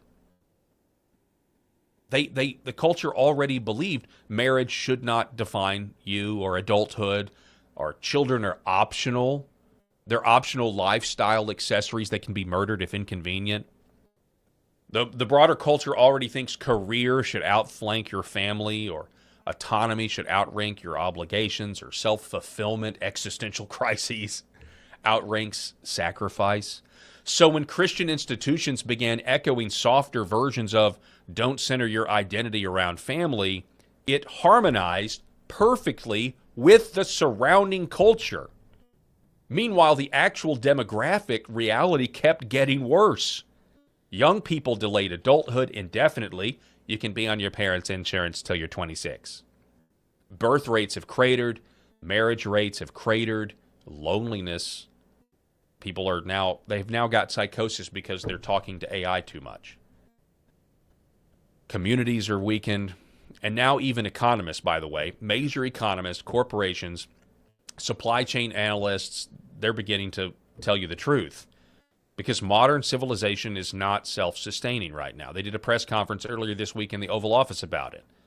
It's a little secret. The grocery store, we go, it doesn't just, all those things on the shelf, they don't just happen by magic. The electrical grid isn't maintained by magic. The trucking network is not magic. Global supply chains require millions upon millions of functional human beings, mechanics, engineers, farmers, refinery workers, electricians, cargo ships and the crews, software engineers, nurses, welders, construction workers, truck drivers, you name it. Civilization depends on replacement generations. We need people to do those things, but we got the AI. We got the data centers. Increasingly, experts are warning that demographic collapse threatens the long-term stability of those systems. McKinsey & Company now openly warns about dependency and depopulation. Supply chain analysts are discussing labor shortages as structural threats to global logistics. China is already confronting fears that it may eventually lose enough working-age population to undermine its role as the manufacturing center of the world. So this is no longer fringe. I'm not doom posting here. This is mainstream economic concern happening right now, which means the core problem facing modern civilization is not excessive devotion to your family. It is the collapse of family formation itself. It's a huge problem. And I think history may eventually judge this era very harshly, because while civilization was experiencing collapsing marriage, collapsing fertility, collapsing continuity between generations, and growing social atomization, large segments of the church conversation became preoccupied with warning Christians not to love your family too much. Again, there was truth inside the warning. Again, anything can become an idol. We can pervert anything. But the emphasis was catastrophically mismatched to the sin of our age, the sin of our time. And I actually think it was there to tamp down political organization that could result from the Christians in the pews being organized and going out and doing something. Instead, no, maybe you're idolizing the family too much. You're upset about gay marriage and the family being destroyed. Maybe you're idolizing family too much. So it's a way to turn the criticism inward and cause people to sit on their hands and not do anything about it. And there was plenty of woke pastors that did this to their congregations, by the way. The defining temptation of modern America was not family worship, though. That's ridiculous. But it was said in article after article after article. It was actually radical individualism, teaching generations of people that freedom meant avoiding obligation, that adulthood meant self-optimization, that sacrifice was oppression, that permanence was somehow backwards or restrictive, that children were obstacles when they're our best gift from God. That commitment should always remain negotiable. That was another one. Let's negotiate our commitments. Also, civilizations cannot survive that mentality. We know that. At some point, somebody has to build families. At some point, somebody has to raise children. At some point, somebody has to continue the civilization. And if a society loses the desire to do that long enough, eventually consequences arrive all at once, like we may be experiencing. Could be labor shortages, aging populations, economic stagnation, institutional fragility, collapsing communities, loneliness. I keep coming back to how lonely I think a lot of these people are. Demographic decline. which is exactly where much of the developed world finds itself right now. So I don't know what the solution is exactly. I wrote all this. I was like, what is the solution? Prayer, repentance. The broad Christian church needs some kind of post-mortem here, and I don't mean to say that it's dead, because that's impossible. We know the gates of hell will never prevail against Christ's church, but many people are still waiting for repentance based on how the church in general reacted to COVID and bought so many lies. Knowing now the collective reaction to declining marriage rates and the rise of the leftist woke sex religion, which came before COVID, we really shouldn't be surprised it all went down the way it did. That's all I got, though. Repentance and prayer. And maybe let's focus on the family. Maybe we should focus on our local churches, local congregations, and their preeminence instead of celebrity pastors and celebrity blog sites amplifying parachurch ministries. Tell me what you think about this, folks. That was what was on my chest today. America's marriage collapse and decline, really, obviously, bothering me. And in the meantime, we can kind of get a glimpse at our future. Last story, I can bring you this from the Discern report. Britain is the canary in the coal mine. I think Britain is the canary in the coal mine for our country. And the fact that, the United Kingdom has these recent elections and Keir Starmer just wants to ignore them. Keir Starmer is not only trying to ignore the recent elections, this article talks about how Keir Starmer is trying to ignore Brexit, which was the small stones that signaled the avalanche that was coming with the election of President Trump the first time. You remember Brexit was a huge, huge moment that gave a lot of people everywhere, hope that, hey, maybe this democracy thing is going to work out and we can actually punish these globalists and these busybodies. And yet it seems like things in Great Britain have gotten much, much worse as a result of the people voting for their independence from the European Union. You tend to get punished for doing those things, apparently. Then you have this story from Modernity.news. The Telegraph is claiming now that attractive young women are now the new face of the far right. Legacy media is in full meltdown as government bans glamorous activists while ordinary Brits face the consequences. There's a big march this weekend with Tommy Robinson over across the pond. And the Telegraph has published a piece so tone-deaf it reads like self-parody. According to the outlet, the far right is no longer the domain of bald men in boots and tattoos. No, it's now being led by strikingly telegenic young women who dare to look good on camera while warning about mass migration, grooming gangs, and cultural replacement. 3 foreign activists, Ada Lutch, Valentina Gomez, and Ava Valenbrook, were banned from entering Britain for a Tommy Robinson rally, and the Telegraph can't stop gushing over how pretty this makes the movement look. The government has banned at least 7 foreign voices from attending the rally, including the women highlighted by the Telegraph.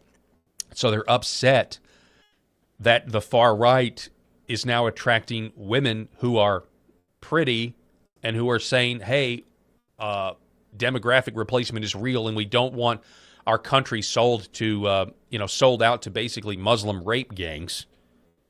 And it's pretty incredible that that's what's going on. Folks, it is 5 o'clock Central, 6 o'clock Eastern, which means my time is up here on the program today. I want to thank everybody for watching the show. I really appreciate you letting me talk to you.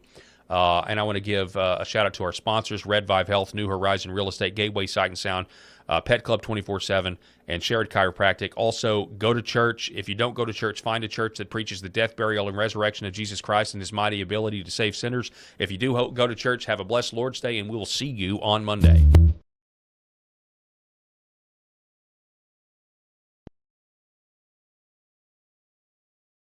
The Paul Herrell Program.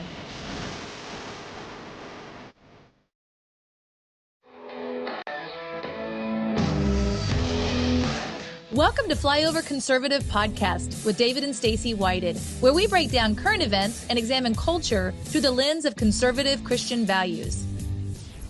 Welcome to the Flyover Conservative Podcast. I had a friend that wrote a book. This is probably 10 years ago, I read this book, and the name of the book is by a guy named Randy Gage. It's titled "They Want You Dumb, Sick, and Broke," and basically how to be healthy, wealthy and smart. And some of the things he said in there, this is before we had a podcast or anything else, and some of the things we've deep dived into, I was like, that can't be. And it's basically the premise was our school system is designed to dumb you down, to make you less resistant, less entrepreneurial, to make you a factory worker and raise your hand if you have to go to the bathroom and you only get up when the bell rings. And I was like, that does kind of sound like the school system. We talked about if you went 100 years ago, but the only thing that's not changed in our world is the format of a school system. And we've done a lot of shows on homeschooling and the things and indoctrination and the Marxism that's been in there since the 30s. And then he talked about, being broke and the interest rates and inflation and the way that things work. And I look at my neighborhood. I know 2 neighbors that are approaching retirement age, and because they live in Jackson County and the property taxes, their homes are paid for, but they're needing to sell the homes because the property tax is beyond what they're going to be able to do at retirement. It's a major issue. This is in counties across the nation. So, that's another kind of thing, the dumb, which is kind of what they're doing. And social media and the algorithms of that are affecting people's minds and what's happening. But then this other thing of sick. Yep. Well, I think over the last 4 or 5 years, we've seen an intentional movement to attack our health. We see chemicals in the foods and hormones and young girls hitting different stages of development earlier because of chemicals and things, the vaccinations. Just this week, there was an article that came out. It's the biggest study of its kind. It's a federal study released on Wednesday. Toxic forever chemicals are present in nearly half of all U.S. tap water and around 70% of urban tap water sources. A new federal survey has found. It was released just this Wednesday. It's assessed both privately and public drinking water sources in the U.S. are found proof of contamination of 32 types of I can't even say the word, polyfluoroalkyl substance. Bad stuff. They abbreviate it as PFAS. It's a group of more than 12,000 heat-resistant, oil-resistant, and water-resistant chemicals that were first introduced back in the 1930s and found in hundreds of products, basically coming out in our water system. According to expert survey exposures to PFAS, it's a global human health concern as these chemicals, as opposed to other toxins, can stay in human bodies for years and affect almost every organ system, leading to several diseases, including cancers, high cholesterol, thyroid diseases, digestive issues, liver damage, asthma, allergies, and reduced vaccine responses in children. A study conducted by the Center for Disease Control and Prevention, the CDC, between 2000 and 2014 found that about 98% of Americans have some amount of PFASs in their blood. Wow. And you think, well, we need to then be in this place. We talk about the show every day about getting behind the wheel of your own car, of your own finances, of your own faith, of your own health. If you're leaving it up to I'm sure there's somebody in charge that's protecting me from these things. More than likely, they probably have sold out and increased their own stock portfolios to say, okay, hey, on my watch, it doesn't really matter. We're not going to be doing our job. We have to be doing those things ourselves, standing vigilant to protect our families, to protect ourselves from the things coming against us, from our minds, from our environment, from the air we breathe, the things that we do, the stuff that we read, the shows that we watch, and most importantly, the water that we pour over our bodies and ingest into our systems. Now, we've been looking at this for quite a while ourselves and had not found a great solution until we found an amazing inventor that saw this same problem and came up with a solution that is affordable and fixable for everybody. It's a family-owned, Christian-owned company called Century H2O, and we have with us today Mr. Nelson McElveen. Yay! Welcome, Nelson! That's so nice. Now, Nelson, we've gone down this path a couple of times. 2 times we had a company come out, test our water. They showed some things that were not good, but the price was prohibitive. It was like $11,000 or $12,000 to fix our home, and we're like, wow, wasn't an option. And we've been researching this for quite a while, looking at different things, and then we found you, and we actually have installed the system in our whole house. We're so excited. There's a picture of us in our basement by our storage prep area. You can kind of see us there. Cool sleeve over the unit. And so we now are protected as a family. And I would like you to talk about some of this solution. There's under the sink too. For the flyover family, what you have seen with the chemicals and things in our country. We were looking at videos this morning. There was a lady in Pennsylvania that was lighting her water on fire with a match coming out of her kitchen. Y'all, check this out. This is crazy. Watch this. So it looks like they put the match out, and look at the fire that came. Then she lights another match.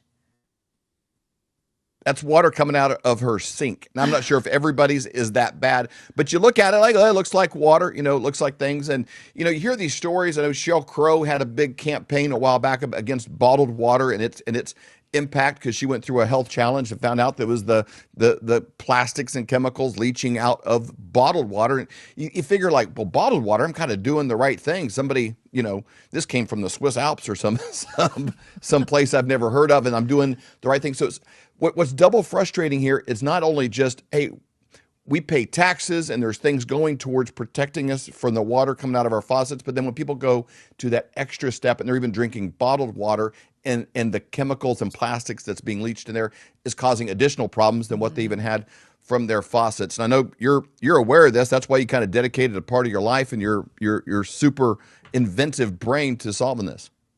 Well, I've been in the plastic business for 50 years, okay? I've been doing all parts of the plastic. I used to make the bottle caps, make the plastic bottles. I got into the water business about 25 years ago. They can't stop plastic from getting into the water. It's unstoppable. They're not going to put your water in a glass container. It's not affordable. So what happens is, I don't care if you get your water from the Swiss Alps. What happens is the federal government forces all water companies to run their water through a reverse osmosis system. Kills the water, okay? Then they put it in this plastic bottle, and they have to put some kind of a product in there to keep it from growing mold and fungus, right? Then they put a plastic bottle in the back of a semi. And what semis do is they're an incubator. When they're going down the road and it's 90 degrees outside, it's 180 degrees inside. And once you hit that, you get nanoplastic starts breaking off the walls. So we use a material called PET. It's the cheapest plastic known to man. Keep the price down. Mm-hmm. It's all price driven, guys. So there's no way on earth you're ever going to get away. If you drink out of a plastic bottle, you can't stop that. And then, Nelson, you go to a gas station and, you're going to buy the case of water. And a lot of times they're sitting outside in the sun. Yeah, and the sun is literally cooking the water. So unbelievable. You bought into, okay, so here's the thing that people don't realize. Water.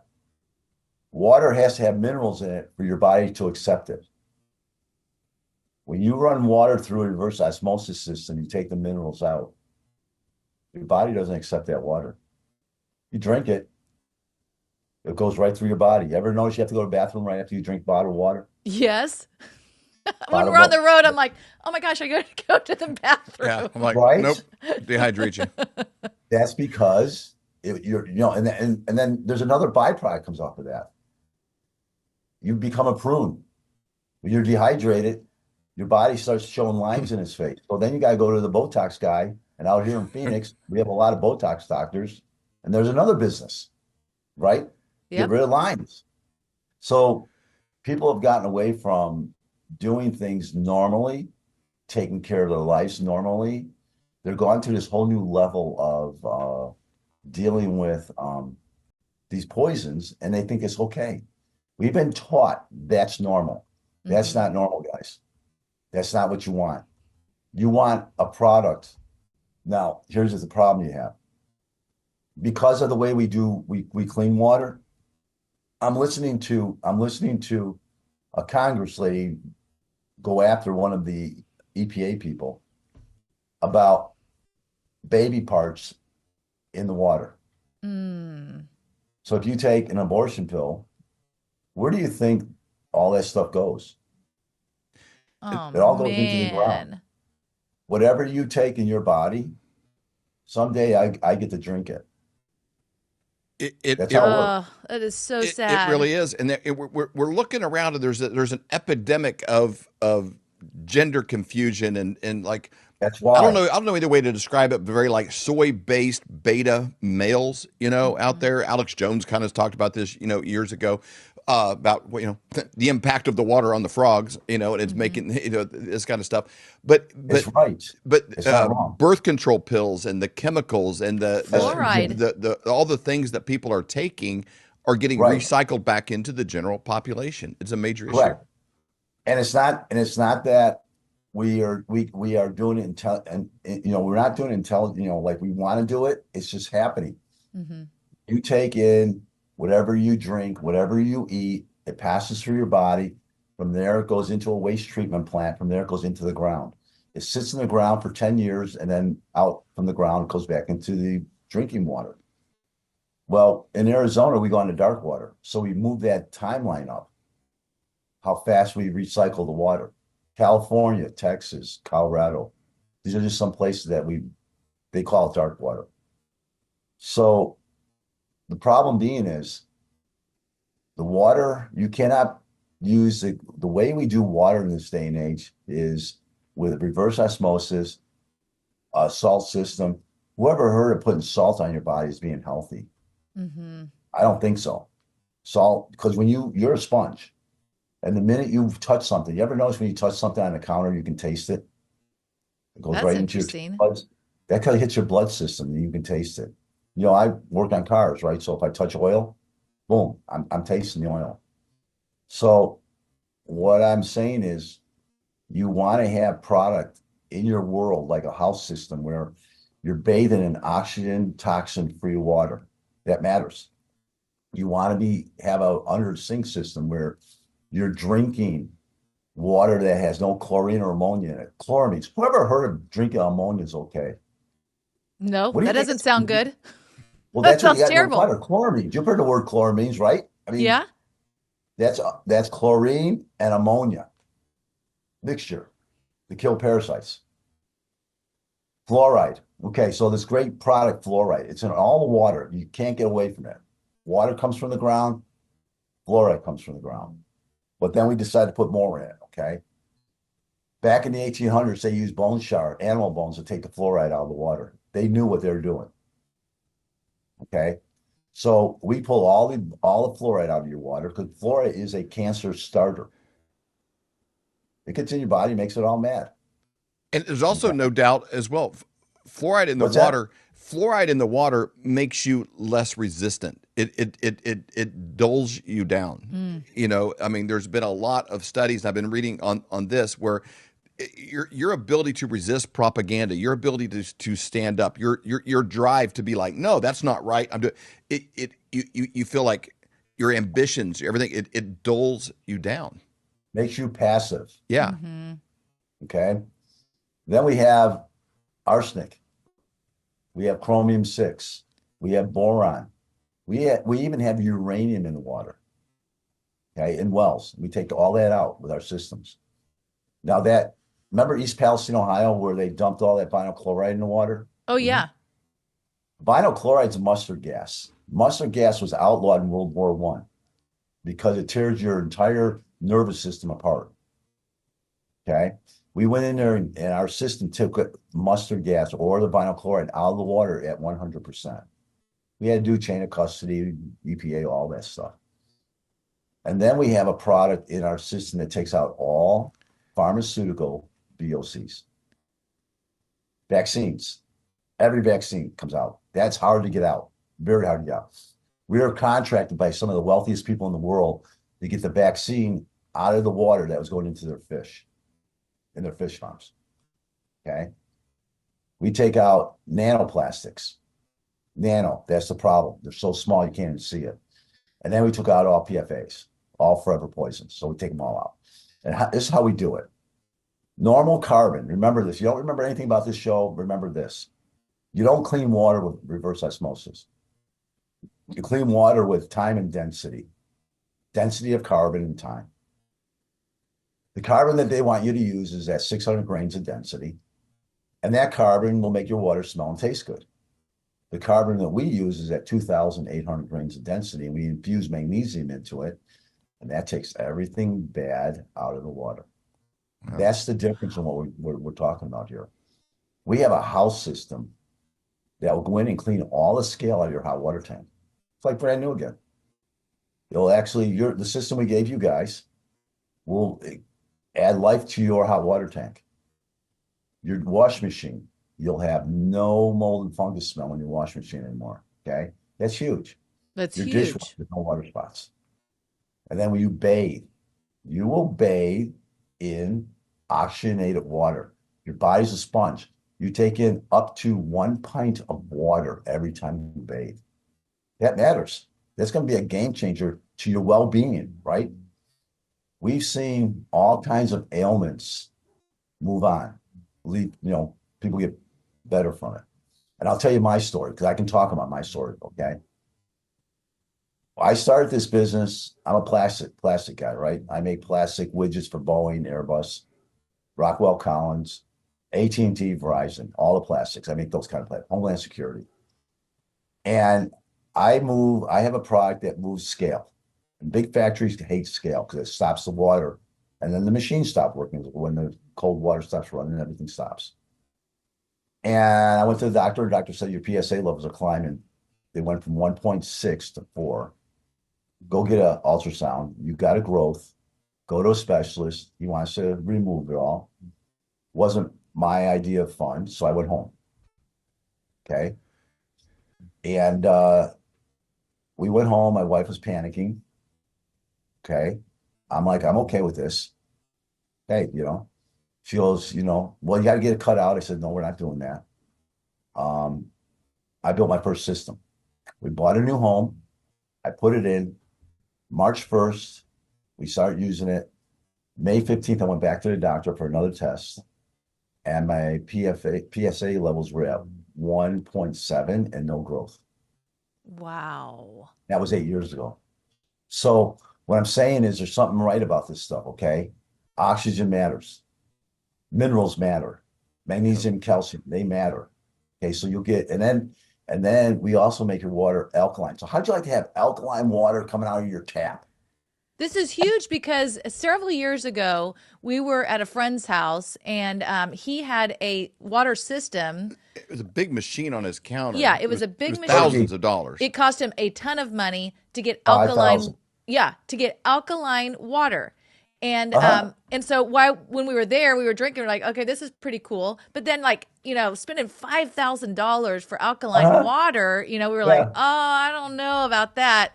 But this was, probably back 2010. Yeah, 2012. Yeah. Yeah, that was a craze, right? So think about this. Does your body like electricity? No. When I grew up, you didn't want to move your house. You were always told, don't move near the power lines, right? Right. How they make alkaline waters with electricity. Wow. How we make alkaline waters with minerals. God put minerals in the water because he knew you needed them. That's how we make alkaline water. Okay? So our alkaline water, when it goes through our system, never goes back. It stays that way forever. Okay, I've heard you talk about this before. So somebody could alkalize water, but then several minutes later, it's back to how it was. Is that right? But with yours, yes. through your system, it's different. Yes, if you buy bottled water that's alkaline, 7 days. Okay. From the day they hit it with electricity, 7 days later, it's gone. Back to 7.6. Okay? So here's how crazy this is. Why are we at 7.6 on the pH? 7.6 carries all the toxins in the water. 6.0, all the toxins fall out of the water. 9.2, you got pH that will destroy cancer. So actually, your water becomes a healing nutrient. Right. Why are we drinking 7.6? Good question. Yeah. Good question. Mm-hmm. So you're going to get, with our product, it won't cost you $10 a bottle. It won't cost you any of that. You're going to put your glass up to your faucet, and out comes alkaline water. You're within 4 to 6 cups, you'll have all the magnesium and calcium you need for the day. And with that being said, you're going to have hydrogenated water. Because if you have oxygen in the water, And you can see the oxygen in our water, big bubbles. And you have minerals in the water. You have hydrogenated water. And this is all natural. None of this stuff is all voodoo stuff where you're shooting electricity into it. This is the way God made water thousands of years ago. That's the way it's supposed to be. Yeah. So we believe in this enough that we bought a system for ourselves, our son and his wife, and our daughter and her husband. So all of us bought. So we talked to you, and then we were like, okay, we need the whole system. We've sat through other people talking, and we're like, I don't know. But then we talked to you. We started hearing testimony, started hearing your story, and we're like, all right. Plus, it was a fraction of the cost, and with what I felt was a much better product that made sense scientifically and in my spirit. I was like, this is probably how it's supposed to work, not, like you said, electrifying it or the reverse osmosis system. So talk about the systems that you have, the under the sink, which we got that, the whole system. If somebody wants their whole house, the water going over their body and everything else, then you also have a shower head filter as well, so people can go kind of whatever direction that they want, as well as the water bottle. We got that little water bottle. Stacy had made tea. I filled it half full of tea and then drank it. I couldn't even taste the tea coming out of it. So it was pretty amazing with the little water bottles. Okay, so the water bottle, you can go to Mexico with that bottle and drink their water and not get sick. That water bottle will take every parasite and every bacteria and every PFA out of the water. That filter will do that. That's the same type of filter that's used on the space station. See that? Muddy water went in, and out comes crystal clear water that actually has a nice flavor to it, okay? Can you talk about the space station, too, because you mentioned it, but I don't want you to breeze by that. So they're actually using the same technology on the space station. Yes, they are. That's what this is developed for. It wasn't developed for you or me. It was developed for them. And I build those filters, and we put them, you got to pot them, and it's a very complicated filter. So if you're in a position where you have, let's say you're at a coast and they tell you to boil your water, you get the boil notices. Those boil notices are kind of a joke. They're there to make you feel good. Boiling water does not do anything to water, hate to say. These guys here, you can drink any water through our filter and you won't get sick from it at all. So you don't have to worry about that. That's a nice protection situation. And then we have these bottles, and you can just go scoop water out of a swamp and drink the water from a swamp. That's how big of a deal it is. Wow, that's incredible. We have that, and then we have an under the sink unit. The basic TriGuard is $360. It's on sale. And then we have a 10% discount. Okay. Use your code FLYBY. Flyover. Yep. So Flyover family, I'm so thankful for Nelson that when you go to centuryh2o.com/flyover, centuryh2o.com/flyover, or you just use the promo code FLYOver, when you get there, you get 10% off of the sale price that they already have. Yes. And we support the program. So when you buy, you're giving back. Okay. So we take care of the program itself. Flyover gets a percentage. That's one thing. Secondly, that's the TriGuard. That's the one that has that special filter, like that's in the cup. You see how big it is? It's 10 inches long. And you can drink any water through that. I don't care what it is. You can drink body fluids through that, and you'll be fine. That's how big of a deal it is. Okay? So that's one of those. Now, the cup is a hunter's product or an emergency product, or put it in your cupboard in case, things go bad. And then you can just walk out to the nearest puddle, scoop the water up, and drink it. That's how easy this works. Then we have the house system, and they go for about $47.50, but it's a one and done. Once you put it in, you're done. You'll get a refreshing package. You'll refresh the carbon, but you never have to replace that tank. That tank is good for life.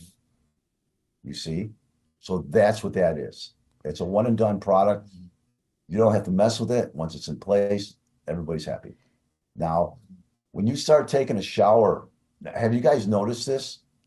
When you've been showering now for a couple days. This is producer Colton here. I specifically did because I swim a lot, so I'm training for a long distance triathlon thing. So I'm in the pool a lot, and so there's a lot of chlorine and all that stuff. I specifically noticed because I took a hot shower after I finished, and I kind of forgot we even installed it because we had this thing installed. I took my shower and I was like, wow, I feel like really, because usually I get out and I feel like all like my skin's real tight and my face feels tight and everything just feels real tight after I get out of the shower.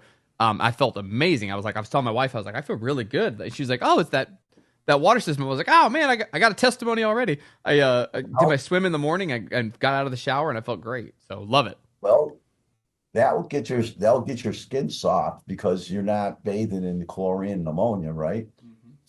But the good part about that is it keeps the oil in your hair because you're not washing it out with chlorine and ammonia. I mean, that's takes everything out. So your hair will stay soft, your skin will stay soft. You'll be basically, that your body needs oil on it so you don't suck in. What happens is in the business when we paint at our shop, like I said, we do cars. You want to wear a glove, but back in the day, we didn't. So I'm painting cars. I get lacquer. I got paint all over my hands. You could only wash your hands once. Because if you wash your hands and then you touch paint again, it will go into your skin. Ooh. There's a barrier of something on your hands that keeps stuff from going into your skin. People don't know this. And I didn't know this until I get one wash with lacquer, clean them off. They're all fine. But if I touched anything after that day, it didn't have this like film on my hands. I'm not saying I'm doing anything right. That's how much we didn't know back. Right. It's amazing the stuff we used to do back in the day. Nobody thought much about. Right. See what I'm saying? So your body matters, and what you put on it mattered. And I can't understand why they're using salt to put slime around, the rocks, if you want to call them, the particles that are going through your water lines. They're putting the slime on there so that they don't stick, right? Calcium. That's how they slide it through. We use oxygen and we break it into a powder with the oxygen and it goes right through. So the harder your water, the more oxygen you're going to have in your water. If you get this product and the next time you go to the doctor, ask him to look into your blood cells and see if you have oxygen in your blood and how much. And you're going to get a doctor that's going to be like, what did you do? Because you got oxygen that we've never seen in blood before. Wow. That's how big Can you talk about the skin too? Because I'll just be honest, I'm 53 and over the last year, I've noticed that my skin started getting some little wrinkles like around my eyes, a little bit up here, a little bit like right here that I didn't have before over the last year. And when we were talking to you about this product, you started talking about some testimonies of skin. And I'm really excited to kind of see how this unfolds. But talk about the water, the skin, and how that actually helps. Well, your skin is you're like a little prune, okay? So if I dehydrate you, meaning I drink bottled water, I drink any water that is RO'd, I'm not putting any minerals back into my body. So I am now dehydrated. When you're dehydrated, you start looking like a prune. You get lines in your face, right? Yep. So think about this. You're bathing in chlorine and ammonia. What do you think that's going to do to your skin? It's definitely dry it out. There you go. Dry it out. You're actually drying your innards out, right? Yep. Because you got nothing good. So all of that just starts shrinking in. You start getting lines. Remember I said Botox? Yep. Another business that we don't need. Yeah. Okay. It's amazing when you see people can be actually obese and malnourished at the same time, like because of there's no nutrient in the food that they're eating. Exactly. So the same kind of principle can apply with the water. You can be drinking a lot and still be dehydrated, because it's going right through you and you don't have the minerals. So keep going, Nelson, on the skin. Why is that working? Why is it helping? Because it doesn't have the chlorine and ammonia in it? No. It's not the outside, it's the inside. Wow. So you drink a bottle of water and you go to the bathroom and it all goes right through you. Your body will not accept the water unless there's minerals in it. So you can drink all the water you want and you're always dehydrated. Your body can't grasp that. You need the minerals so the water goes into your body. once the water goes into your body, then you're getting hydrated. When you're getting hydrated, you may start seeing some of those little lines start to disappear. I'm excited to see that happen. Well, no, I'm serious. That's the difference. There's a science behind this. It's really huge, and people really don't get it because we've been taught not to. You see, so my wife has a dog rescue, and we have dogs that are large dogs, 17 years old. Wow. They come in a rescue and they never leave. Man, because David has a Doberman that he absolutely loves. They are truly best friends. He and I are like this. Yeah. And he's coming up on 10. And I want that to live forever. They are best friends. We're inseparable. Okay. So have you been giving the dog water? Yeah, historically, we just got our filters in this week and installed that. So, we'll see how he's doing with it. What did the dog do when you put that water down? I didn't even look or notice. Yeah, we just have it in his bowl and he's been drinking it. We've not really, observed him or surveyed him yet. Our dogs drink it till it's gone. Wow. I got a 13-year-old husky that acts like a puppy. Dances for the water every night on his back leg. Huskies last till about 11 years old. They don't last past 11. Man. I've had a couple huskies, and that's kind of the MO. Yeah. I got little dogs. My wife has one little dog, 21. And it's not What? And it's not the first one at 21, by the way. These aren't even our dogs.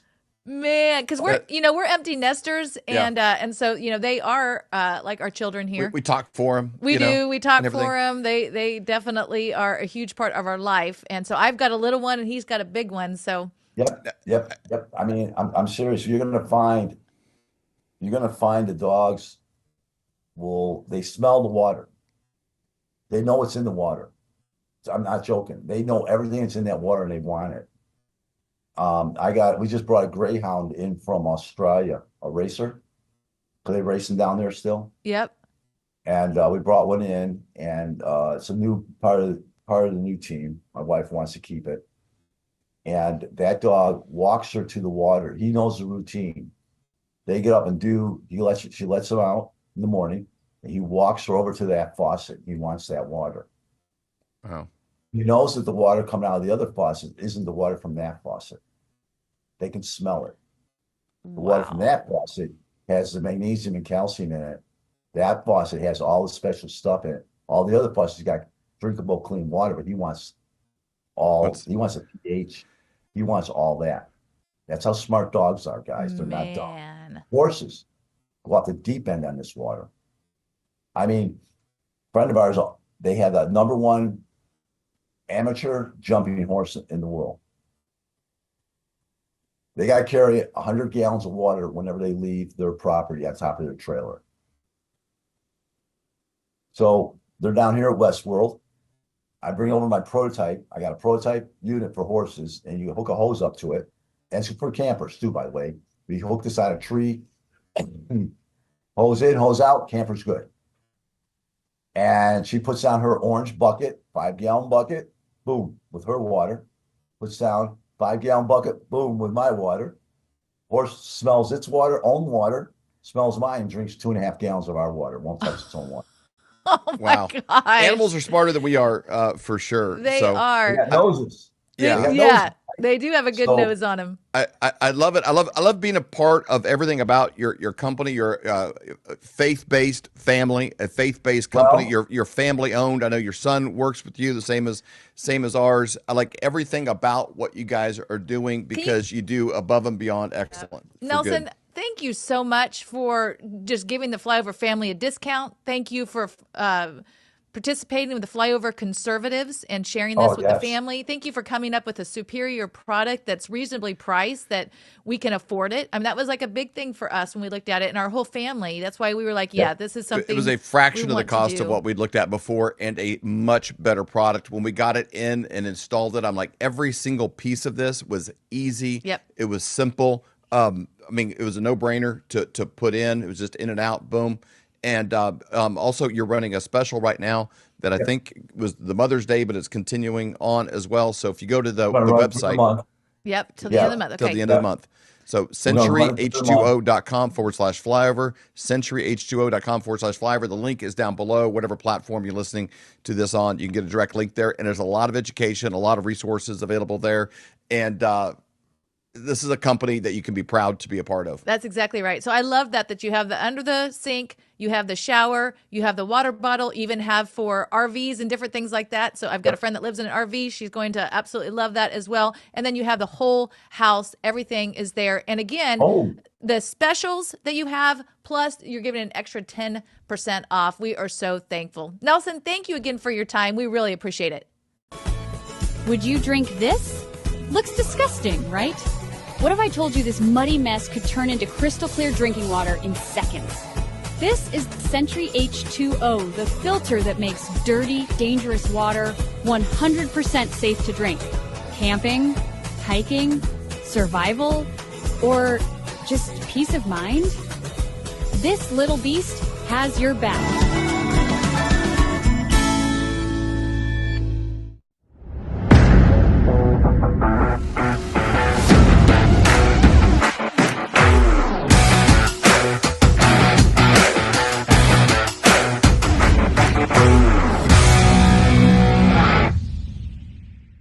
Well, it's great to be with you. And you're right. It is busy and it's wild. And my voice is raspy because I've been talking too much.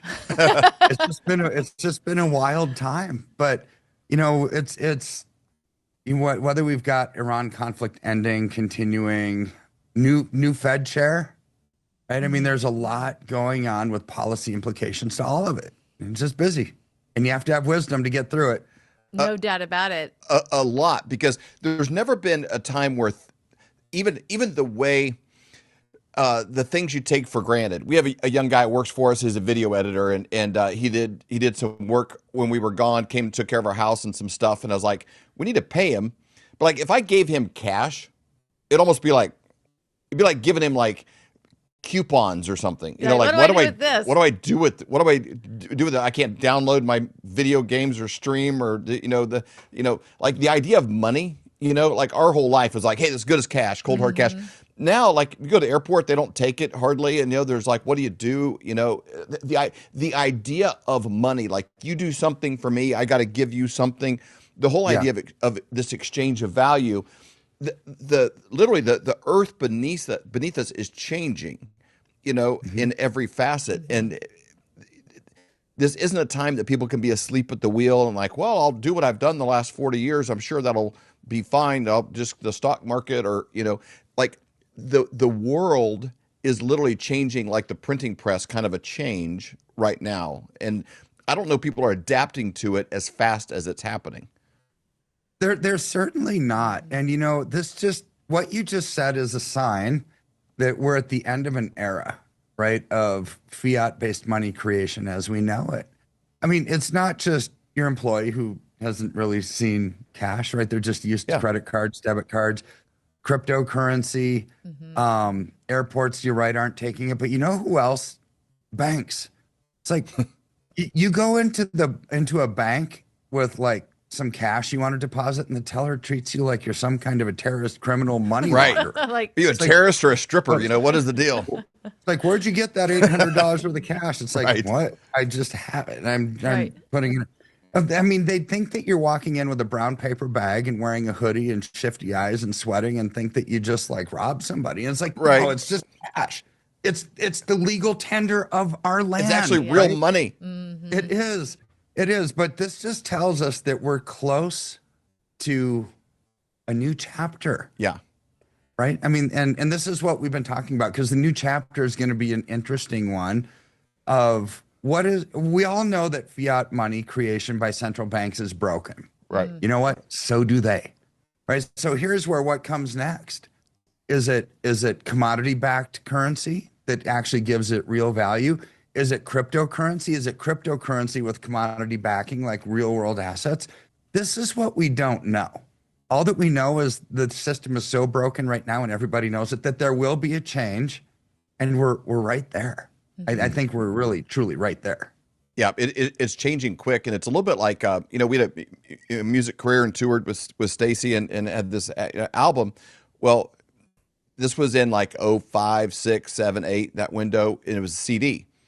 Well, CD was kind of like, it was kind of still the cutting edge technology, and then it kind of becomes like, oh, I actually don't have a CD player at home. My car has one. I can listen to it, on that. It's like that kind of world is shifting so fast. And my friend that was here last night made this comment. He goes, the Bible says, I despise dishonest weights and measures and scales, saith the Lord. And he goes, there's two things you're going to see from Trump by the time this thing's done. And if he has to drag the Republicans across the finish line to do it, but it's weights and measures when it comes to elections. He goes, God despises unfair weights and measures. You're going to see it on elections, and we got to see it on our money. He goes, those are two things you're going to see. And he goes, pay attention to gold, and he goes, elections. He goes, those two things are going to happen by the time Trump is done. And if he has to drag every Republican all the way into the end zone, he's going to do it.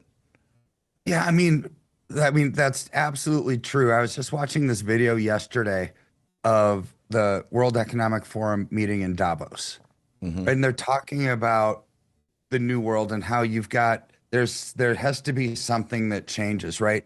And they're talking about crypto, and they're talking about all this stuff, and they're talking about AI. And this guy actually said, the world needs a savior, right? Thinking that AI is the savior, right? That's what he was referring to. If you watch the whole thing, it's like, this is what he wants. And I'm thinking that, and I'm just appalled, right? And it's like, wow, the world already has a savior. It's Jesus. Doesn't need another one, especially AI.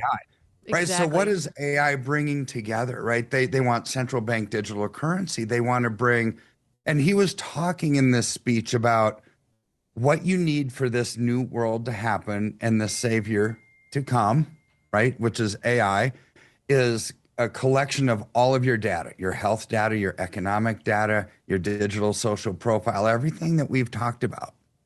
Right. And so I started thinking, it's like, okay, God hates centralization of control. Right. I mean, he does, because with centralization of control comes centralization of power, and they're all. So how do we know? Look at the Tower of Babel. Right. They built this big edifice to get closer to God, and God broke it down and split us all into all these different languages because he doesn't like that centralization of power, which brings control. Right. So.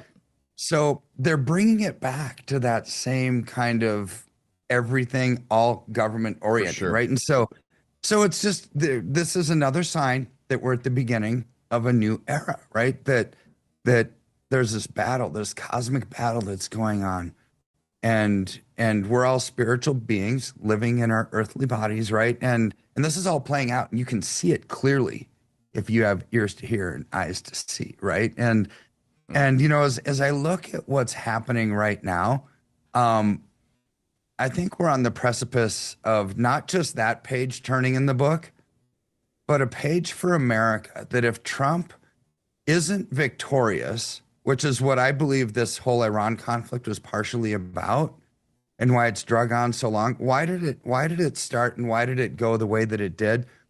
The bankers that control the oil and the world did not want Trump to keep winning.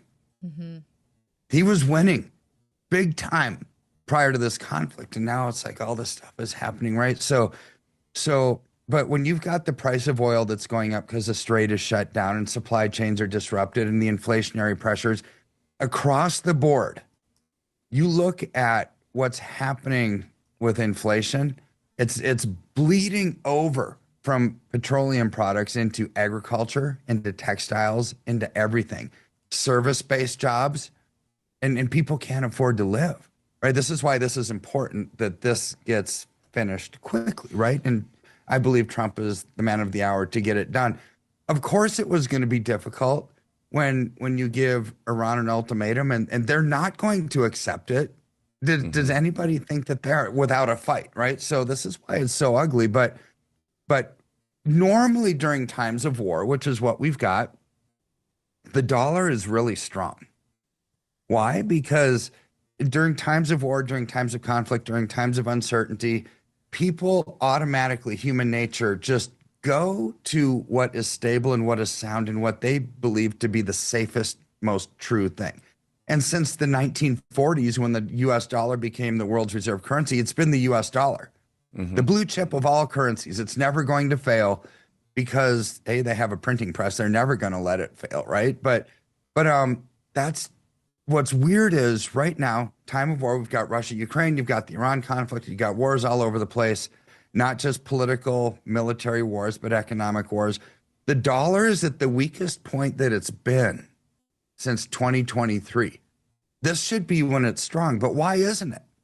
So I'm thinking about this, and it's like, there is money going into the US dollar, but what's changed is the geopolitical landscape, the economic landscape. When the Japanese yen carry trade was over, that was the global stimulus for all countries since 1989. That's what kept economies afloat. Now that that's over, countries are left to their own devices. So when the world is being de-dollarized, who is the buyer of last resort for US treasuries? It's the Fed. It's the Federal Reserve. And all they have to do is go press the button on the printing press to buy the US treasuries when they go to auction. That's inflationary and it's devaluing to the dollar.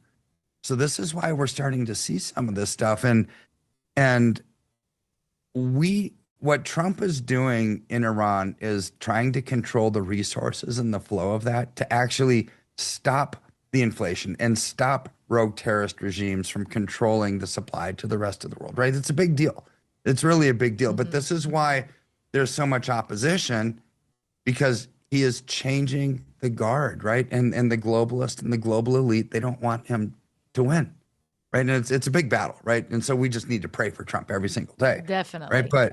But here's where this becomes a little bit problematic. And Warsh became Federal Reserve Chair, right? It's Trump's appointee, and we finally got Jerome Powell out. Yeah. Jerome Powell may have been the worst Fed chair in the history of America. I mean, you look at the disruption that's been caused and the economic malaise in his reign because he didn't do the right thing. Right. So now it's gotten so far that here's my prediction. To stimulate the economy, like what we've talked about numerous times, you need to lower interest rates. But with the inflationary pressures coming from the Iran conflict and oil, you've got to raise rates to slow that down. So I think what we'll see is like 2 probably rate decreases in a row because it's an election year. But after that, they've got to raise interest rates. They have to. They just simply have to, or else we turn in Japan. Right. So what does that mean for us as investors? Right. Because it has to happen. There's no other option. Right. So if people live biblically centered lives and didn't have debt, who cares what the interest rates are? But we don't. Overall, we don't. So rising interest rates are going to curtail the U.S. economy, and it's going to stagnate it, right? Not just us, but globally, because the whole world's in debt. So you look at this, and what is this? How do we know that inflation is taking its toll right now? Well, the bankruptcy numbers just came out.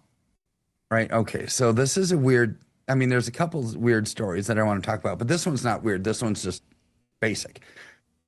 In April, 633 commercial bankruptcies. These aren't individuals. Wow. Right. These are companies, 633. Wow. Of those, 301 were small businesses. Those are mom and pops. Those are the stores that you see on the t-shirt shops and little independent grocery stores and all this stuff on Main Street. So those small businesses are not the recipient of stimulus money ever, right? That's the big companies that get that. The only way that small businesses get money is by people spending. People aren't spending right now because of the inflationary pressures, and their debt is causing them not to spend. So they're having to file for bankruptcy. So how big of a deal is this? Bankruptcies in April up 42%. Wow. It's not small. This is big, right? This is really, really a big deal, right? So what else is signaling that inflation is a problem is commodity prices across the globe. We're not just talking about the amazing rise we've seen in silver and gold over the last 2 years. But you look at copper, you look at uranium, you look at lithium, you look at steel, all commodities are going up. Why is that? Because the dollar is devaluing. It takes more of that junk currency in essence to buy valuable goods and services. See, and why is it that way? Because Jerome Powell has been printing money like a drunken sailor to actually stimulate the economy since the yen carry trade went away. And so this is what Warsh has to try to fix. This is what Trump needs to try to fix, right? Because Americans vote with their wallets, right? And we're hurting. Now, another thing that I saw, which isn't a technical leading indicator, but I'm putting two and two together, which is streaming services, right? So how many of us watch TV on Netflix or Hulu or Paramount Plus or whatever, right? Almost everybody. But it's kind of going back to old school network TV with ads. And I hate having ads on streaming TV because you have to watch like 3 of them and you can't fast forward them. And it's just like, oh, what a pain. Right. So, but the premium services are now like Netflix. I think they're moving it up to $26 a month. If you're a Yankees fan, you have to have 8 streaming services to watch all of the Yankees games during a year. Right. I think that's by design. Right. So here's where these premium prices are going up, and people can't afford them anymore. Like the basic tier service where you have ads, that's like $8.99 a month. And so people are moving to the cheap services. And so here's where the streaming services are saying, oh, this is just like the olden days. We're going to get a bunch of money from advertising, ads on all these streaming. So this is a sign to me that people can't afford the higher prices anymore. And they're going down to lower service because they need to afford to live. See, this is the world that we're living in right now where inflation is taking its course. So ultimately, how do you slow down inflation? You raise interest rates. What happens when interest rates rise? The bond market is toast. See, as interest rates go up, the value of bonds comes down. Right? So you think about who owns bonds. The bond market is way bigger than the stock market overall. Right? You've got pension funds and you've got retirees and you've got insurance companies. Most insurance companies are allocated about 90% into the bond market. So consider this. What does an insurance company do? They pay beneficiaries when somebody dies. Where do they get the money to do that? From selling their assets. What do they have? Bonds, which they're going to have to sell at a lower price.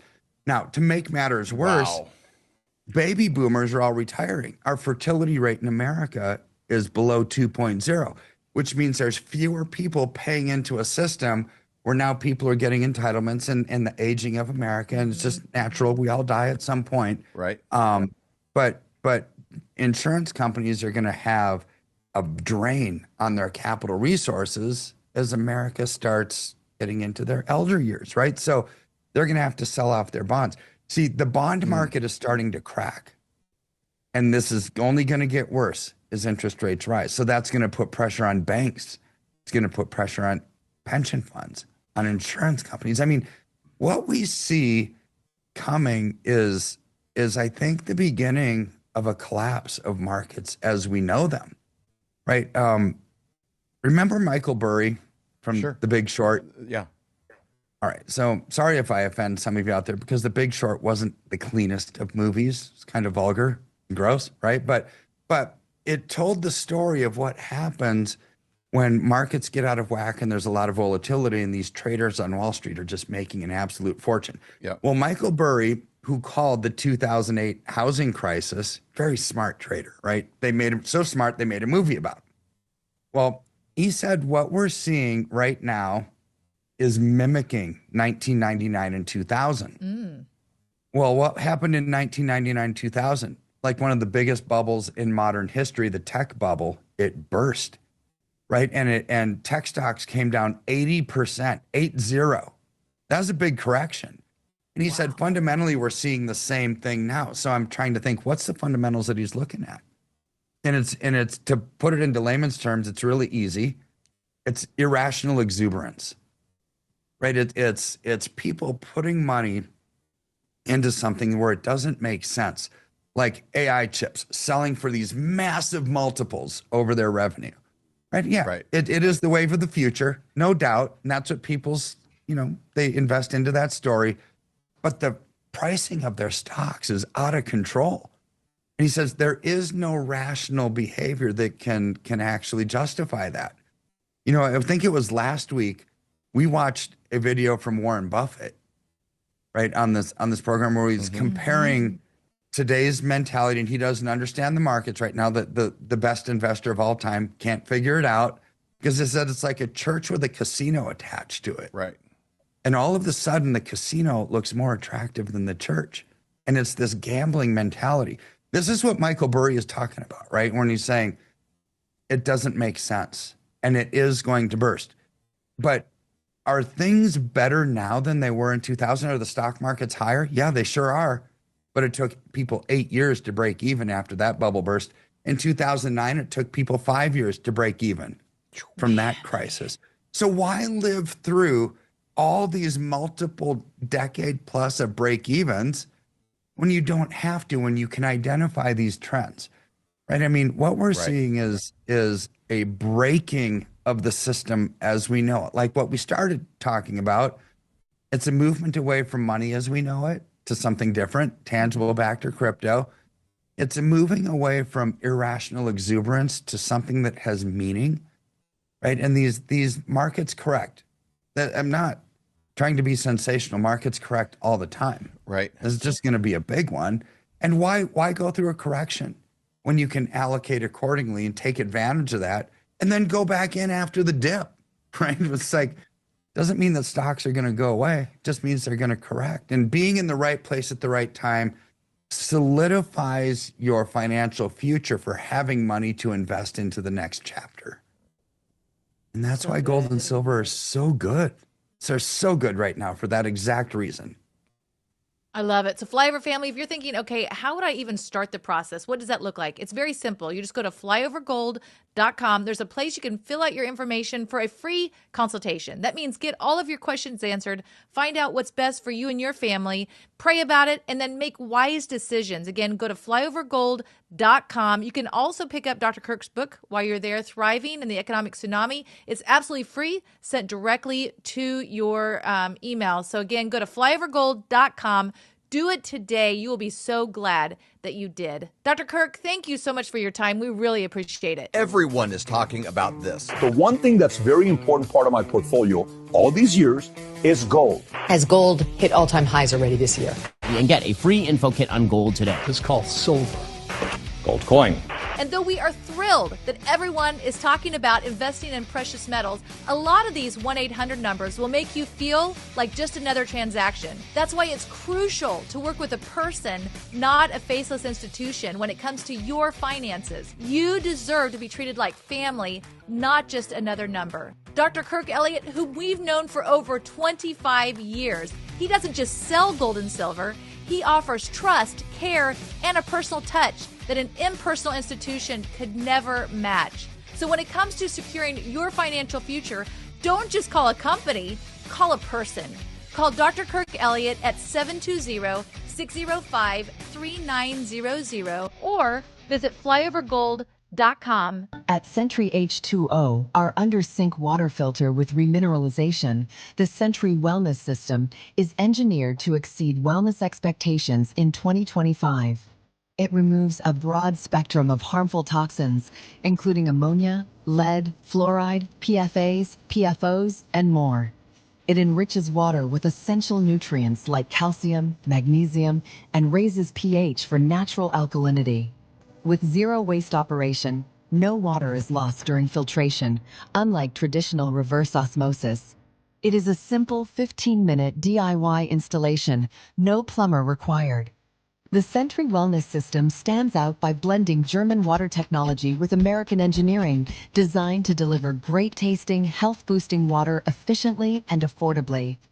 Learn more at sentryh2o.com. We hope you enjoyed this episode of the Flyover Conservatives podcast with David and Stacey Whiting. Please subscribe, hit the notification bell, and leave us a comment below. Lastly, if you enjoyed today's podcast, share with those who came to mind. Be blessed This is Secret America.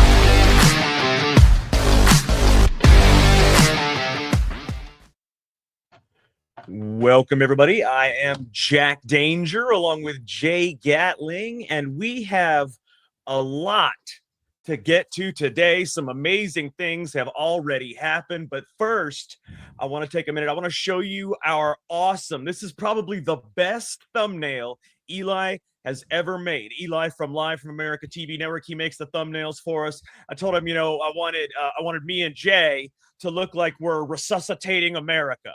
We're trying to save America, Secret America to the rescue. So take a look at this.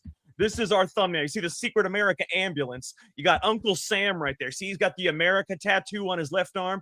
I'm trying to resuscitate him, and so is Jay. We got our Secret America EMT outfits. You got the Secret America ambulance, and Uncle Sam is right there. We're resuscitating him. It's Secret America to the rescue. We are here to rescue America by providing the truth. We are rescuing it from the depths of all the lies and catastrophes that Obama, Biden, and everybody else put us in. So the first one I want to show you is going to be something to do with someone that is getting out of prison and deserves it. In fact, they deserve way more. But first, I want to tell you quickly about our sponsor. That is maxassociates.etsy.com, the #1 place to get USA Pride gifts and patriotic apparel. Make sure you guys go to maxassociates.etsy.com. Father's Day is 1 month away. The 250th anniversary of the United States is 2 months away, a month and a half, actually. Take a look at something they just got in that's new, that's really cool. This is a flag. This house is protected by the Second Amendment. We do not call 911. Take a look at that. This house is protected, Second Amendment. We don't call 911. That is an awesome flag right there. So that right there tells everybody all they need to know. It's not a good house to rob, not a smart house to rob. So I would check that out. And I actually got a flag that I put on my house. This is on my fence right here. Check this out. America 250th birthday. That's my actual fence. And then that's my flag that we put up earlier today. America 1776 to 2026, 250th birthday of the United States. Yeah, I love that flag. We put that up. Make sure you guys visit maxassociates.etsy.com. You get 20% off your order and free shipping anywhere in the United States. It's something that you do not want to miss. Okay, Jay. So the first thing that obviously we're going to talk about is Tina Peters is free. She is free. She will be released on June 1st, but she is free now. I'm going to tell you exactly what happened. Everybody knows that Tina Peters was unjustly imprisoned for just for speaking her mind and telling the truth about what happened with the stolen election in 2020. She is the one that got the ball rolling on the 2020 stolen election. She had actual evidence, but then they arrested her, not for what she did. What she did might have been a crime, but it was really more about exposing the truth. And they arrested her and they gave her an outrageous 9-year sentence. Outrageous sentence. That's insane. Okay, the judge and actually the Supreme Court actually threw it back to the lower court judge because the judge erred when he sentenced her. He took into account her free speech and her beliefs that the election was stolen. He even said, I'm sentencing you to a harsher sentence because you believe the election was stolen and you showed no remorse for that. But the higher court said, no, that's free speech. You can't take that into account. So they sent it back down to the judge. But guess what? A Democrat governor, Jay, a Democrat governor said, you know what? She's served enough. This has been enough. This has been enough punishment. There's no need to resentence her. Jared Polis, governor of Colorado, commuted her sentence today, citing the fairness concern, saying she has served enough. 19 months behind bars is plenty. She is now free. Her sentence has been commuted, and she will be released, Jay, on June 1st. She will be free. My only issue is she should be free right now. Why do we have to wait till June 1st? She should be free today. It's a processing thing, Jay. It's I just get the way it. the paperwork rolls. You got to I do get it it. that way. Believe me, I know all about paperwork. My God, trust me. yeah. Oh, geez. But I just, I want her free right now, today. Well, that would right? be nice, yeah. It I think she absolutely. should get some kind of compensation for all. But the problem is she's not been found innocent. It's just a commutation, which means she's not going to get any kind of financial compensation. But I can tell you one thing. I can tell you one thing. She is going to be famous for the rest of her life. She's probably going to get a GoFundMe that gets her a few $1 million. And I'm sure she's going to get a job doing some kind of media thing, whether it's, a legal analyst or an elections analyst, whatever it is. She's going to have a good life from here on out, but she's not going to get any kind of compensation from the state. No. Well, I mean, I hope her health is okay because I think she's had some health issues. I hope she lives a long life after this. Problems for her there in prison, even the terrible conditions, the physical abuse. But she will get to meet the president. I guarantee you, she's probably June 1st. She will be headed straight to the White House. I hope so. Like I said, I'm glad. I just think she should be free right now. They should have had this ready to go because this was a long time coming now. It's that decision from the lower court in Colorado that the Supreme Court or the higher court in Colorado struck down was a little while ago now. And this is kind of what we thought was going to happen. Well, no, he didn't have to release her. See, the strike down was just to re-sentence her. That's all it was. He did this because he was like, it's been enough. And that's a Democrat governor. Can you imagine what the other Democrats think of him now, Jay? He freed a woman that was trying to prove their stolen election. Here's the thing. I think if this would have went back to the court for resentencing, it would have happened anyway. But I think what he's doing is he made it faster. That's good on him. When a Democrat does something good, got time served. We'll say it's only good been 19 months. Well, listen, she shouldn't have served any time. Because, no, of course not. Of course here's not. the other thing. Court ruling. Everybody on President Trump or that supported President Trump from January 6th on, whether they did something wrong or not, a lot of them did nothing wrong and served time. Exactly. And even if they did something wrong and served time, they served excessive time. And this is just another example of that. And the governor even admits that this judge went too far and sentenced her based on her free speech. Here's the thing, Jack. We talk about this all the time. Nothing's going to happen to this judge, and that's a problem. This judge should face a penalty for this, whether civilly or removed from the bench or something, because he put this woman in prison for way too long because he violated her rights. Jay, I'm glad you talked about this because I want to bring up something else about another judge, okay? Because judges have too much power in this country. They can sentence you, and then it's hard to get out of it, even if it's an unfair sentence. There are people in prison right now serving 30 years to life for crack in the 1980s. You got a little rock of, there was back when they did the big drug sentences, you got a little rock of crack. That's a life sentence back then. There's judges have too much power with not enough recourse for civilians. But I want to show you something, Jay. If I can pull it up right here, I want to show you this. There was a judge that recently released somebody. Okay. This person he shot at the police. You probably know who I'm talking about. It's Tyler Brown. Okay. He shot at the police. And I want you to see this, actually. I want you to hear the audio. Actually, you know what? I'm going to pull up the audio because that's even better. You got to actually hear the judge saying what she said, because this man shot at police. He shot, I think it was like 10, 12 rounds or 15 rounds at Boston police. That's the God's honest truth. He shot at the police. And let me look at it real quick. Let me see what excuse me. Okay, so here's what happened. In 2021, Suffolk Superior Court Judge Janet Sanders looked at career criminal Tyler Brown. This man had a 20-plus year rap sheet of stabbings, armed robbery, drugs, guns, violence. And she said, these were her exact words, "Mr. Brown, I do realize I'm kind of taking a chance on you. Experienced police officers and probation officers told me this guy is a danger to the community.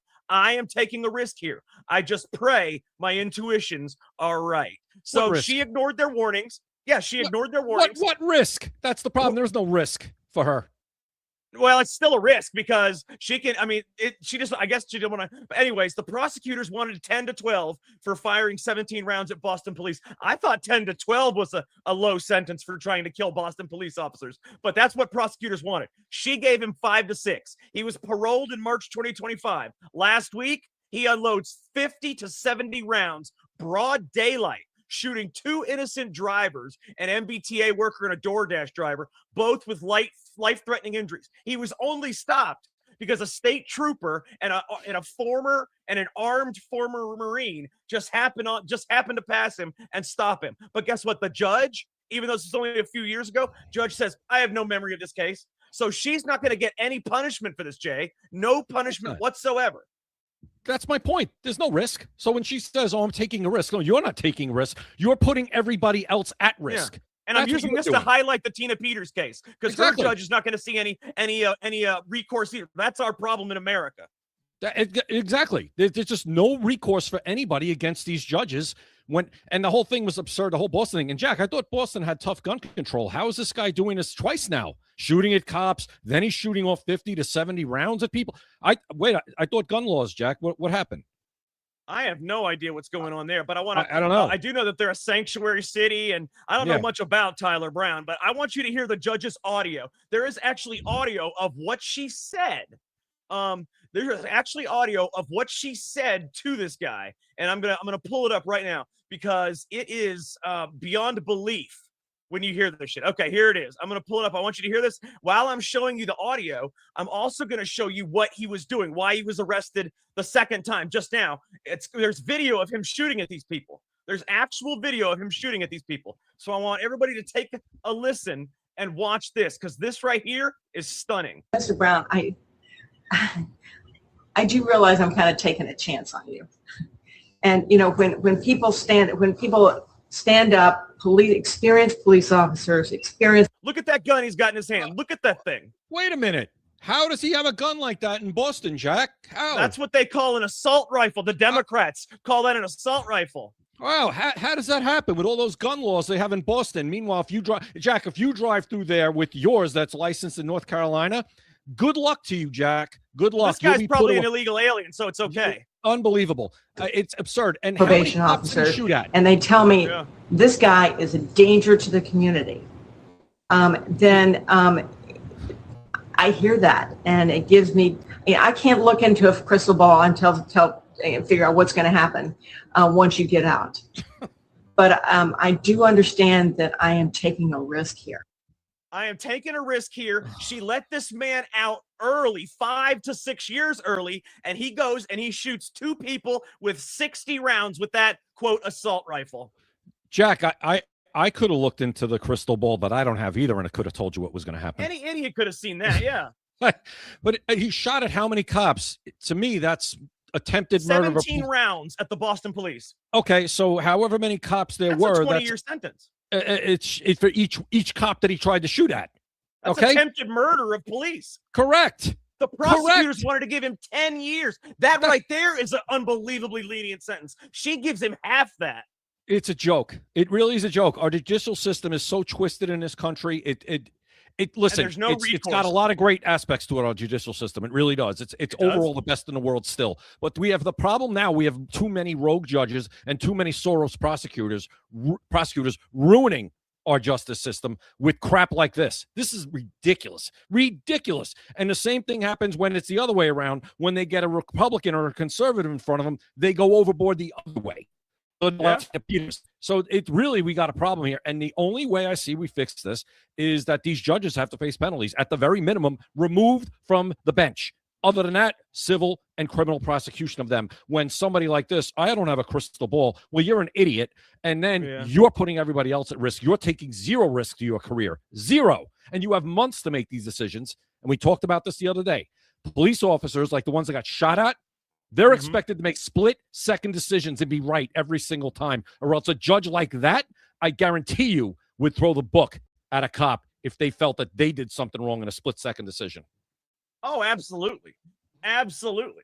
And that's why you remember when I said that we should be able to have civilian lawsuits that people can sue for criminally sue somebody? They should be able to criminally sue the judge. If you have evidence that this person was negligent, this judge should be charged with negligent homicide. That is exactly what it is. They were negligent in allowing this person to get out early, knowing their violent history. This wasn't the first time. This person shot at these Boston police, should have got 20, 30 years. But even then, this wasn't the first time. The man had a 20-year rap sheet of armed robberies, shootings, carjackings, whatever.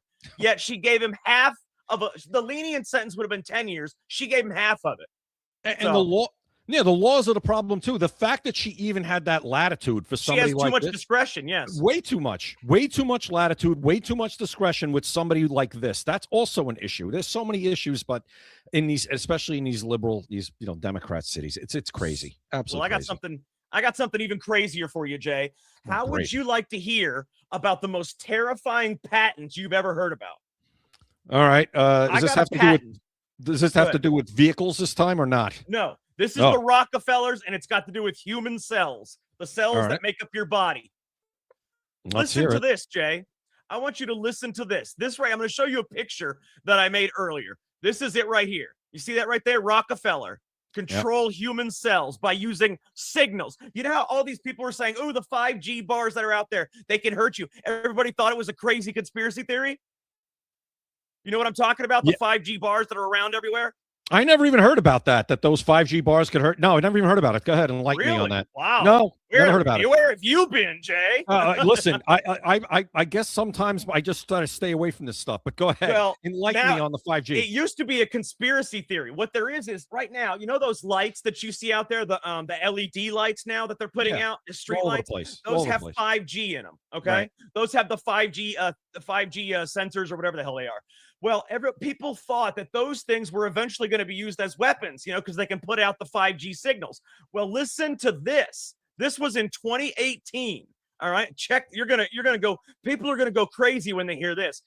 Why is it that conspiracy theorists are always right? People think that they're nutcases. Oh, those 5G signal, those 5G signal posts, they're not gonna do anything to you. You're a nutcase. Well, I want you to listen to this. Okay, a resurfaced 2018 patent from the elite Rockefeller University details nanoparticles injected or engineered into cells that heat up under radio waves, flipping biological switches inside your body on command. They tested it in mice. They remotely triggered an insulin release to drop blood sugar, activate brain neurons tied to hunger, reward, dopamine, turn genes on and off, and release hormones. No implants, just external signals. They call it NICE, nanoparticle-induced circuit excitation, or as the patent literally says, remote control of cell function. Nice. The Rockefeller ties, the same family long accused of global influence. Now this tech could theoretically target diabetes, Parkinson's, pain, hormones, or worse, if misused for neural and behavioral tweaks. Conspiracy circles, Jay, they're exploding. Is this the gateway to biological remote control, end of free will as we know it, or just a medical breakthrough? The patent, Jay, focuses on treatment, but the phrasing and the power and the messenger is straight out of dystopian sci-fi. Jay, the conspiracy theory was always that people could use the 5G posts, that the government was going to use these 5G posts, these signalers, to turn something on and off that was injected to you through the COVID vaccine, injected into your body through the mRNA COVID vaccine. The COVID vaccine was when? 2020. This patent was when? 2018. The 5G was put in when? 2020. I'm telling you, maybe they're not that far off now. I discovered this patent and I was shocked. And what else? The COVID vaccine was already already invented before COVID. Remember, like the whole thing. But not before 2018. The COVID vaccine was invented in 2019. This patent came out in 2018, and then they injected the COVID, and that was the theory that was going around somehow. That when they injected the COVID, take a listen to this one more time. I want you to hear this part one more time. All right, so listen to this, okay? It says right here, a resurfaced 2018 patent from the elite Rockefeller University details nanoparticles injected into cells that heat up under radio waves, flipping biological switches inside your body. So people that got that mRNA COVID vaccine, what if that was with the vaccine? There are so many things that were in that COVID vaccine that nobody knew about. Why do you think they were pushing it so hard? Maybe that was the real reason for COVID. Everybody that's got those nanoparticles in their body, thanks to the COVID vaccine, if that 5G turns on, can flip an internal switch inside your body. Maybe it's diabetes, maybe it's cancer, maybe it's worse, who knows? But whatever's in those nanoparticles that were put inside that needle that are now inside your body can be flipped like a switch from these 5G towers, Jay. You guys can look it up. It is a real patent. It is US 107-86570. Yeah, well, I'm proud to say I am nanoparticle free. I did not get the vaccine. Jay, I did get one vaccine, but it was not the Myrna vaccine. I got the Johnson & Johnson 1 shot, and that was the only thing I ever got. So I'm particle free as well. Yeah, I didn't get any of them. No, the Myrna shots, the ones that are scary. Those are the yeah, ones. I didn't get any of them. I was glad my job didn't force me to. They actually just Yeah. made me get tested every 9 days, so I did that. But that was ridiculous too. But anyway, This is scary, Jay. well, right now it says only in mice. Right. Well, first of all, I love the name. I love the acronym. See, And it doesn't say only in mice. It doesn't say only in mice. It says this was tested in mice. That's what I'm saying. It was tested in mice. Now, are they anywhere near human trials or anywhere? Jay, on this is not the kind of patent that they're going to do human trials for to try to save people's lives. This is the kind of thing that they patent so nobody else can do it, and then they use it for nefarious purposes. If you want the truth, listen to this, Jay. Listen to my timeline. The patent gets approved in 2018. The COVID vaccine comes out in 2019. COVID starts in 2020. Everybody's forced to get the COVID vaccine or lose their jobs or whatever it is in 2021. And now those 5G towers are put up in 2022. So Jay, all of that right after the patent, you got the vaccine, you got the disease, you got the vaccine that you put into your body for the cure. And then you've got the 5G towers, Jay. If they flip that switch, people used to say it was a conspiracy theory, but how often are conspiracy theorists right? Now, this patent proves that what you have in your body, that's why those fibrous, those big fibrous tissue, those big white blood clots that were killing everybody that got the vaccine, those are the nanoparticles that are sticking together. They're combining to what they do is it's all those nanoparticles that combine to form that fibrous white tissue that stops the blood flow to your heart or brain. So anybody that died and you pulled that out of them, those are the things that when they flip that switch, that will flip a biological switch inside your body. I can't tell you what it was for because it can be used for anything, to diabetes, Parkinson's, cancer. It can be used for absolutely anything, Jay. This is something I'd like to talk to somebody like Dr. Malone about, honestly. Yeah. Get his take on it. Yeah. I've done a lot of research on this and the theory, though. Well, this is actually funded partly by the NIH. Oh, yeah. You better believe it. Not surprising. And the Rockefeller University developed it. Rockefeller University, it's a link to the right. But when you it's funny. When you dig into this information, it says that it's not linked to the family. Because it's Rockefeller University. It's linked to, that's the name. It's the Rockefeller University is linked to the family. Yes. Yes, it is. It's from that is yes, but the research itself, they're saying, is not. It's standard biomedical research funded partly by NIH.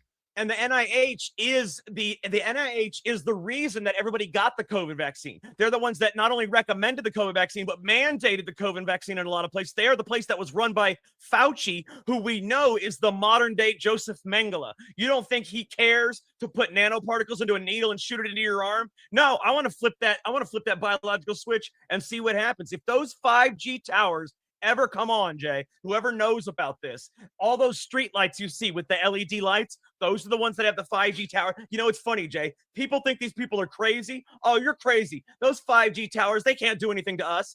This patent proves they can. Well, here's what we're saying right now. If you look into this, right, and here's what they're going to say now. Here's your cookie cutter response is right here. Ready? Oh yeah. It says it's real science with therapeutic promise, but practical human use faces huge hurdles like delivery, specificity, safety, and regulatory approval. As of now, they're saying no evidence of deployment beyond lab settings as of now. That's what they're saying. Yeah, no evidence, right? Like they're going to come out and say, "Hey, we put all this in our your COVID vaccine." Listen, thank God for so many reasons. I thank God I did not do that. For so many reasons, that I did not get with that vaccine. Absolutely. And this just added to it.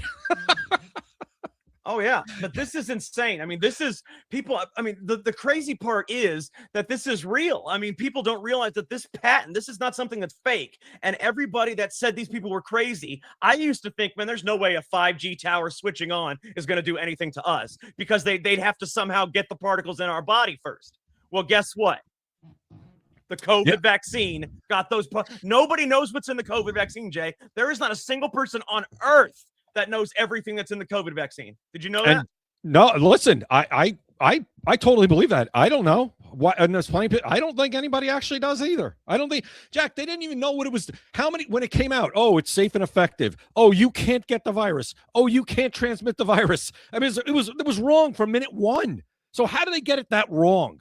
So obviously they don't know what the hell's in it because they didn't know what it did. They had no clue. Maybe this, like you said, was put into everybody for other reasons down the line. I don't know, but is that possible? Yeah, it's possible. Especially after this. Yeah, anything's possible. And I just checked. This patent is, in fact, active. Oh, yeah. It is active. Let's see. The 4th-year fee was paid in 2024. You better believe it. It keeps its in force through the next window, which is about 7.5 years post-grant. It expires, anticipated expiration. Okay. The anticipated expiration isn't until September 29, 2037. Yeah. So there you go. Well, I mean, look, it's incredible. Okay, I mean, this is straight from the Rockefeller Labs. Listen to this. Back in 2011 to 2013, they got NIH funding for a project literally titled Nanoparticle-Induced Circuit Excitation under Jeffrey Friedman, the guy who discovered leptin, which is the hunger hormone. You get that? Remember how they put they can put the nanoparticles in you and flip the switch and it can create hunger or whatever it is? He's the guy that discovered the hunger hormone. Then in 2018 to 2020, they locked it down with patents like the ferritin nanoparticle compositions and methods to modulate cell activity. The title might as well scream remote human control system. I mean, it's amazing. What they do is they engineer cells, which are your cells, eventually to express a modified TRPV1 ion channel. Okay, that's a heat-sensitive door to your nerves. They inject a tiny iron oxide or ferritin nanoparticles coated with antibodies. These bad boys latch right onto the TRPV1 channels like a key in a lock. They hit a target area. Listen to this. Holy shit, listen to this, Jay. This is part of the patent. They hit a target area with low-frequency radio waves or a magnetic field, the kind that easily penetrates tissue, the kind 5G towers and smart devices pump out 24/7, and the nanoparticles heat up locally. Boom, the channel opens. Calcium floods in. The cells fire like it got zapped with a taser. Neurons light up, hormones dump, and genes switch on and off. Insulin releases, feeding behavior, dopamine circuits, you name it, all remotely, wirelessly, and non-invasively. Like I said, they've already done it in mice. Remote control of insulin production, flipping hunger circuits on and off like a switch, modulating deep brain activity without a single implant. One of these papers even brags about a wireless deep brain stimulation known as nano antenna. And this recently follow-ups talk about magneto-electric nanoparticles that can both excite and inhibit action potentials by flipping AC or DC fields like batteries. Excitation for the obedient sheep, inhibition for the troublemakers. What that means, Jay, is if you're an obedient sheep, right, and you've got this stuff in your body, they can flip the switch to excite your nanoparticles to get you going to do what they want you to do. But if you're a troublemaker and you got these nanoparticles in your body, they can turn the switch off to inhibit your brain cell activity, to inhibit your excitement, to inhibit everything in your body cell-wise. I mean, this right here, people don't realize this is the most terrifying patent you will ever see. I'm not lying when I say this shit is real, Jay. People used to think it was nuts. But these 5G towers, as long as they have the stuff inside your body, which they did get through, listen to this. Think about the Myrna shots, lipid nanoparticles that already cross the blood-brain barrier and get distributed everywhere.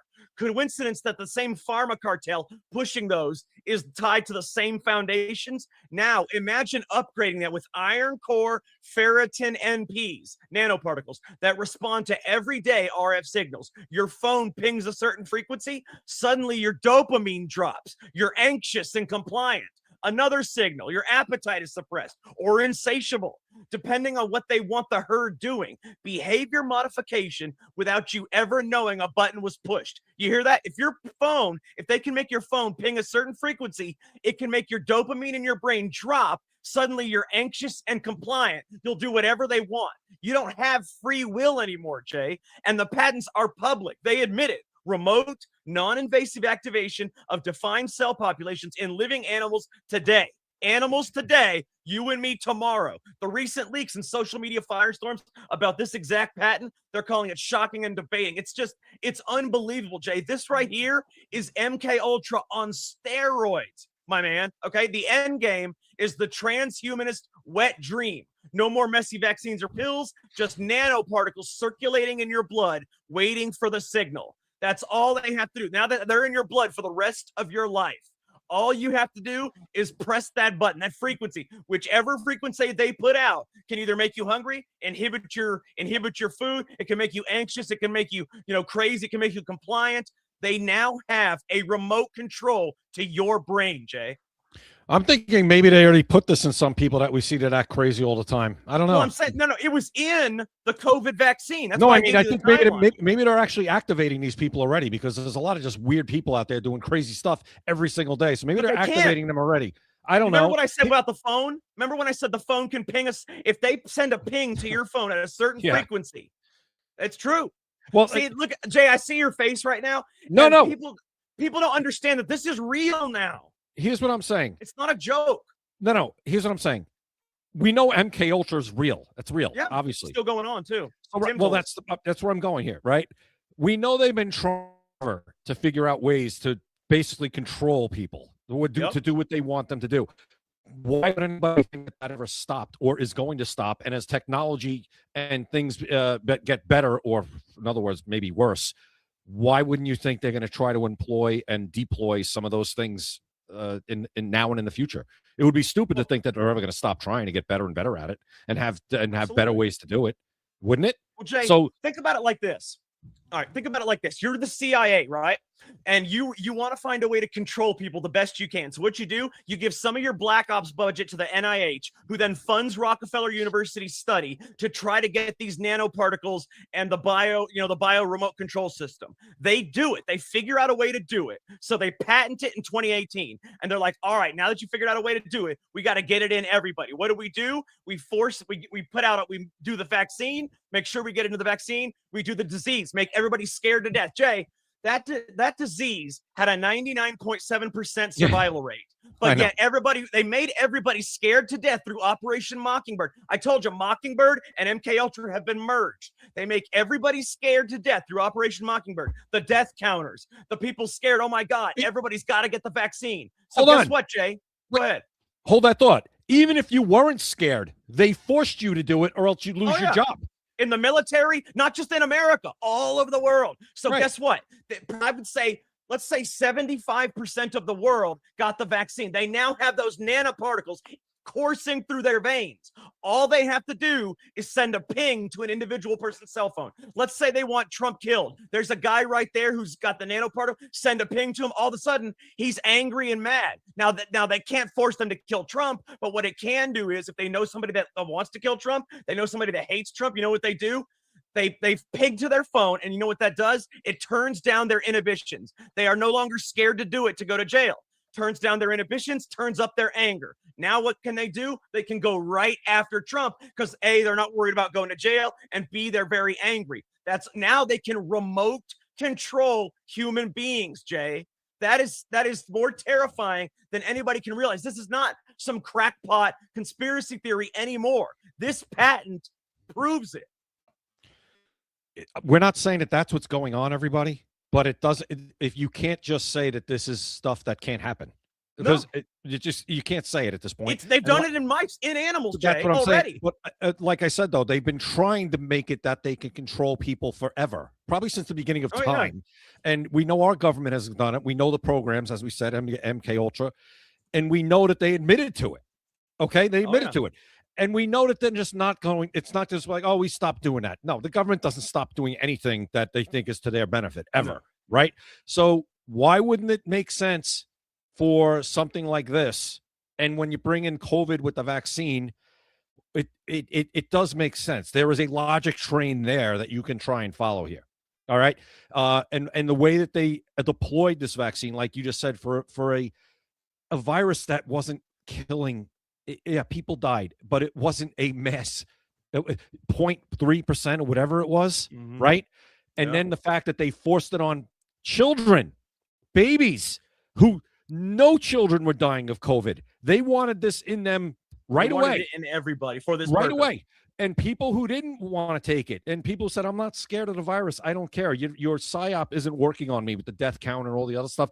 I don't want it. Well, you're going to get it or else you're going to lose your job.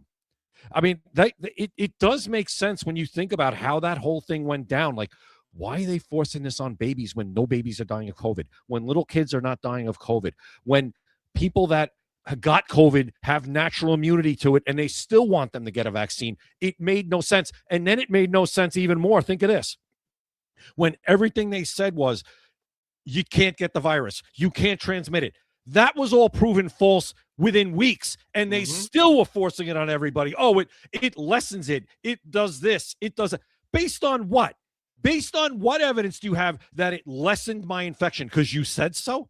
Even nonsense. Even Fauci said that nothing he said was based on science. None of it. The 6-foot rule, the social distancing, the masks, none of it was based on anything. And then you go, if you got the vaccine, it would lessen your symptoms. That was nonsense. I never got the vaccine. I got COVID twice. And guess what? It was fine each time. It was like a fever. It was like a slight flu that I had. Some people got it worse. Some people did get it worse. But can't tell me, Jack, that they had evidence based that the people that were vaccinated had a better time. Fauci than people already that said weren't. that they're not going to, that it was not based on any kind of science or anything. But Nonsense. I want people to, I'm going to tell you real quick, just in layman's terms, what's going on here with this patent. I'm going to tell everybody just in layman's terms real quick, because I want people to hear this, okay? So what happens is they engineer cells, okay, to express your ion channels, which is the door to your nerves. It's how they can get into your nerves. Your nerves are the highways to the signals. Like the signals from your brain go to your feet, your hands, they're all done by the nerves. That's how you're able to move, how you're able to do anything. It's how you feel anything. It's all done with nerves. So what they do is they try to get into this channel, which is the door to your nerves. They load ferritin nanoparticles, which are antennas. They're basically little antennas, okay? They hit them with radio frequency waves, okay? RF waves. What they do is they open those doors. It heats up those particles and it opens the channel to allow calcium and other things into your nerves. Now they're into your nerves, okay? And that's how they're able to do everything. And what they did with this, though, after we told you, you fast forward to 2020, the Rockefeller adjacent network, same big pharma partners, everything else, the Myrna shots from Pfizer and Moderna use lipid nanoparticles as the delivery vehicle, okay? They call them safe fat bubbles to protect the Myrna and get into your cells, okay? But if you look closer, these lipid nanoparticles are engineered to cross the blood-brain barrier, spread systematically, and fuse with your cell membranes, okay? They admitted it in their own papers. It's really quite amazing, okay? They forced this on you, governments, corporations, schools, airlines, everywhere. My body, my choice went out the window overnight. Biden's OSHA mandate, Trudeau's trucker crackdown, Australia's camps, Europe's green passes, hospitals firing nurses, athletes collapsing on fields, pilots grounded. And why this psychotic level of coercion for a vaccine with a virus that kills 0.03% of people? Why? Because the uptake had to be near total. You can't activate a control grid if half the herd doesn't have the nanoparticles in their body. The mandates were the enforcement arm, psychological warfare to break resistance and get the nanoparticles into the arms of kids, pregnant women, and everybody else. Emergency use authorization, warp speed, all cover for the largest unconsented medical experiment in history. And while the world was locked down for your safety, the 5G infrastructure exploded across America. They tell you it was Verizon, AT&T, T-Mobile. These tower permits skyrocketed in 2020, 2021. The FCC fast-tracked them, okay? Rural broadband initiatives suddenly became 5G everywhere. Cities are lit up with small cells on every lamppost. The same year the jabs rolled out, 5G went from conspiracy to essential infrastructure. They told you it was for Zoom calls, for faster Netflix during the lockdown. That's bullshit. 5G uses millimeter waves and RF frequencies that overlap perfectly with the heating bands in the nice patents. Jay, all of this was, people think COVID was manufactured to steal an election. That was a byproduct. COVID was manufactured to get these nanoparticles into the vaccine and into your body because they don't need to steal an election. All they need to do is send a ping to your phone or flip a switch, Jay. That's it. Well, back then they needed that to steal an election, and then maybe that was a byproduct or whatever. But it was helped. it was a byproduct. I mean, don't get me wrong; they were killing multiple birds with one stone. But this was the main reason for COVID. It was not the election was a big part of it, but it was not the main reason. This was the main reason. They had to get those nanoparticles into your body. How do you do it, Jay? You force a vaccine. Why would you force a vaccine on a world population for a death rate of 99.7% survival? That's what I said. Because they want the nanoparticles in your body. There's no other reason to do it, Jay. Why else would they do it? Or population control. There were the theories then that, people are. It doesn't kill enough people for population died control. Suddenly, or maybe, well, right now, here's the other thing.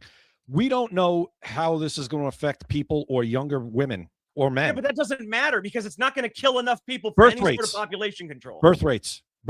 We'll see about birth Even rates. then, this is about controlling the human inside. Jay, if they can control your cells. It could be. It could very well be. If you look at the timeline, the patents up to this point. Listen, right now it's a theory. And it's not a theory that you could just dismiss out of hand as tinfoil hat crap. You can't. Not when you see this patent. Beforehand, sure, you could be like, oh, you know what? That's crazy. But when you see that this patent happened in 2018, before the vaccine came out, 2018, the patent, 2019, the vaccine, 2020, the disease, 2021, the forced vaccine, and then you go on from there. Now, 2022, the 5G towers everywhere. Now what? All they have to do is flip a switch, Jay. Jack, they're still trying to force the vaccine. They're still doing it. They want everybody to have those particles in their body. Is that vaccine still on the schedule? Is that? Oh, yeah. For now. I mean, I know they're trying to get it off, or isn't it under? Is that vaccine still? No. He recommended. He wanted to remove it, but it's in a lawsuit right now. Right. Is that vaccine still an emergency authorization? Yes. I mean, where's the emergency? There's no emergency. They still that's why I'm saying we should try to get the doctor back on if we can to talk about this thing. But trust me, guys, when you see this patent, it went from insane conspiracy theory to plausible. All they have to do, Jay, this takes care of population control. If they can send a ping to your phone that gives you diabetes because it's a frequency that goes to the nanoparticles in your body, suddenly you have diabetes. Suddenly you have cancer. Or maybe you just drop dead because your nerves stop working. See, it's funny because people hear this stuff and they think, man, those people are crazy. There's no way technology like that can be developed. Go read the patent. Read the patent. It was approved, this patent. It is an active patent. It's an active patent. Listen, I don't doubt that anything could be developed. You're talking about Rockefeller University and the NIH, Jay. Yeah, I don't think there's things that the president doesn't know about that they're trying to develop, but we know this. But I hope he finds out about this, though. I hope. He does. Listen, I hope so too. I hope somebody's looking at this patent. And is there any way to kill it? Is there any way to legally kill this patent? It doesn't matter. It doesn't matter because now it's already in your body. It's already in most of the people's bodies. Well, maybe. Well, listen. So you're under the assumption what you're thinking is that this is already being deployed. Is that what you're thinking? It's been deployed. That was the whole reason for COVID. That was the main reason for COVID. Yeah, I'm not going to say that. I'm not going to say that this has already been deployed. Okay, I'm going to tell you why. Okay, like I said, in 2018, they patented this stuff. They had already done the research. You realize they were researching it since 2012, right? They researched it for 6 years. They did it in animals. It works in the animals. They patented it in 2018. 2019, they make it in the COVID vaccine together, okay? COVID vaccine, 2020, COVID comes out. 2021, they forced the COVID vaccine on everybody. 2022, 5G towers are implanted everywhere, lamp posts, wherever you want, okay? So tell me, Jay, if this is not what's happening, why would they force a vaccine that does nothing for no reason on everybody? It's not making you sterile. Plenty of people still have babies. It's not killing enough people. It's not killing enough people for population control. That would take in the millions. Well, I don't know. Well, as I said, on the little kids and babies that they are made. Again, the long-term stuff, that's grasping at straws, man. Though they don't care about that. Really, I mean, there could be a long-term plan for that too. Listen, I'm not going to say that they're deploying this right now. There's no reason for that. I think it makes there's a train here that makes sense. Do I know that this is happening? Read the patent, Jay. If you read the whole patent. No, I got your timeline. I do. Yeah. But I'm not going to go to say that this is being used right now. That's why I would like to get the doctor or a doctor on here that's they're not going to involved know. with this. You have to actually go in. I'd like you would their have to get a professional COVID vaccine and actually test it. I'd like their professional opinion on it. That's all. Well, their professional opinion would be a guess. It's going to be no Just different. like we're doing. But I'd like so then why have them on if it's a guess? Because it's somebody that actually, can say, is this feasible right now? I would like to. Of course it's feasible. They did it in animals, man. It's not like this hasn't been done. No. In humans, is it possible that this is being done right now? That's what Jay, I'd like to know. You could think it. I don't think it. Jay, they've been researching this since 2012. They've got it down to now to where it works in all animals. Okay. Once they got it down to where it works in all the animals, they patent it, okay? They're not going to do it in human trials and start giving it because it's not meant for that. It's meant for nefarious purposes, Jay. They want to go inside and be able to flip switches, Jay.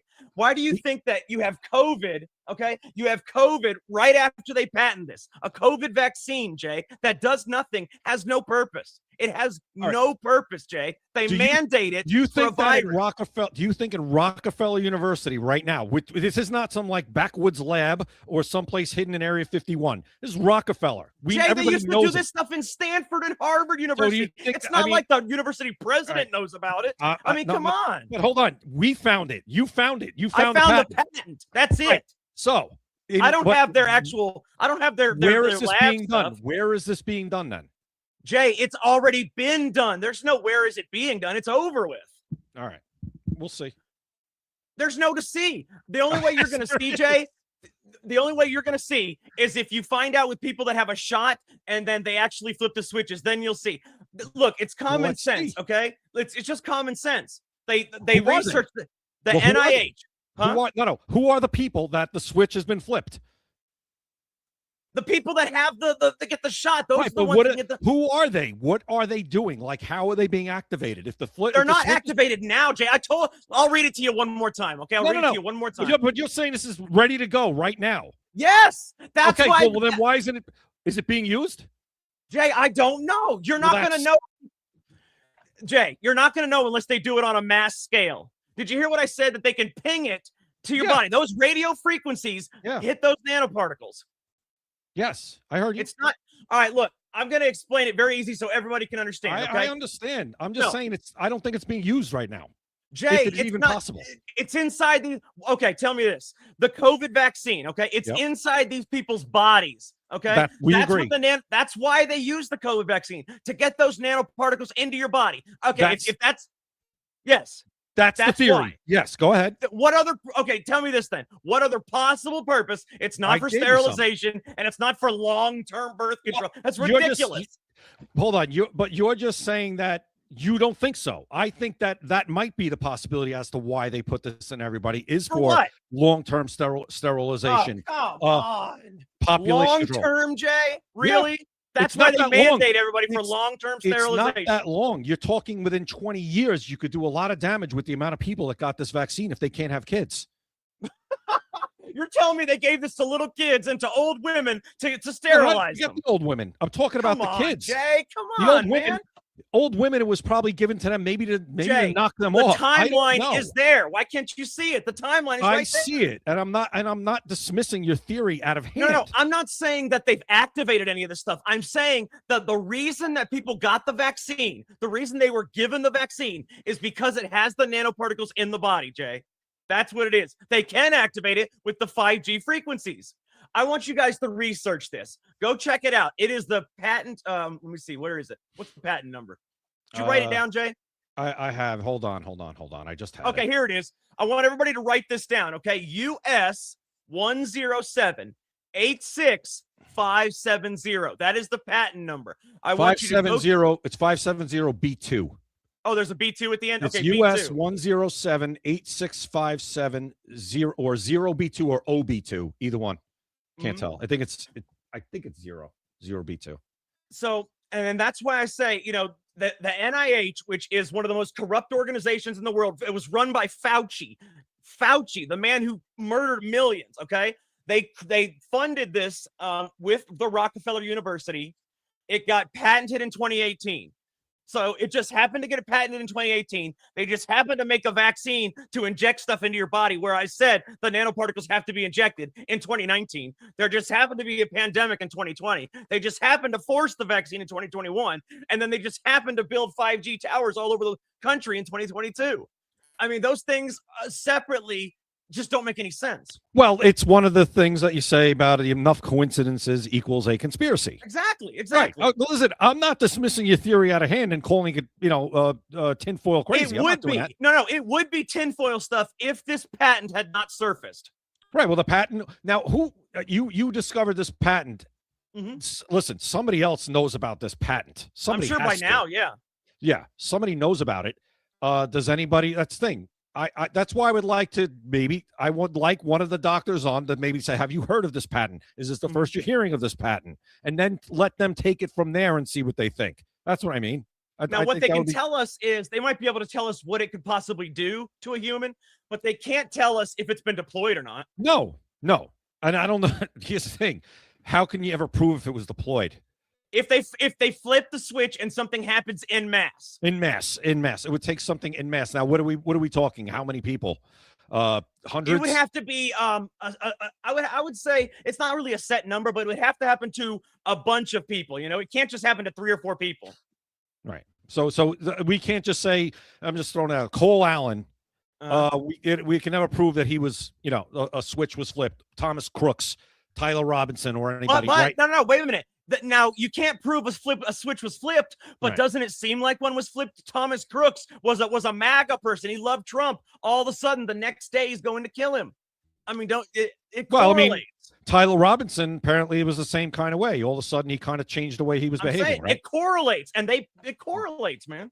I'm not saying it doesn't. Now, it's definitely interesting. That's for sure. Before this patent, it's not Jay, lunatic crazy. I'll put it that way. No. Before we found this patent, I would have said, I told them, I'm like, before we found this patent, I'm like, you guys are crazy. There's no way 5G towers, and these people knew this stuff before even I did. But I'm like, there's no way the 5G tower signals can do anything to us. They would have to, I said, something would have to be in our bodies already before they can do anything to us. But that's what this was for. And they have a little thing that acts like an antenna, Jay, that captures the signal. I'm going to see if I can find what it was called. It's an ion that captures the signal and acts like an antenna. It's actually pretty amazing, I must say. Here it is. Let's see here. Where is it? The antenna part. That was the most amazing part to me.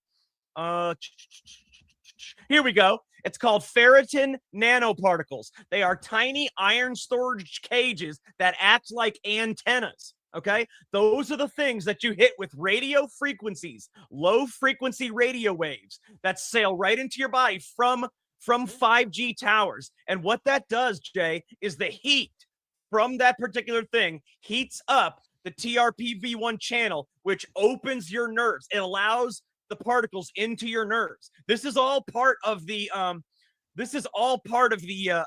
patent too. It's all in there. You should, if you look up the patent, Jay, if you look up the patent, look up the research they did on the animals with the patent. That is with the patent. Look up the research they did. Well, I'm just, as far as the vaccines go, ready? Okay. Pfizer, the Johnson & Johnson was the distant third, 19 million doses. Because they weren't the Myrna vaccine. That's why I got the Johnson & Johnson way back. Correct.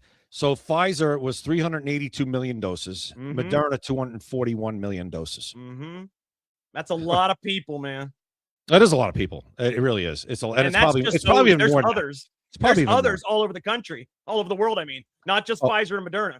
I'm telling you, never happening. I'm never taking one of those damn things. Not happening. So, Jay, I know we talked about that for a while, but please, everybody, go look up that patent and then go, like Deborah has it right there in the chat. Okay, patents.google.com/patent. There's the number of the patent. Go check it out and look at the research that the Rockefeller University was funded by the NIH, by the way. And the NIH only funds, nefarious bullshit nowadays with Fauci. But go look at the research they did, look at the patent, but then look at the field testing they did on animals. That was in 2012 up to 2018. After 2018, they patented it. And then the next year, a COVID vaccine comes out. Then the next year, COVID comes out. Then the next year, you're forced to get the COVID vaccine. then the next year 5G towers are built all over the world. It just the timeline tracks is all I can say. Listen, if they come out with a hantavirus mRNA vaccine, well, first of all, you could forget it. I'm not taking it. But if they try the same playbook, and it doesn't have to be hantavirus, it could be something else. If they try that playbook again, it kind of reinforces a lot of things that we all think. I don't know. The other thing about COVID to me was it was an experiment on to see how many people they could control, and I think it went so much better than they ever dreamed. That there's no possible way they're not going to try something else again. We'll see, but I don't know. Do not take these vaccines. Do not take these mRNA, especially the Myrna vaccines. Especially the Myrna vaccines. No, don't. The whole thing was nuts. It didn't work. It didn't even work. You got to think they forced you to get a vaccine for a virus with a 99.7%. It killed less people than the flu, but they forced you to get a vaccine. Why? Ask yourself why. They forced you to get a vaccine that didn't even work. Exactly, but ask yourself why. Why would they go through all that trouble? Ask yourself why. I have my theories on it before I knew about this. I've always had those theories. Well, me too. Before I found out about this patent, I had certain theories myself. But this patent and the timeline, man. Yeah, the patent makes you think about this now. It does. I'm not saying it doesn't. And the timeline. And the 5G towers everywhere now. It lines up. It does line up. Amazing. No doubt about it. It lines up. And people can do the research and decide for themselves, but it absolutely lines up. Absolutely, Jack. Or just said Jack. Absolutely, Jay. But it's amazing how and your theories are just as valid as mine. Mine's not 100%. I don't know if it's true or not. I'm just saying that Jay's theories are the same theories I had before I saw this patent today. And before I did the research on it and saw what they did with the animals, how they flipped the switch in the animals you guys have got to look at that patent. Well, yeah, look at the research. That's the thing. I just learning about this like on the fly here. Yeah. So I mean, let me absorb it and let me think about it. Oh yeah. No, Jay. I was just trying to get it across to everybody out there. You are an extremely smart man who can get this kind of thing on the fly. That's why I tried to explain it for everybody, because I mean, there's a lot of medical terminology and yada yada. So I tried to explain it for everybody. We got a sharp audience too. We do. We absolutely do. That's what I love about our audience. They're very smart, which is why they watch this show. Exactly. All right, guys. Real quick, make sure you go check out maxassociates.etsy.com. It is the #1 place for USA Pride gifts and patriotic apparel. I'm telling you guys right now, 20% off and free shipping anywhere in the United States. You can't beat that. Father's Day is a month away. The 250th anniversary of the United States is a month and a half away. I got this flag right here that I put on my fence. That's my flag right there I got on my fence. Here's a flag from the shop that they just got. The House of Protected Second Amendment. We don't call 911. I absolutely love that. maxassociates.etsy.com. Make sure you guys go check it out as soon as you can. You can't do better than that. Also, make sure you follow us and subscribe on X, YouTube, Rumble, Kick, Instagram. It's all Secret America TV. Our screen name is Secret America TV for every single one of those social medias. Jay is on TikTok. We are not on TikTok because it kicked us off for telling the truth. But Jay is on TikTok at @Opinionsvary with an A. Opinionsvary. Make sure you guys subscribe and follow because it really helps us out. I mean, we want to know that we've got people out there that are actually listening and care about the show. We don't do this show for us. I mean, we can talk amongst ourselves. We do it for you guys. So let us know you're out there. Subscribe, follow, comment. Let us know you're out there and let us know if you actually enjoy the show. Jay, you got anything to say before we go? Oh, did you mention Max Associates? 20% off over everything over $20 and free shipping throughout the United States. Absolutely. Absolutely. Best place you can go for U.S. Pride gifts and patriotic apparel. All right. Yeah, have a great weekend. Another week that flew by. Absolutely. So fast. Went by so fast. And now we get the weekend. We will be back and better than ever Monday at 7 p.m. Eastern right here on LFA TV, on Rumble, on X, and on YouTube. All of it is at Secret America TV. Make sure you guys watch. Be sure to like, subscribe, and comment so we know you're out there. We want to make sure we're not just talking to ourselves, okay? All right. So for Jay Gatling, I am Jack Danger. Thank you for watching Secret America. You've been listening to Secret America.